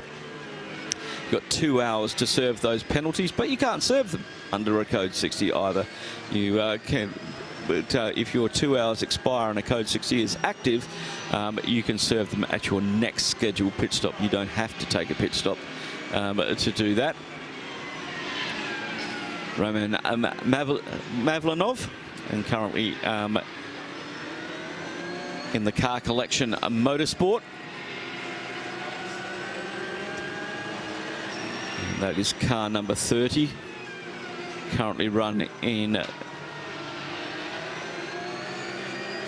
25th in class.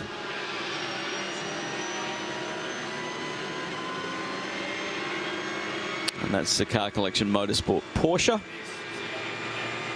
He's 11th in Pro-Am at the moment, giving us a great nighttime view around the circuit at Dubai Autodrome. Just coming up through the 3, 4 and 5. This is 4th into 5 if you're watching on the live stream. And then roll it through 6, 90, about a 70 degree, about a 50 degree right-hander, then a 70 degree right-hander into turn 7. Now you've got to get the car over the right-hand side of the track into the bowl. 8 and 9, a bank corner. Exit of this corner, it's absolutely paramount to get as much power down as early as you can to head down the very long back straight. A little bump there as we go past the club link that joins up at turn 14. Heading down towards the braking zone now at turn 10. Hardest braking point on there. Oh, he's gone very deep there. He's had to run a little bit wide. He almost went into the car in front of him.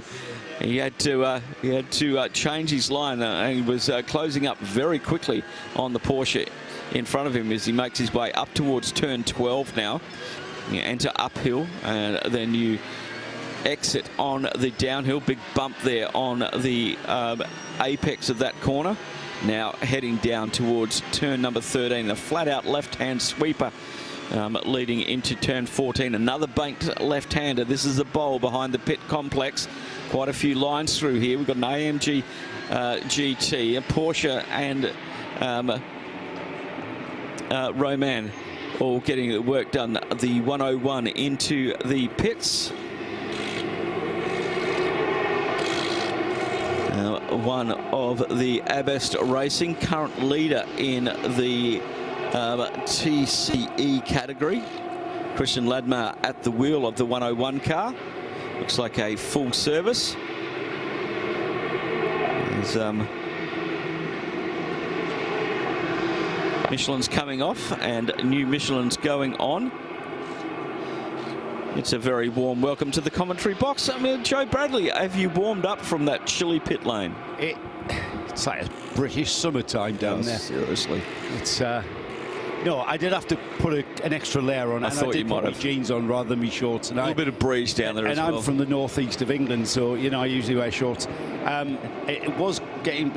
I think it's not freezing. I think, what is it, about 11 or 12? Yeah, last time I checked we were into the 12s. We're due to get down. I mean, 12 degrees, what happens when, because we had 27, 28 degrees yesterday when the sun was out, the thing about tarmac is it's kind of like a little bit of a heat retainer. And the heat stays deep in the tarmac, and we're not having a problem with tyres. No. However, I'm saying we're not having a problem with tyres. We're not having a problem with tyres because the Michelin tyre engineers are right on top of that, and they're advising, and the team engineers that are setting tyre pressures to suit the track temperatures. But they're not extreme track temperatures, if that makes sense. Yeah, true. 12.3 at the moment. 5 kilometres behind us, it's 9.6. Is that further inland? Yeah. Right, yeah, so that it is cold in the desert at night, isn't it? It is indeed. And is that so that far inland, is that desert or that's is that desert? Urban? That's desert. Right, so that's why it's called, isn't Yep, indeed it is. Full of sand hills, sand dunes and camels. Yeah. And sand deer. So what did you say it was how cold? How bad? 9 degrees. 9, all right, yeah. Anything under 10, you need your big coat. We don't go outside. Do you even have a big coat, Phil, living out here? No, it's in Australia. Yeah, it's in Australia. No need for any big coats. It's just extra clutter you don't need in the house. It's like my mate Tim, who lives in Florida, I wore a scarf. He was like, what is that? It's a scarf, mate. I tell you what, he would have offered me 100 quid for me scarf at Goodwood that year. Oh, really? In the members' meeting, it was in late March. It was absolutely bitter, and then he understood why we wore scarves. Yeah. That seemed like a routine pit stop. It did indeed. Everything seems to be going sweet. Is that the car that's the problem? No, that's the one leading that class at the moment.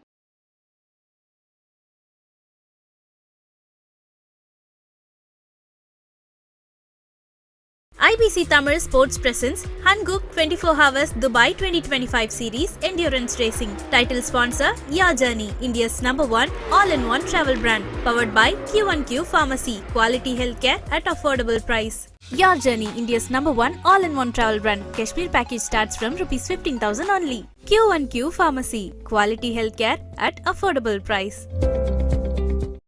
We won't click over if they've done a driver change until they exit the pits and go over the timing line on pit exit.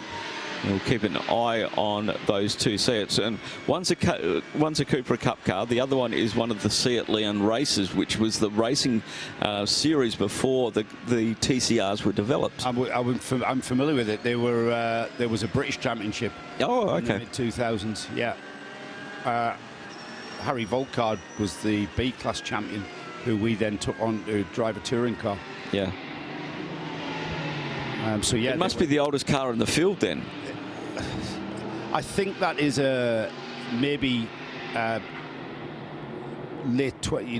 2010. Okay. I think the car changed shape, but it's got the paddle shift gears. Yeah.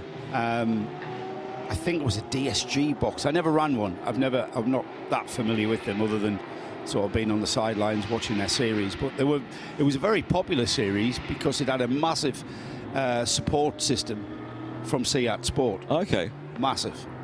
In a very similar way to Renault Sport. Okay. Yeah, I'm with you. Their Renault, so Formula Renault, Clio Cup. Yep. Seat were exactly the same with their national series, and it was absolutely huge in Spain. Oh, truly. Yeah. Great cars, though. Very robust. Very, as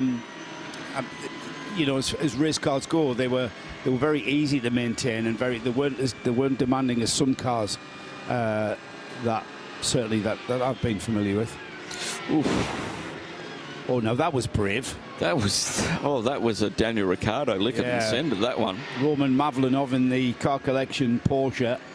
3 wide into turn 10. Into turn 10, and you know what, Phil? That for Mavlanov was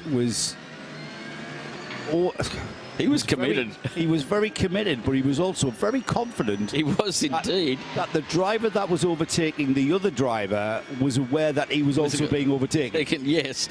At this time of the morning, what is it here?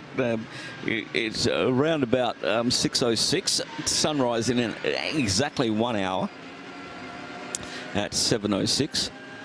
But yeah, I took an intake. That was why I took an intake of breath when I saw that one. I heard you. I just went, oh. That kind of pulled your shoulders in as well, man. Yeah, I just went, oh. Yeah. I was just watching that car on the left to see if he's going to start to turn in, because there's not many places you can go when you're that far up the inside down at turn 10. And like I say, the driver overtaking the car. He's doing a lot of overtaking. The car in the middle was focused on the car on his left. Yes. Monitoring him, he would have been, he'd have checked his right-hand mirror and then forgot about it. And then Mavlanov came from literally nowhere. But that was a decisive move through the traffic. Currently 25th. He's got his traffic management up. Oh boy, the AMG had a big tank slapper in front of him. That was. This battle's been going on for a little while. And as they head around behind the pit complex, sorry, onto the backstroke. Incredible. 25th in class is what I saw. Phil, he's actually 35th overall, is that? Yes, it is. Yes, it is. 35th overall. Yeah, 11th in Pro-Am for GT3. Quite a way down the field. Car being engineered by Jody Firth of, I'm not sure if you're familiar with that name. Jody was part of the Embassy Racing. Okay. Ran prototypes in the, it wasn't the World Endurance Championship at the time.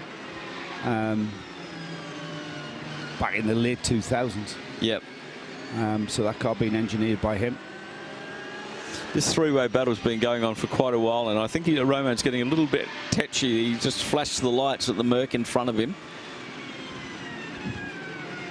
They're so close that the dancing ants are over the top of each other, and I can't pick its number up. There's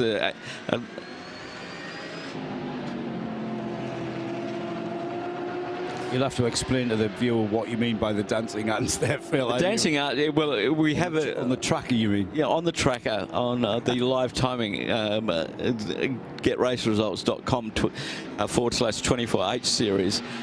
You can follow the cars around the circuit with a tracker, and basically they're just the numbers with the class colours. GT3 is a white colour. That is great when you're involved in a 24-hour race and not when, I mean, that's not a race for position. Car 90, let's find out where car 90 is. He's certainly not in the top 10. Trying to locate him on the timing screens. He's way down the road. I've lost him actually. But there's 3 cars circulating out there. And not necessarily for position, but very. I think it was the 96, Joe. I think it was the GWR Australia entry with Glenn Wood at the wheel. Right, where is he in the order? Well, they're on a different lap. Glenn Wood is running in 31st, 31st position. Just 3 cars, very, very similar with performance. Yes, just absolutely in the floor of what we're seeing, and that's how you get through a race like this. You just keep. You know, Mavlinov's just pulled up behind him there. He's got similar pace in this Porsche, car collection Porsche number 30. Similar pace. He's not in a position to overtake because he hasn't got any more performance that he can ask, and that's not good. A car pointing the opposite way to what it That's should. turn 14, and he's done it again. 269 is. That's a Herbert Motorsport car, isn't it? 269. Vincent Kolb. Vincent Kolb there in the 269, just looping the car at, I think that was coming out of... that was in the bowl, that's turn 14. Right, turn 14, and then trying to get the car back on track. Tried to do a donut to get the car turned, and the car turned on him on the dirty off-track. No grip whatsoever there. Didn't look like anybody else was involved in that one, and I mean, he won the Spa 6 Hours Endurance in the GTS 12 class last year, so quite a bit of experience. Also, second in the VLN Lungstracken series and an SP9 Pro, so he's got some endurance racing under his belt, especially around the Green Hill, and Dubai Autodrome shows that it is quite a technical circuit. Yeah. He's he is a proper driver, is Vincent. Yeah. And they are currently 3rd in the AM class of GT3, so very, very much a contender for meeting him on the podium. The accolade of meeting Nick Damon on the podium, in fact. Oh, if that's not motivation for any driver out there, I don't know what is. Well, there's nothing more motivating than meeting Nick on the podium.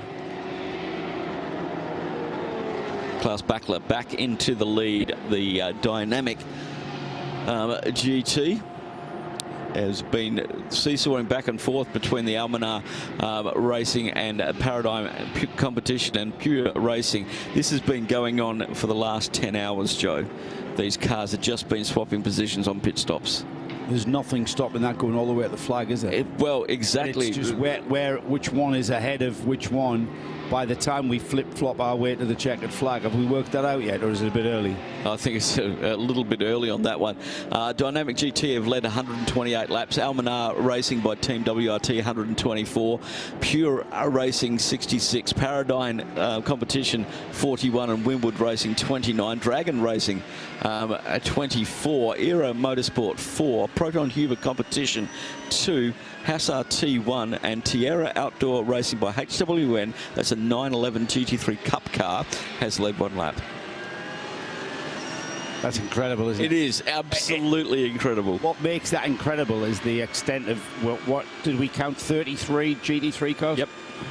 And for a cup car to lead overall. I mean, yeah, okay, we had the anomaly of pit stop phases and the like. However, it can still say it led the Dubai 24 Hours. Exactly. The edition of the Dubai 24 Hours. If they're looking for sponsorship, yeah, that's your lead card that you play. Oh. Mavlenov now getting a little bit impatient, is he? Oh, he's thrown it up the inside at turn 7. Yeah, that's a popular point there, isn't it? It is, but the AMG got compromised at turn 5 by a slower car, and he had to go offline, and that sort of made Roman have to take a big deep dive of the brakes, a little bit harder than he wanted to press, but he could get off them earlier and had a little bit more car speed. Yeah, he's been itching to do that. Yeah, really. I don't think he was being delayed at all, though, was he? They had a cracking pace, those cars. Both of them were on equal pace, and it was a mistake that, well, it wasn't a mistake. It was a slower car that got in the way and allowed Roman to head on by. So Mavlenov moves up to 34th now. That was an AMG Mercedes that we've just seen him overtake. Yes, it was. It wasn't the Continental Racing by Simpson Audi R8. No, it wasn't. That was the Mercedes. Because he's just overtaken that car in the process of that lap. So Mavlenov in 34th now. That might have been the car that was getting in the way of the AMG. Possibly, yes. Yeah, because that was the only other car I saw on that lap from the onboard camera that he overtook. And he gets past one, and there's another rear light, and that's a Porsche in front of him. 3 laps off the class lead is Jérôme Bouillery, 4th in the 992 class. Still one of the most competitive classes in the series, and we'll see the 992 class go down to the wire pretty much everywhere we race this year. Well, pretty much 8/10 or 4/5 of this field is going down to Yas next weekend for the second round of the Middle East Trophy. We had, I think, 19 on the qualifying list yesterday, so a big field of 992s. Live coverage as well on the RSL network of channels, as well as the 24H Series YouTube page, the YouTube channel, I think we call it these days, isn't it? I'm not up with that sort of thing at all. Well, you know what? The thing about YouTube and the Creventic series was one of the first motorsport series to live stream their series rather than televise. But these days, with smart TVs, YouTube is a channel on your television effectively. So, like, the term live stream or televised, there is a massive overlap there, and there's no difference really these days with smart TVs. That's a disc change for the 909, the class leader at the moment, the Red Camel by Jordan.NL. That should hand the 992 lead. It won't, because Lucas van Eindhoven has in the pits as well. Outdoor racing car in as well. So both cars pitting at exactly the same time. Now then, the only question mark is, and I know Johnny's not made his way down there that quickly, is whether or not, and I can tell you now, the 912 will take the lead of 992 because that car has already left its pit box and is heading towards field. Yep. I'm amazed how fast they can do this these days. I mean, I'd be still there with the bottle bleeding in the brakes. Dry fit. Unbelievable stuff.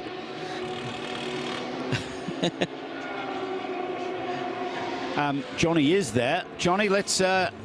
Johnny Palmer, welcome to the pit lane on the 20th edition of the Dubai 24 Hours. Breathe in that brake dust, my friend. Oh, too right. This is the bit you don't get from the commentary box, of course, is an ability to smell the race, to smell the motor racing. What I'm waiting for is to have a quick word with Ivo, because he got out of the car and then he was transfixed on precisely what was going on, mainly on that left side. I was just trying to detect whether he thought there was a problem with the car, whether he'd been nursing something over the last hour or so. I'll give him a moment to take his semi-open face helmet off, but he's still chatting to the mechanics down here, making sure that maybe something was done correctly, or that they were checking what he had reported on the radio. Evo's effectively team principal, isn't he, at Red Camels? He's the man behind putting the Red Camel Jordan team together. So we'll, yeah, he's going to have to take his helmet off, I think, Johnny. So just basically so he can hear you. Yeah, it got very animated there with the flapping of the hand. Suggested to me that there was a brake issue. Yeah, they need to pump the brakes. Yeah, pump the brakes. So yeah, just shout up, Johnny, when you've got Evo, and we'll hand it straight to you. The IRC leaving the pit lane as well. Have you seen that up close? Yes, I had a look at it on Wednesday. I am a massive fan. I was a massive fan of the Mark Cars V8. Yep. I'm a massive fan of those tube frame cars. That silhouette cars, yes. Silhouette cars, that's the word. They sound phenomenal. They look phenomenal. It looks like it's doing 120 miles an hour when it starts. Exactly. What's that car modeled on? Is it a Camaro or something? I'm not really. I've tried to figure it out. It's sort of like it's sort of between a Mustang and a Camaro. Yeah, it is. It has. It's like the when we had the Mark car, the Mark GT here. And Bruce Jones said that was the best sounding car he ever heard, and he stands up on the top of the hill at Goodwood when everything runs up there. But they run on a Coyote engine. This is an LS3. We've had that leader change then in the 992 division, and Ivo Breukers, I was trying to work out precisely what you were looking at in that pit stop. You seem to be glued to the work going on. Has it been a bit of a problem over the last stint for that car? Yeah, I felt some vibration, but I have a really awful stint. I have contact lenses, and all the time there was something in my eye. So basically I was driving in one eye, and I had a vibration in the brakes, and I thought that was maybe the brake pads. But looking at that now, we could have gone a little bit further as well. But anyway, we have new ones on, so now we can go to the end. Could you have gone very much further, though, considering you're just peering out of one eye at this stage? Sorry? Could you have gone much further into that stint, considering you can only see through one eye at the moment, Ivo? Yes, I could have. I came on a little bit earlier, also because of the strategy and looking to the end. But this was from the beginning, so it's really awful. So they were coaching me a little bit, telling me who was behind, what kind of cars were behind, like a spotter kind of thing. So that helped me a lot, but I was so much in pain, and it was awful. I won't keep you for too much longer with that in mind, but thinking about the car that you're mainly up against at the moment, which is the 912, full of other Dutch guys, so you must know those guys out of the car, but it's fiercely competitive between your two cars at the moment. No, it's extremely competitive in this class. The level is very, very high. It comes down to the last seconds, not only in driving, but also in strategy, fueling, and all these kind of things. But that makes it very attractive. The level is really very high. If you look at all the teams, and to be honest, I'm not sure we can stay on top. Go and get those eyes soaked in saline or whatever it needs, and hopefully some relief. Thank you, Ivo. I will. Thank you. Really good stint, considering, like I said, he could barely see a thing. It's dark, and he's only got one contact lens. You could really see his right eye was very bloodshot there. Another car that's come into contention with the flip-flop aspect of the pit stop in the 992 classes, of course, I didn't consider the 901. That's Cameron McLeod in the Ajith Kumar Racing with Baz Kooten. That car has taken the lead and gone a lap ahead of both the 911 and the 909. The 912 has stayed behind what looks like on their outlap, I think that'll change. I think the 912 will go ahead of the 909 and go into third in the class. Second in the class, just a lap off the leading Cameron McLeod car, that's 901, is the 911 Jerome Bourgerie in the TFT Racing. So, as Ivo said, this is a very, very tight class, and by, you know, if we're going to get this flip-flop effect all the way for the next 6 hours, 6 hours and 22 to be precise, that's what's left. I don't know where I would put my money, Phil. Either do I. Now, if I was a betting man, that is. During the break, I spoke to one of the HRT drivers in the 929 car, Alex Renner, the name you should remember from the karting. I was saying that was Alex at the wheel in the when we were doing the Clio Cup. Alex Aurelius Renner is his son. They both have the same name. That's why the Aurelius is there. Right, I see. That's okay. So he's normally driving that car, but he decided not to, as the 496 has a little moment in the bowl. Now that is the Supra from Continental Racing by TTR. And is he going to try and make it into pit lane, moving to the right-hand side of the road? We're at Gabardellin at the wheel of that, and he's staying out of the pit lane. Got a bit hanging off that left-hand side there, Joe. Yeah, I mean, I'm a fan of what that car looks like. A little bit of bodywork there, hanging off the left-hand side. It's going to be heading towards Johnny Palmer any moment there. He kept well out of the way, didn't he? And he's now onto pit road with whatever problems. The problem wasn't just aesthetic though, Phil. It had actually slowed the car down because he was creeping into the pit lane at that point. Currently running third in the GT4 category, 47th overall, and we'll keep an eye on that as it comes into the pit lane. Local-based team here in the UAE. They run in the National Championship, the Pro Car Championship. Can't really see. Yeah, it was. Well, Johnny Westbrook's just run over to that left-hand front side, so you can't miss Johnny Westbrook. He's 11 foot tall, right? And Craig Thompson is down there as well. He's the team boss of TTR Racing. 5-stud wheels on these GT4 cars. So he's completed 370 laps. The fourth place car is on 309. And that is a car that sits static in the pits. That's the car that is, I'm afraid, out. That's the Tomlinson Team CMR Ginetta. So the Supra just has to repair what it has to repair and continue on to the checkered flag. Yeah, a group of young drivers. Difficult to find out what experience level they have. There's Johnny Westbrook, just having a quick look there.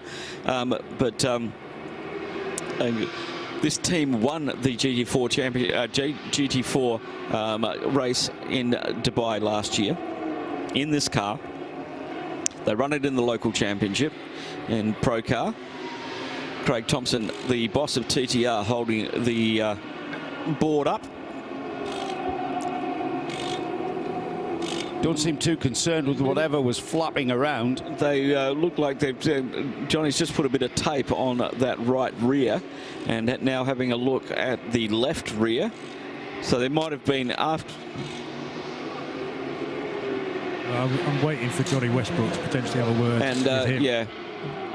So very careful eyes. Everybody's sort of working, and Johnny's directing things to go. Oh, that was a flat left rear tyre. The rim just coming back without anything attached to it, and that's what we could see hanging off. Yeah, that's what we could see. So a puncher for the 496.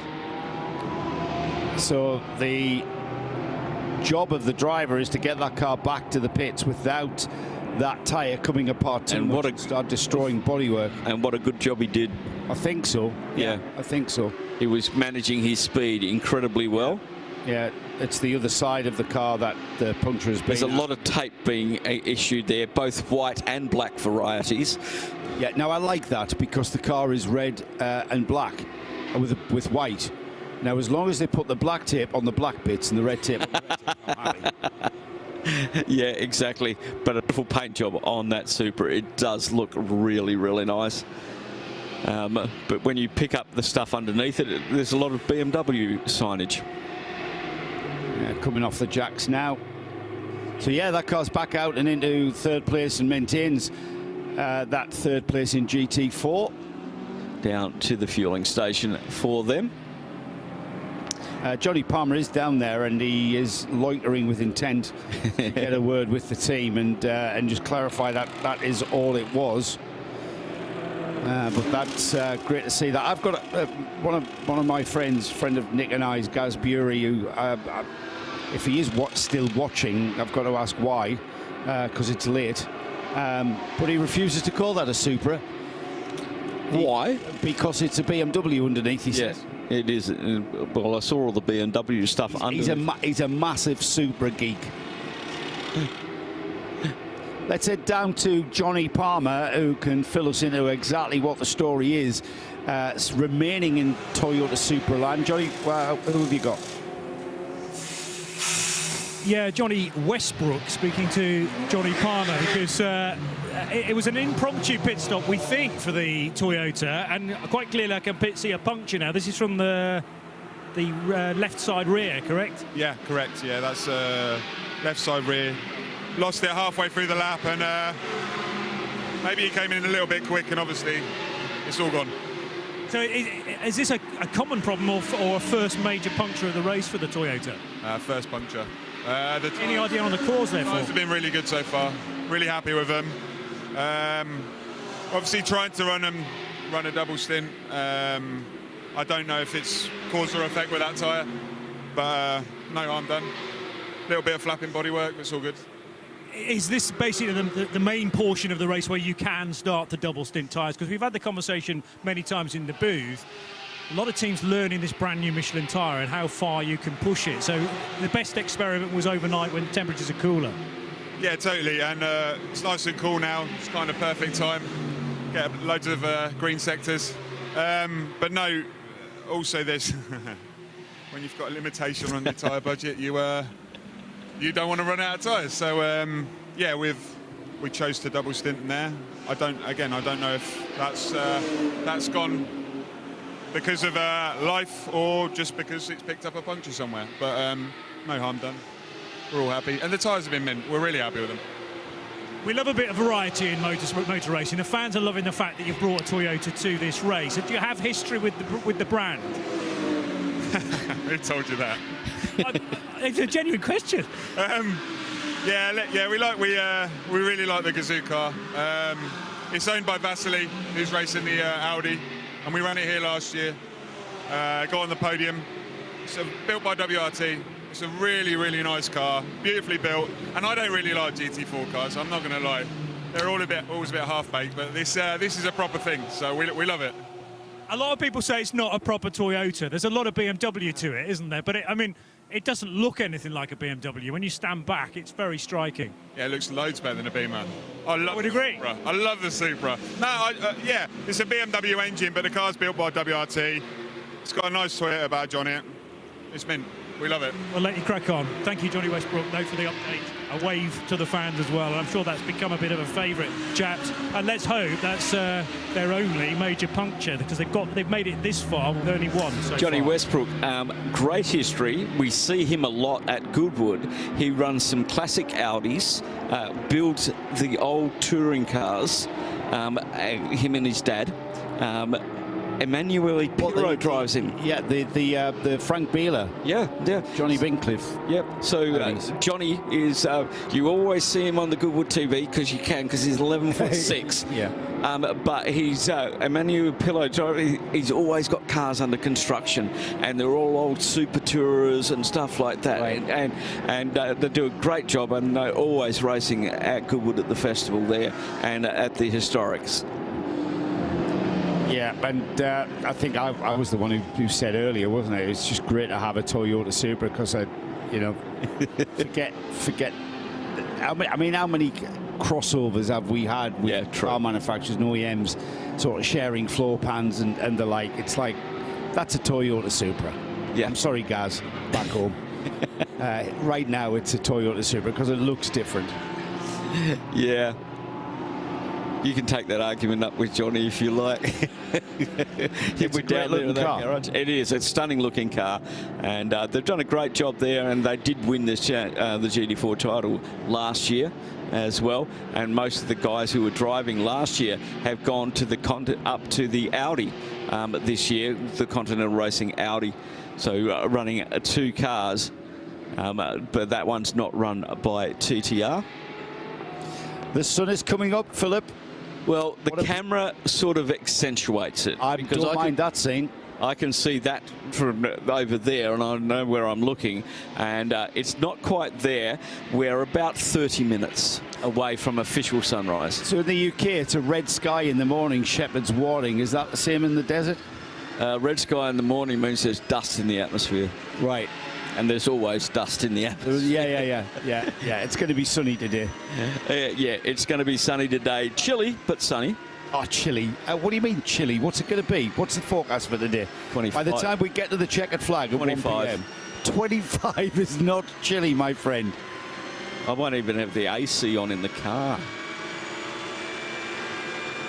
Yeah, no fog, which was the big risk for this race this year, was the possibility of some fog earlier on. 11.9 degrees down in the pit lane for Johnny at the moment.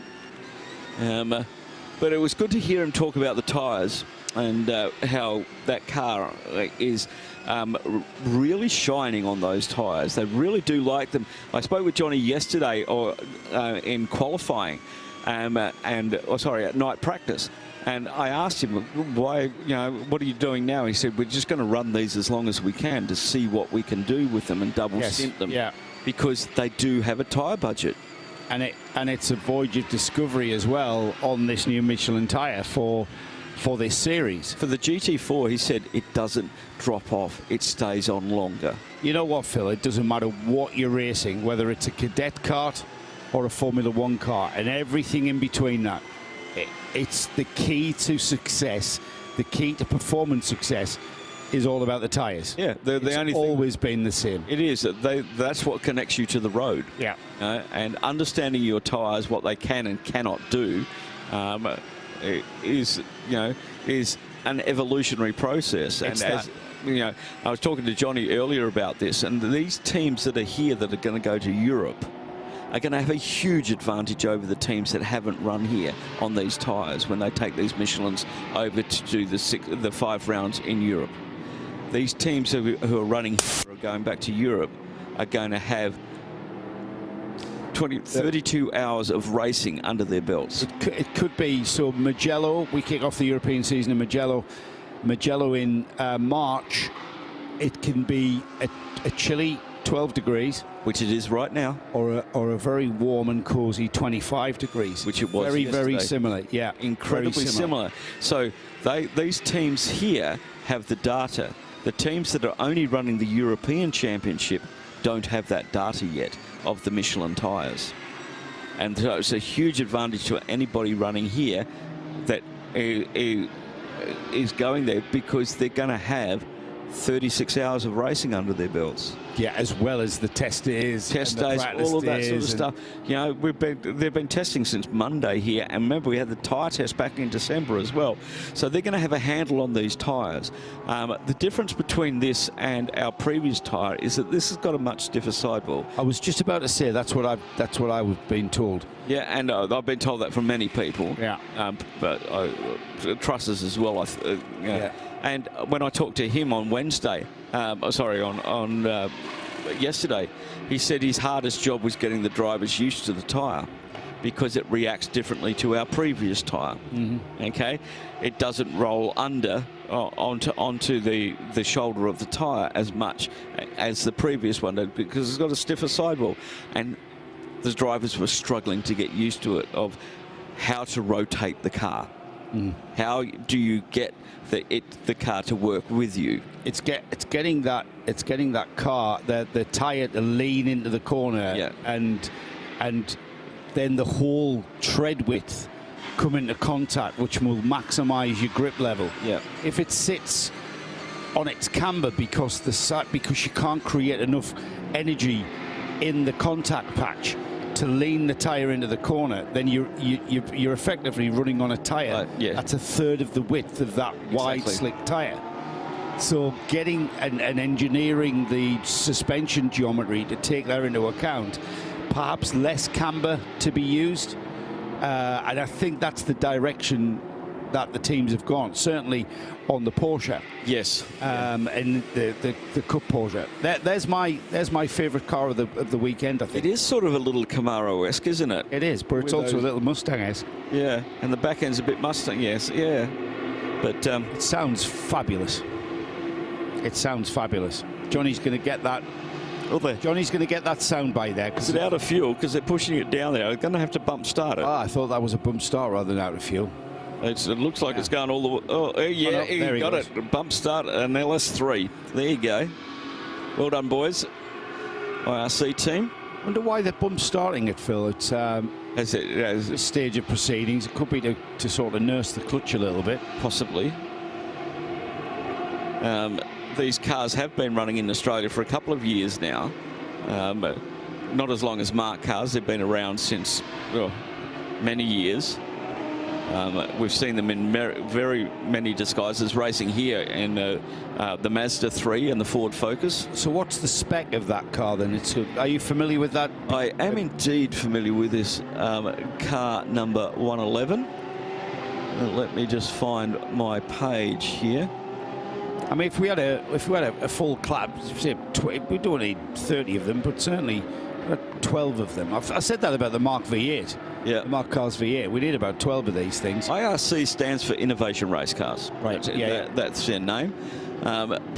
Providing outstanding value for money. It exhibits all the performance of a GT car at half to a third of the price. Easy to drive for an AM while packing a heap punch for a pro.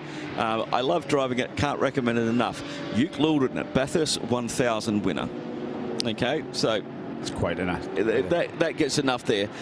It's got a LS3 6.2 litre V8 engine, maximum horsepower, 550 horsepower at 6,200 RPM, 705 Newton meters of torque at 5,000 RPM, maximum RPM 6,650.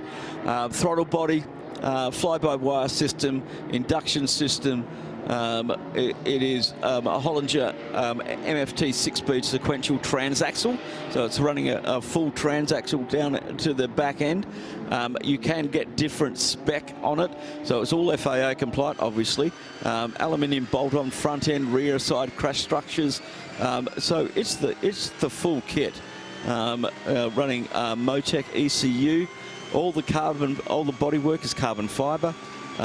It's really, really well done. Double wishbone suspension with camber, toe, ride height, droop. It's got all the adjustment you need. 18 by 11 alloys for the Michelin tyres. I think the key thing there is it's using, the component parts. You mentioned, Motec as an, management system there. Everybody's familiar with Motec, and it's not running anything sort of science fiction or space age, as we would say. It's all conventional stuff that is very, very...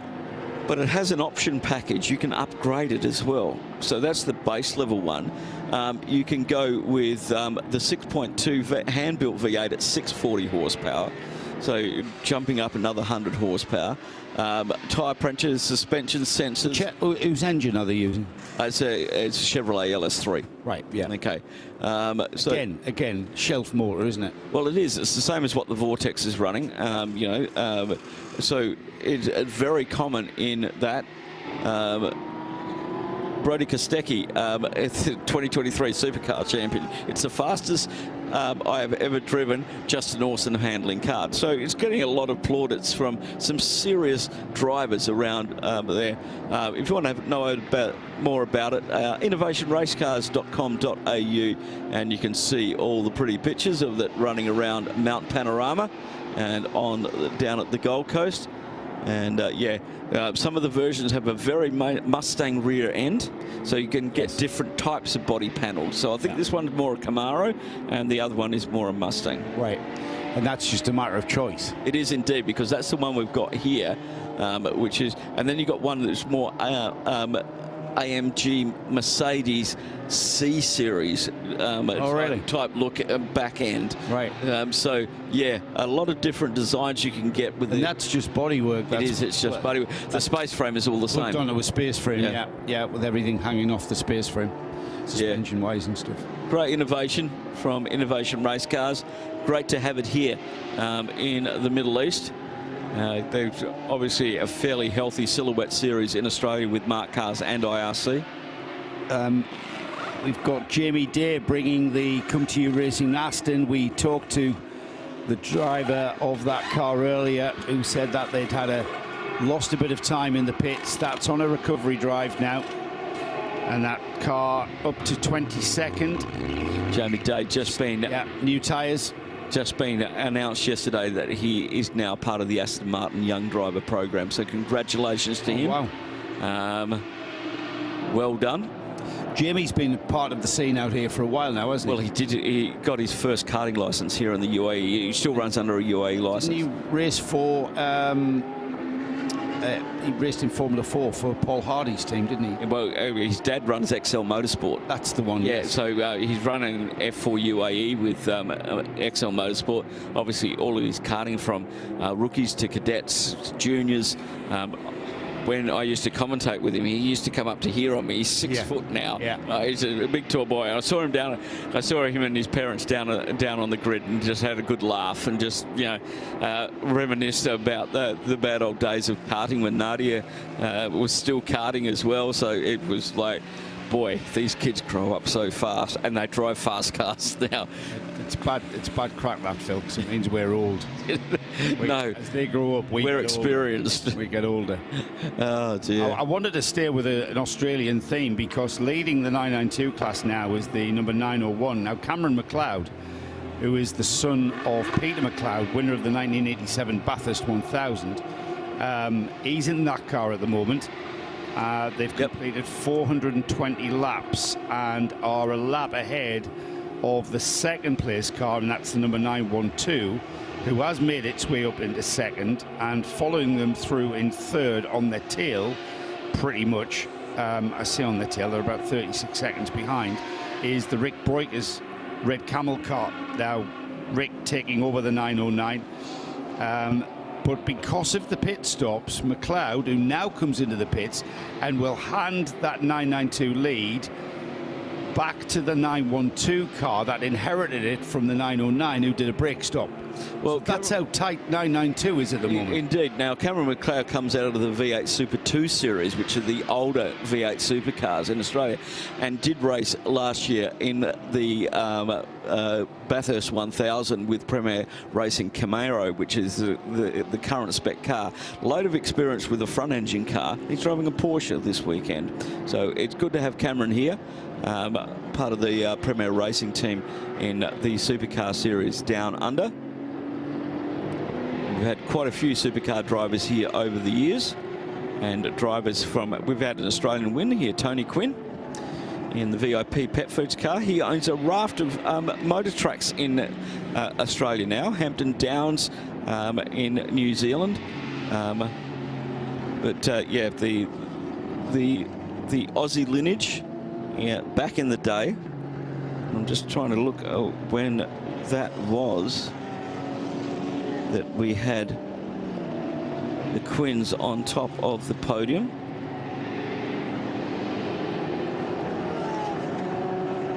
But it was 2008 VIP Pet Foods in a 997 GT3R. Craig Baird, Clark Quinn, Tony Quinn, and Jonathan Webb.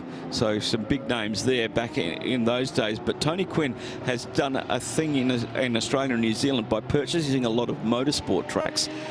He's made all his money through a company called VIP Pet Foods and a chocolate manufacturing company, which he sold, and now funds. He owns Queensland Raceway in Australia, Hampton Downs, Highlands Motorsport Park in New Zealand, And these are beautiful circuits. Hampton Down, I was driving down to my niece's wedding. I didn't even know. It was near Pukekohe, which is a famous track there, which doesn't exist anymore. I was driving to my niece's wedding in New Zealand, and I came over this hill, and I could just see a whole heap of air boxes going around. You know, what's going on? It was the New Zealand Festival of Formula 5000. Oh, my goodness. Celebrating Denny Hume. I'm pretty sure you heard that before you saw it. And I just had to pull in $10, got my thing, and there was 22 Formula 5000s there. There was 9 McLaren Can-Am cars that Denny Hume had driven. Greg Murphy was driving them, and they had Denny Hume's car that he was working on New Zealand when he died at Goodwood. So that has Garage 1 at Hampton Downs, which is really, really special. And Denny Humes, they had his Targa Florio car as well. So fantastic place. If you ever phenomenal go motorsport racing to New Zealand, have a check out of their motorsport. Greg Murphy's driving the 6-wheel Tyrrell this weekend at the Motorsport Festival. Incredible. Yep. Let's head down. The sun comes up across the Dubai Autodrome. Let's head down to the pit lane where Johnny Palmer's caught up with Cameron McLeod. Yeah, I was just about to say, the very slight vestiges of light are appearing now in the skyline above turn 16. We're still about 20 minutes or so away from proper daylight. You've had some night, though, Cameron McLeod, basically on single stints, but swapping and changing with Mathieu Detry. So is this now the end of a big chunk of driving for you? Yeah, it definitely was a fair bit. I got my fair bit of driving tonight, but yeah, I'll go have a good rest and hope that I'm all good by midday and late afternoon and try to finish it off and bring her home. So we knew the 992 division was going to be close when they released 19 cars on the entry, 7 of them pros, 12 of them at the AM division, and it's proven to be the case because every pit stop we almost get a lead change within 992. Seems to be between your car, 901, the Red Camel guys, and 921 as well. You can't really pick who's going to win it at the moment. Yeah, well, Bass Cohen's been very good with the pit stops, so I think we've had the quickest pit stops out of all the Cup cars, which has been great. So that's definitely a big help to changing over in the pit stops. And I think most of the times I was with most of the AM drivers. I think that last stint is when I was with most of the pros. So yeah, no, it's been great. It's been a long night, and looking forward to some rest. Also, a few more Code 60s than we might have expected, with 60-odd cars or so in the entry. But how's it been? I mean, you don't really call those shots, I suppose, but Baden and the rest of his crew having to navigate you through those cautions. Yeah, well, my first couple of stints, I had a lot of Code 60s. It felt like a bit of waste of time. Better off having the AM driver in those ones, but you know, if you could choose to do so, then that's precisely what you would do, isn't it? But once you're plugged in, then you're kind of in there for the foreseeable. No, you can't do it. You can't do anything. You've got to do what you get given. So the good thing is you get to rag it a bit more after a Code 60 because you have a bit more fuel and tyre to burn up. So you get a bit more pace out of it, catch a few more cars. So yeah, I think I made a good strategy under Code 60. There's a couple of things I've taught myself and how to catch up to cars and things like that. But no, it's really good. And what about the traffic in general? Because you're in that position where you're not the quickest car, but you've also carrying a lot of straight line speed as well. So you've got to keep your eye on the mirrors, but you're also having to lap a lot of cars at the same time. Yeah, well, obviously you're quicker than a GT3 down the straight. So they kind of get alongside you out of the corner, and then you're just kind of lifting half throttle down the straight, just trying to let them go past. But you know, if you see them at least 5 car lengths back, they're going to dive bomb you, so you just leave a gap anyway. Yeah, you've got to have eyes everywhere, and that's difficult at this time in the morning. So you'll get some rest now, and it's important that you've got the relevant hours left to be in the mix at the end.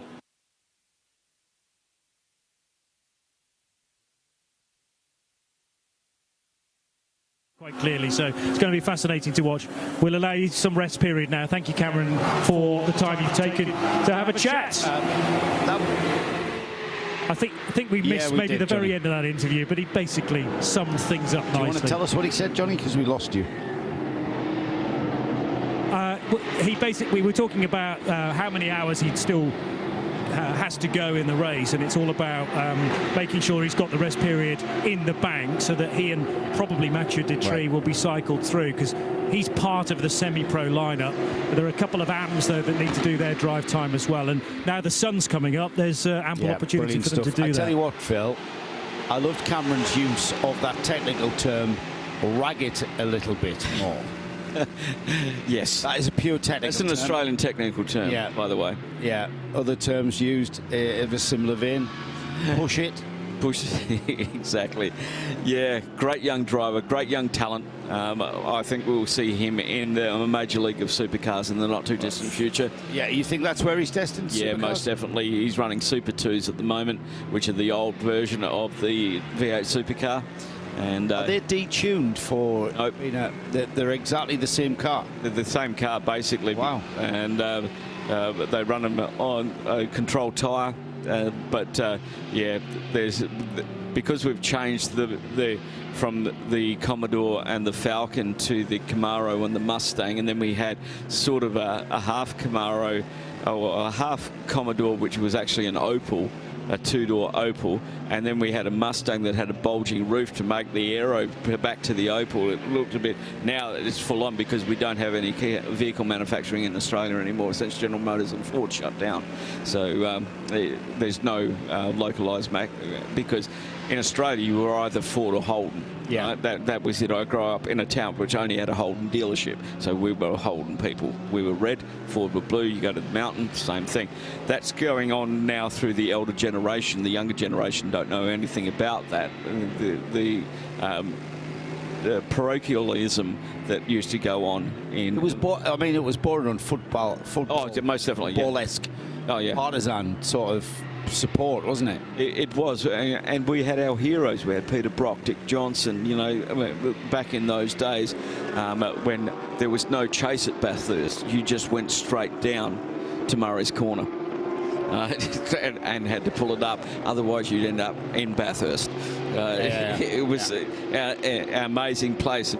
John will be at Bathurst in 3 weekends' time for the Maguire's 12-hour. But yeah, it's a place I've got to visit, to be honest. Yeah, did a bike race around there once. No, I don't think I want to think about that film.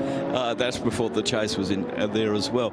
But yeah, great to see Cameron McLeod here and some people from the Southern Hemisphere. It's summer down there at the moment, so yeah, just the edge of, isn't it? Yeah, so you know, seeing Earl Bamber here, but obviously he's on his way to the US for the Raw at Daytona in Cadillac next weekend, and he'll leave his team here to contest the Michelin 6 hours of Abu Dhabi.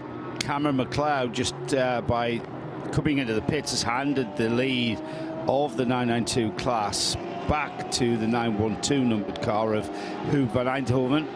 The Tierra Outdoor Racing car has got a 35 second lead and is lapping ever so slightly quicker than the Red Camel Jordan car. Now then, their last time they came through, 2 minutes 3.787 to 2 minutes 3.976.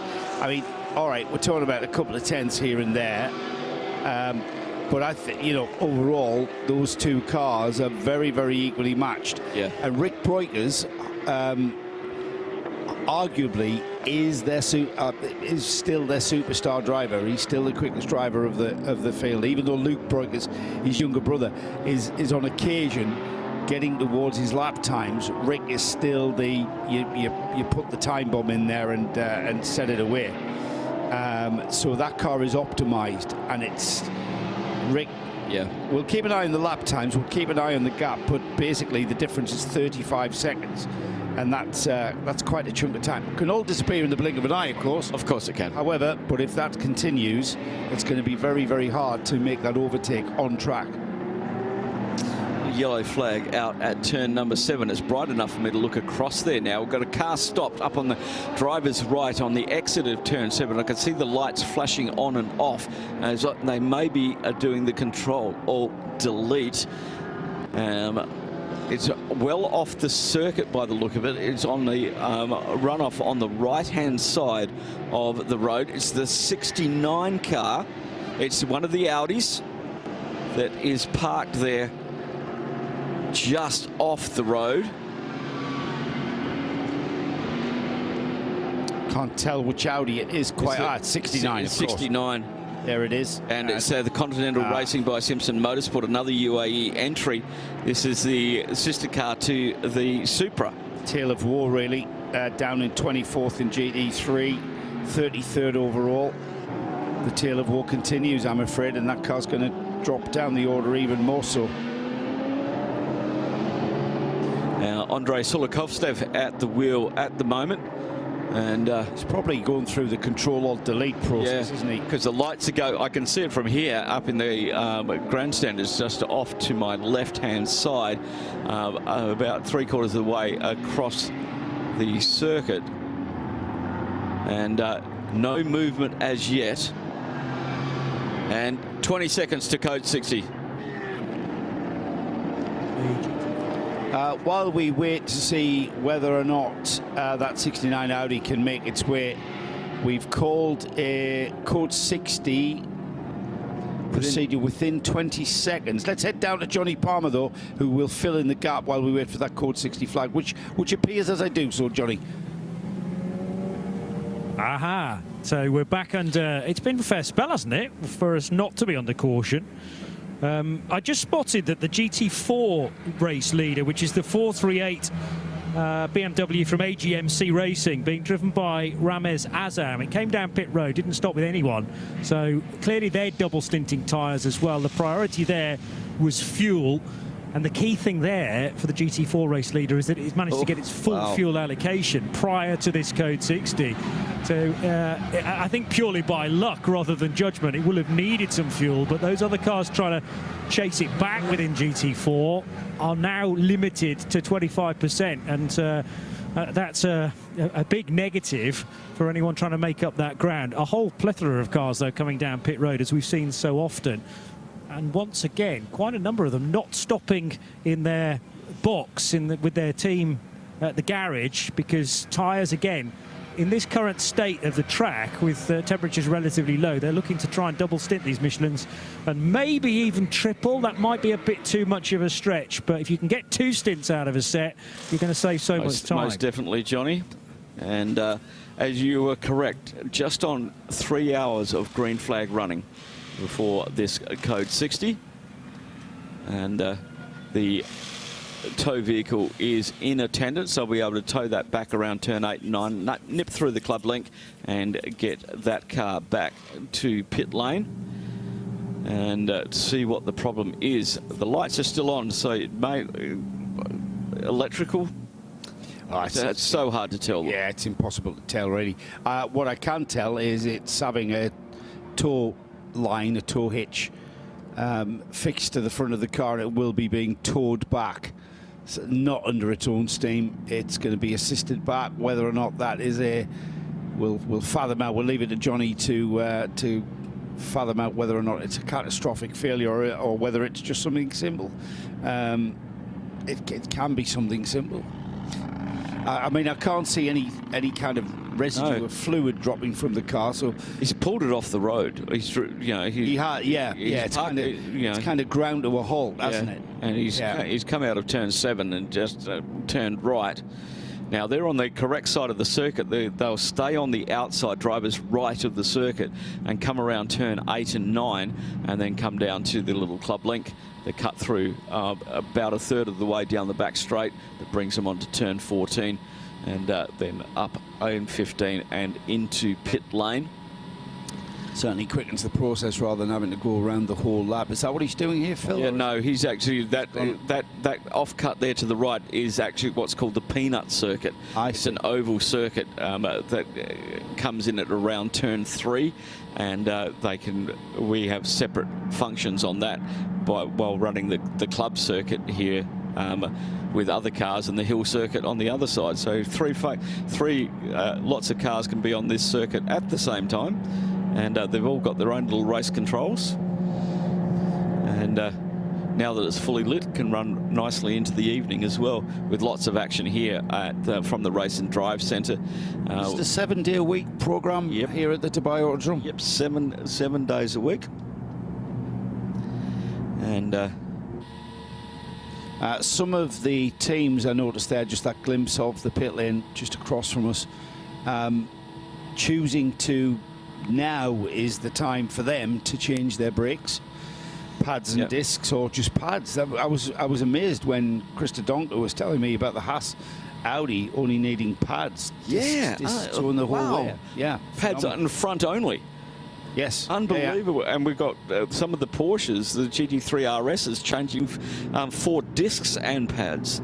4 of them on the rear as well. Yeah. I'm just waiting to see if a course car may have gone out, just to have a little look-see now that the sun is coming up.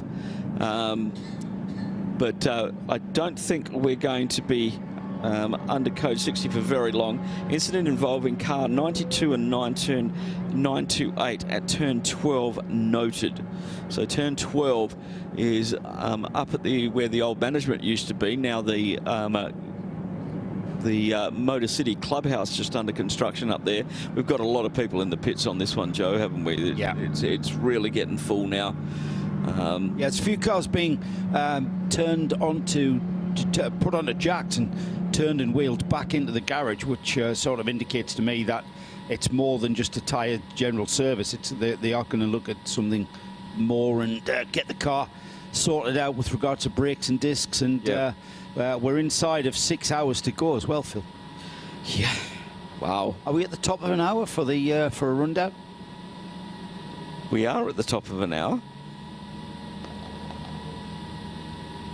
Because it's just ticked past 7 a.m, 3 minutes. Well, official sunrise is at 7:06, so it hasn't poked its head above the horizon just yet. But it's nice and light. It is nice and light, some wispy clouds in there. We had some fog down Abu Dhabi way, but it's not coming here. And it looks like, from a weather perspective, remember last year we had a rain squall come across at 9 a.m. in the morning, and I could see it coming across. It came across, hit turn 5, hit the pits. Turn 10 was totally dry and sunshine. Was that last year's race? Yeah, well, last year's race. We lost the GT4 leader, the BMW over there, and a Porsche as well, as they just came across the water on the circuit. A really, really, really localised downpour. And we had people scrambling for wets and nobody had them mounted. Okay, that was the big problem. A lot of people had rims, but they hadn't mounted the wet tyres on them. And so the tyre techs were working overtime, and then it went away. In 10 minutes, it was totally dry. There's nothing forecast for today like that, is there? No, we did have last, not 2 days ago Friday, but a week Friday ago, we had flooding. Oh, really? Yep. Well, I was here in 2020. Oh, well, it wasn't that bad. I've never seen anything like that. Yeah, I mean, in 2007, I think I rode a jet ski down pit lane. Oh, really? Yeah. Oh, it was a Formula 3 race, that's right. Because we are at the lowest point of this area in Sports City. Back to green flag racing, just a short code 60 there.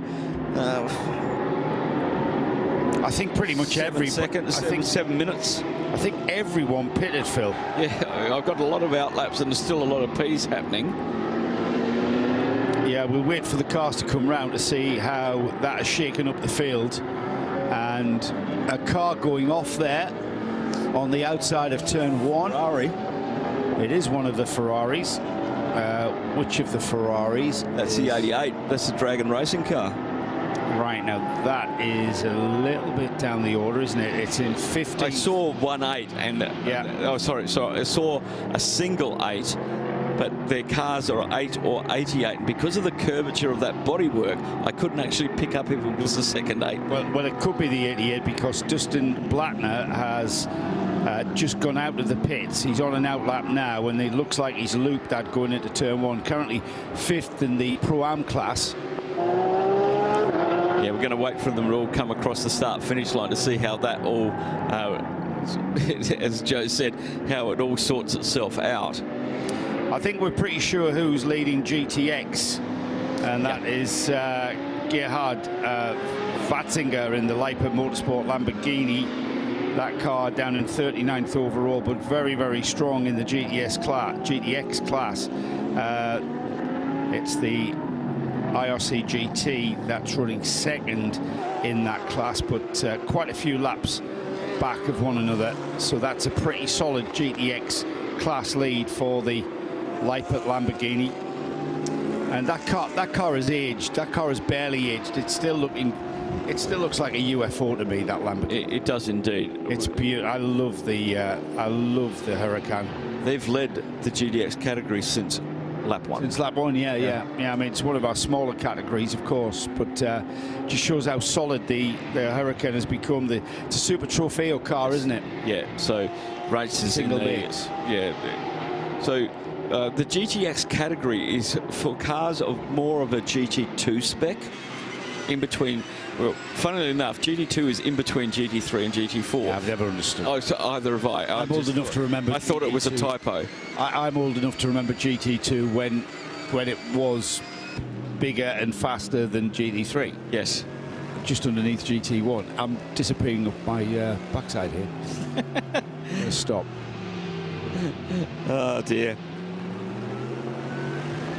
Some of the cars on fresh tyres with the fresh sun, Heart of Racing by SBS. Ian James at the wheel. Fastest middle sector for that team. So we're seeing a little bit of green coming up on the boards with loads of fresh tyres being, fresh Michelins being thrown on the cars as the sun has now officially risen. Change for second, I noticed, Phil, as the cars have come through. Daniel Harper leading the race with the BMW M4 of Almanar Racing, Team WRT underneath that one. Second place, though, change there as the number 24 Thomas Kiefer driven dynamic GT, the Porsche, up into second place ahead of the other Porsche in the field. That's the Pure Racing Porsche of Alexei Nezov. That car still in the pits. Yeah, he took tyres, whereas I think Kiefer just went through for fuel because his tyres are 14 laps old. Right. Okay, so I think that's why that has changed around. And then we got Gabriel Piana as well, moving up into fourth position for Winwood Racing. Ahmed Al-Athi in the 991. That's a GT3 car, not a 992 class car for Paradigm competition, because it's a BMW. It's moving up into fifth position and leading the AM category at the moment. Leader of the Pro-Am category for GT3 is Winwood Racing in their Mercedes AMG. Car number 16 there, Gabriel Piana, currently leading the Pro-Am class, fourth overall, like you said, Phil, but class leader. And I suppose we're getting towards the stages. We're inside. I can see a 5 at the front of the hours to go. All right, there's still 50 minutes to get underneath that, so 5 hours 50 minutes remaining. And I suppose you've got to perhaps be consider this, 4 laps off the overall leader. However, a class lead of 1.1 seconds is keeping that car honest, as Ahmed Al-Hadi in the Paradigm competition BMW chases the car down. We'll get an idea of how they are comparing with regards to lap times. Very, very close indeed. Yeah, it is. One of those battles where it's only like a 10th here, a 10th there. They gain, they lose. But fundamentally, they stay together on track, and they've just gone through there.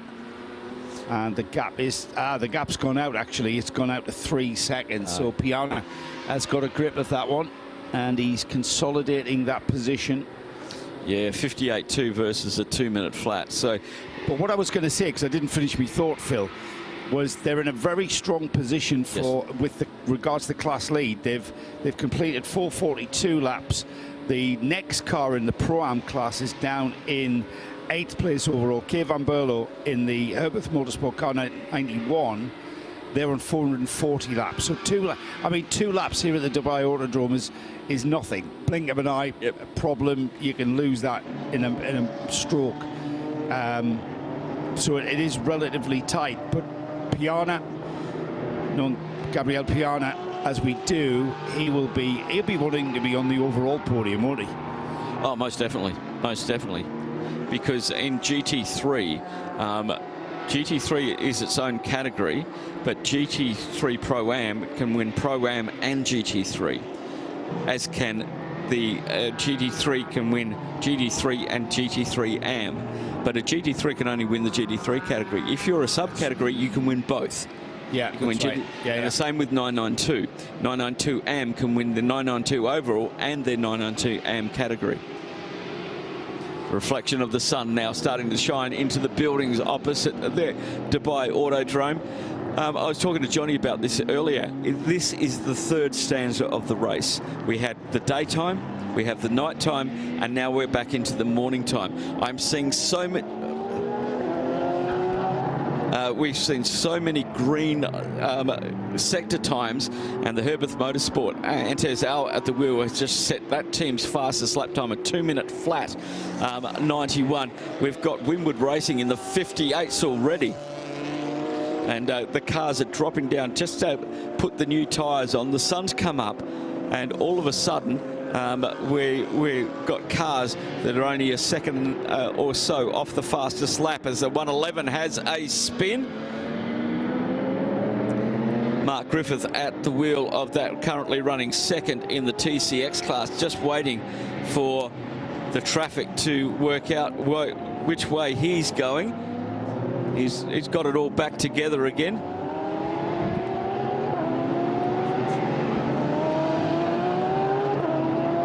And we'll keep an eye on where that was, but the 111's back again after rotating around. Let's have a look at the class leaders. GT3, the 777, leading that one. 912 is leading the 992. The 710. GTX, GT4, 438, and TCE, the 101. As the 111 makes its way around. I think he got away with that, Phil. I think he did. It looked like he was nestled up to the barrier, but looking at the back of that car out on track, there's no signs of any major damage, is there? Well, yeah, that would be the big concern, because they're leaps and bounds ahead of the Vortex, and that's a big ask for the Vortex to come back. But they have had that car into the garage a couple of times with some issues, and that's not done with yet. But as I was saying before, we're getting some really quick laps now because we're in the third stanza of this race. Yeah, it's everybody's got that second wind now. The night time is finished. We can see where we're going. We can see what we're doing. We've got fresh tyres on. Let's go.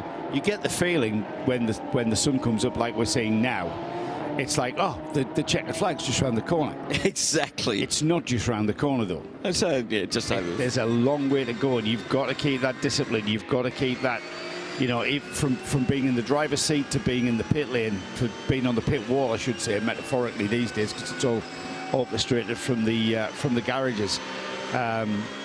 We used to call it the pit perch, didn't we? It's not a pit perch at all. It's a pit desk. These days, that's the modern way. But yeah, you've got to keep your discipline. You can't be complacent. You've got to keep with that program that you've kept with, and just focus on your fuel stints, focus on your tyres, focus on your tyre management if you're behind the wheel. What have you found? Winwood Racing have just done a 57.798. Wow, what was I saying about Piana? Oh, he's already had the lap record this weekend, and a 57. 777, so he's just off of that. So 57.798, his best and the fastest lap of this race and of the series is a 57.7. So he's 2/100ths off the fastest lap of the race. 2/100ths at this stage. At this stage, you have Piana, 5-lap-old tyres on that one. Unbelievable stuff from that team. He wants to get back on that lead lap. He's on 444 laps. The leader's on 448. But Gabriel Piana is currently leading the Pro-Am class and 4th position overall. but the top 3 spots filled with the GT3 Pros. 488 laps for Almanar Racing Team, 447 for Dynamic Racing, 445 for Pure Racing. Now that's going to change more on I think, yeah, as I said before, I think Thomas Kiefer just came in and took fuel in that Code 60, didn't change tyres. He's got 18 lap old tyres. This stands down to 5th or 6th position, just keeps on changing. It's phenomenal, isn't it? Unbelievable. It really is, considering how long we've been running here. And to think that, again, if I was a betting man, I would not have a clue as to who I would choose to be. I wouldn't bet. No, I wouldn't. I'm not allowed to in this country, but no.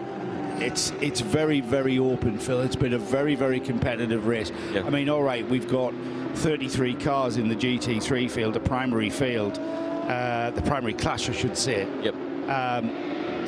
But there isn't just quantity there, there's quality as well. And that's not just been said by you, it's been said by, Sam, it's been said by a lot of people up and down the pit lane, and you've been interviewing them. It's the depth of quality in this field. And that means you've got to be on your game there to get success this weekend, and I'm pretty sure everybody who were in contention for an overall win would have been thinking, or even a class win. It goes without saying, the 992 class, we take for granted now how close the 992 class is going to be. Whatever the distance of race, whether it's 6, 12 or 24-hour race, and the 992 class is going to be a sequence of sprints across that 6, 12 or 24 hours.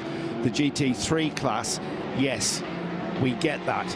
But to get that with the amount of cars that we have here this weekend is totally phenomenal, and we've got a fabulous race ahead of us to the flag. Indeed, 1 o'clock this afternoon is when that flag will drop the main gantry. New position for the podium this year in the Apex Garden on the big stage. Nick Damon will be down there doing the duties, as everybody will be pleased to meet him. There's a rumour that Nick is travelling across there on the back of a camel. It is a rumour. It's an unfounded rumour. Yeah, it is. It's an unfounded rumour. I think there was also a rumour that he bought a camel to do it with. I'm not sure that's. I tried to broker the deal. Unfortunately. How much is a camel, by the way? Well, here we have camel beauty contests and camel racing. Well, there's some good-looking camels, I've got to say. Yeah, there is. Camel racing, they buy the camels from Australia. Do they really? Because they're the most pure camels, because we don't have camels in Australia. So when the Afghan traders went to Australia, that's what they used. So we have wild camels in Australia. And to get those purebred camels here, they can't, because there's too many different variants of them. Right. So they buy Australian camels. So the camels in Australia are from, like, what, 16th century? Well, no, because the Afghan traders came there in they trade with 1800s. The native Australians? No, this was when Australia was building up. I see, right, Sydney, okay. Melbourne and everything. This was all for the inland stuff, Alice Springs to Darwin and stuff like that. So this was in the 1800s, in Burke and Will's time. But because Australia's a big sandy desert in the middle, yes, camels are the best thing to do. How much are they? Very expensive. You couldn't afford one. Well, that's not a high benchmark, my friend. Rough ballpark. Are we talking about 10 grand? Are we talking about 100,000? We're talking about the same price as thoroughbred racehorses. Oh, really? It can be like that? Yep. Is that for a thoroughbred camel racer, though? If I just wanted to buy a camel for a circus or to parade, you can't. You can't. No. You would have thought so. No, they're. I would have thought the Arabian desert would be awash with camels. Well, they are, but you don't want to hit one in your car because it'll come through the windscreen. Well, absolutely, mate. It'd be like hitting the house. And there are camel warning signs on the roads leading out into the empty quarter, but it's all part of where we live. We have deer. Well, we have deer here as well. We have sand deer here. Well. Yeah, we've got sand deer here. We've got a massive conservation park out the back, the Al Najum Conservation Park, which is about 20 kilometres that way. It's got lakes and everything, and it's got birds and the bustard, which is a native bird here, and so it's about 30 kilometres long, 20 kilometres deep. You can go and visit there, have picnics and all that sort of stuff. I ride my bike out there and at night, and you've got to be careful because the sand deer stand on the bitumen track that we run on because it's warmer. Right. And you've got to be really, really careful. You know, I've seen guys get knocked off their bikes by sand deer running across the track. Sand what? Sorry? Sand deer. Oh, sand deer, sorry. Yeah. So yeah, lots of interesting things here that the government of Dubai have put massive cycle tracks around Dubai. Right. There's a cycle track now going between Dubai and Abu Dhabi. If you look at the development of this area, and yeah, it's the 20th running of the Dubai 24 hours, and I remember my first race was 10 years ago, 2015, and looking across the track here from our commentary position, there wasn't any kind of building or development. And now, in fact, I'm pretty sure we could see the sea, Phil, when we first came here. Well, we could. Across We there. can still see Burj Al Arab, the famous coastal landmark, but it's slowly getting overtaken with, well, Dubai has been a building site since I came here. We had a bit of a slowdown in 2008. We had a bit of a slowdown in COVID, but it hasn't stopped. Yeah. So, and because, you know, Dubai's built on investment. We don't have a lot of oil here. The oil's down in Abu Dhabi. Abu Dhabi's massive, and it goes all the way to the Saudi border. But Dubai, through the good grace of His Highness Sheikh Mohammed bin Rashid Al Maktoum, Vice President, Prime Minister and ruler of Dubai, has allowed us foreigners to live, work and thrive here, which is absolutely... How long have you been here now, Phil? 20 years. Oh, wow. Yeah, I came to this first race, I came in 2005 September. So my first 24 hours was the first 24 hours here. Right, yeah.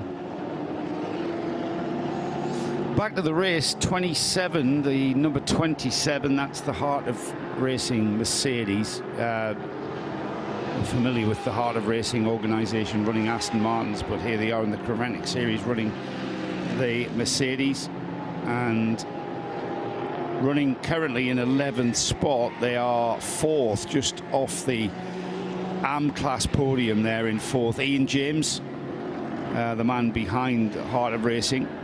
Underneath Heart of Racing here this weekend, of course, is SPS, who are a very, very familiar competitor with this event. Now Ian just managing to pick his way through the traffic there. Very, very busy track out there. The sun very much above the horizon, and not only do we have better light, Phil, but it'll be warming up considerably. The chilly overnight temperature this morning, as you said there, 12 degrees, 11 degrees. Yep. Everybody having to put their jacket on, perhaps a couple of layers. They'll be now discarding those layers as the heat begins to build.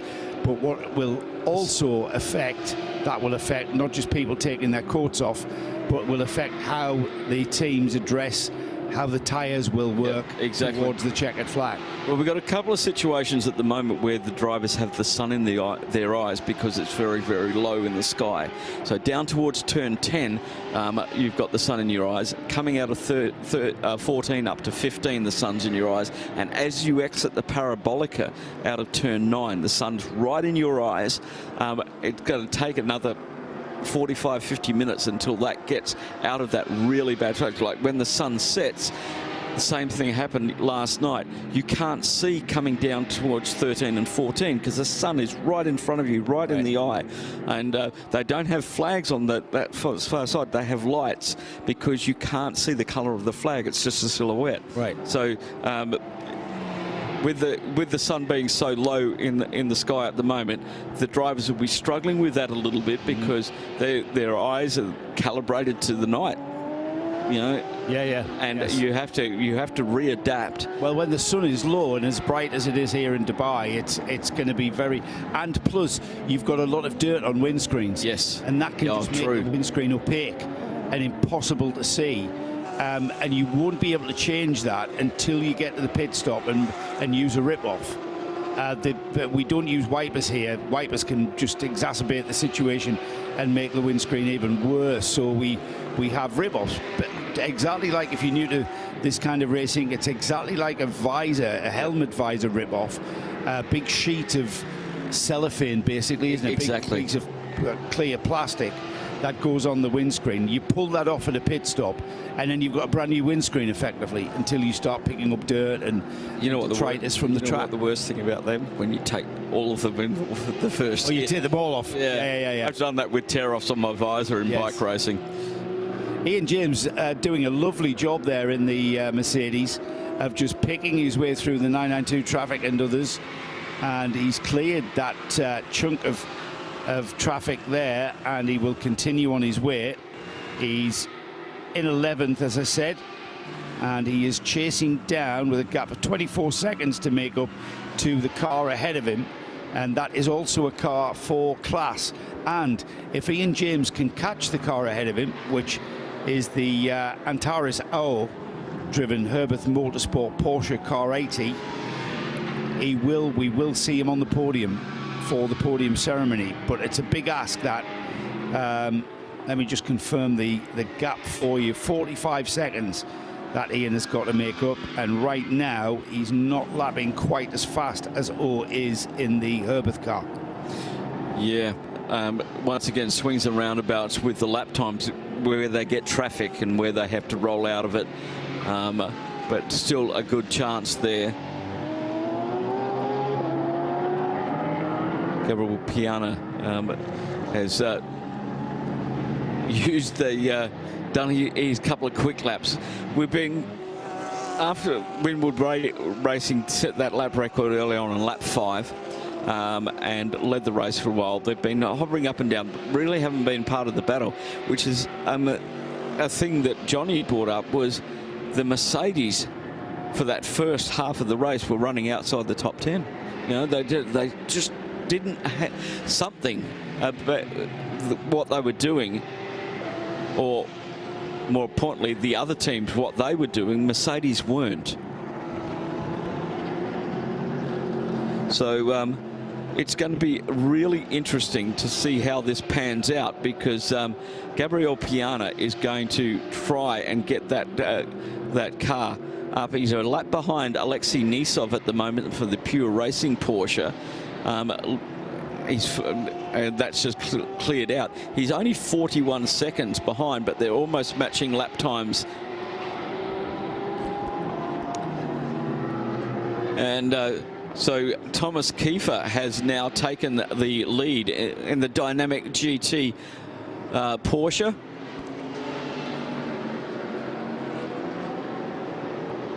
.24 seconds to the betterment of Daniel Harper in the Almanar Racing Team BMW. M4 GT3 Evo.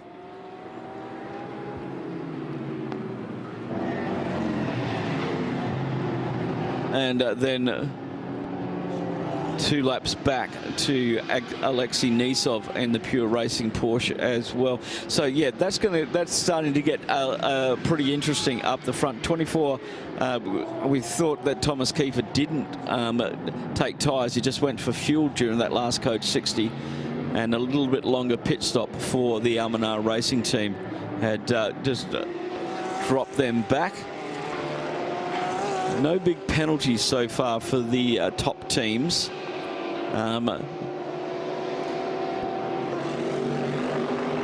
Just a 10-second penalty for Winwood Racing, Gabriel Piana.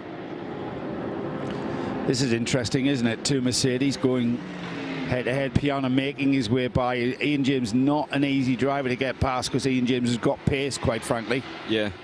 And Piana probably took him about a lap and a half that by the time if not 2 laps to get by Ian James. Knocked his lap time around, because he was comfortably in the 58s and doing back-to-back 58s, as we saw him do at the start of the race. So he is Winwood Racing, one of their guns that has been performing right the way through, as he heads off down the start-finish straight. Now, I mentioned Ian James not quite being as quick as, just going to zoom in this so I get this right, quite being as quick as the car ahead of him. He's chasing down the Herbert Motorsport Porsche. He was a lot quicker than the Herbert car. He's taken a chunk of time out of that gap, and now it's down to 21 seconds. Wow. So he's taken, like, for instance, 2 minutes 4 for the Herbert car, 2 minutes 1 for Ian James. He's really got a bit of focus on there, hasn't he? And he's really in a rhythm. Yeah. And he's taking chunks of time out of that gap, and that's a gap for a class position there. He was 2.5 seconds a lap. He was 2.5 seconds a lap quicker than Antez Al on that last lap. Yeah, he's catching him.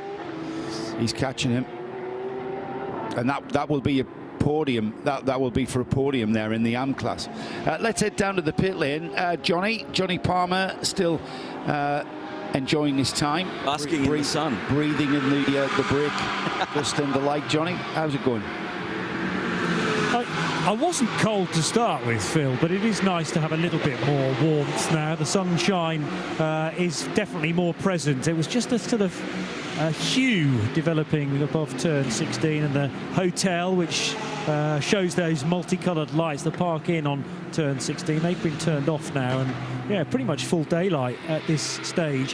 One or two cars been in the wars, I think it's fair to say. The 111, we were trying to work out why that had to be bump started every single time it left the pit lane. They've got a major issue with the starter motor, which will take 30-40 minutes to change. So in the end, they've just elected to push that car out from the garage space, and it does seem to fire every time. The 69 Audi came in on the end of a tow rope. That's the Continental Racing by Simpson Motorsport crew for Vasily Vladikin and Mikhail Loboda, Andrei Sulikovsky, who I think was at the wheel of the car when it came in. I got quite close to, I was sort of eavesdropping on the conversations being had. It's either gearbox, but I think actually more so clutch, which has been on the way out for the last few stints, and the suggestion is it's kind of cried enough now. So if it not officially announced as such, the 69 is not going to be too far away from another official retirement, because the clutch just not functioning anymore. Real disappointment in the team there, understandably. And I did double check with the GT4 leaders that they hadn't gone any further than double stinting Michelin tyres overnight, and they say, yeah, that's probably a bit too much, but the 438 BMW can comfortably do doubles. They will have to go back to single stinting tyres when we get to the warmer period of Sunday. But the AGMC Racing by Simpson Motorsport crew, very, very happy with these Michelin tyres. They seem to have worked them out quite early on and looking comfortable in that. Yeah, I think that's the general consensus of opinion, that everyone's enjoyed the tyre. We've heard a couple of drivers say when they get new tyres, they're absolutely delighted with them because the level of grip they get initially. And then, of course, once the tyre is... A tyre has always got an optimum lap, hasn't it, Phil? Yes. When you send a driver out for qualifying, you're going to tell him that, you're optimised on lap 2 or even lap 3. Somewhere like Brands Indy back in the UK, you're optimised on lap 5 because it takes that long, because it's only about a mile around. But yeah, so they're very, very happy, and I think even more importantly, in an endurance racing series, they like the way the tyre degrades. They like the way the tyre, it doesn't sort of go off a cliff. It wears out gradually, and it sends drivers messages telling it it's beginning to wear. And as the stint continues on, you kind of, that feel evolves. Yeah. It doesn't catch you out, it just evolves.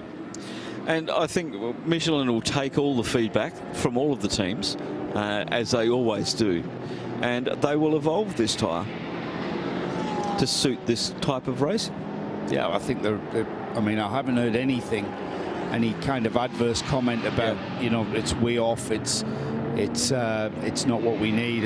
Everybody seems, the fact that it's very rarely mentioned other than in a context of performance is a good sign. Yes. We haven't got any kind of issues that have been reported from anyone. But once again, as you said earlier on, setup for these tyres is a learning process for all of the teams. Some may not have got it quite right yet. Some, say Dynamic GT, have got it right from the get-go. And so a learning process, an evolution, and they'll by the time that we get to round number 4 in Europe, everybody will have a handle on the setup that suits these tyres the best. What are you saying, Phil, that this very, very competitive GT3 field could be even closer together? Yes. The 24-hour of Barcelona will be on the final lap. There will be 30 cars on the final lap. Within 8 seconds. I'll vote for you to write the script. I will vote for your script writing.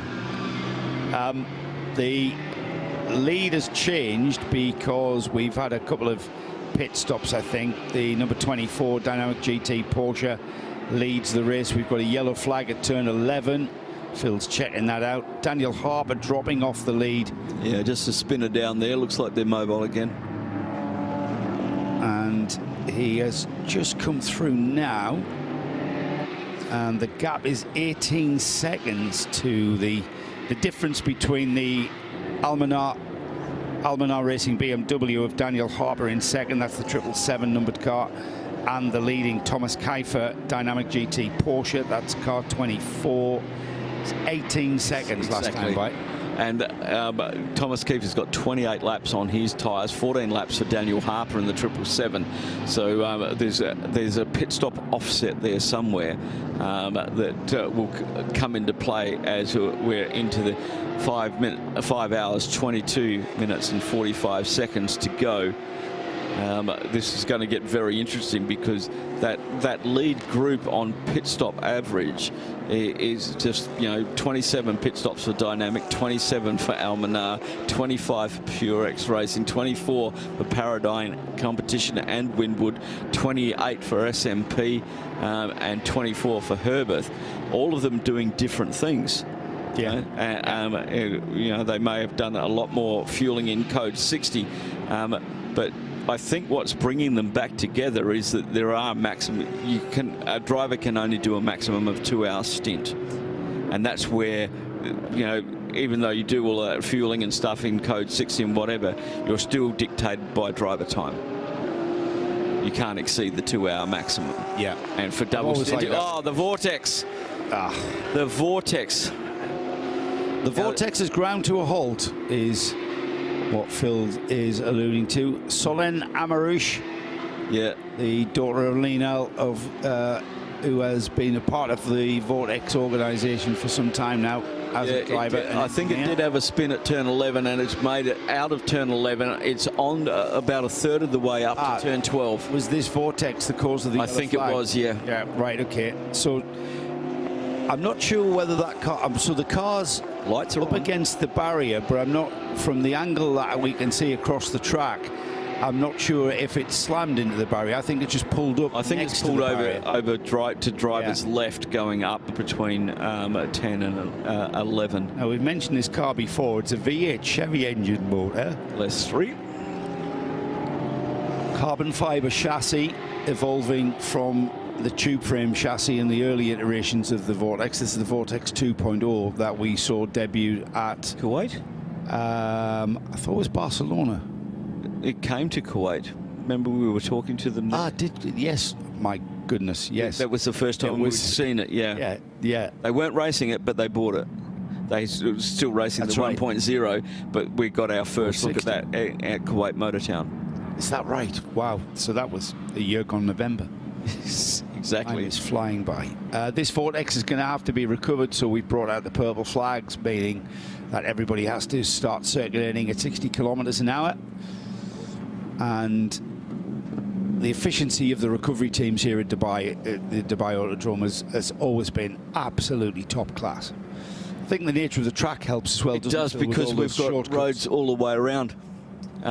This circuit, the way that it is, that we can always get cars back to the pits, regardless of where they are. Yes, I think so. And I think that's a very important thing, especially that if you're just joining us, welcome, wherever you've been.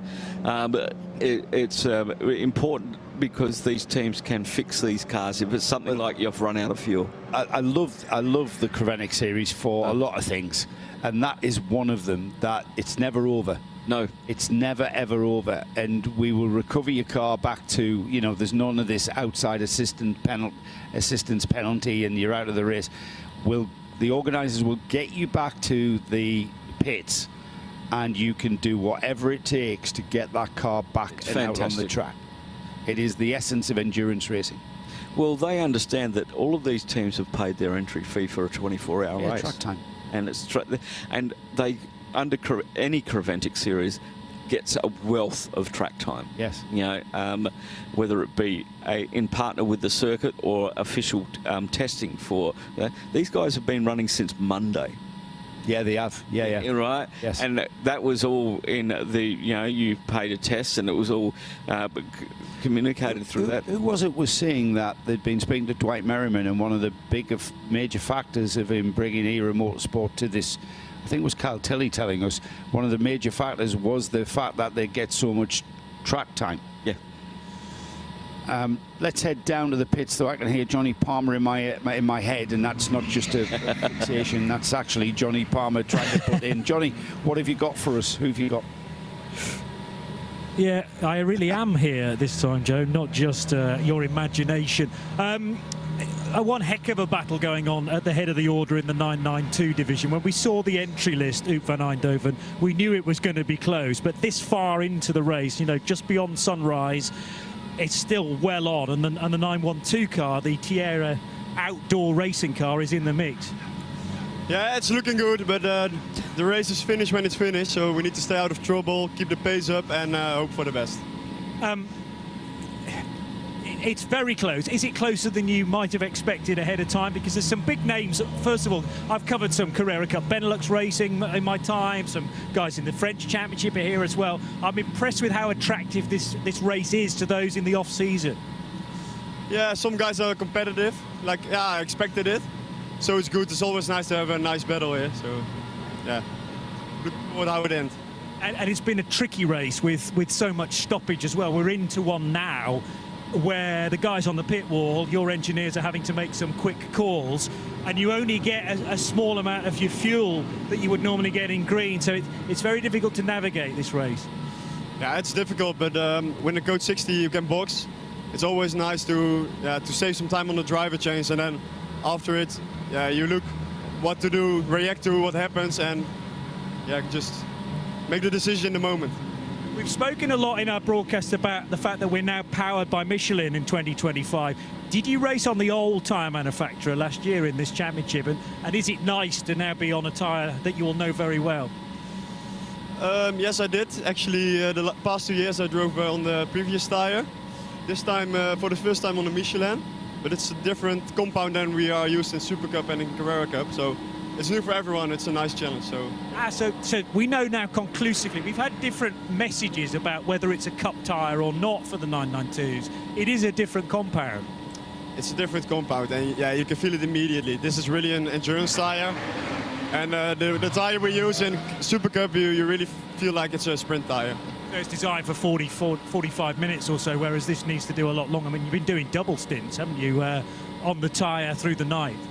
Yeah, exactly. The tyre in Super Cup is made for qualifying and for sprint racing for half-an-hour races. And this tyre is made to last very long, so yeah, it's quite different. Tell us about the team, because this is certainly a new sponsorship name to the series, I think. So Tierra Outdoor, what do they specialise in? They specialise in outdoor furniture, and the company is owned by Ralph Popelaars, my teammate. And he set up his own team, and his ambitions are high, so we are aiming for the win here.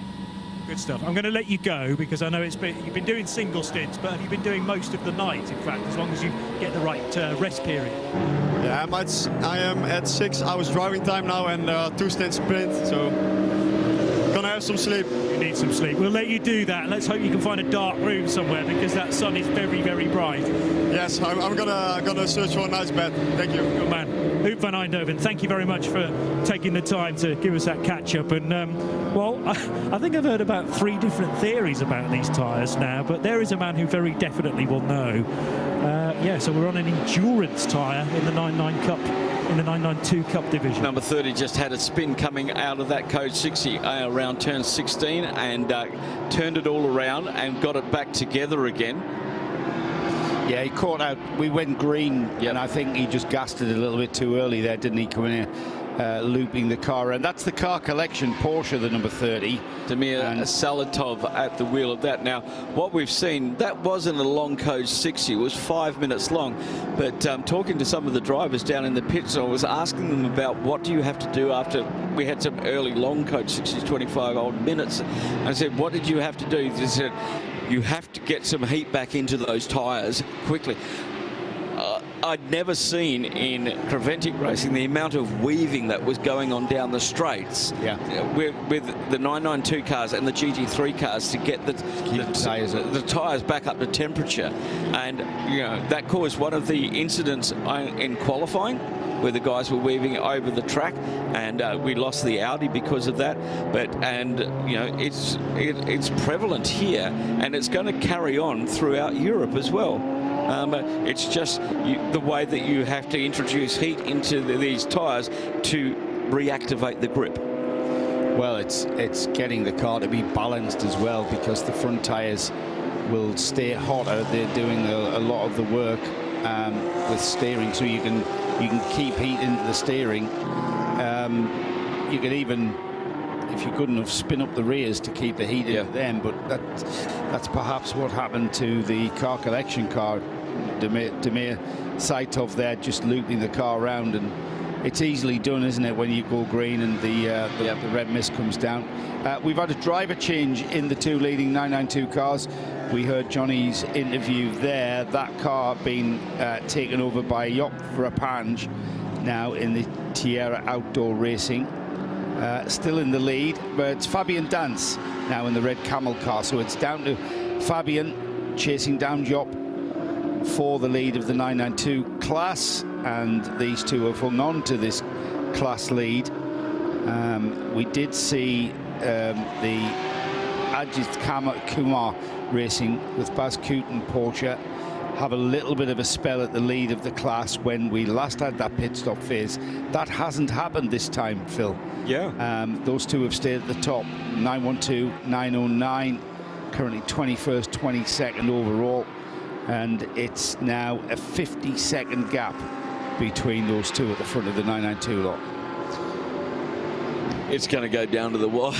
I don't know. Well, when we were talking regarding the 909 Red Camels Jordan, it's going to be what driver goes up against what driver. Yeah, it's effectively going to be down to the who's got the quickest, slowest driver. Yes, it is, because we know through the lap times that the cars are doing at the moment. We can't quite tell about Fabian Dance because that's an outlap for them. Yeah. But they're going to have to say, you know, we've got some of the. They're going to have to be in the 202 bracket really fast. No, I haven't kept tab on the stint times and the regulation time behind the wheel for the AM drivers in either of those cars. But when you consider, Phil, we're 11 minutes away from the 5 hours to go mark. We are getting to the stage of this endurance race where, from a point of view of which drivers to plug in, we are now optimizing our driver lineup to the flag. Yep. So that's what we've just said. We perhaps I'm trying to negate it because we've got, you know, limited amount of time. Limited amount of time, 5 hours. Anything can happen in 5 hours, and it usually does. But we're getting to the point where time is running out, and if you need to cycle your AM driver through there to fit his drive time in there, well, the thing now's is, the time to do it. With the pro category, according to the BOP at the moment, the AM drivers have to do a minimum of 1/6 of the race distance. That's 4 hours. Now that's up from 1/12 last year. Okay, right. That's both in GT3 Pro and 992 Pro. The pro drivers are allowed to maximum half of the race duration. Okay, so your pro drivers can only do a maximum of 12 hours. Okay, but it's given to the AM drivers who used to be, you're going in every time there's a code 60, because in a code 60 an AM is as quick as a pro. It doesn't matter, you know, and you don't want to waste your pro who can lap, you know. Well, it used to only be 2 hours, didn't it? Exactly. Maximum time for an AM driver. Yeah, exactly. Now it's 4. Now it's 4 because it was 1/12 of race distance. Now it's 1/6 of race distance. So that changes the dynamic of the team of when do you put them in. Now, we've had nearly 4 hours of code 60, which is 1/12 of the race. Okay, so in theory, only if you've been lucky enough to have your AM driver in there to soak up that code 60 time. And yeah, so once again, it's the team managers playing three-dimensional chess in space, blindfolded, because it's just, what do you do? You know, when we have a tow back, you know it's going to be a quick slow code 60. When we have an accident, you know you've got time to maybe look at your driver lineup and what you want to do for the next 20 minutes or whatever it's going to be. And some of these teams here, like Red Camel Jordans, have been around Crevetic racing for so long, and people like Paul Trustwell will know immediately we need to stick him in the car. Yeah, absolutely right. And as ever, with the closing hours of any 24-hour race now, we've got the run to the flag effectively. Yep, Anders Fjord back in the Dynamic GT, leading Daniel Harper and the Almanar Racing. 27 seconds between those two cars. They've both taken new tyres, only 3 laps on those tyres out of that last code 60.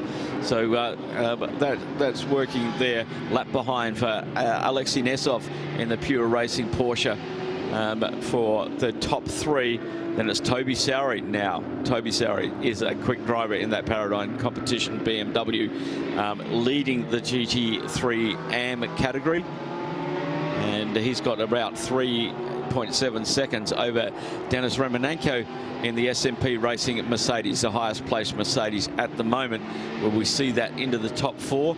But Toby Sowry in the 991 car, it's not a 992 Cup car, it is a GT3 AM BMW, new M4 GT3. He's already down into the 59s. Alexei Nisov already into the 58s. And Kay Van Berlo, you did say this, 58.695 on that last lap. The 91 Herberth Motorsport car currently in Pro-Am second position, 11th in GT3. Yeah, and it was the car that was chasing that one down, wasn't it? It was Florence Ian James. Yeah, Ian James is now in front of that in the heart of SBS Mercedes. A remarkable story of the race for me. They didn't pit. They may have taken fuel, but they didn't take tyres. They got 22 laps on that one, so that's where the overtake took. Stay with the Pro-Am class, Phil. Remarkable that the Era Motorsport Ferrari is now on the Pro-Am podium at the moment. Unbelievable. Yeah. Before the start, they were in the pits with a puncher on the starting lap, which didn't even get counted as a pit stop because it was before the start. Yeah. Okay. Right. And they started on the back foot, didn't they? They started. Then he came in on lap 10 as well for tyres and fuel, and so 2 early stops for the 81 car, and what a fantastic drive from that team to really get back up amongst it and on a podium already. Ollie Bryant at the wheel of the Aero Motorsport Ferrari, 455 laps. They've got a bit of work to do to get up to Pro-Am number 2, because that's Kay Van Berlo who's just done that team's fastest lap of the race of 58.695, and they're a few laps shy. We always think, as we've been saying, Joe, that with 5 hours to go, it's a sprint to the finish. As you know, when we look at GT3 racing now, especially in this championship, I remember when the cars had to be nursed all the way around. You had to look after the tyres, you had to look after the engine and the mechanical side of things. The GT3 cars now are running so bulletproof that they sprint literally between each of the stops. It's no longer car preservation as part of the mantra. You can drive these AMG GT3s as hard as you like. They're difficult to break. And it's quite an interesting conundrum back from the 2010 and 2005 days, where it was all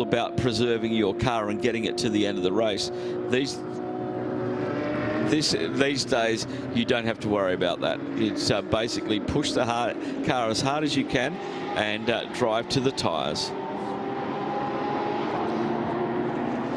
Daniel Harper with a 1:59.9, 2:03.1 for Fjordback in the lead.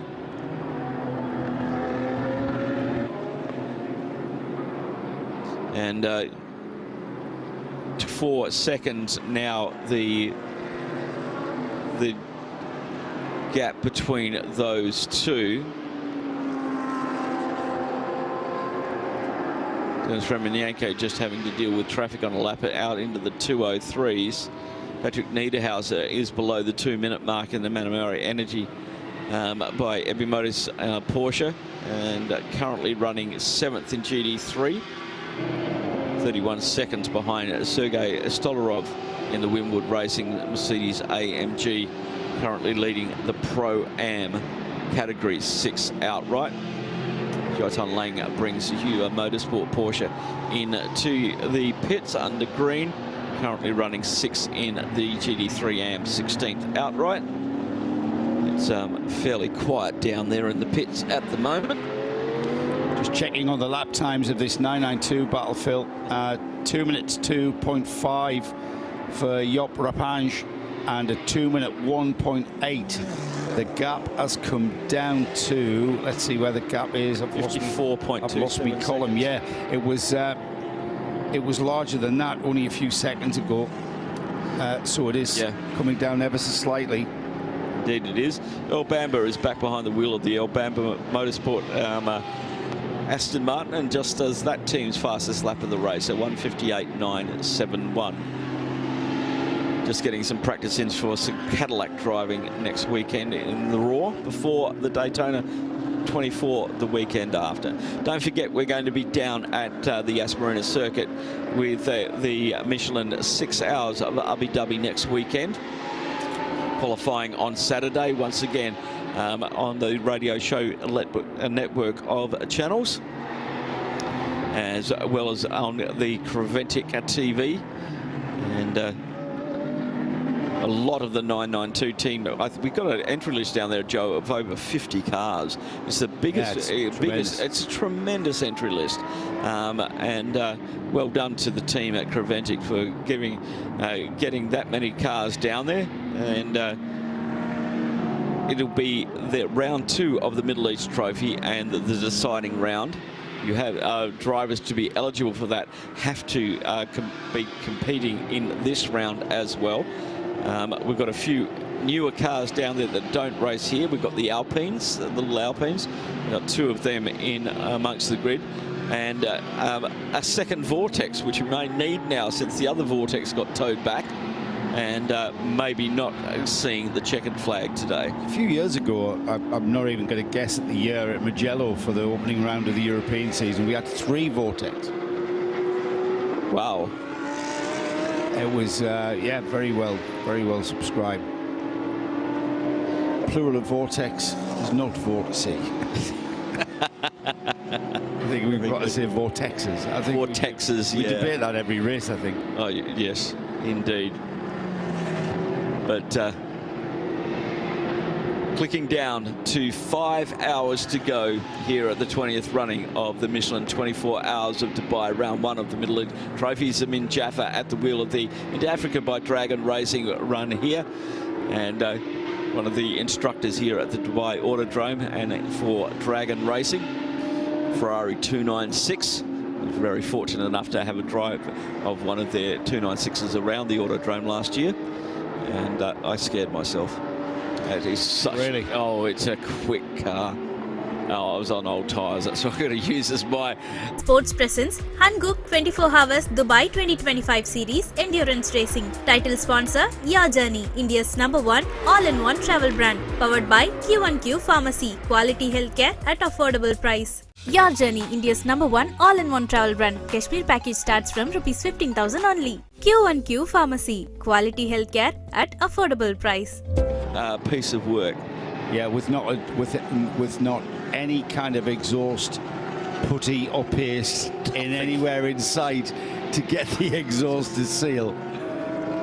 Not an exhaust clump anywhere. Well, it's Ferrari magic, isn't it? It's absolutely. Oh, it is. It's stunning engineering. I've got to tell you something. It was Simon Hill, Jake Hill's dad, in the Era garage, was telling me that the cars are connected to Maranello. Really? Yeah. Wow. By using GPS or whatever. And Maranello can advise on what is needed. Like, for instance, your gearbox temperature's running too high, you're going to need to do X, Y, Z. And so, I mean, talk about customer service. We're really lucky that the OEM manufacturers that run these championships, we know we've got the Audi transporter down there for the Audi customer racing. We've already heard stories about Porsche supporting the team when the Cayman went into the wall.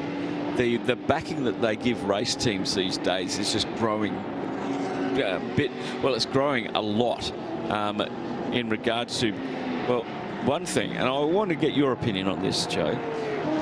In regards to GT3 racing globally, we've seen the biggest GT3 field we've ever had here. IMSA are starting another GT3 championship because they can't fit any more cars in GTD. So you've got China, you've got Asia, you've got Australia. Why do you think there's a resurgence of GT3 racing, or an uplift in GT3 racing? I will answer that one after Johnny Palmer brings us an interview with Ollie Bryant, who is out of that Era car that I've just been talking about. Johnny.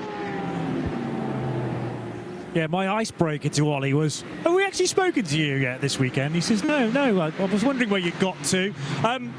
It's Ferrari, first of all, looks great. Era Motorsport's a team I know from elsewhere in motor racing. I don't think they've ever attacked the Dubai 24 hours before, but there are some names to be reckoned with in the driver lineup, and you are one of them. Yeah, it's been a fantastic opportunity to come and drive with Era and the 296. It's a new car to the team, so this whole week's been a learning experience for us, and a lot of the other Ferraris have been with the teams for many years, so we're still getting on top of it, and every session we're learning. But yeah, it's been running faultlessly so far. Dwight's got some more driver time to do today, so just want to make sure he's comfortable. We got through the night and got the more difficult bit out of the way, so he can go and finish his minimum driver time. But yeah, it's been fantastic. I mean, I've not driven a GT3 car for 10 years, so they've certainly come on a bit. I think overall sort of performance, lap times, maybe not that different, but certainly the way they do it and all the systems in the car, the driver aids, you know, they've really made a step on. So it's really interesting having a go in it, and delighted that Kyle from Era allowed me to come along and have a go. Yeah, you've got Kyle Tilley, who obviously is massively experienced in GT3s. Ryan Dale done a bit as well, but you've also got the current British Touring Car champion in there, and Dwight Merriman, who's very fast in prototypes, but I think his GT experience is limited. Yeah, certainly. I think this is probably the first time he's been in a GT3 car. So first thing was, could he get through the door aperture? You know, but if he can fit in a P2 car, then we knew he'd be able to fit in this as well. So no, he's been doing a great job, just taking it all in his stride, really. You know, it's not an easy circuit. You know, there's not much rest time. You know, there's lots going on, difficult conditions with the pickup offline. And I had the stint this morning with the low sun in my eyes, so I've got your visor down half the lap and then up the other half the lap. So no, it's been good, and certainly Kyle, we won the 2-litre Cup Championship together, which is a historic 911s where you're on sort of a 4-inch tyre, so it's very different to slicks like this. So it's taken me a bit of time to get back used to the level of performance that the cars have, you know, because they really are phenomenal. And certainly there's more to find in the car, but certainly a lot more to find in me as well. Often with a driver lineup, there's a very obvious sort of coacher and then the student, but I would imagine all 5 of you are just a melting pot of knowledge. Yeah, I mean, Ryan's done a lot with, he's raced this car in SRO in America in 2023, so he's got the most experience with the car. He's raced here before, so's Kyle. Jake's raced here in Historic, so I'm the only person who's not driven the car. You've not done this event before? I've not been to the circuit either. I'd missed that, okay. Yeah, so I've never been to the event before, and yeah, so learning the car and the circuit. So it's been a week of learning, and yeah, fantastic, really exciting, and hopefully come back and do it again. So you're an immediate fan of the Dubai 24 Hours? Yeah, it's great, you know, really friendly. I mean, I've done a Creventic round before, so I'm familiar with the series. But that was a few years ago, so yeah, it's got bigger and better. Great teams here and really good organisation, and everything just runs like clockwork, so it's really good. We were really sorry to see the early problems that you had there with the puncture on the warming up lap, I think, and then Dwight seemed to have a problem coming out of one of the Code 60s and was slow. Have you got to the bottom of that yet? Yeah, we're not 100% sure what happened. They're still looking through it, but yeah, there's so many systems in the car. I mean, the number of buttons on the steering wheel is quite unbelievable. So yeah, I think it's also just making sure the communication between the car pits and the in-car marshalling system is quite handy. It's not always on, you know, the race has been pretty consistent, but over the week we've had a few little electronic glitches really, which I suppose with any new car is something you might experience. But yeah, no, really good otherwise. I'm going to say the pace has been great. It's just a shame that you had those moments that held you back earlier on, otherwise it could have been a totally different story. First lap, yeah, puncture was obviously a bit of a disaster, but you know, it meant we went off straps on fuel. So we're sort of mixing it with the 3, 4, 5 in Pro-Am at the moment. So how that'll shake out as it runs to the flag, we don't really know. But as I say, we got another stint for Dwight. Just get that out without issue. And I think it's predominantly Brian, Jake, and Kyle to the end now. I've done all my stints through the night, so good way to learn the track with no daylight.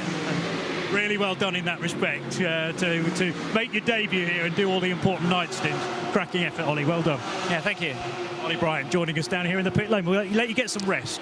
Thank you, Johnny. Back to you, boys. Ollie brought that car in on the podium of the PA of the Pro-Am class. I mean, all right, we're going to flip-flop through pit stops, and now we've got on that final step of the Pro-Am podium, we've got another Ferrari. It's the Indo-Africa Racing with Dragon, Zamin Jaffa at the wheel of the number 8, and then not far behind, in fact, just a lap. There's a lap difference between the 3 Ferraris that are in 3rd, 4th, and 5th in that Pro-Am class. Behind them, Dragon Racing's Ferrari with Blake McDonald at the wheel, the 88, and then we've got the era car. Jake Hill now at the wheel. Remember, I interviewed Jake when I first went down into the pits at 4:30 a.m. So he's had a little bit of a rest, and now with the sun blaring, he's back out and in the car where he likes to be, I suppose. Getting back to your question, GT3, why is it so popular? I think it's got to be an element of affordability. Okay. You've got, you know, motorsport isn't cheap. No form of, it's all relative. Karting's not cheap. Karting's not cheap at all. The amount of money that's being spent at that level. But GT3 seems to be affordable for, you know, certain people, certain clients. But I think the other strength of the car is it's relatively drivable as well. Yeah, you've got to be on your game, and I wouldn't suggest that it's an entry formula. Let's go sports car racing, let's buy a GT3 spec car. I think you should, you know, progress into GT3, because we've just seen there a driver with the experience of Ollie Bryant saying he's struggled to get to the edge of the car's capability. Because they're an aero car, they're a performance car, and he mentioned there the amount of systems that's available to him on the steering wheel. But I think, like any form of motorsport, Phil, it's got to be at the top of that list. In answer to your question, it's affordability. Yeah, I had a great chat with Fred Fabian from GPX Racing down at Yas Marina a while ago, and his answer to me was, if I do a GT4 car, it costs me the same amount to bring the team out, bring everybody out, do all the logistics, all of the transport, and in a car that is basically a souped-up road car, and I want to attract racing drivers. Would I go GT4 or GT3? He said it's a no-brainer. It would be a GT3 all day long. Given that we've got a Bentley here, which is from 2018, it's still homologated, I think, until 2028 or 2029. Rob Huff was telling us. Yeah, so, you know, and that's still a very competitive car, you know, with BOP and everything else in Creventic racing. And yeah, I was just interested. I've asked a few questions out, and you're correct on the affordability side of things, because it's not that much cheaper to do GT4. Well, it always comes down to affordability.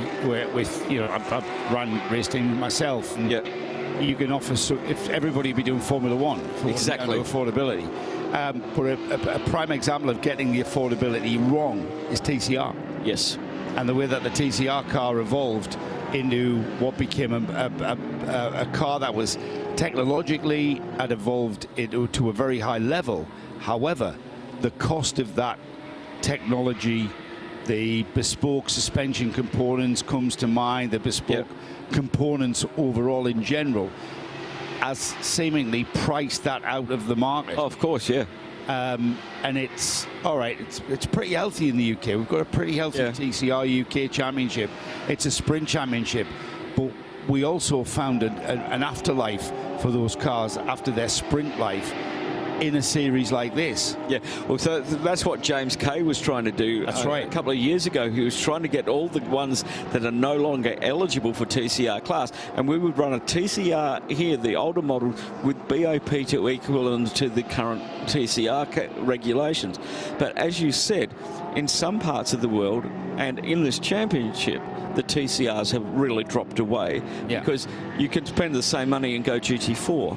You only have to look at the age of the TCR cars that we have. Yes, they go back. They go back somewhere. Now, a car that came here with quite strong aspirations to do really well and was certainly looking at a podium has got to have been the Optimum Motorsport McLaren. That car's been in the pits for some time now, and Johnny Palmer is down there with a bit of an update as to just how that job is going. Johnny. I'd be interested to know, actually, what it says in the column next to that car in terms of how long it's been in pit lane, because it no longer is, or at least it's gone to fuel now.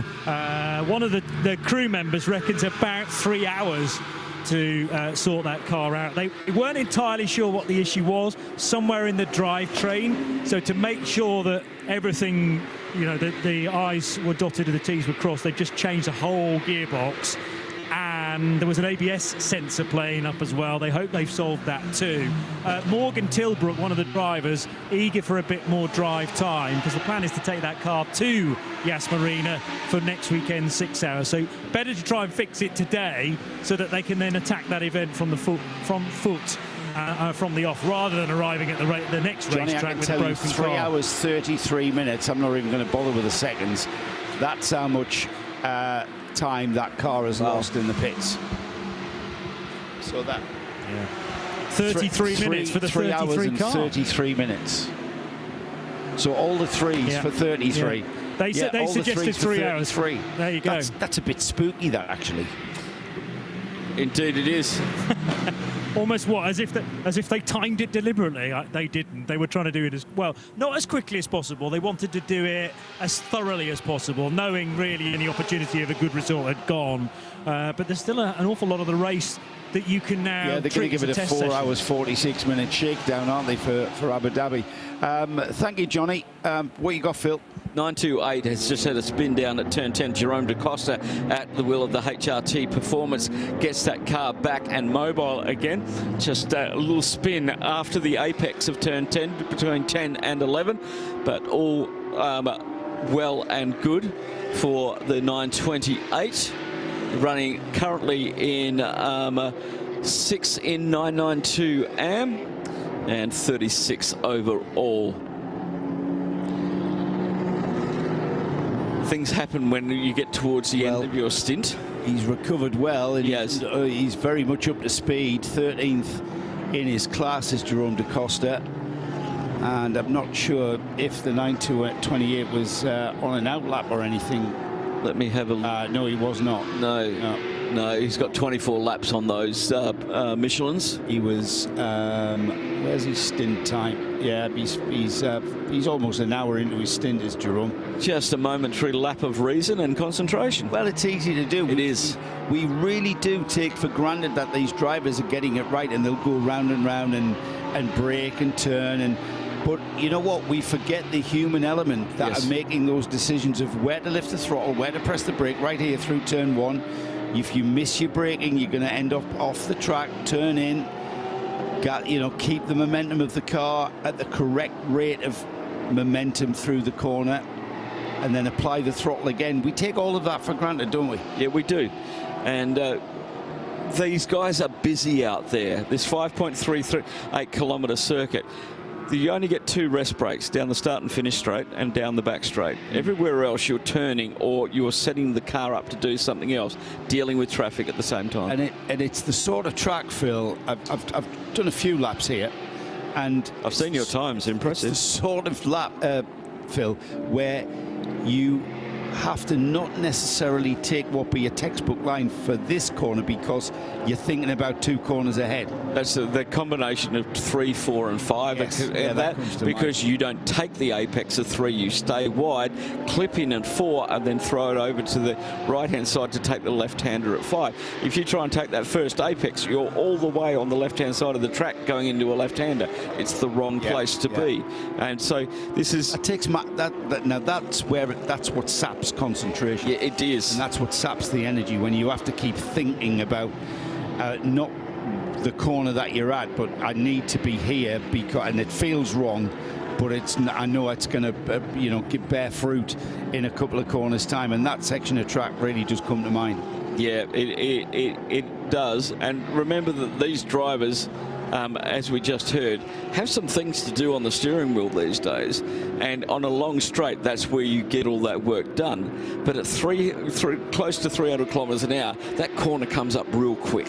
I mean, the sort of things, I mean, Ollie Bryant alluded to the amount of systems that he has, but I mean the thing that comes to mind is traction control, brake balance, front to rear. They may have a diff bias in that car as well. I was about to say, diff settings, and if we're changing those things between corners to give you so you've got a different characteristic of diff at say turn 12, then you need at turn 14, and you've got turn 13 to negotiate as you are changing that setting. Yeah, exactly.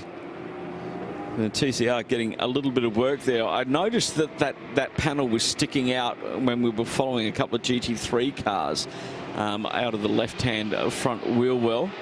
It's the 102 car.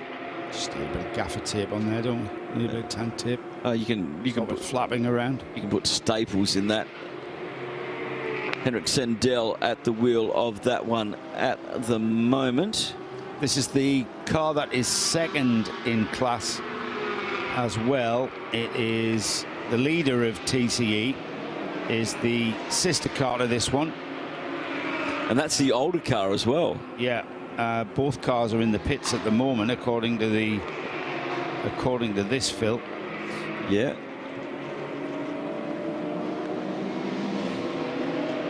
Let's head down to Johnny. Johnny, you've got an update there. The 992 leader in, and yeah, Yacht Rapanga, who's driving the 912 car from Tierra Outdoor. We had a good chat with Oot van Eindhoven, who I'm a big fan of because he does some magic stuff in Carrera Cup sprint racing, but Yacht Rapanga's no slouch either, and they're just trying to save as much time as possible. So he didn't even think about stopping with the team, straight past the garage, all the way down to fuel. So they're still double stinting now into the daylight. Thank you, Johnny. We'll keep an eye on that lead changing. It's bound to change. However, Fabian Dance, if Rapanga has come in for fuel only, it's down to the Red Camel Jordan's team to react to that one. We've got Earl Bamber in the Aston Martin, the EBM Aston Martin, just splitting them up on the road. And now he moves ahead of Rapanga as Rapanga sits static in the fueling area. Fabian Dance at a gap of 55 seconds. He will come by next time by in the lead of 992. However, his stint time is only 34 minutes, Fabian Dance. So I'm not really sure why or if indeed the 912 was out of sequence, Phil.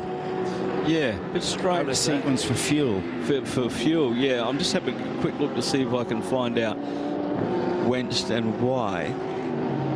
Can't really track it at the moment. So an incident involving the 999 and 928 at turn 10 has been noted. Okay. Race direction still have their hands full with just under 4 hours and 40 minutes remaining before we see the checkered flag. And that was the incident involving the Red Camel Jordans and HRT Performance. Not Red Camel Jordans one at the moment. Fabian Dans at the wheel have now taken that lead back from Tierra Outdoor as Jock Rapin is in the fuel bay. So they're going a little bit off strategy at the moment. Yeah, Red Camel's the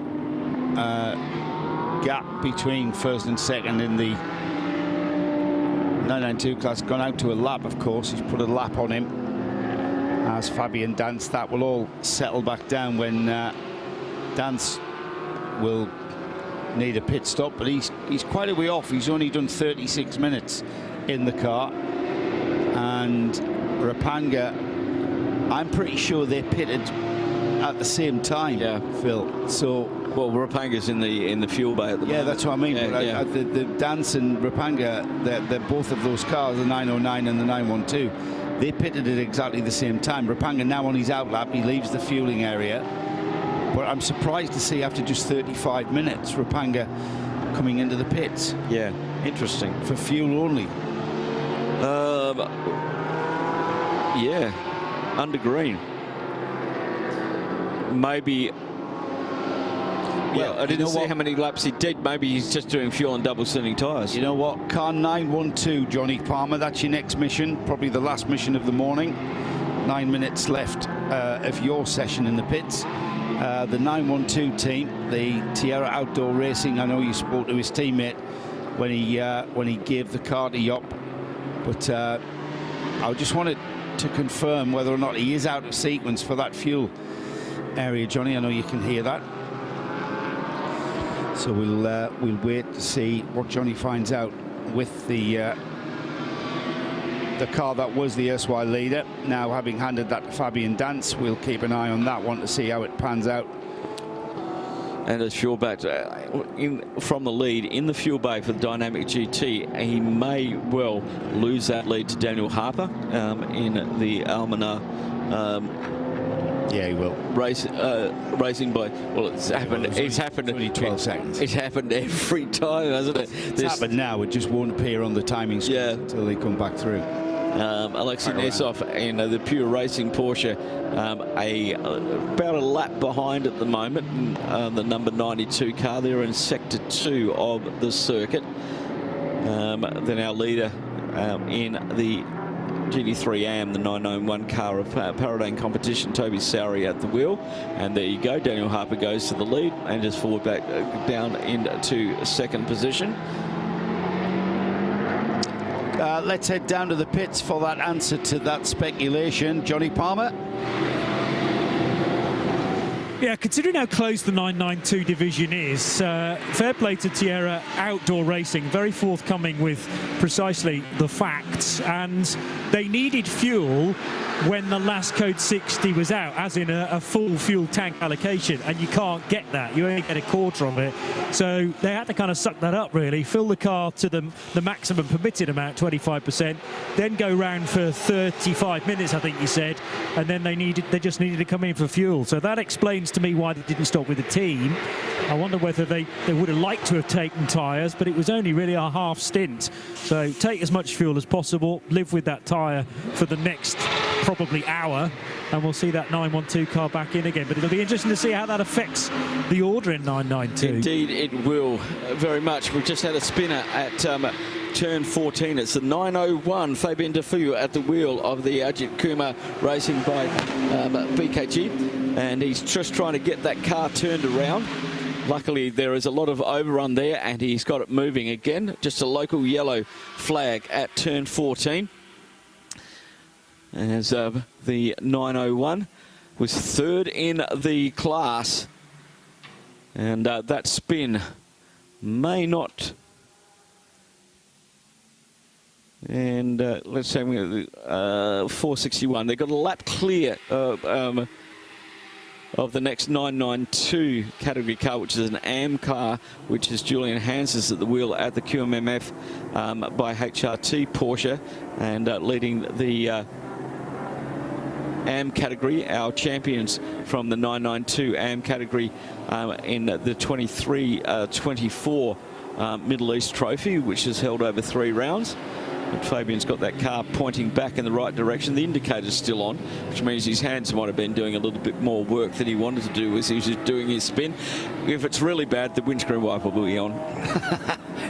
Yeah, you did mention this though. The last Porsche that we saw spin. Yeah. Do you think it's beginning to, you know, fitness is beginning to make a poke its head above the parapet, so to speak? Well, we're 4.5 hours to go, which means 20. You know, cars are tired as well. Cars are tired, and the Optimum and McLaren. Yeah, that's at again. I think Sean Goff and the rest of the Optimum team have perhaps decided to put that car back together and give it a bit of a 4-hour shakedown.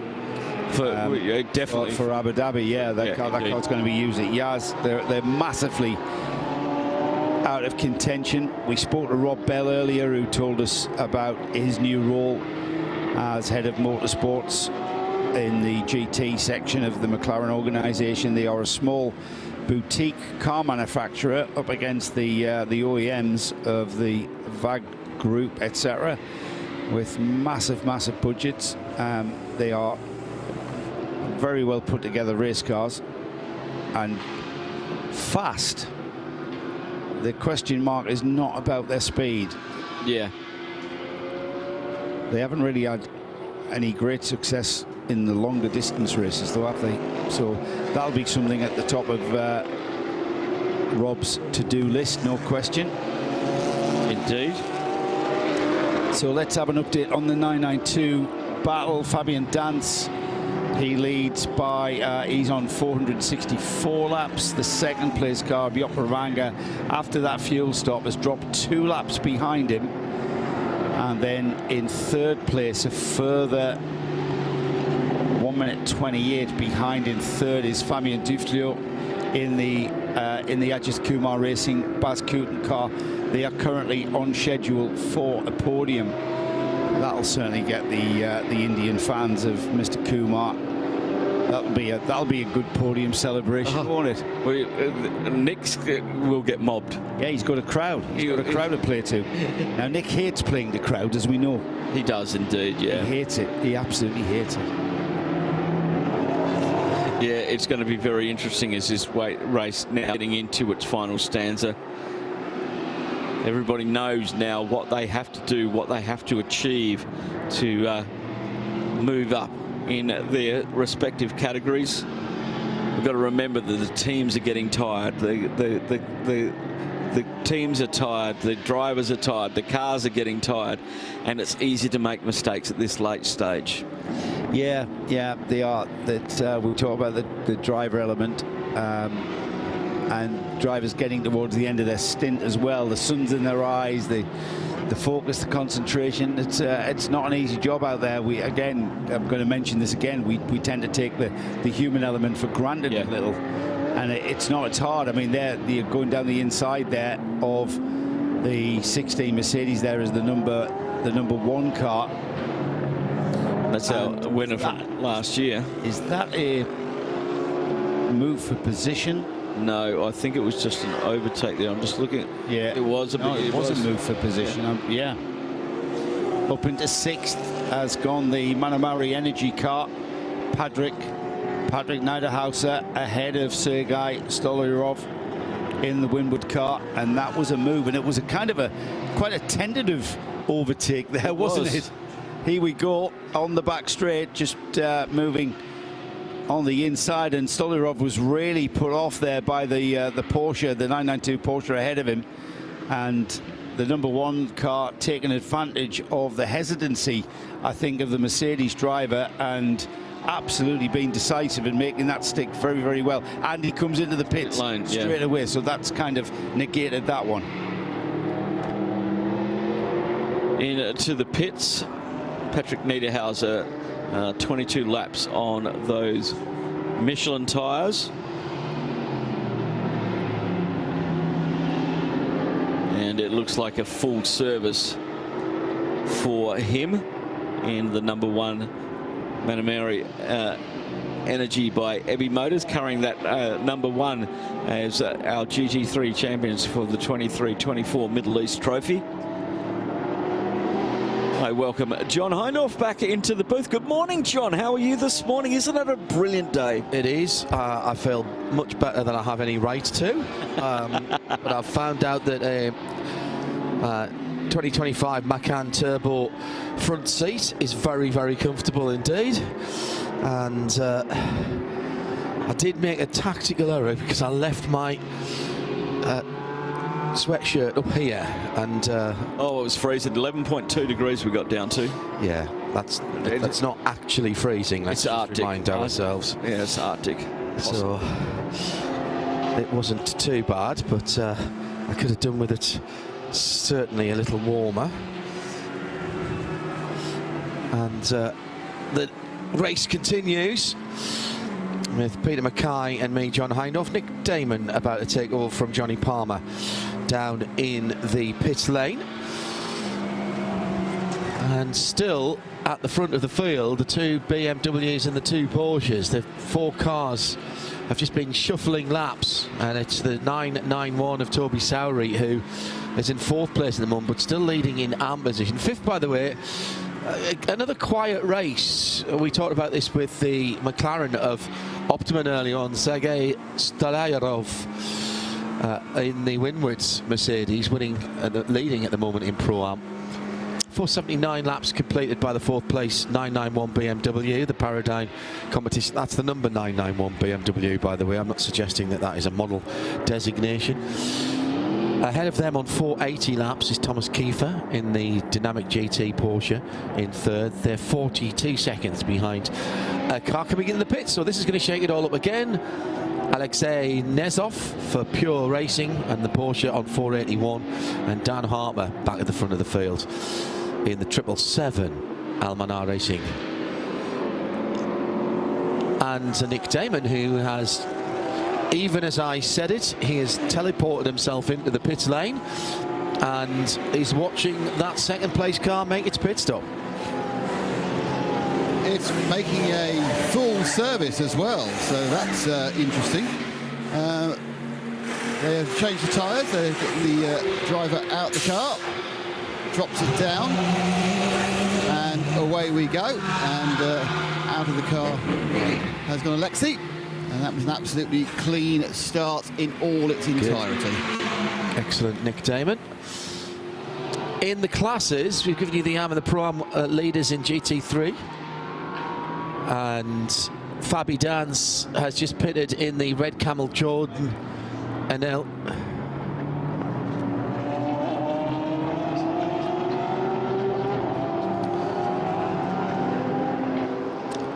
The leader in 992 is Red Camel Jordan in 21st. In Am in that class, oh, this could be another big story here, Peter. QMMF race, QMMF by HRT. Julian Hanses in the 974, now in 24th position, reprising their excellent run in the 12 hours at Spa, the all Porsche Cup 12-hour race last year. In GTX, hang on, I'll just push this button over here. GTX leader is Lippert Motorsport in their Lamborghini Super Trofeo. Well, it's not a stock record. It's just been that way the entire race. They've been flawless. Absolutely incredible. Yeah, really. The way they've gone about their pit stops, I saw a couple of their pit stops whilst I was down in the pit lane overnight, and no muss, no fuss. I mean, it's Lippert. It's not always been the most fashionable of cars to have in GTX. This is it's not even the Evo version, I don't think, of the it is Super Trophy. Yes, it is. Even as I said that, I realised it had the changed air intake on the top, which is one of the reasons. I saw you reaching for the handbrake.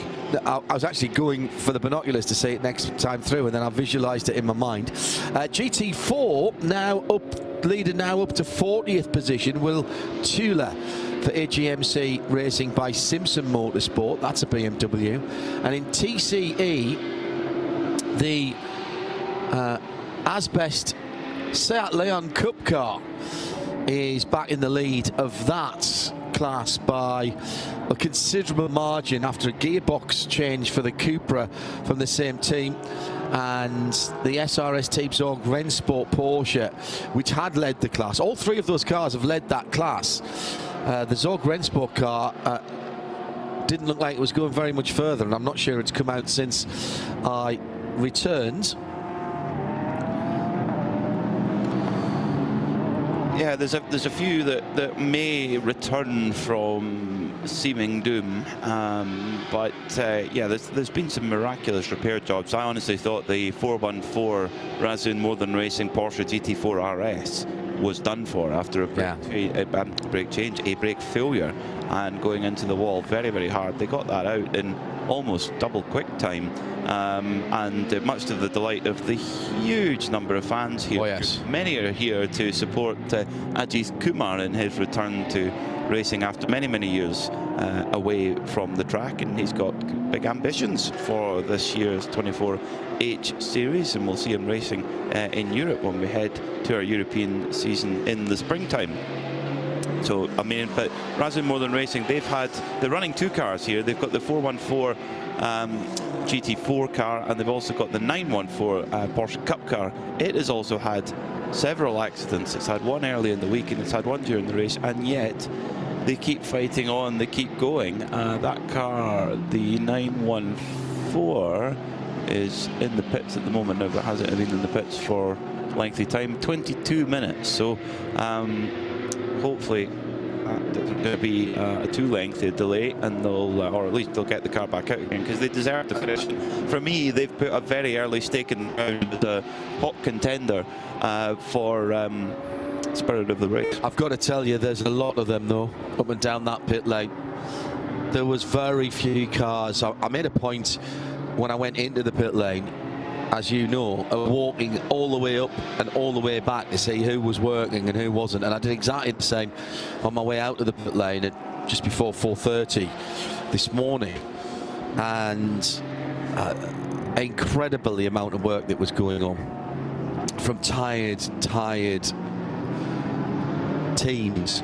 Garth Walden Racing did a 60-hour shift just to get the car prepped, because the car was quite late. I think 5 days, Garth was telling me. 60 hours straight through, exactly what you need just before a 24-hour race, of course, where you're up all night.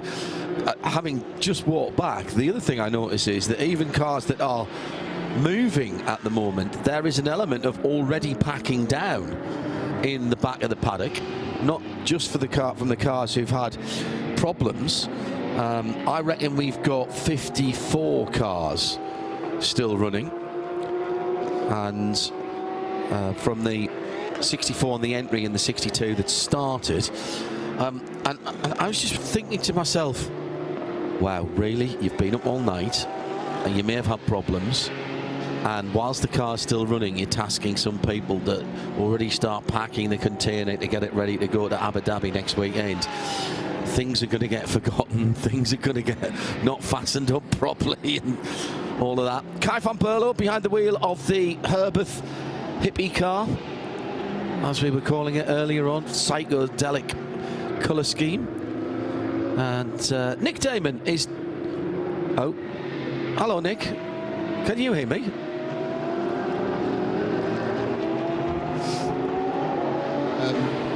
Well, I'd say there's water in the system, and there's no water in the desert. Yeah, the 914, there's plenty of that. So the 914 Razun Modern Racing Porsche 911 GT3 Cup, the car that you were talking about just a few seconds ago, that has rejoined the race with a emboldened 52 on the front of the windscreen. So they've got that car back in again. Slight problem getting it off the air jacks, as it wasn't quite lifting up high enough to get off the dolly, so they had to rock it. If you can hear air jacks in front of me, that's the MP Motorsport, the number 19 Mercedes.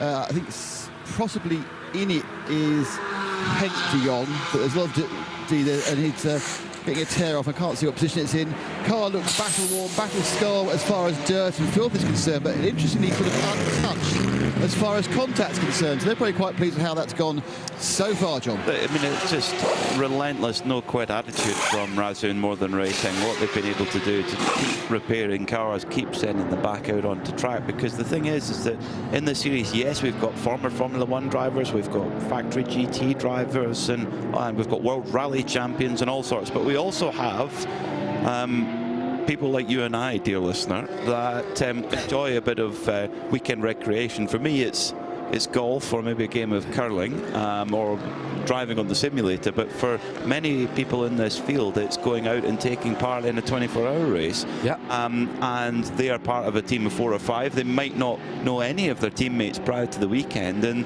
you know, they have to make a financial contribution to the team to be able to compete. Yeah. You know, tires and fuel and cars don't come for nothing. So therefore, the teams sometimes are under maybe a little bit of pressure to actually get the car out so that that person can get their time on track. That's the way that that it works. So the teams, the hard-working mechanics, I mean, doff our cap. If we could give the spirit of the race collectively to the mechanics, we would. They'll just have to elect a representative. Totally agree. I'll give a shout out as well for track services and the marshals here, who have been stunning, and the recovery guys. There was one little snafu when I was in the pit lane when delivering a broken Aston Martin back to its pit. Oh no, was it the Ginetta? It might have been that. No, it was the Ginetta.